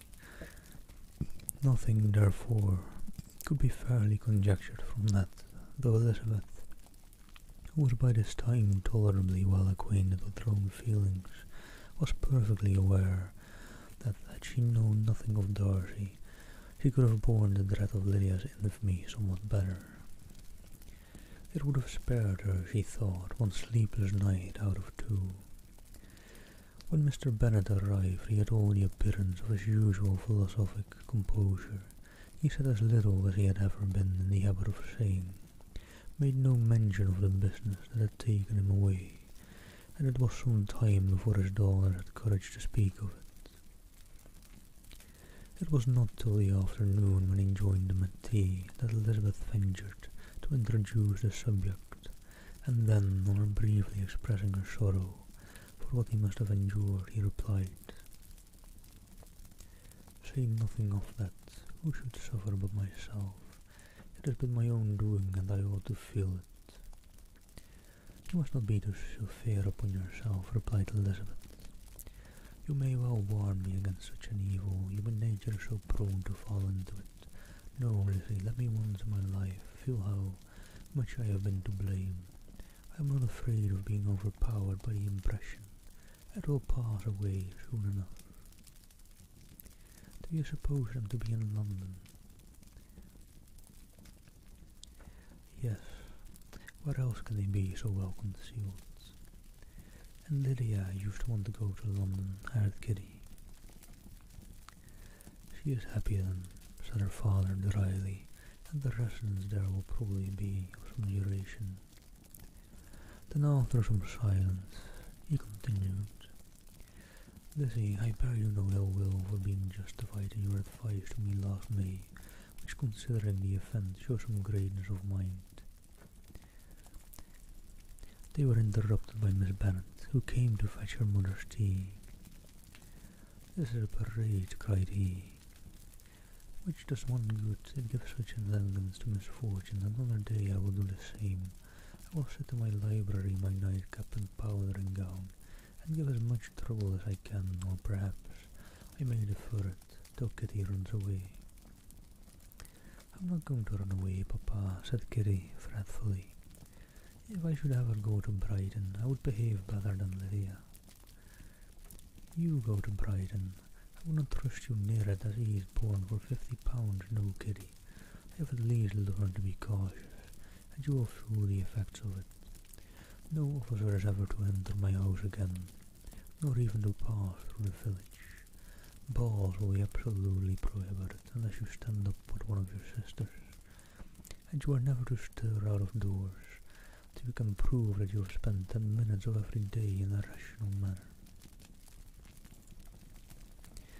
Kitty, who took all these threats in a serious light, began to cry.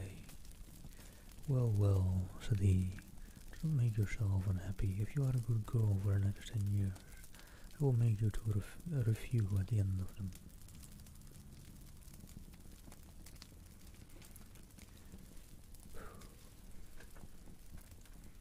And this is where I really need to get my Roman numeral game on point. XLIX, that is 59, right? Is it? 59 would be really close to the end already. I'm pretty sure it's 59. Am I this near the end of it then?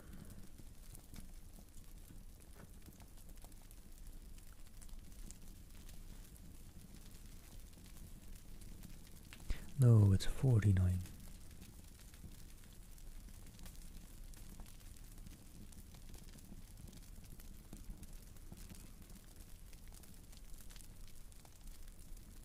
Have I been saying 50 lately? Maybe I have. But it do be 59 or 49.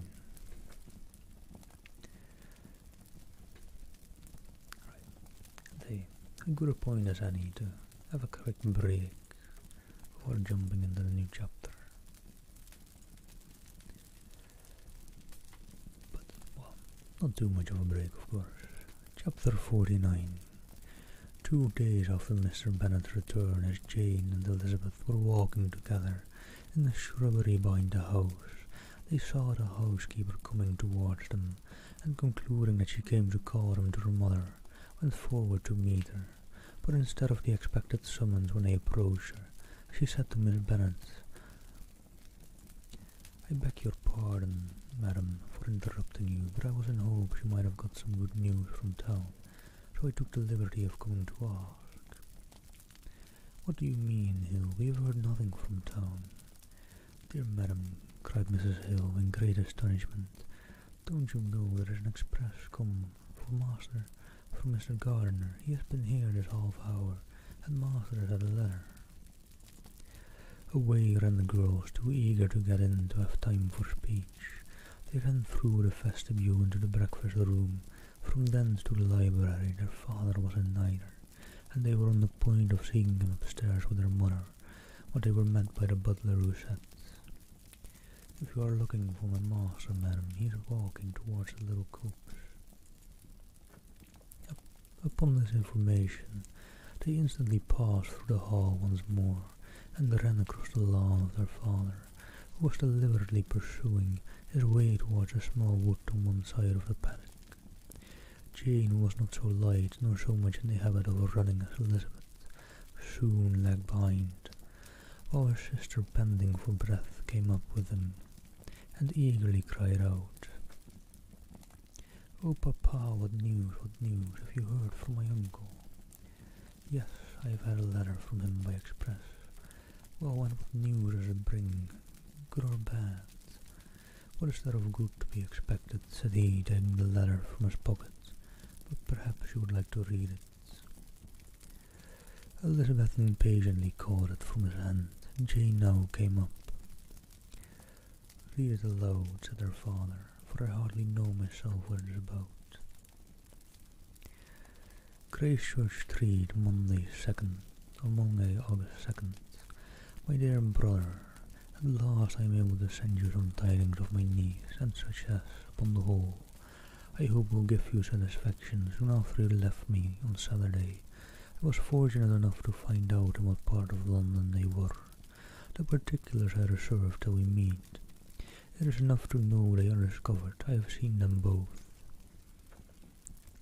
"Then it is as I always hoped," cried Jane. "They are married." Elizabeth read on. "I have seen them both. They are not married, nor can I find there was any intention of being so.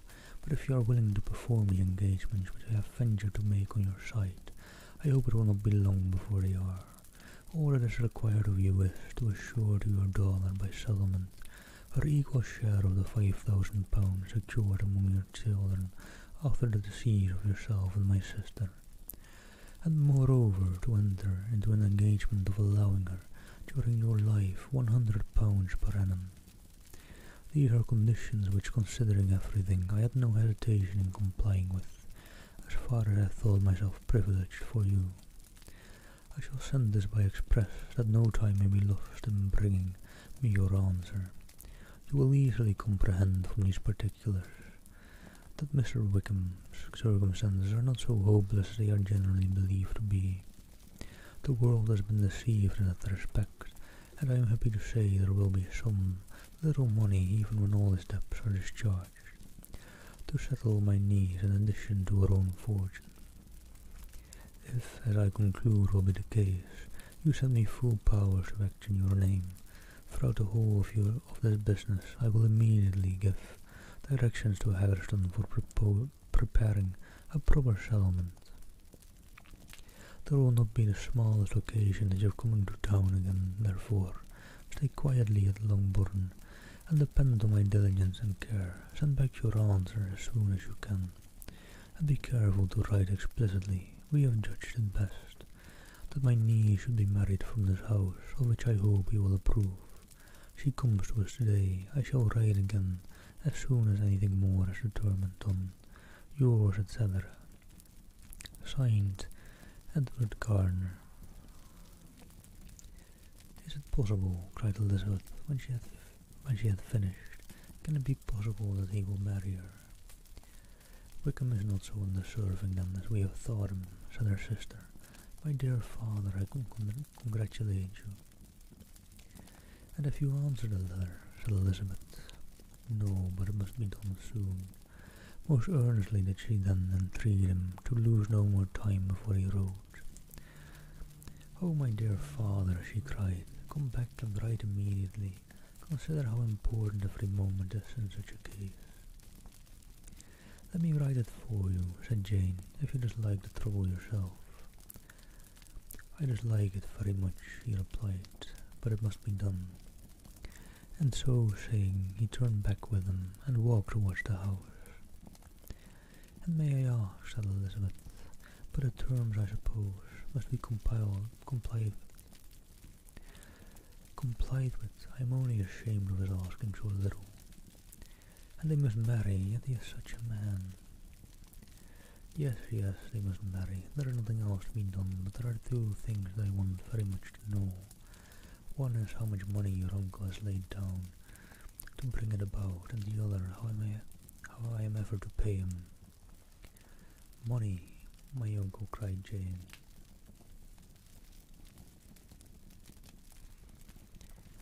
What do you mean, sir? I mean that no man in his senses would marry Lydia and so slight a temptation as 100.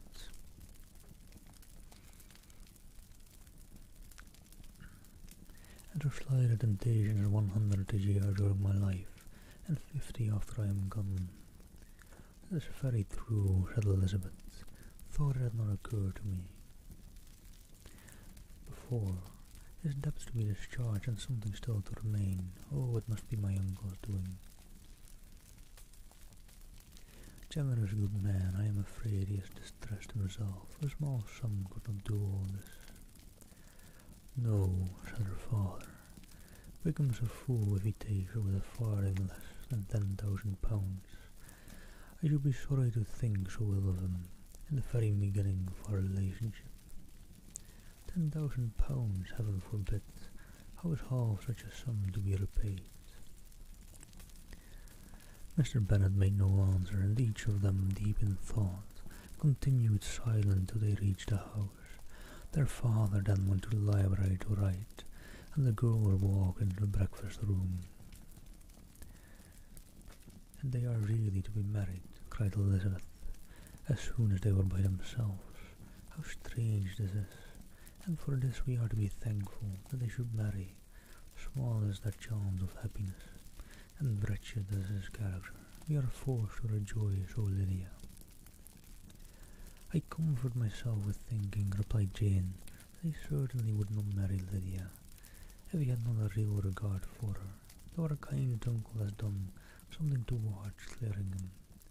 I cannot believe that £10,000 or anything like it has been advanced.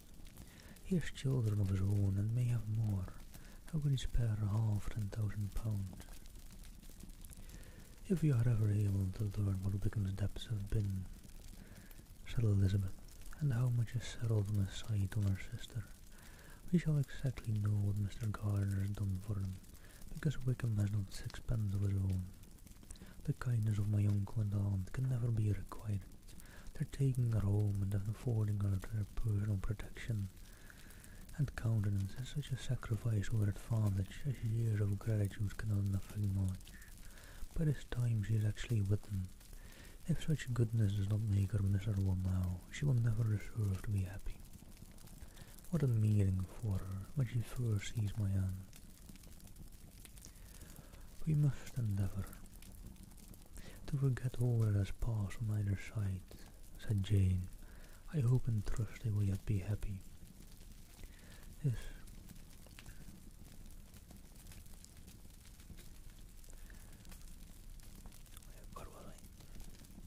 His consenting to marry her is a proof, I will believe, that he has come to a right way of thinking, their mutual affection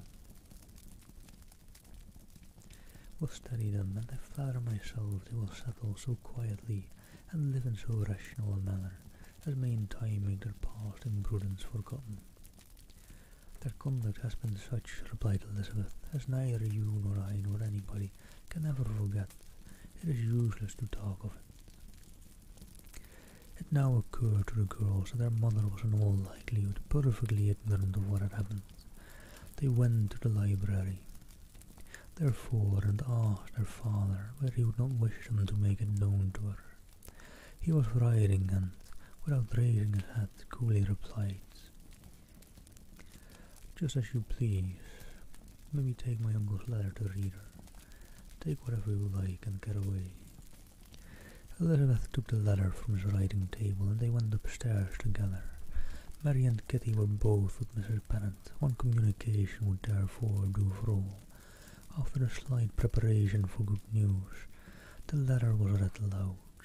Mrs. Bennet could hardly contain herself. As soon as Jane had read Mr. Gardiner's hope of Lydia's being soon married, her joy burst forth, and every following sentence added to its exuberance. She was now in an irritation as violent from delight as she had ever been fidgety from alarm and vexation. To know that her daughter would be married was enough. She was disturbed by no fear for her felicity, nor humbled by any remembrance of her misconduct. "My dear, dear Lydia," she cried, "this is delightful indeed. She will be married, I shall see her again. She will be married at 16, my good kind brother. I knew how it would be, I knew he would manage everything. How I longed to see her, and to see dear Wickham too. For the clothes, the wedding clothes, I will write to my sister Gardiner about them directly. Lizzie, my dear, run down to your father, and ask him how much she will give her. Stay, stay, I will go myself. Ring the bell, Kitty. For Hill, I will put on my things in a moment. My dear, dear Lydia, how merry we shall be together when we meet." Her eldest daughter endeavoured to give some relief to the violence of these transports by leading her thoughts to the ugly obligations which Mr. Gardiner's behaviour laid them all under.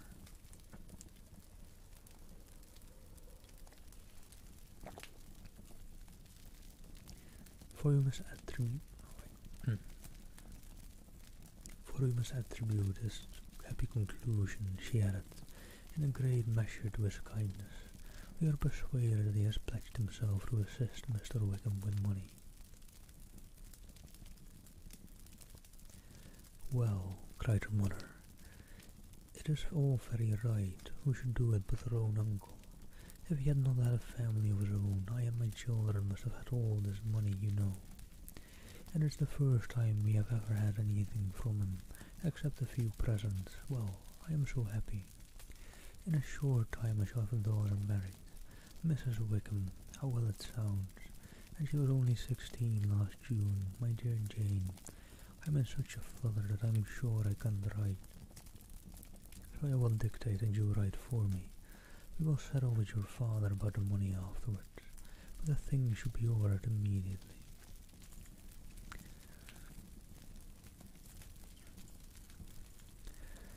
She was then proceeding to all the particulars of calico, muslin, and cambric, and would surely have dictated some very plentiful orders, had not Jane, though with some difficulty, persuaded her to wait till her father was at leisure to be consulted. One day's delay, she observed, would be of small importance, and her mother was too happy to be quite so obstinate as usual. Other schemes, too, came into her head.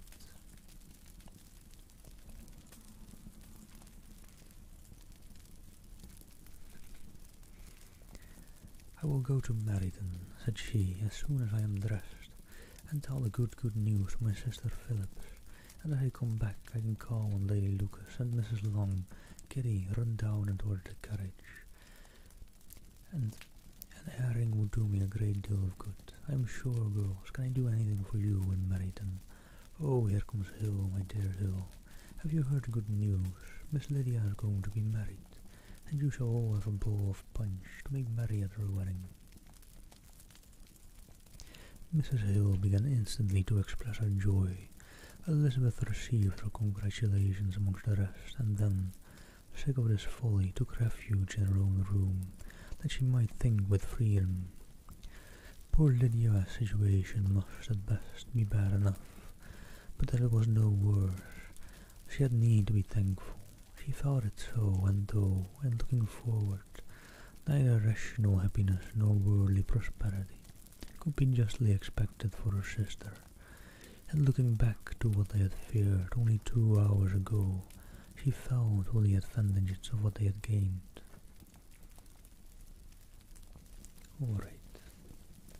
Quick break in between chapters. 11 chapters to go. I think, right? 50 to 61 now. Yeah. I was kind of thinking whether it was 11 or 12. Whether it included the one I had done or not. But yeah.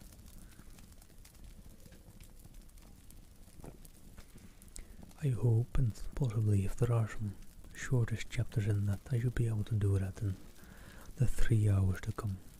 Hopefully. We shall see. But let's just move on for now. Go into chapter 50. Mr. Bennet had very often wished before this period of his life that instead of spending his whole income, he had laid by an annual sum for the better provision of his children and of his wife. If she survived him, he now wished it more than ever. Had he done his duty in that respect, Lydia need not have been indebted to her uncle, for whatever of honour or credit could now be purchased for her, the satisfaction of prevailing on one of the most worthless young men in Great Britain to be her husband might then have rested in its proper place. He was seriously concerned that a cause of so little advantage to anyone should be forwarded at the sole expense of his brother-in-law, and he was determined, if possible, to find out the extent of his assistance, and to discharge the obligation as soon as he could. When first Mr. Bennet had married, economy was held to be perfectly useless, for, of course, they were to have a son. This son was to join in cutting off the entail as soon as he should be of age, and the widow and younger children would be that means to be provided for. 5 daughters successively entered the world, but yet a son was to come, and Mrs. Bennet for many years after Lydia's birth had been certain that he would. This event had at last been despaired of, but it was then too late to be saving. Mrs. Bennet had no turn for economy, and her husband's love of independence had alone prevented their exceeding their income. £5,000 was settled by marriage articles on Mrs. Bennet and the children, but in what proportion it should be divided amongst the latter depended on the will of the parents. This was one point, with regard to Lydia at least, which was now to be settled, and Mr. Bennet would have no hesitation in according to the proposal before him, in terms of grateful acknowledgment of the kindness of his brother. Though expressed most concisely, he then delivered on paper his perfect approbation of all that was done, and his willingness to fulfil the engagements that had been made for him. He had never before supposed that, could Wickham be prevailed on to marry his daughter, it would be done with so little inconvenience to himself. As by the present arrangement, he would scarcely be £10 a year the loser. By the 100 that was to be paid them, for what with her board and through her mother's hands, Lydia's expenses had been very little within that sum.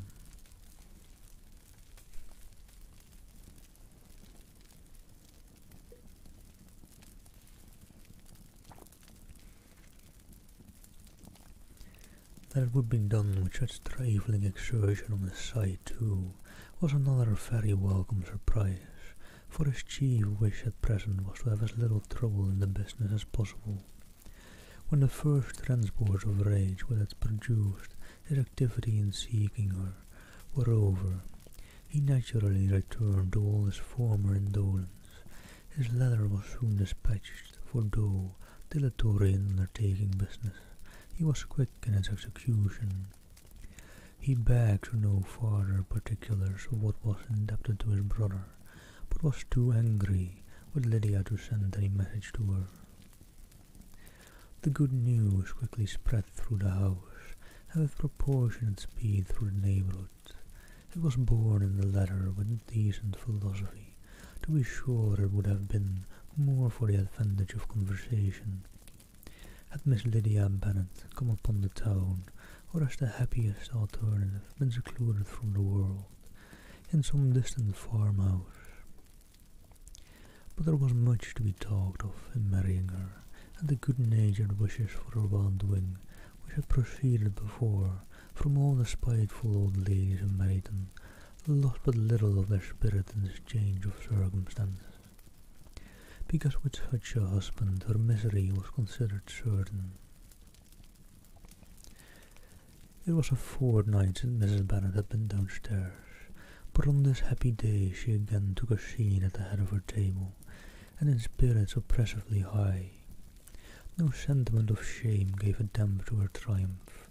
The marriage of a daughter, which had been the first object of her wishes since Jane was 16, was now on the point of accomplishment, and their thoughts and their words ran wholly on those attendants of elegant nuptials, fine muslins, new carriages, and servants. She was busily searching through the neighbourhood for a proper situation for her daughter, and without knowing or considering what her income might be, rejected many as deficient in size and importance. Ooh, sounds nice, Sheriff. Hay Park might do, said she, if the Goldings would quit it, or the great house at Stoke, if the drawing room were larger, but Ashford is too far off.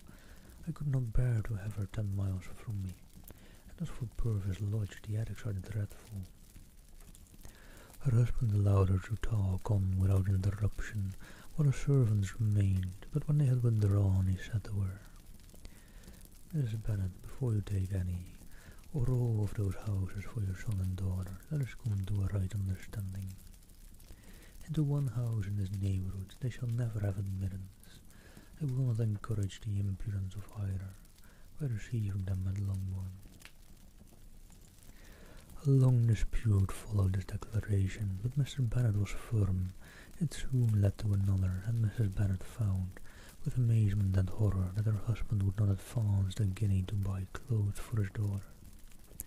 He protested that he should receive from him no mark of affection whatever. On the occasion Mrs. Bennet could hardly comprehend it. That his anger could be carried to such a point of inconceivable resentment as to refuse his daughter a privilege, without which her marriage would scarcely seem valid, exceeded all that she could believe possible. She was more alive to the disgrace which the want of new clothes must reflect on her daughter's nuptials, than to any sense of shame at her eloping and living with Wickham, a fortnight before it took place. Hello, Alleycat. And well, and you say Happy Valentine's Day. We've got each other, don't we? Much love to you all. Elizabeth was now most heartily sorry that she had, from the distress of the moment, been led to make Darcy acquainted with their fears for her sister, for since her marriage would so shortly give the proper termination to the elopement, they might hope to conceal its unfavourable beginning from all those who were not immediately on the spot. She had no fear of it spreading far through his means. There were few people on whose secrecy she would have more confidently depended, but at the same time there was no one whose knowledge of her sister's frailty would have mortified her so much. Not, however, from any fears of disadvantage from it.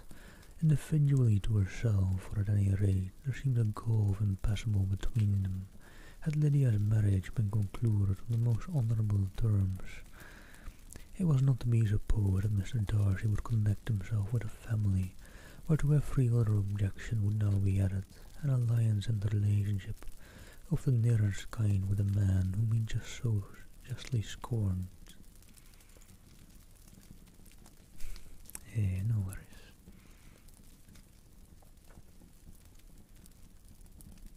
Nice, Dill, nice. Hope you enjoyed. Hope you're enjoying your day.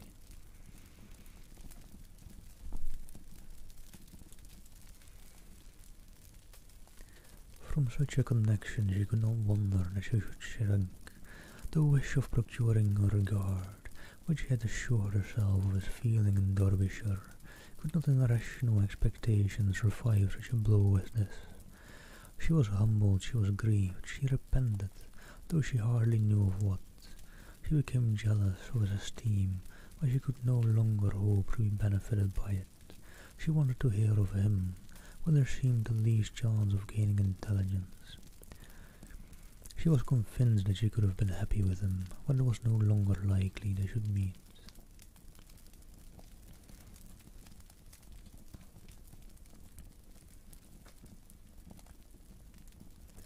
What a triumph for him, as she often thought, could he know that the proposal which he had proudly spurned only 4 months ago would now have been gladly and gratefully received. He was as generous, she doubted not, as the most generous of his sex, But while he was immortal, there must be a triumph. She began now to comprehend that he was exactly the man who in his position and talents would most suit her.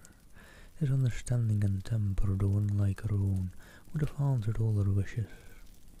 It was an union that must have been to the advantage of both. By her ease and liveliness, his mind might have been softened, his manners improved, and from his judgment, information, and knowledge of the world, she must have received benefits of greater importance.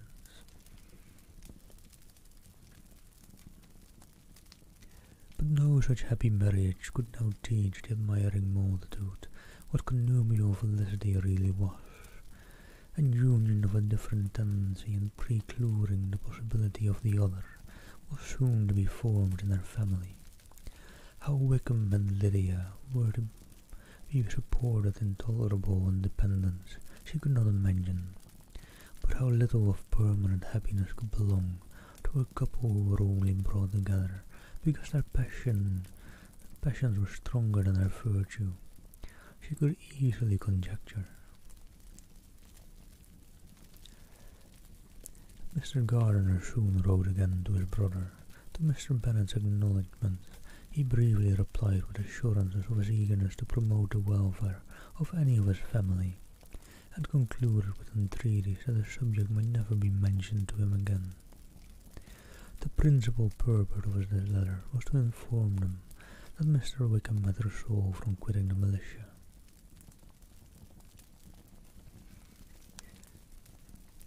And jumping into the letter. It was greatly my wish that he should do so, he added, as soon as his marriage was fixed on, and I think you will agree with me in considering a removal from that course as highly advisable, both on his account and my niece's. It is Mr. Wickham's intention to go into the regulars, and among his former friends there are still some who are able and willing to assist him in the army. He has the promise of an insigne in General Wervenshire's regiment, now quartered in the north. It is an advantage to have it so far from this part of the kingdom. He promises fairly, and I hope among different people, where they may each have a character to preserve. They will both be more prudent. I have written to Colonel Forster to inform him of our present arrangements, and to request that he will satisfy the various creditors of Mr. Wickham, in and near Brighton, with assurances of speedy payment, for which I have pledged myself, and will you give yourself the trouble of carrying similar assurances to his creditors in Brighton, of whom I shall subjoin a list according to his information. He is given in all debts. I hope at least he has not deceived us. Haggerston has our directions, and all will be completed in a week. They will then join his regiment, and unless they are first invited to Longbourn, and I understand from Mrs. Gardiner that my niece is very desirous of seeing you all before she leaves the south. She is well and begs to be dutiful. Remember to you and the mother yours, etc. Signed, E. Gardiner.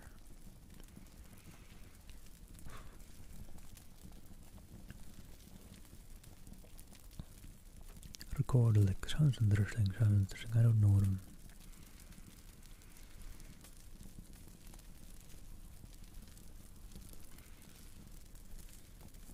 Yeah, I love a lot of Belgium has a lot of good beers, and you have Einstock in Iceland as well, which has some great beers. Might be a bit more pricey though, import and export and all there.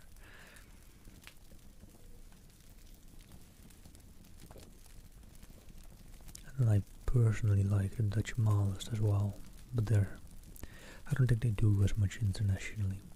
They might be very Netherlands based. I'm pretty sure they may be.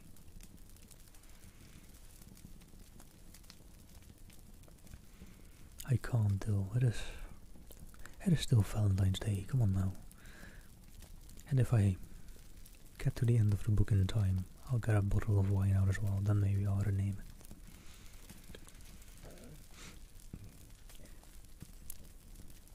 it. Mr. Bennet and his daughter saw all the advantages of Wickham's removal from Cupshire as clearly as Mr. Gardiner could do, but Mrs. Bennet was not so well pleased with it, Lydia's being settled in the north, just when she had expected most pleasure and pride in her company, for she had by no means given up her plan of their residing in Hertfordshire.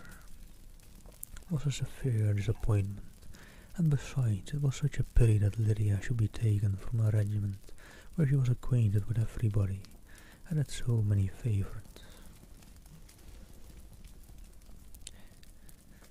"She is so fond of Mrs. Forster," said she, "it will be quite shocking to send her away.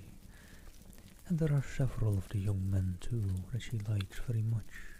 The officers may not be so pleasant in general, where she keeps his regiment." His daughter's request, for such it might be considered, of being admitted into her family again before she set off for the north, received at first an absolute negative, but Jane and Elizabeth, who agreed in wishing, for the sake of their sister's feelings and consequence, that she should be noticed on her marriage by her parents, urged him so earnestly, yet so rationally and so mildly, to receive her and her husband and Longbourn as soon as they were married, that he was prevailed on to think as they thought, and act as they wished, and their mother had the satisfaction of knowing that she should be able to show her married daughter in the neighbourhood before she was banished to the north, when Mr. Bennet wrote again to his brother, therefore he sent his permissions for them to come, and it was settled that as soon as the ceremony was over, they should proceed with Longbourn. Elizabeth was surprised, however, that Wickham should consent to such a scheme, and that she consulted only her own inclination. Any meeting with him would have been the last object of her wishes. Ah, poor Misk. Someone get Misk a frivvies up. Oh yeah. Wait, not you though, Dill, not you. You've done enough today, I'm sure.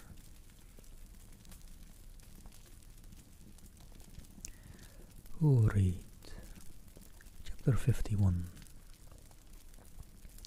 Their sister's wedding day arrived, and Jane and Elizabeth felt for her probably more than she felt for herself. The carriage was sent to meet them at Aldenshire, and they were to return in it by dinner time. Their arrival was dreaded by the elder Miss Bennet, and Jane more especially, who gave Lydia the feelings which would have attended herself had she been the culprit, was wretched in the thought of what her sister must endure. They came, the family were assembled in the breakfast room to receive them. Smiles decked the faces of Mrs. Bennet as the carriage drove up to the door. Her husband looked impenetrably grave, her daughters alarmed, anxious, uneasy. Lydia's voice was heard in the vestibule. The door was thrown open and she ran into the room. Her mother stepped forwards, embraced her and welcomed her with rapture, gave her hand with an affectionate smile to Wickham, who followed his lady, and wished them both joy with an alacrity which showed no doubt of their happiness. The reception from Mr. Bennet, to whom they then turned, was not quite so cordial. The easy assurance of the young couple, indeed, was enough to provoke him. And although their point chronicled, thank you for the follow. Happy Valentine's Day to you. The easy assurance of the young couple, indeed, was enough to provoke him. Elizabeth was disgusted, and even Miss Bennet was shocked.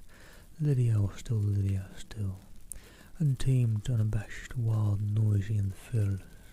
She turned from sister to sister, demanding their congratulations, and when at length they all sat down, looked eagerly round the room, took notice of some little alteration in it, and observed with a laugh that it was a great while since she had been there.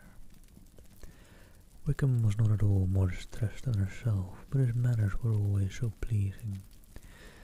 That had his character and his marriage been exactly what I ought, his smiles and his easy address, while he claimed their relationship, would have delighted them all. Elizabeth had not before believed him quite equal to such assurance, but he sat down resolving within herself to draw no limits in future to the impudence of an impudent man.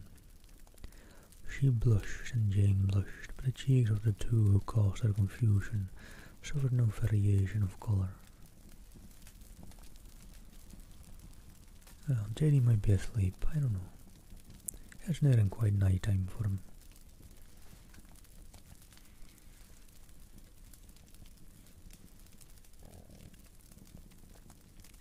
There was no want of discourse. The bride and the mother could neither of them talk fast enough, and Wickham, who happened to sit near Elizabeth, began inquiring after his acquaintance in that neighbourhood with a good-humoured ease which he felt very unable to equal in their replies. They seemed each of them to have the happiest memories in the world. Nothing of the past was recollected with pain, and Lydia led voluntarily to subjects which her sisters would not have alluded to for the world. "Only think of its being 3 months," she cried, "since I went away. It seems but a fortnight, I declare. And yet there have been things enough happened in time. Good gracious, when I went away, I'm sure I had no more idea of being married till I came back again, though I thought it would be very good fun if I was." Her father lifted up his eyes. Jane was distressed. Elizabeth looked expressively at Lydia, but she, who never heard nor saw anything of which she chose to be insensible, gaily continued. "Oh, mamma, do the people hereabouts know I am married today? I was afraid they might not, and we overtook William Goring in Schuylkill.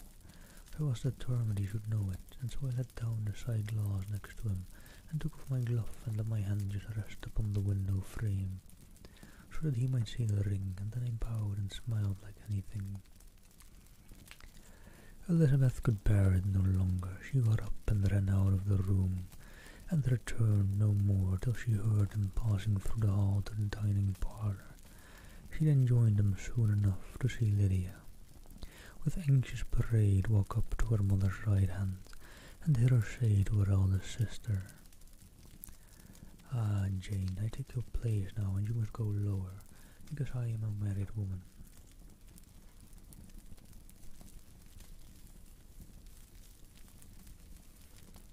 "Oh, that's all right too, Miskin. All right, didn't JD say quite a long time ago? I've been alive too long, I forgot. But I think he said he was going to do some things, yeah."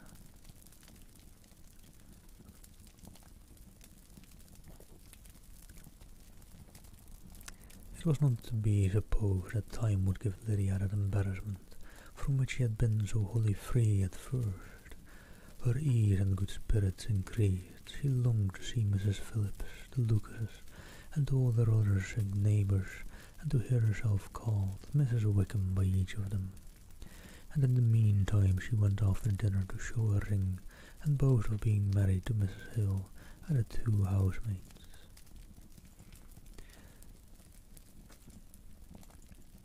"Well, mamma," said she, when they were all returned to the breakfast room, "and what do you think of my husband? Isn't he a charming man? I am sure my sisters must all envy me. I only hope they may have half my good luck. They must all go to Brighton. That is the place to get husbands. What a pity it is, mamma, we did not all go." "Very true, and if I had my will we should, but my dear Lydia, I don't at all like your going such a way off. Must it be so?" "Oh Lord, yes. There is nothing in that I shall like at all things. You and papa and my sisters must come down and see us. We shall be at Newcastle all the winter, and I dare say there will be some balls, and I will take care to get good partners for them all." "I should like it beyond anything," said her mother. "And then when you go away you may leave 1 or 2 of my sisters behind you, and I dare say get husbands for them before the winter is over." "I thank you for my share of the favour," said Elizabeth, "but I do not particularly like your way of getting husbands." Their visitors were not to remain above 10 days with them, Mr. Wickham had received his commission before he left London, and he was to join his regiment at the end of a fortnight. No one but Mrs. Bennet regretted that their stay would be so short, and she made the most of the time by visiting about with her daughter and having very frequent parties at home. These parties were acceptable to all. To avoid a family circle was even more desirable to such as did think than to such as did not. Wickham's affection for Lydia was just what Elizabeth had expected to find, not equal to Lydia's for him. She had scarcely needed a present observation to be satisfied. From the reason of things, that her elopement had been brought on by the strength of her love, rather than by his, and she would have wondered why without violently caring for her.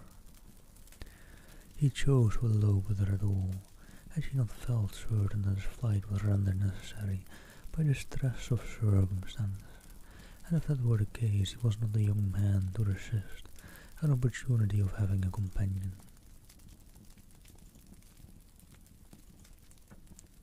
Well, hello there, JD. Hope you're doing well. And happy Valentine's Day to you, although hope I said that before already.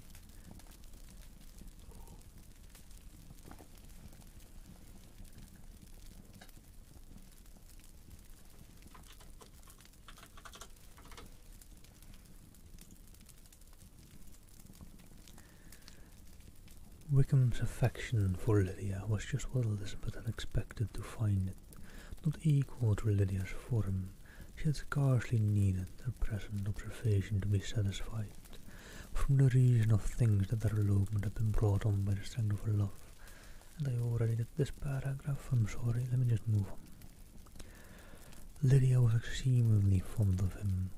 He was her dear Wickham on every occasion. No one was to be put in competition with him. He did everything best in the world, and she was sure he would kill more birds on the 1st of September than anybody else in the country. Hey, that's nice, JD, that's nice though. Enjoy the hardcore learn. Enjoy your Sunday. Have a lovely, lovely and amazing Sunday. Let me quickly see.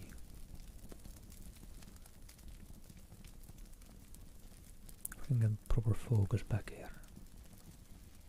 I don't know, I think that might be properly focused.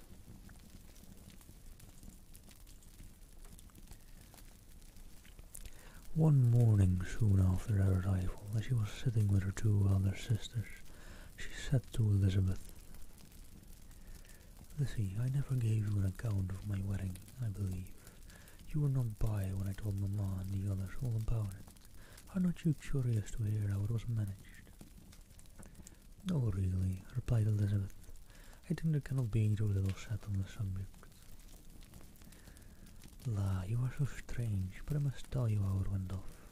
We were married, you know, at St. Clement's because Wickham's lodgings were in that parish, and it was settled that we should all be there by 11 o'clock.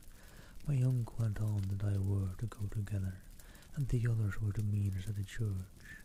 Well, Monday morning came, and I was in such a fuss, I was so afraid, so you know that something would happen to put it off. And then I should have gone quite distracted, and there was my aunt, all the time I was dressing, preaching and talking away, just as if she was reading a sermon. However, I did not hear above 1 word in 10, for I was thinking, you may suppose, of my dear Wickham. I longed to know whether he would be married in his blue coat. Well, and so we breakfasted at 10 as usual. I thought it would never be over, for by the by, you are to understand that my uncle and aunt were horrid and pleasant all the time I was with them. If you'll believe me, I did not once put my foot out of doors, though I was there a fortnight. Not one party or scheme or anything. To be sure, London was rather thin, but however the little theatre was open. Well, and so just as the carriage came to the door, my uncle was called away, upon business to that horrid man, Mr. Stone. And then, you know, when once they got together, there is no end of it. Well, I was so frightened I did not know what to do, for my uncle was to give me away. and if we were beyond the hour, we could not be married all day. But luckily he came back again in 10 minutes' time, and then we had all set out. However, I recollected afterwards that if he had been prevented going, the wedding need not be put off, for Mr. Darcy might have been done as well. Mr. Darcy, repeated Elizabeth in utter amazement. Oh yes, he was to come there with Wickham. You know, but gracious me, I quite forgot. I ought not to have said a word about it, I promised him, so faithfully. What will Wickham say? It was to be such a secret. If it was to be a secret, said Jane, say not another word on the subject. You may depend upon my seeking no further. Oh, certainly, said Elizabeth, though burning with curiosity. We will ask you no questions. Thank you, said Lydia. For if you did, I should certainly tell you all, and then Wickham would be angry. On such encouragement to ask, Elizabeth was forced to put it out of her power by running away, but to live in ignorance on such a point was impossible, or at least it was impossible not to try for information.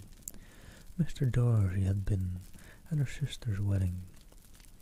It was exactly a scene and exactly among people where he had apparently least to do and least temptation to go. Conjectures as to the meaning of it, rapid and wild, hurried into her brain, but she was satisfied with none. Those that best pleased her as placing his conduct in the noblest light seemed most improbable. She could not bear such suspense, and hastily seizing a sheet of paper wrote a short letter to her aunt, to request an explanation of what Lydia had dropped, if it were comparable with the secrecy which had been intended. You may readily comprehend, she added, what my curiosity must be to know how a person connected with any of us, and comparatively speaking a stranger to our family, should have been amongst you at such a time. Pray write instantly and let me understand it, unless it is for very cogent reasons to remain in the secrecy which Lydia seems to think necessary, and then I must endeavour to be satisfied with ignorance. Not that I shall, though, she added to herself as she finished the letter. Okay. And my dear aunt, if you do not tell me in an honourable manner, I shall certainly be reduced to tricks and stratagems to find it out. Jane's elegant sense of honour would not allow her to speak to Elizabeth privately of what Lydia had let fall. Elizabeth was glad of it, till it appeared whether her inquiries would receive any satisfaction. She had rather be without a confidant. All right, let me take a quick little break, get another cup of tea with honey, and I'll be back in about 5 minutes. And then we'll start on chapter 32. See you all then, hopefully.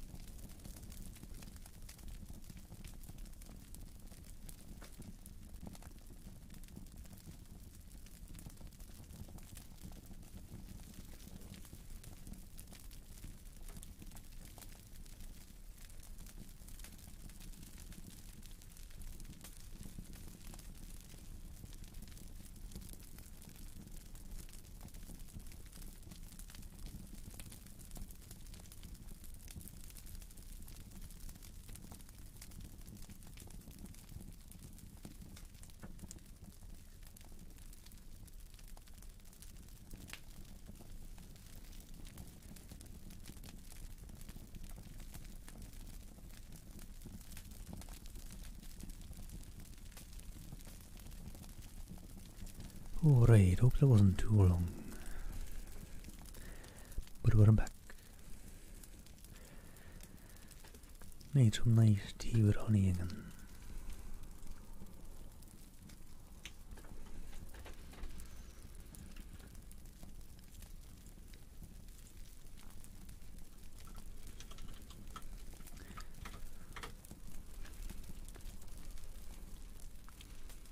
Well, the fire is happy vibes as well, isn't it?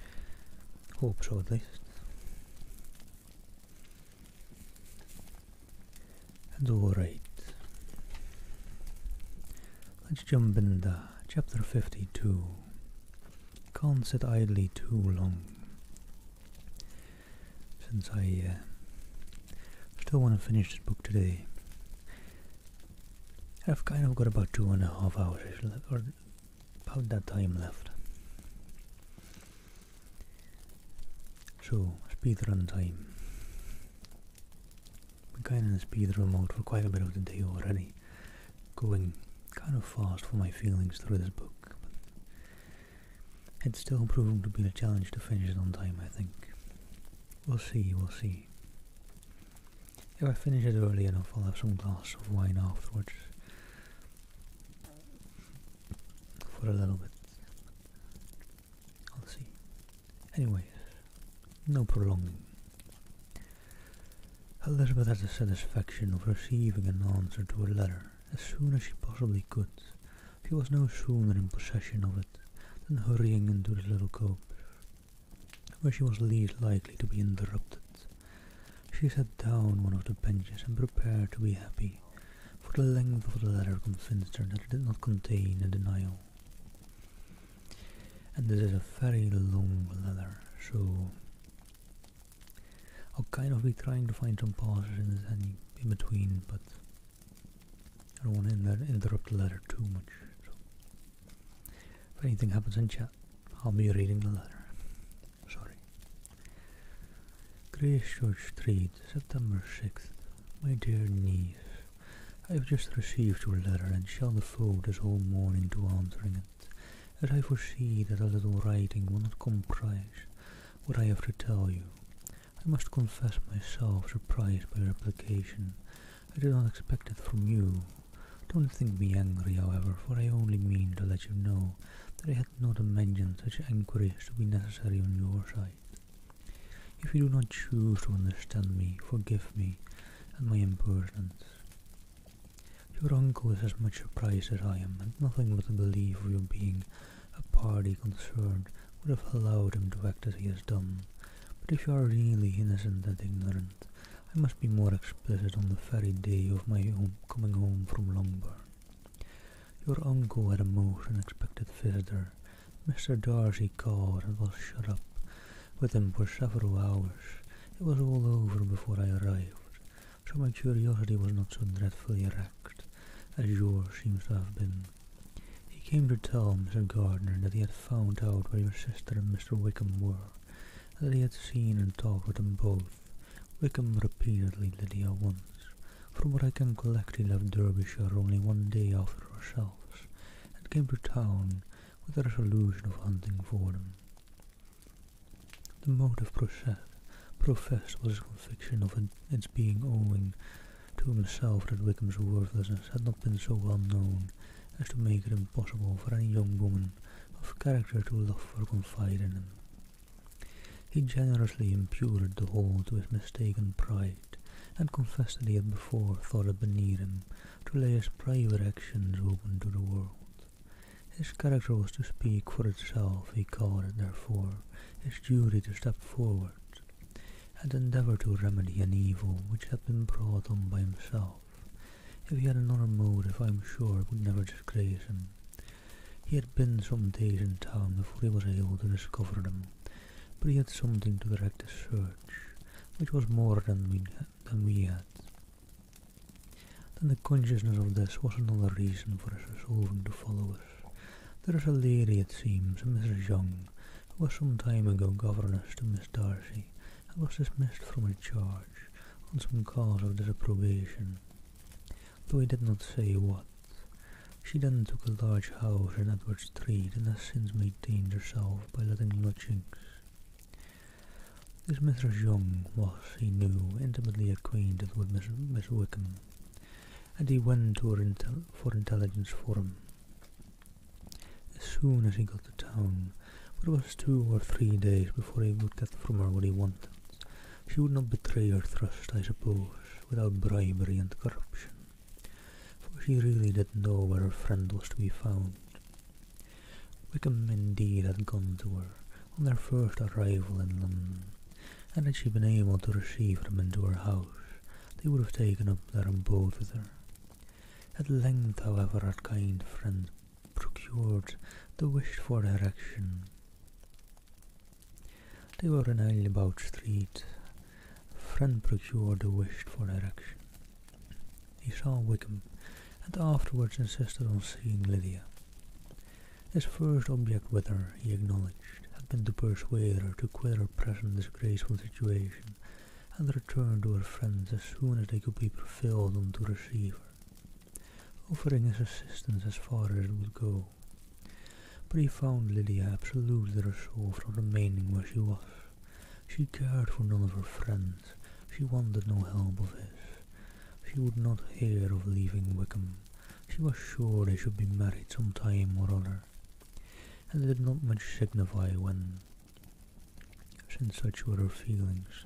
It only remained, he thought, to secure and expedite a marriage, which in his very first conversation with Wickham he easily learned had never been his design. He confessed himself obliged to leave the regiment on account of some debts of honour, which were very pressing, and scrupled not to lay all the ill consequence of Lydia's flight on her own folly alone. He meant to resign his commission immediately, and as to his future situation, he should conjecture very little about it. He must go somewhere, but he did not know where, and he knew he should have nothing to live on. Mr. Darcy asked him why he had not married your sister at once. Though Mr. Bennet was not imagined to be very rich, he would have been able to do something for him, and the situation must have been benefited by marriage. Hello there, Robinson. Sorry, I'm reading a letter that Elizabeth received from her sister, which is very, very long. I don't even think I'm halfway through, to be honest.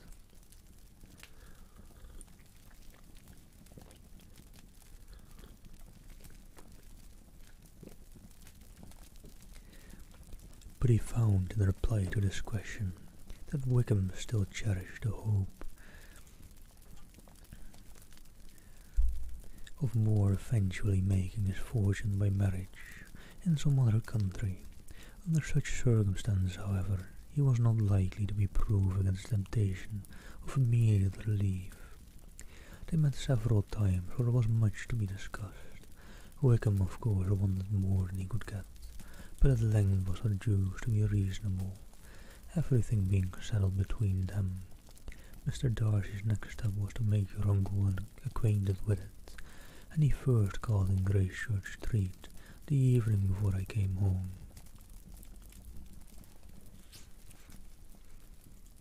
But Mr. Gardiner could not be seen, and Mr. Darcy found, on further inquiry, that your father was still with him, but would quit town the next morning. He did not judge your father to be a person whom he could so properly console as your uncle, and therefore readily postponed seeing him till after the departure of the former. He did not leave his name until the next day. It was only known that the gentleman had called on business. On Saturday he came again. Your father was gone, your uncle at home, and as I said before, they had a great deal of talk together. They met again on Sunday, and then I saw him too. It was not all settled before Monday. As soon as it was, the express was sent off through Longbourn, but our visitor was very obstinate. I fancy, Lizzie, that obstinacy is the real defect of his character after all. He has been accused of many faults at different times, but this is the true one. Nothing was to be done that he did not do himself. though I am sure, and I do not speak it to be thanked, therefore I say nothing about it. Your uncle would most readily have settled the whole. They battled it together for a long time, which was more than either the gentleman or lady concerned in it deserved. But at last your uncle was forced to yield, and instead of being allowed to be of use to his niece, was forced to put up with only having the probable credit of it, which went sorely against the grain, and I really believe your letter this morning gave him great pleasure, because it required an explanation that would rob him of his borrowed feathers, and give the praise where it was due. But Lizzie, this must go no farther than yourself or Jane at most. You know pretty well, I suppose, what has been done for the young people. His debts are to be paid, amounting, I believe, to considerable more than £1,000. Another 1,000 in addition to her own settled upon her, and his commission purchased. The reason why all this was to be done by him alone was such as I have given above. It was owing to his reserve, and want of proper consideration, that Wickham's character had been so misunderstood, and consequently that he had been received and noticed as he was. Perhaps there was some truth in this, though I doubt whether his reserve of anybody, or anybody's reserve, can be answerable for the offence. But in spite of all this fine talking, my dear Lizzie, you may rest perfectly assured that your uncle would never have yielded. If he had not given him credit for another interest in the affair, when all this was resolved on, he returned again to his friends, who were still staying at Pemberley, but it was agreed that he should be in London once more when the wedding took place, and all money matters were then to receive the last finish, I believe. I have now told you everything. It is a relation which you tell me is to give you great surprise. I hope at least I will not afford you any displeasure. Lydia came to us, and Wickham had constant admission to the house. He was exactly what he had been when I knew him in Hertfordshire, but I would not tell you how little I was satisfied with her behaviour while she stayed with us. If I had not perceived by Jane's letter last Wednesday what her conduct on coming home was exactly of a piece with it, and therefore what I now tell you can give you no fresh pain. I talked to her repeatedly in the most serious manner, representing to her all the wickedness of what she had done, and all the unhappiness she had brought on her family. If she heard me, it was by good luck, for I am sure she did not listen. I was sometimes quite provoked, but then I recollected my dear Elizabeth and Jane, and for their sakes had patience with her. Mr. Darcy was punctual on his return, and as Lydia informed you, attended the wedding. He dined with us the next day, and was to leave town again on Wednesday or Thursday.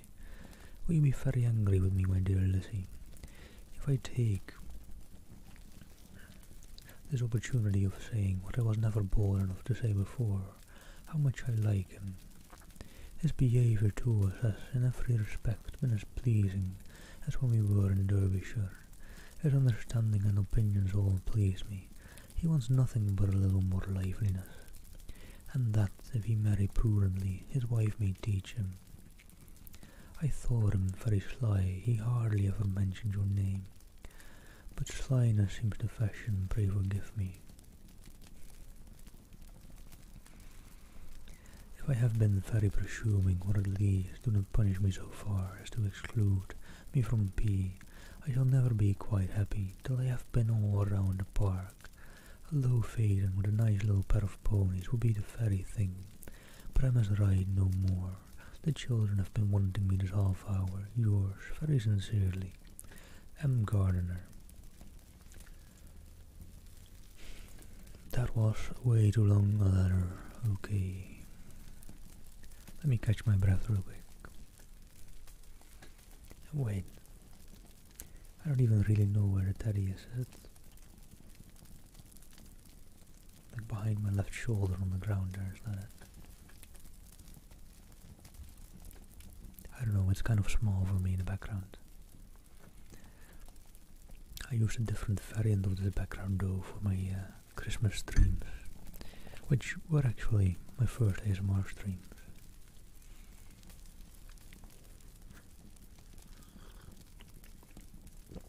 But yeah, in the darkness next to the fire you might see some like mistletoe or wreaths above the fire, and there's a Christmas tree right behind me in this background that I'm kind of slightly covering up as well.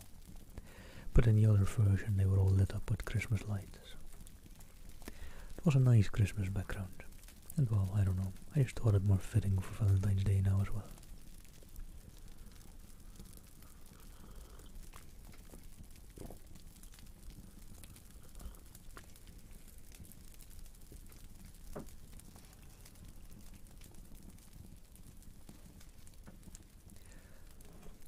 The contents of this letter threw Elizabeth into a flutter of spirits in which it was difficult to determine whether pleasure or pain bore the greatest share. The vague and unsettled suspicions which uncertainty had produced of what Mr. Darcy might have been doing to forward her sister's match, which she had feared to encourage, as an exertion of goodness too great to be probable, and at the same time dreaded to be just from the pain of obligation, were proved beyond their greatest extent to be true. He had followed them purposely to town, he had taken on himself all the trouble and mortification attendant on such a research, if a supplication had been necessary to a woman whom he must abominate and despise, as well he was reduced to meet, frequently meet, reason with, persuade, and finally bribe, the man whom he always most wished to avoid, and whose very name it was punishment to him to pronounce. He had done all this for a girl whom he could neither regard nor esteem. Her heart did whisper that he had done it for her, but it was a hope shortly checked by other considerations, and she soon felt that even her vanity was insufficient when required to depend on his affection for her. For a woman who had already refused him, as able to overcome a sentiment so natural as abhorrence against the relationship with Wickham. Brother-in-law of Wickham, every kind of pride must revolt from the connection. He had to be sure done much, she was ashamed to think how much, but he had given a reason for his interference, which asked no extraordinary stretch of belief. It was reasonable that they should feel he had been wrong. He had liberality, and he had the means of exercising it, and though she would not place herself as his principal inducement, she could perhaps believe that the remaining partiality for her might insist her endeavours in her case, where her peace of mind must be materially concerned. Still, no dirty talk, come on now, it might be Valentine's Day, but also, the end of the book is somewhat it's taking a bit of time. It was painful, exceedingly painful, to know that they were under obligations to a person who could never receive a return. They owed the restoration of Lydia, her character, everything to him. I'll see, I have an idea, but I'll see. Don't go spoiling things. It's better when it's a surprise.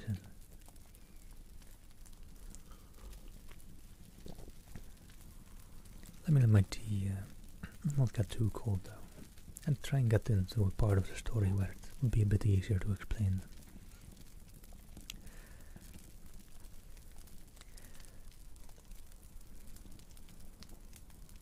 She read over her aunt's commendation of him again and again.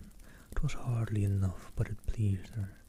She was even sensible of some pleasure, though mixed with regret on finding how steadfastly both she and her uncle had been persuaded that affection and confidence subsisted between Mr. Darcy and herself. Hello, Pelago, and hello, Edmund Garant, and hello, Sandra, sweetie. How do you do? Hope your stream was well. I don't know if you noticed, but I participated in the raid from Beth Yang or Steph, if you know her. And Let me just thank you so much for the big raid. Wait, M1 Garant. Sandra isn't real. No, hold on. I was gonna thank Sandra for the raid, but this is more important. You're saying Santa isn't real. Dill and chat, I'll be all of your Valentines, don't you worry. And yeah, Sandra, thank you so much for the lovely raid. How are you doing? How was your stream? I saw the lovely Bajing Yang raid at you earlier. I was lurking about in her stream I was live back then. You know, multitasking a bit, it's possible. And hello, Deathwing. And Sarafraf, thank you so much for the gift sub to Sandra.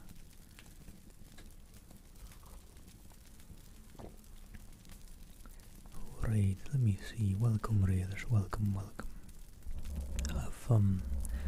I've been reading the lovely story of Pride and Prejudice by Jane Austen. Let me just see if I can get a bit of a point, a bit of a context point for where we are in the story.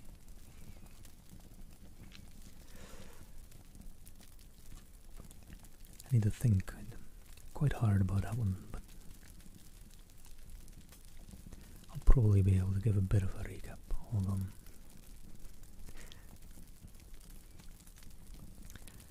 We're nearing the end of the story. I think about 10 or 9 chapters left to go, and I wanted to finish it today, so hopefully we'll get that done.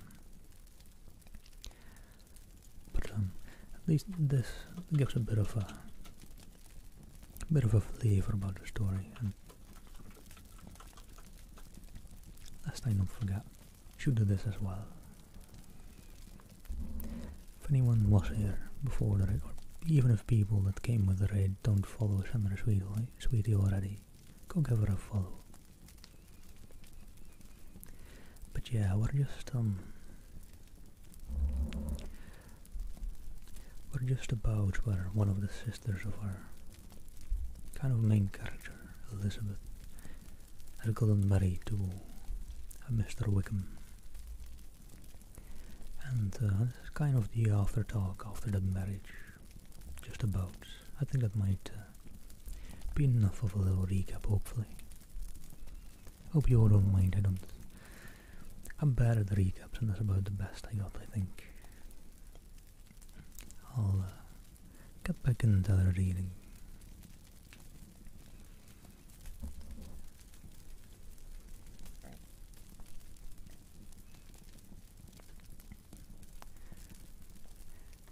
Let me see what a good point to leave off then again is, though, since I was in the middle of a chapter, I think, about before Elizabeth could strike into another path, she was overtaken by Wickham. "I'm afraid I interrupt your solitary ramble, my dear sister," said he as he joined her. "You certainly do," she replied with a smile. "But it does not follow that that interruption must be unwelcome. I should be sorry indeed if it were. We were always good friends, and now we are better." "True. Are the others coming out?" "I do not know. Mrs. Bennet and Lydia are going in the carriage to Meryton, and so, my dear sister, I find from our uncle and aunt that you have actually seen Pemberley." She replied in the affirmative.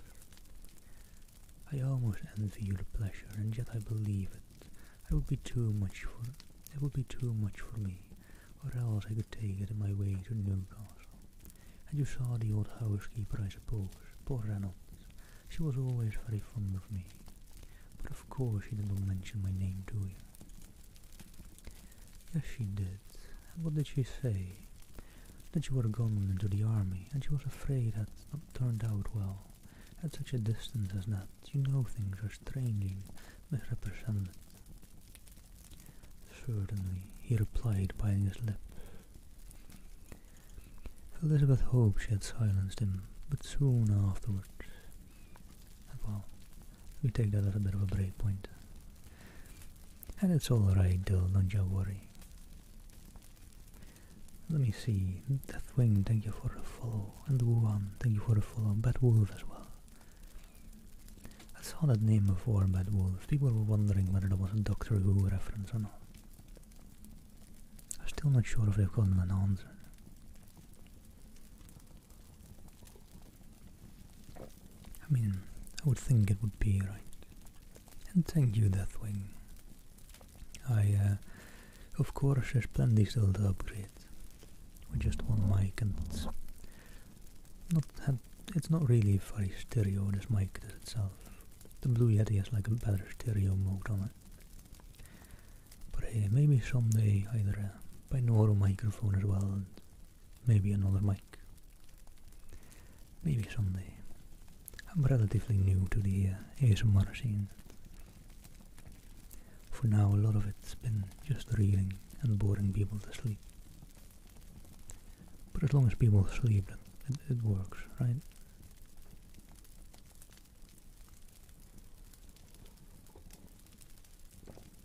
And thank you for keeping me hydrated, though.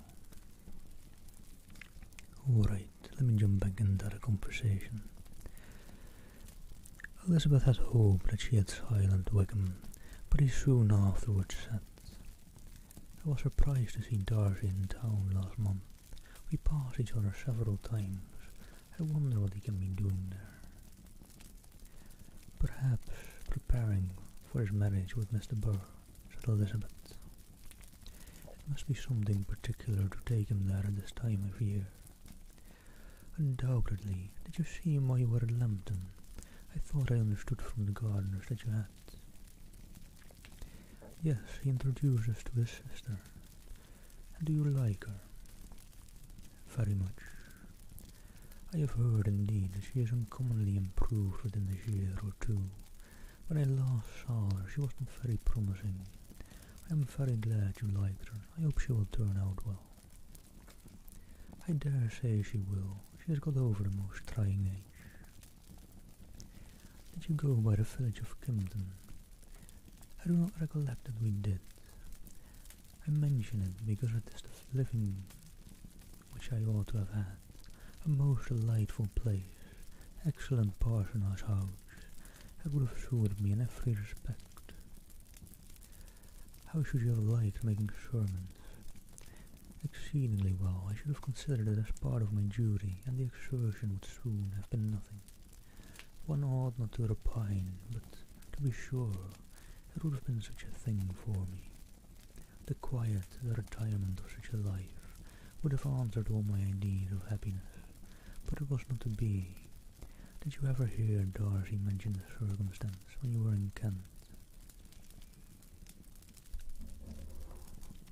I have heard from authority, which I thought as good, that it was left you conditionally only, and at the will of the present patron. You have, yes, there was something in that. I told you so from the first, you may remember. I did hear, too, that there was a time when sermon-making was not so palatable to you as it seems to be at the present, that you actually declared your resolution of never taking orders, and that the business had been compromised accordingly. You did, and it was not wholly without foundation. You may remember what I told you on that point, when first we talked of it. They were now almost at the door of the house, for she had walked fast to get rid of him, and unwilling for her sister's sake to provoke him, she only said in reply, with a good-humoured smile, Come, Mr. Wickham, we are brother and sister, you know. Do not let us quarrel about the past and future. I hope we shall be always of one mind. She held out her hand, he kissed it with affectionate gallantry, though he hardly knew how to look, and they entered the house. Chronicle, thank you for the sub. Did I say that already? Happy Valentine's to you all and to the raiders. Welcome raiders, happy Valentine's Day. I don't think I said that yet. Have a great and lovely Valentine's Day. I'm humbled and honored that you're spending it with me, at least this part. And Dripping Cloud, thank you for the follow. I missed that. Sorry about that.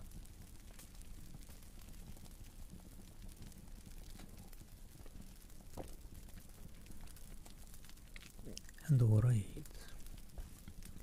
Let me just jump in that chapter 53 as well. There's some pretty long chapters still ahead, and I kinda wanna finish in about 2 hours. I hope I can reach that. Mr. Wickham was so perfectly satisfied with this conversation that he never again distressed himself or provoked his dear sister Elizabeth by introducing the subject of it, and she was pleased to find that she had said enough to keep him quiet. The day of his and Lydia's departure soon came, and Mrs. Bennet was forced to submit to a separation which, as her husband by no means entered into a scheme of their all going to Newcastle, was likely to continue at least a 12-month. "Oh, my dear Lydia," she cried, "when shall we meet again?" "Oh Lord, I don't know, not these 2 or 3 years, perhaps. Write to me very often, my dear. As often as I can, but you know, married women have never much time for writing. My sisters may write to me. They will have nothing else to do." Mr. Wickham's adieus were much more affectionate than his wife's. He smiled, looked handsome, and said many pretty things. "He's a fine fellow," said Mr. Bennet as soon as they were out of the house, "as ever I saw. He simpers and smirks and makes love to us all. I am prodigiously proud of him. I defy even Sir William Lucas himself to produce a more valuable son-in-law." The loss of her daughter made Mrs. Bennet very dull for several days. "I often think," said she, "that there is nothing so bad as parting with one's friends. One seems so forlorn without them." "This is the consequence, you see, madam, of marrying a daughter," said Elizabeth. "It must make you better satisfied that your other 4 are single. It is no such thing. Lydia does not leave me because she is married, but only because her husband, the regiment, happens to be so far off. If that had been nearer, she would not have gone so soon." And Simon, thank you for the follow as well. Happy Valentine's Day to you, and all the rest of you. But the spiritless condition which this event threw her into was shortly relieved, and her mind opened again to the agitation of hope by an article of news, which then began to be in circulation.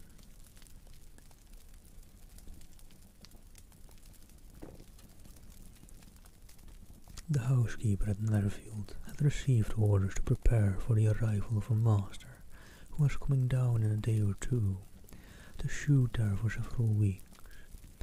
Mrs. Bennet was quite in the fidgets. She looked at Jane and smiled, and shook her head by turns. "Well, well, and so Mr. Bingley is coming down, sister," for Mrs. Phillips first brought her the news. "Well, so much the better. Not that I care about it, though. He is nothing to us, you know, and I am sure I never want to see him again. But, however, he is very welcome to come to Netherfield, if he likes it, and who knows what may happen. But that is nothing to us. You know, sister, we agreed long ago never to mention a word about it, and so is it quite as certain he is coming?" "You may depend on it," replied the other, "for Mrs. Nichols was in Meryton last night. I saw her passing by, and went out myself on purpose to know the truth of it, and she's told me that was certain true. He comes down on Thursday at the latest, very likely on Wednesday. She was going to the butcher's, she told me, on purpose to order in some meat on Wednesday, and she has got 3 couple of ducks, just fit to be killed." "Hello there, Manon. Thank you for the follow. Hope you're doing fine. And happy Valentine's Day to you."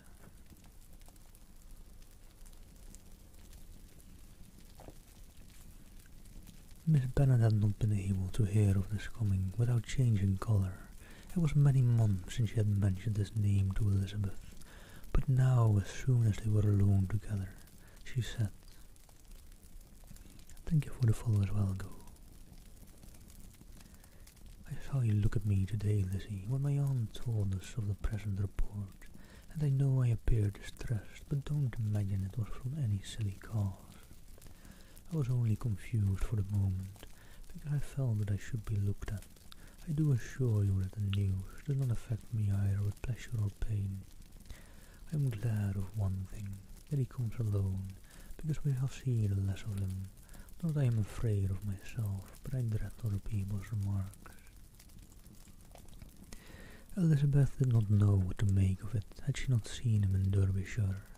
She might have supposed him capable of coming there, with no other view than what was acknowledged, but she still thought him partial to Jane, and she wavered as to the greater probability of his coming there with his friend's permission, or being bold enough to come without it. Yet it is hard, she sometimes thought, that this poor man cannot come to a house which he has legally hired without raising all this speculation. I will leave him to myself. In spite of what her sister declared and really believed to be her feelings in the expectation of his arrival, Elizabeth could easily perceive that her spirits were affected by it.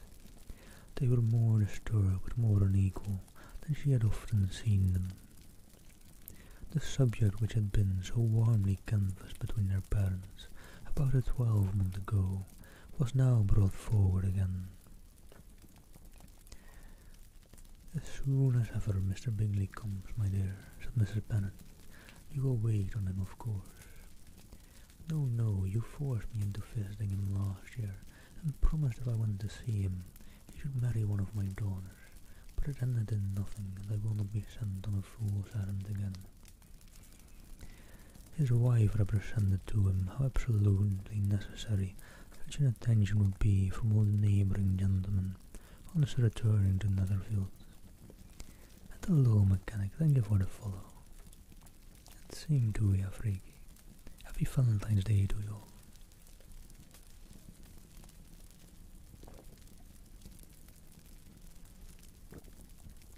Alright. Sorry, my tea was getting cold, so I just had to down that real quick. And if anyone is getting a bit confused with all these characters in this book, because I kind of need it as well, searched up this handy character map, which kind of also shows that you have plenty of reason to get confused. And hello, Crabface, or they call me Crabface. Thank you for the follow. Happy Valentine's Day to you. His wife represented. "It is an etiquette I despise," said he. "If he wants our society, let him seek it. He knows where we live. I will not spend my hours in running after my neighbours every time they go away and come back again." So said Mr. Bennet.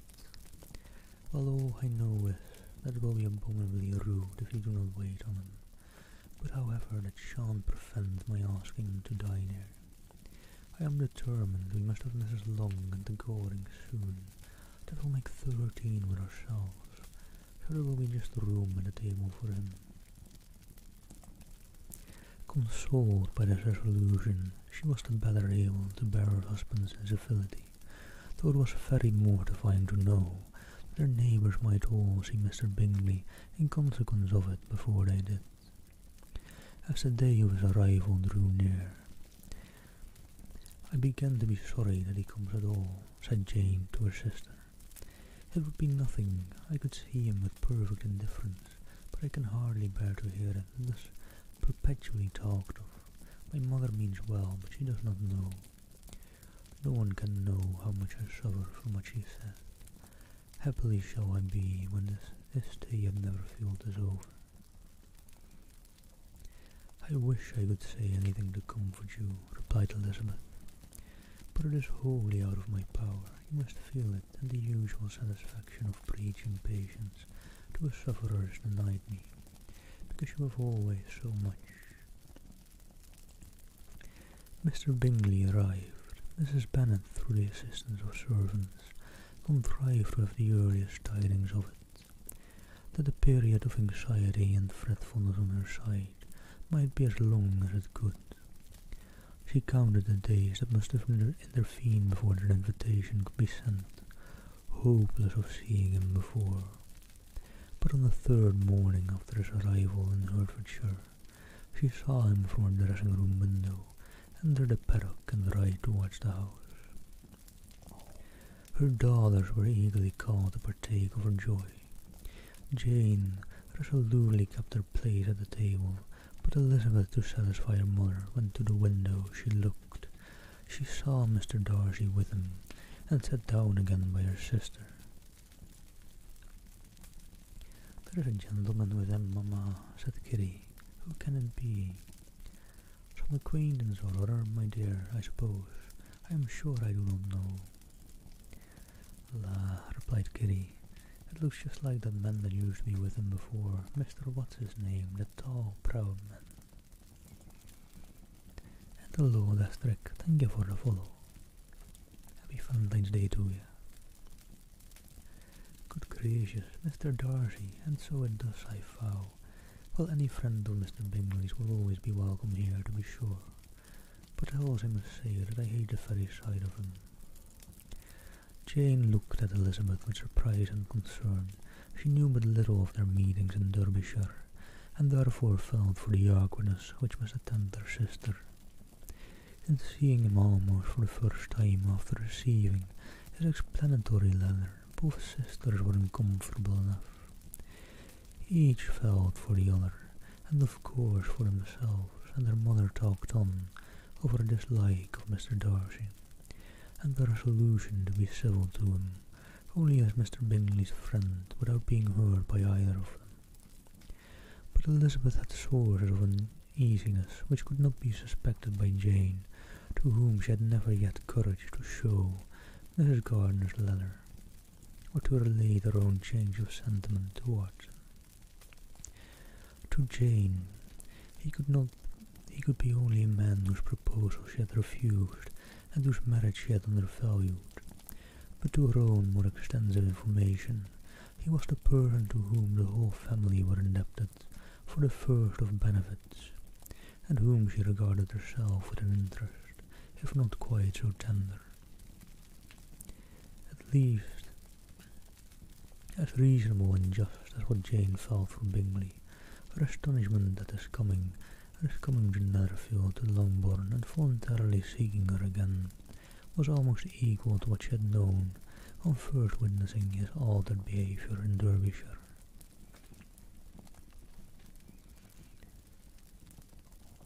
I don't know the fops. This is just my very natural reading anyways. I think it might be not too well suited for reading aloud, to be very honest. At very least this story, since it has so many different people, which can get quite confusing, especially in the dialogue when just one person is reading it to you.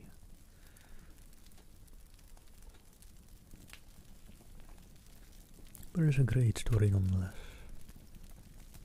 and the writing is quite impeccable.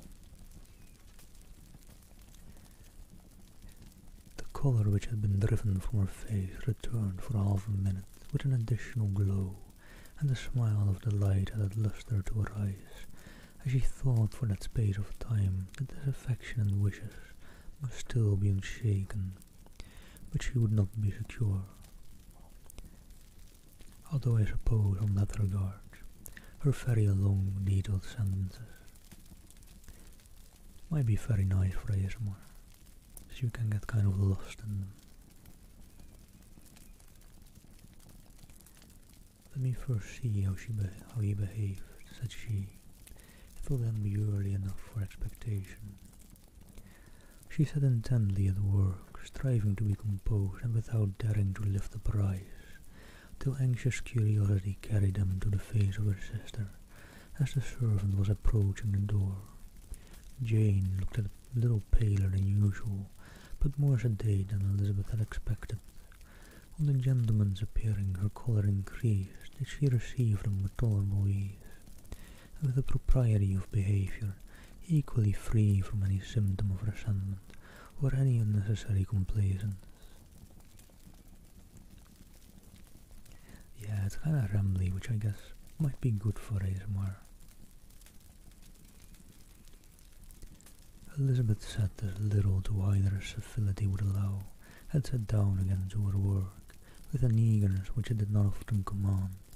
She had ventured only one glance at Darcy.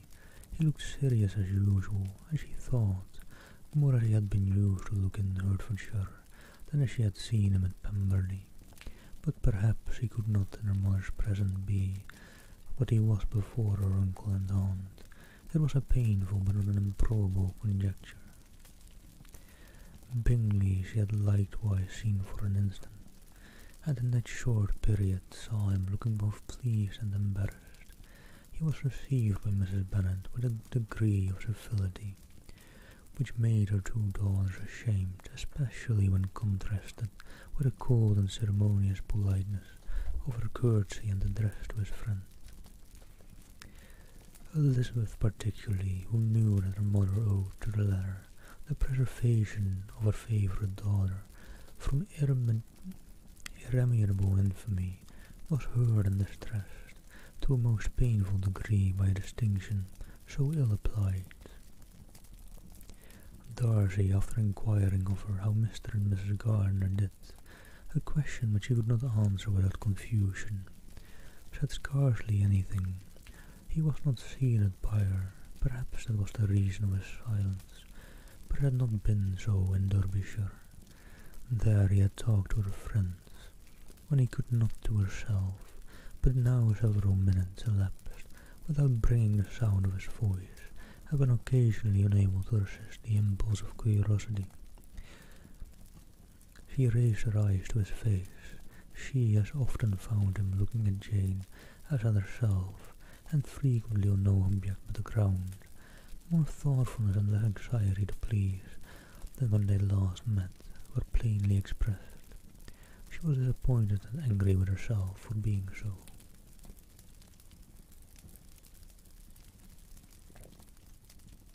"Could I expect it to be otherwise?" said she. "Yet why did he come?" She was in no humour for conversation with anyone but himself, and to him she had hardly courage to speak. She inquired after his sister, but could do no more. "It is a long time, Mr. Bingley, since you went away," said Mrs. Bennet. He readily agreed to it. "I began to be afraid you would never come back again." Why, this Miss Bennet still, so we're still here. "I began to be afraid you would never come back again. People did say you meant to quit the place entirely at Michaelmas, but however I hope it is not true. A great many chances have happened in the neighbourhood since you went away. Miss Lucas is married and settled, and one of my own daughters. I suppose you have heard of it. Indeed, you must have seen it in the papers. It was in the Times and the Courier, I know, though it was not put in as it ought to be. It was only said lazily George Wickham, Esquire to Miss Lydia Bennet, without there being a syllable said of her father, or the place where she lived, or anything. It was my brother Gardiner's drawing up too, and I wonder how he came to make such an awkward business of it. Did you see it?" Bingley replied that he did, and made his congratulations. Elizabeth dared not lift up her eyes. How Darcy looked, therefore, she could not tell. "It is a delightful thing, to be sure, to have a daughter well married," continued her mother. "But at the same time, Mr. Bingley, it is very hard to have her taken such away from me. They are gone down to Newcastle, a place quite northward, it seems, and there they are to stay. I do not know how long. His regiment is there, for I suppose you have heard of his leaving the Copshire, and of his being gone into the regulars. Thank heaven he has some friends, though perhaps not so many as he deserves.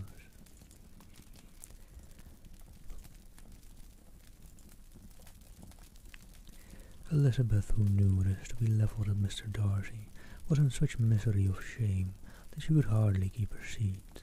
It drew from her, however, the exertion of speaking, which nothing else had so effectually done before. And she asked Bingley whether he meant to make any stay in the country at present. A few weeks, he believed. And thank Yelverpups, I certainly hope they're nice and well asleep, or at the very least relaxing and lurking.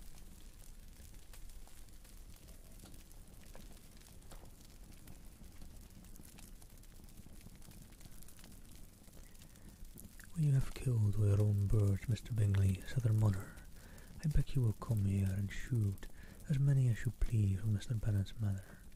I am sure he will be vastly happy to oblige you, and will save all the best of the coveys for you. Elizabeth's misery increased at such unnecessary, such officious attention, for the same fair prospect to arise at present as had flattered them a year ago. Everything, she was persuaded, would be hastening to the same vexatious conclusion. At that instant she felt that years of happiness could not make Jane or herself amends for moments of such painful confusion. The first wish of my heart, she said to herself, is never more to be in company with either of them. Their society can afford no pleasure. That will atone for such wretchedness as this, that we never see either one or the other again. Yet the misery for which years of happiness were to offer no compensation received soon afterwards material relief from observing how much the beauty of her sister rekindled the admiration of her former lover when first he came in. He had spoken to her but little, but every 5 minutes seemed to be giving her more of his attention. He found her as handsome as she had been last year, as good-natured and as unaffected, though not quite so cherry. Jane was anxious that no difference should be perceived in her at all, and was really persuaded that she talked as much as ever. But her mind was so busily engaged that she did not always know when she was silent.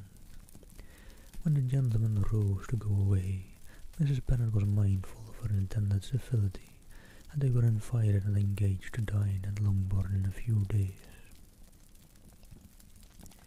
You are quite a visit in my debt, Mr. Bingley, she added, for when you went to town last winter you promised to take a family dinner with us as soon as you returned. I have not forgot, you see, and I assure you I was very much disappointed that you did not come back and keep your engagement. Bingley looked a little silly at this reflection, and said something of his concern at having been prevented by business. They then went away. Mrs. Bennet had been strongly inclined to ask them to stay and dine there that day, but, though she always kept a very good table, she did not think anything less than 2 courses could be good enough for a man on whom she had such anxious designs, or satisfy the appetite and pride of one who had 10,000 a year. All right. Quick breather before I jump into chapter 54.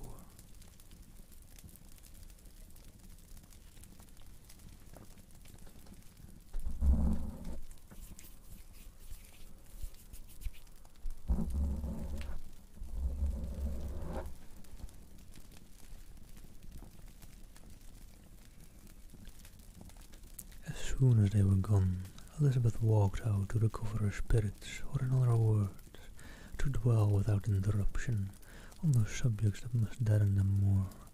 Mr. Darcy's behaviour astonished and vexed her. Why, if he came only to be silent, grave, and indifferent, said she, did he come at all?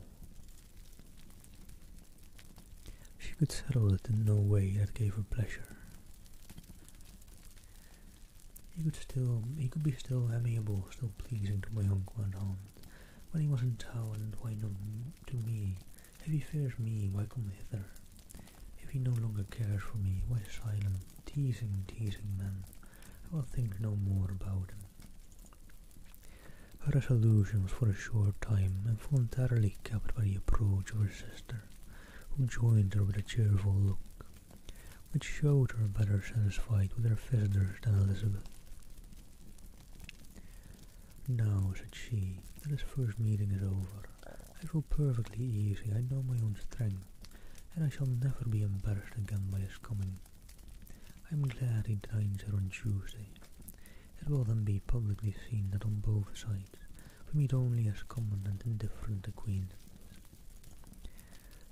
"Yes, very indifferent indeed," said Elizabeth laughingly. "Oh, Jane, take care.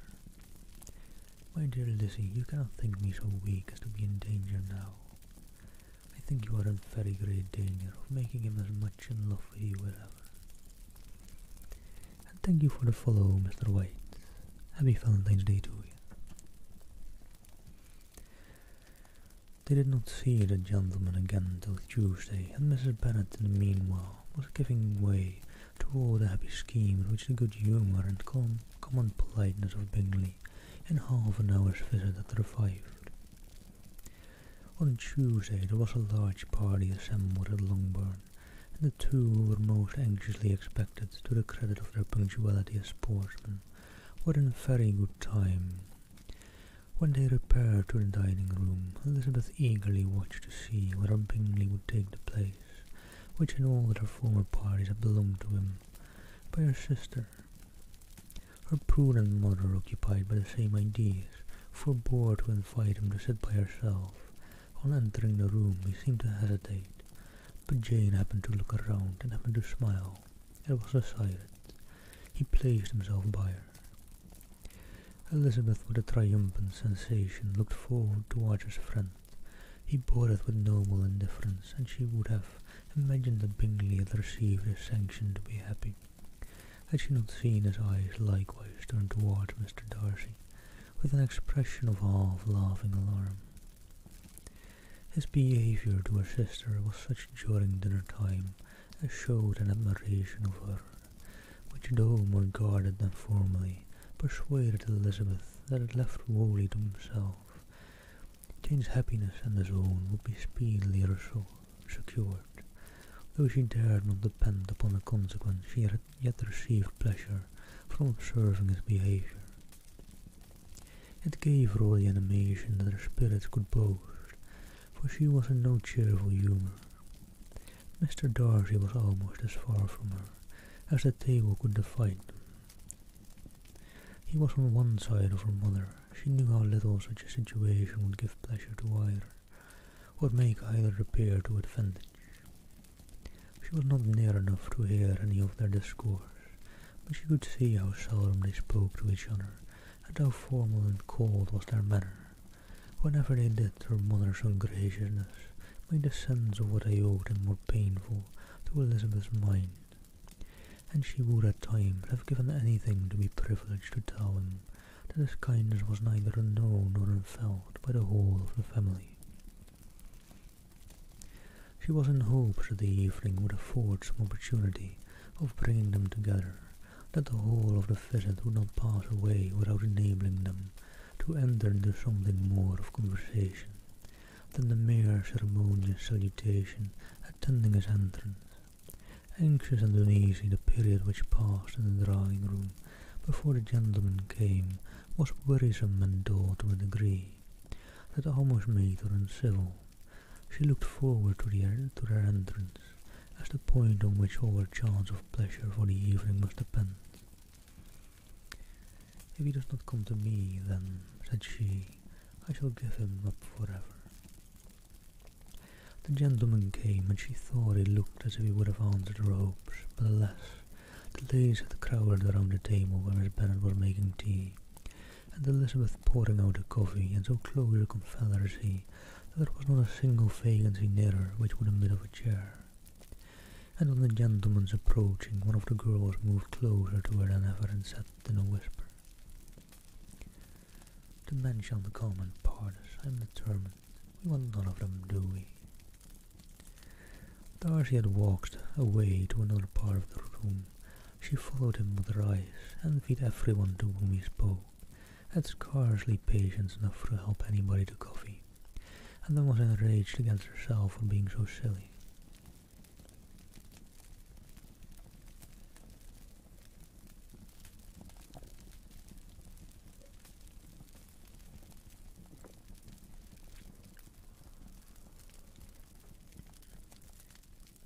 A man who has once been refused, how could I ever be foolish enough to expect a renewal of his love?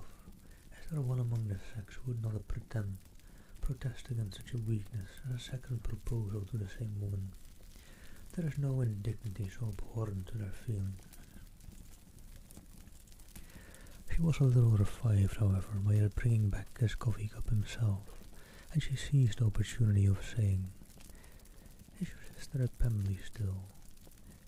"Yes, she will remain there till Christmas." "And quite alone, have all her friends left her?" "Mrs. Ensley is with her. The others have been gone on to Scarborough these 3 weeks." She could think of nothing more to say, but if he wished to converse with her, he might have better success.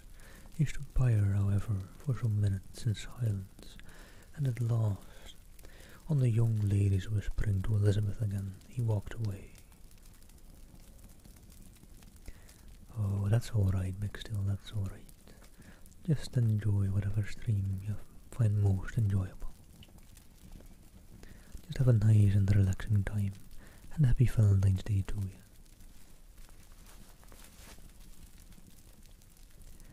When the tea things were removed and the card tables placed, the ladies all rose, and Elizabeth was then hoping to be soon joined by him, when all her views were overthrown by seeing him fall a victim to her mother's rapacity for whist players. And in a few moments after seated with the rest of the party, she now lost every expectation of pleasure. They were confined for the evening at different tables, and she had nothing to hope but that his eyes were so often turned towards her side of the room as to make him play as unsuccessfully as herself. Mrs. Bennet had decided to keep the 2 Netherfield gentlemen to supper, but their carriage was unluckily ordered before any of the others, and she had no opportunity of detaining them.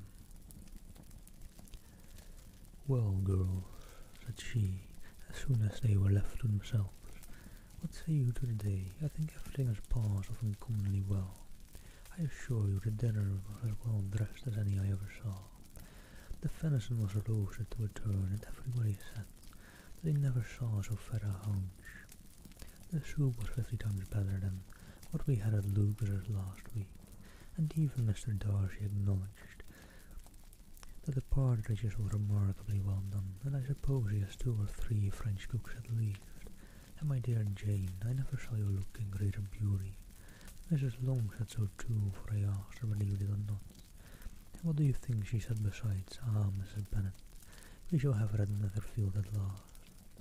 She did indeed. I do think Mrs. Long is as good a creature as ever lived. And their nieces are very pretty ways girls, and not at all handsome. I like them prodigiously." Mrs. Bennet, in short, was in very great spirits. She had seen enough of Bingley's behaviour to Jane to be convinced that she would get him at last, and their expectations of advantage to her family when in a happy humour were so far beyond reason that she was quite disappointed at not seeing him there again the next day to make his proposals. "It has been a very agreeable day," said Miss Bennet to Elizabeth. "The party seemed so well selected, so suitable one with the other. I hope we may often meet again." Elizabeth smiled. "Lizzie, you must not do so. You must not suspect me. It mortifies me, I assure you, that I have now learned to enjoy this conversation as an agreeable and sensible young man, without having a wish beyond it. I am perfectly satisfied from what his manners now are, that he never had any design of engaging my affection. It is only that he is blessed with greater sweetness of address, and a stronger desire of generally pleasing than any other man." "You are very cruel," said her sister. "You will not let me smile without provoking me to it every moment." "How hard it is in some cases to be believed, and how impossible in others. But why should you wish to persuade me that I feel more than I acknowledge? That is a question which I hardly know how to answer. We all love to instruct, though we can teach only what is not worth knowing. Forgive me, and if you persist in indifference, do not make me your confidant. Alright, chapter 55. I'm just even going through the chapters because time is ticking, and I think that might go a bit longer than I want to plan. Than I kind of had planned, but I want to finish the book, so we're going till it's done. A few days after this visit, Mr. Bingley called again, and alone. His friend had left him that morning for London, but was to return home in 10 days' time. He sat with him above an hour, and was in remarkably good spirits. Mrs. Bennet invited him to dine with them, but with many expressions of concern. He confessed himself engaged elsewhere. "Next time you call," said she, "I hope we shall be more lucky. He should be particularly happy at any time, etc., etc., and if you should give him leave, would take an early opportunity of waiting on them. Can you come tomorrow?" Yes, he had no engagement at all for tomorrow, and their invitation was accepted with alacrity. He came, and in such very good time that the ladies were none of them dressed. In ran Mrs. Bennet to her daughter's room in her dressing gown, and with her hair half finished, crying out, "My dear Jane, make haste and hurry down. He is come, Mr. Bingley is come, yes indeed. Make haste, make haste. Here, Sarah, come to Miss Bennet this moment, and help her on with her gown. Never mind Miss Lizzie's hair." "We will be down as soon as you can," said Jane, "but I dare say Kitty is forwarder than either of us, for she went upstairs half an hour ago. And hello there, Higby. Happy Valentine's Day to you." "Oh, and Kitty, what has she to do with it? Come back, be quick. Where is your sash, my dear?" But when her mother was gone, Jane would not be prevailed on to go down without one of her sisters. The same anxiety to get them by themselves was visible again in the evening.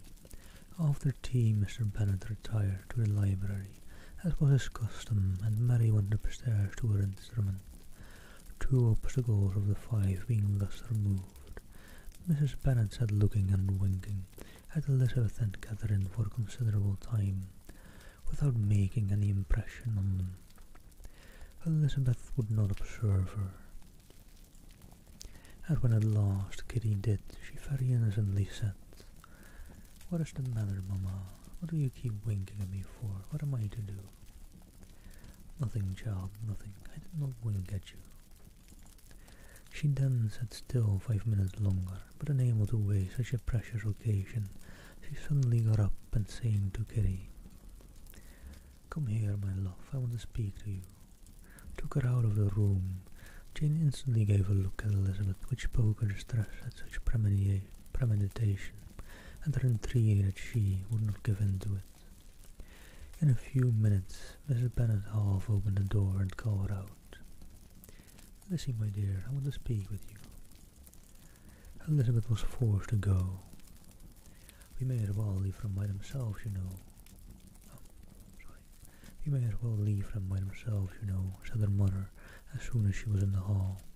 "Kitty and I are going upstairs to sit in my dressing room." Elizabeth had made no attempt to reason with her mother, but remained quietly in the hall till she and Kitty were out of sight, then returned into the drawing room. Mrs. Bennet's schemes for this day were ineffectual. Bingley was everything that was charming except the professed lover of her daughter. His ease and cheerfulness rendered him a most agreeable addition to their evening party, and he bore with the ill-judged officiousness of the mother, and heard all her silly remarks with a forbearance and command of countenance, particularly grateful to the daughter. He scarcely needed an invitation to stay supper, and before he went away an engagement was formed, chiefly through his own and Mrs. Bennet's means, for his coming next morning to shoot with her husband. After this day, Jane said no more of her indifference. Not a word passed between the sisters concerning Bingley. But Elizabeth went to bed in the happy belief that all must speedily be concluded, unless Mr. Darcy returned within the stated time. Seriously, however, she felt tolerably persuaded that all this must have taken place with a gentleman's concurrence. Bingley was punctual to his appointment, and he and Mr. Bennet spent the morning together, as had been agreed on. The latter was much more agreeable than his companion expected. There was nothing of presumption or folly in Bingley that could provoke his ridicule or disgust him into silence, and he was more communicative and less eccentric than Albert had ever seen him. Bingley, of course, returned with him to dinner, and in the evening Mrs. Bennet's invention was again at work to get everybody away from him and their daughter. Elizabeth, who had a letter to write, went into the breakfast room for that purpose soon after tea, for as the others were all going to sit down to cards, she could not be wanted to counteract her mother's schemes. But on returning to the drawing-room, when her letter was finished, she saw, to her infinite surprise, there was reason to fear that her mother had been too ingenious for her. On opening the door, she perceived her sister and Bingley standing together over the hearth, as if engaged in earnest conversation, and had this led to no suspicion, the face of both, as they hastily turned round and moved away from each other, would have told it all. Their situation was awkward enough, but hers, she thought, was still worse. Not a syllable was uttered by either, and Elizabeth was on the point of going away again, when Bingley, who as well as the other had sat down, suddenly arose, and whispering a few words to her sister, ran out of the room. Jane could have no reserves from Elizabeth, where confidence would give pleasure, and instantly embracing her acknowledged, with the liveliest emotion, that she was the happiest creature in the world. "'Tis too much," she added, "by far too much. I do not deserve it. Oh, why is not everybody as happy?" Elizabeth's congratulations were given with a sincerity, a warmth, a delight, which words could but poorly express. Every sentence of kindness was a fresh source of happiness to Jane, but she would not allow herself to stay with her sister, or say half that remained to be said, for the present. "I must go instantly to my mother," she cried. "I would not on any account trifle with her affectionate solicitude, or allow her to hear it from anyone but myself. He is gone to my father already. Oh, Lizzie, to know that what I have to relate will give such pleasure to all my dear family, how shall I bear so much happiness?" She then hastened away to her mother, who had purposely broken up the card party, and was sitting upstairs with Kitty.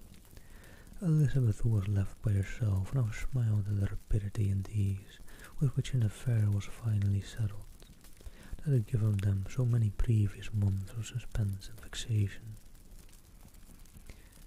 "And this," said she, "is the end of all his friend's anxious circumspection, of all his sister's falsehood and contrivance, the happiest, wisest, most reasonable end." In a few minutes she was joined by Bingley, whose conference with her father had been short and to the purpose. "Where is your sister?" said he hastily as he opened the door. "With my mother upstairs. She will be down in a moment, I dare say." He then shut the door, and coming up to her, claimed the good wishes and affection of his sister. Elizabeth honestly and heartily expressed her delight in the prospect of their relation.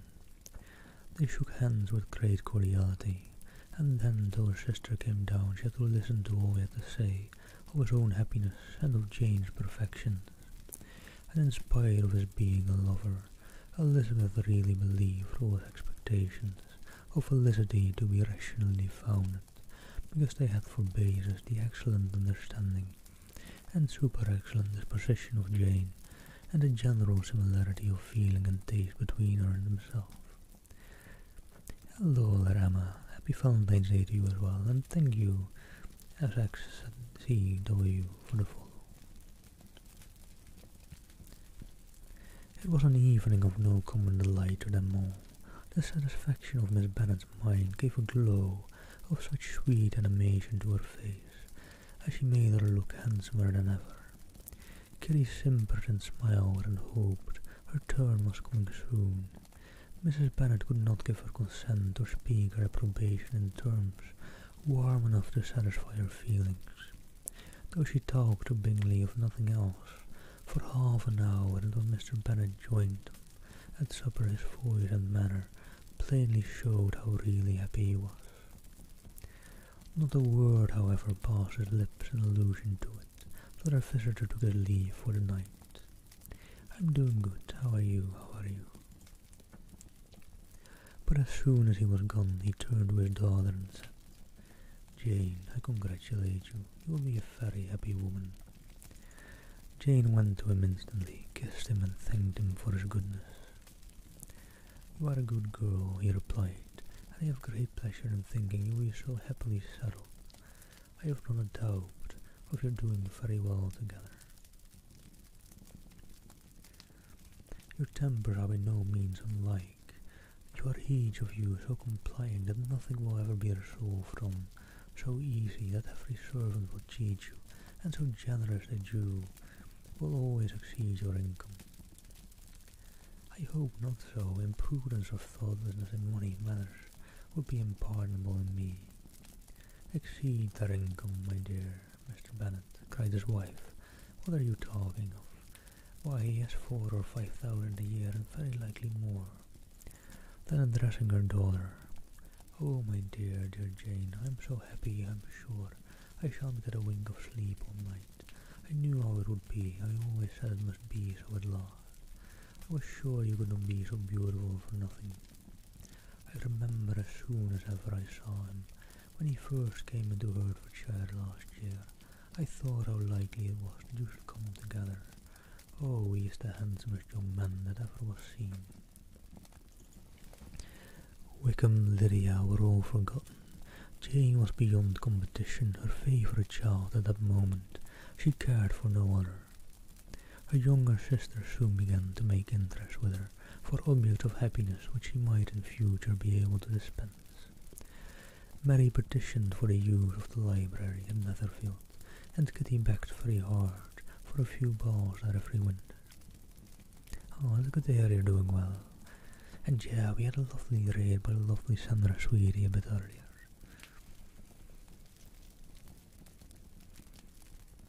Bingley from this time was of course a daily visitor at Longbourn, coming frequently before breakfast and always remaining till after supper, unless when some barbarous neighbour, who could not be enough protested, had given him an invitation to dinner, which he thought himself obliged to accept.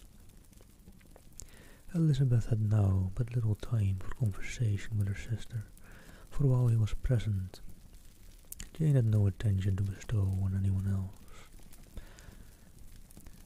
But she found herself considerably useful to both of them in those hours of separation that must sometimes occur. In the absence of Jane, he always attached himself to Elizabeth for the pleasure of talking of her, and when Bingley was gone, Jane constantly sought the same means of relief.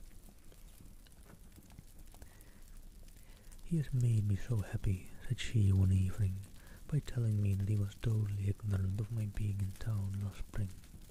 I had not believed it possible." "I suspected as much," replied Elizabeth, "but how did he account for it?" "It must have been his sister's doing. They were certainly no friends to his acquaintance with me, which I cannot wonder at, since he might have chosen so much more advantageously in many respects. But when they see, as I trust they will, that our brother is happy with me, they will learn to be contented, and we shall be on good terms again, though we can never be what we once were to each other." "That is the most unforgiving speech," said Elizabeth, "that I ever heard you utter. Good girl, it would vex me indeed to see you again the dupe of Miss Bingley's pretended regard. Would you believe it, Lizzie, that when he went to town last November, He really loved me, and nothing but the persuasion of my being indifferent would have prevented his coming down again. He made a little mistake, to be sure, but it is to the credit of his modesty. This naturally introduced a panegyric from Jane on his diffidence and the little value he put on his own good qualities. Elizabeth was pleased to find that he had not betrayed the interference of his friend, for though Jane had the most generous and forgiving heart in the world, she knew it was a circumstance which must prejudice her against him.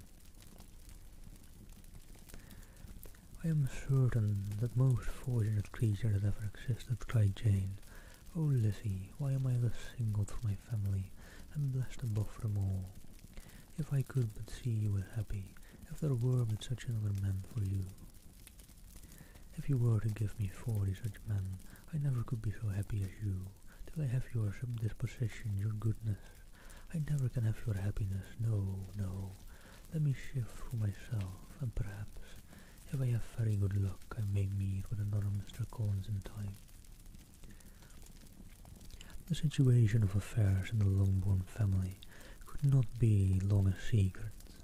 Mrs. Bennet was privileged to whisper it to Mrs. Phillips, and she ventured without any permission to do the same by all her neighbours in Meryton.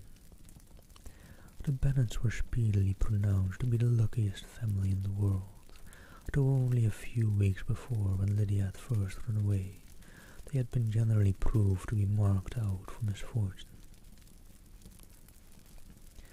"All right, it's been a bit since I've had a break. I'll take a little quick break, grab some wine, to celebrate kind of the ending of the stream, but I don't know if I can actually get to the ending of this book before I need to end the stream. It kind of depends on timing of a couple of things. We'll have to see, but I'll get some nice wine nonetheless. I'll be right back.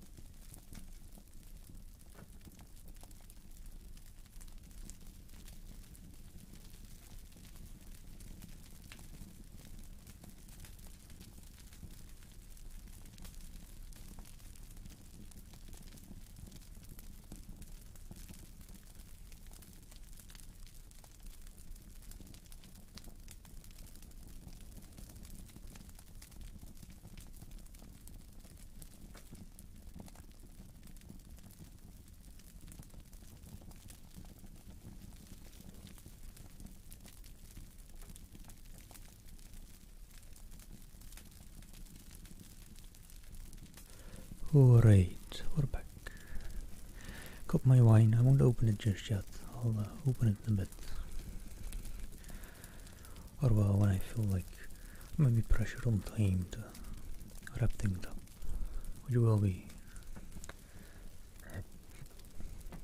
within the next 2 hours, and that is as fake as it sounds. And sorry to hear you're not doing them. You could be better away.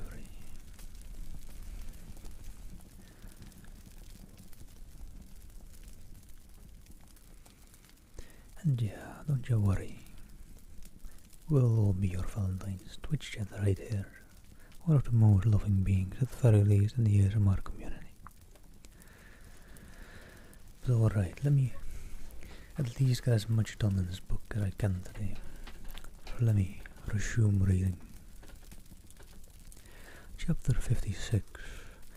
One morning, about a week after Bingley's engagement with Jane had been formed, as he and the female of the family were sitting together in the dining room, their attention was suddenly drawn to the window by the sound of a carriage, and they perceived a chaise and four driving up to the lawn. It was too early in the morning for visitors, and besides, the equipage did not answer to that of any of their neighbours. The horses were posed, and neither the carriage nor the livery of the servant who preceded it were familiar to them. As it was certain, however, that somebody was coming, Bingley instantly prevailed on Miss Bennet to avoid the confinement of such an intrusion, and walk away with him into the shrubbery.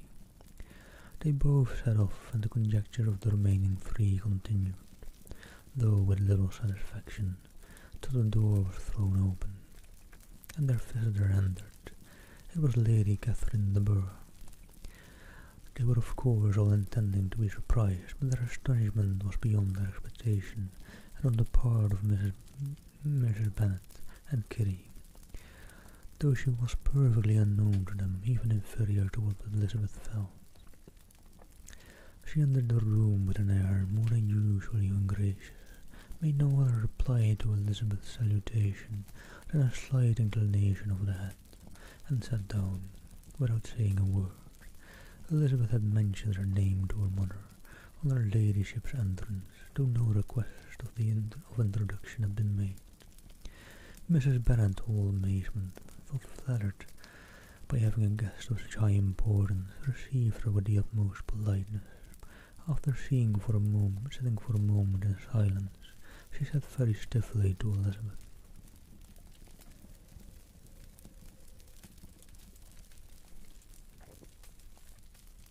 "I hope you are well, Miss Bennet.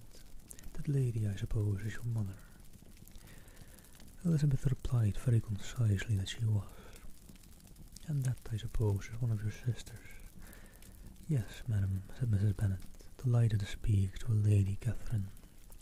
"She is my youngest girl but one. My youngest of all is lately married, and my eldest is somewhere about the grounds walking with a young man, who I believe will soon become a part of the family." "You have a very small park here," returned Lady Catherine after a short silence.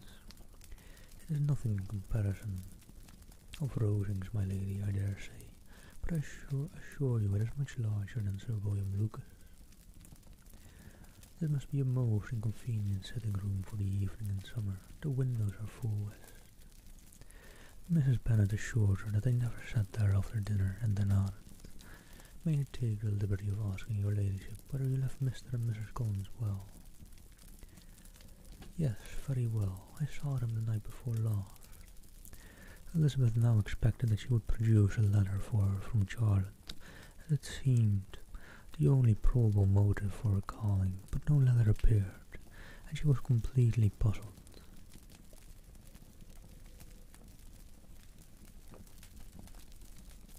Mrs. Bennet with great civility begged her ladyship to take some refreshment, but Lady Catherine very resolutely, and not very politely, declined eating anything, and then rising up, said to Elizabeth, "Miss Bennet, there seemed to be a prettyish kind of little wilderness on one side of your lawn. I should be glad to take a turn in it if you will favour me with your company." "Go, my dear," cried her mother, and show her ladyship about different walks. I think she will be pleased with the hermitage. Elizabeth obeyed, and running into her own room for her parasol, attended her noble guest downstairs. As they passed through the hall, Lady Catherine opened the doors into the dining parlour and drawing room, and pronouncing them after a short survey to be decent-looking rooms, walked on. Her carriage remained at the door, and Elizabeth saw that her waiting woman was in it. They proceeded in silence along the gravel walk that led to the copse. Elizabeth was determined to make no effort for conversation with a woman who was now more than usually insolent and disagreeable. "How could I ever think her like her nephew?" said she, as she looked in her face. As soon as they entered the copse, Lady Catherine began in the following manner. "You can be at no loss, Miss Bennet, to understand the reason of my journey hither. Your own heart, your own conscience must tell you why I come."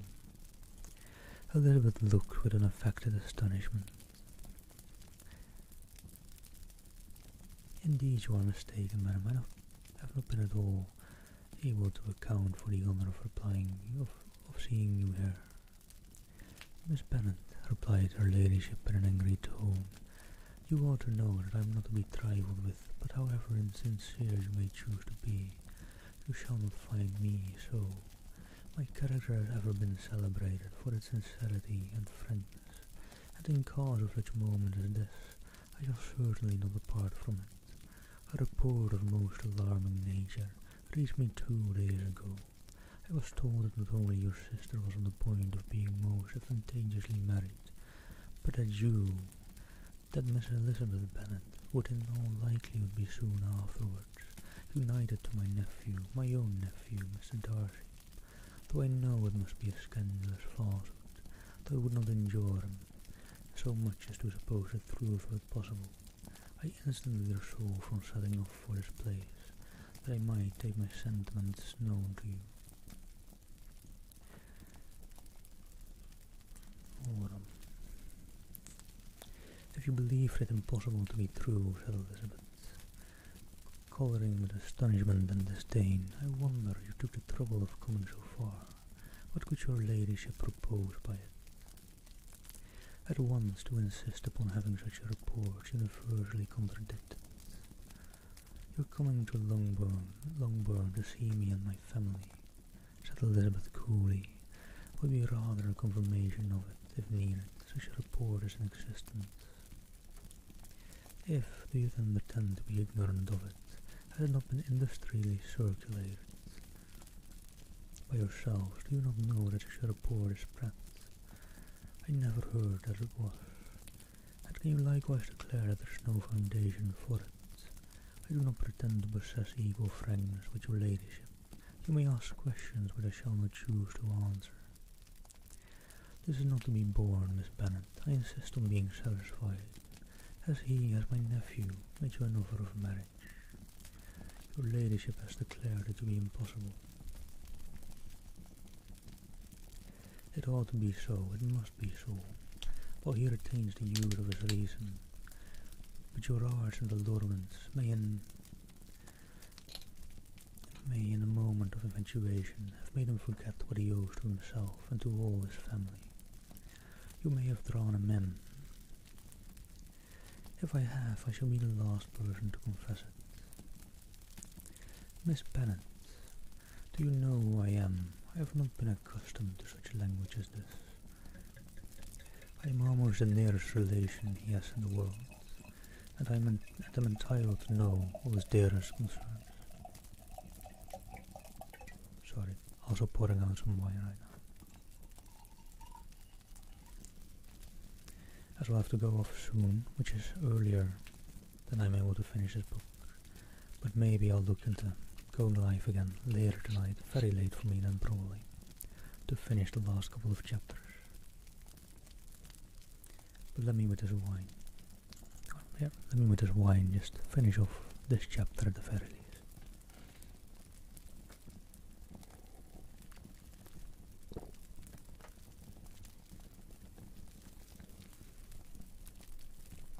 But you are not entitled to know mine, nor will such behaviour as this ever induce me to be explicit. Let me be rightly understood.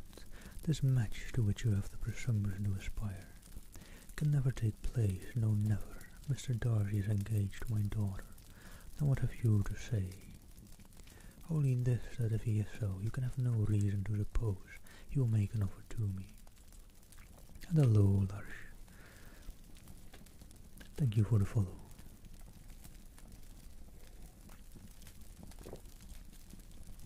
Lady Catherine waited for a moment, and then replied,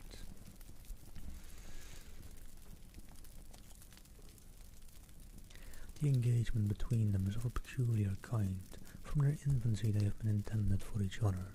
It was the favourite wish of his mother, as well as of hers, while in their cradles.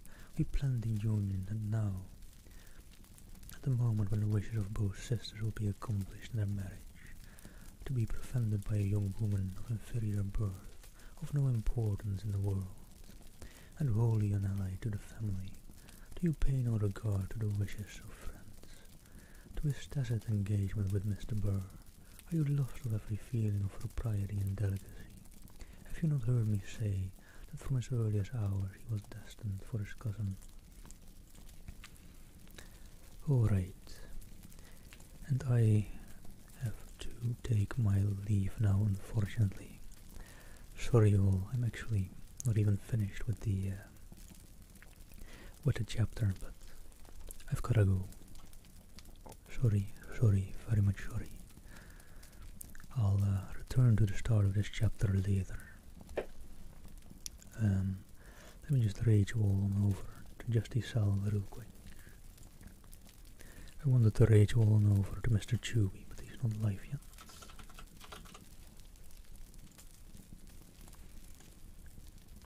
So let me start the raid and do the raid real quick.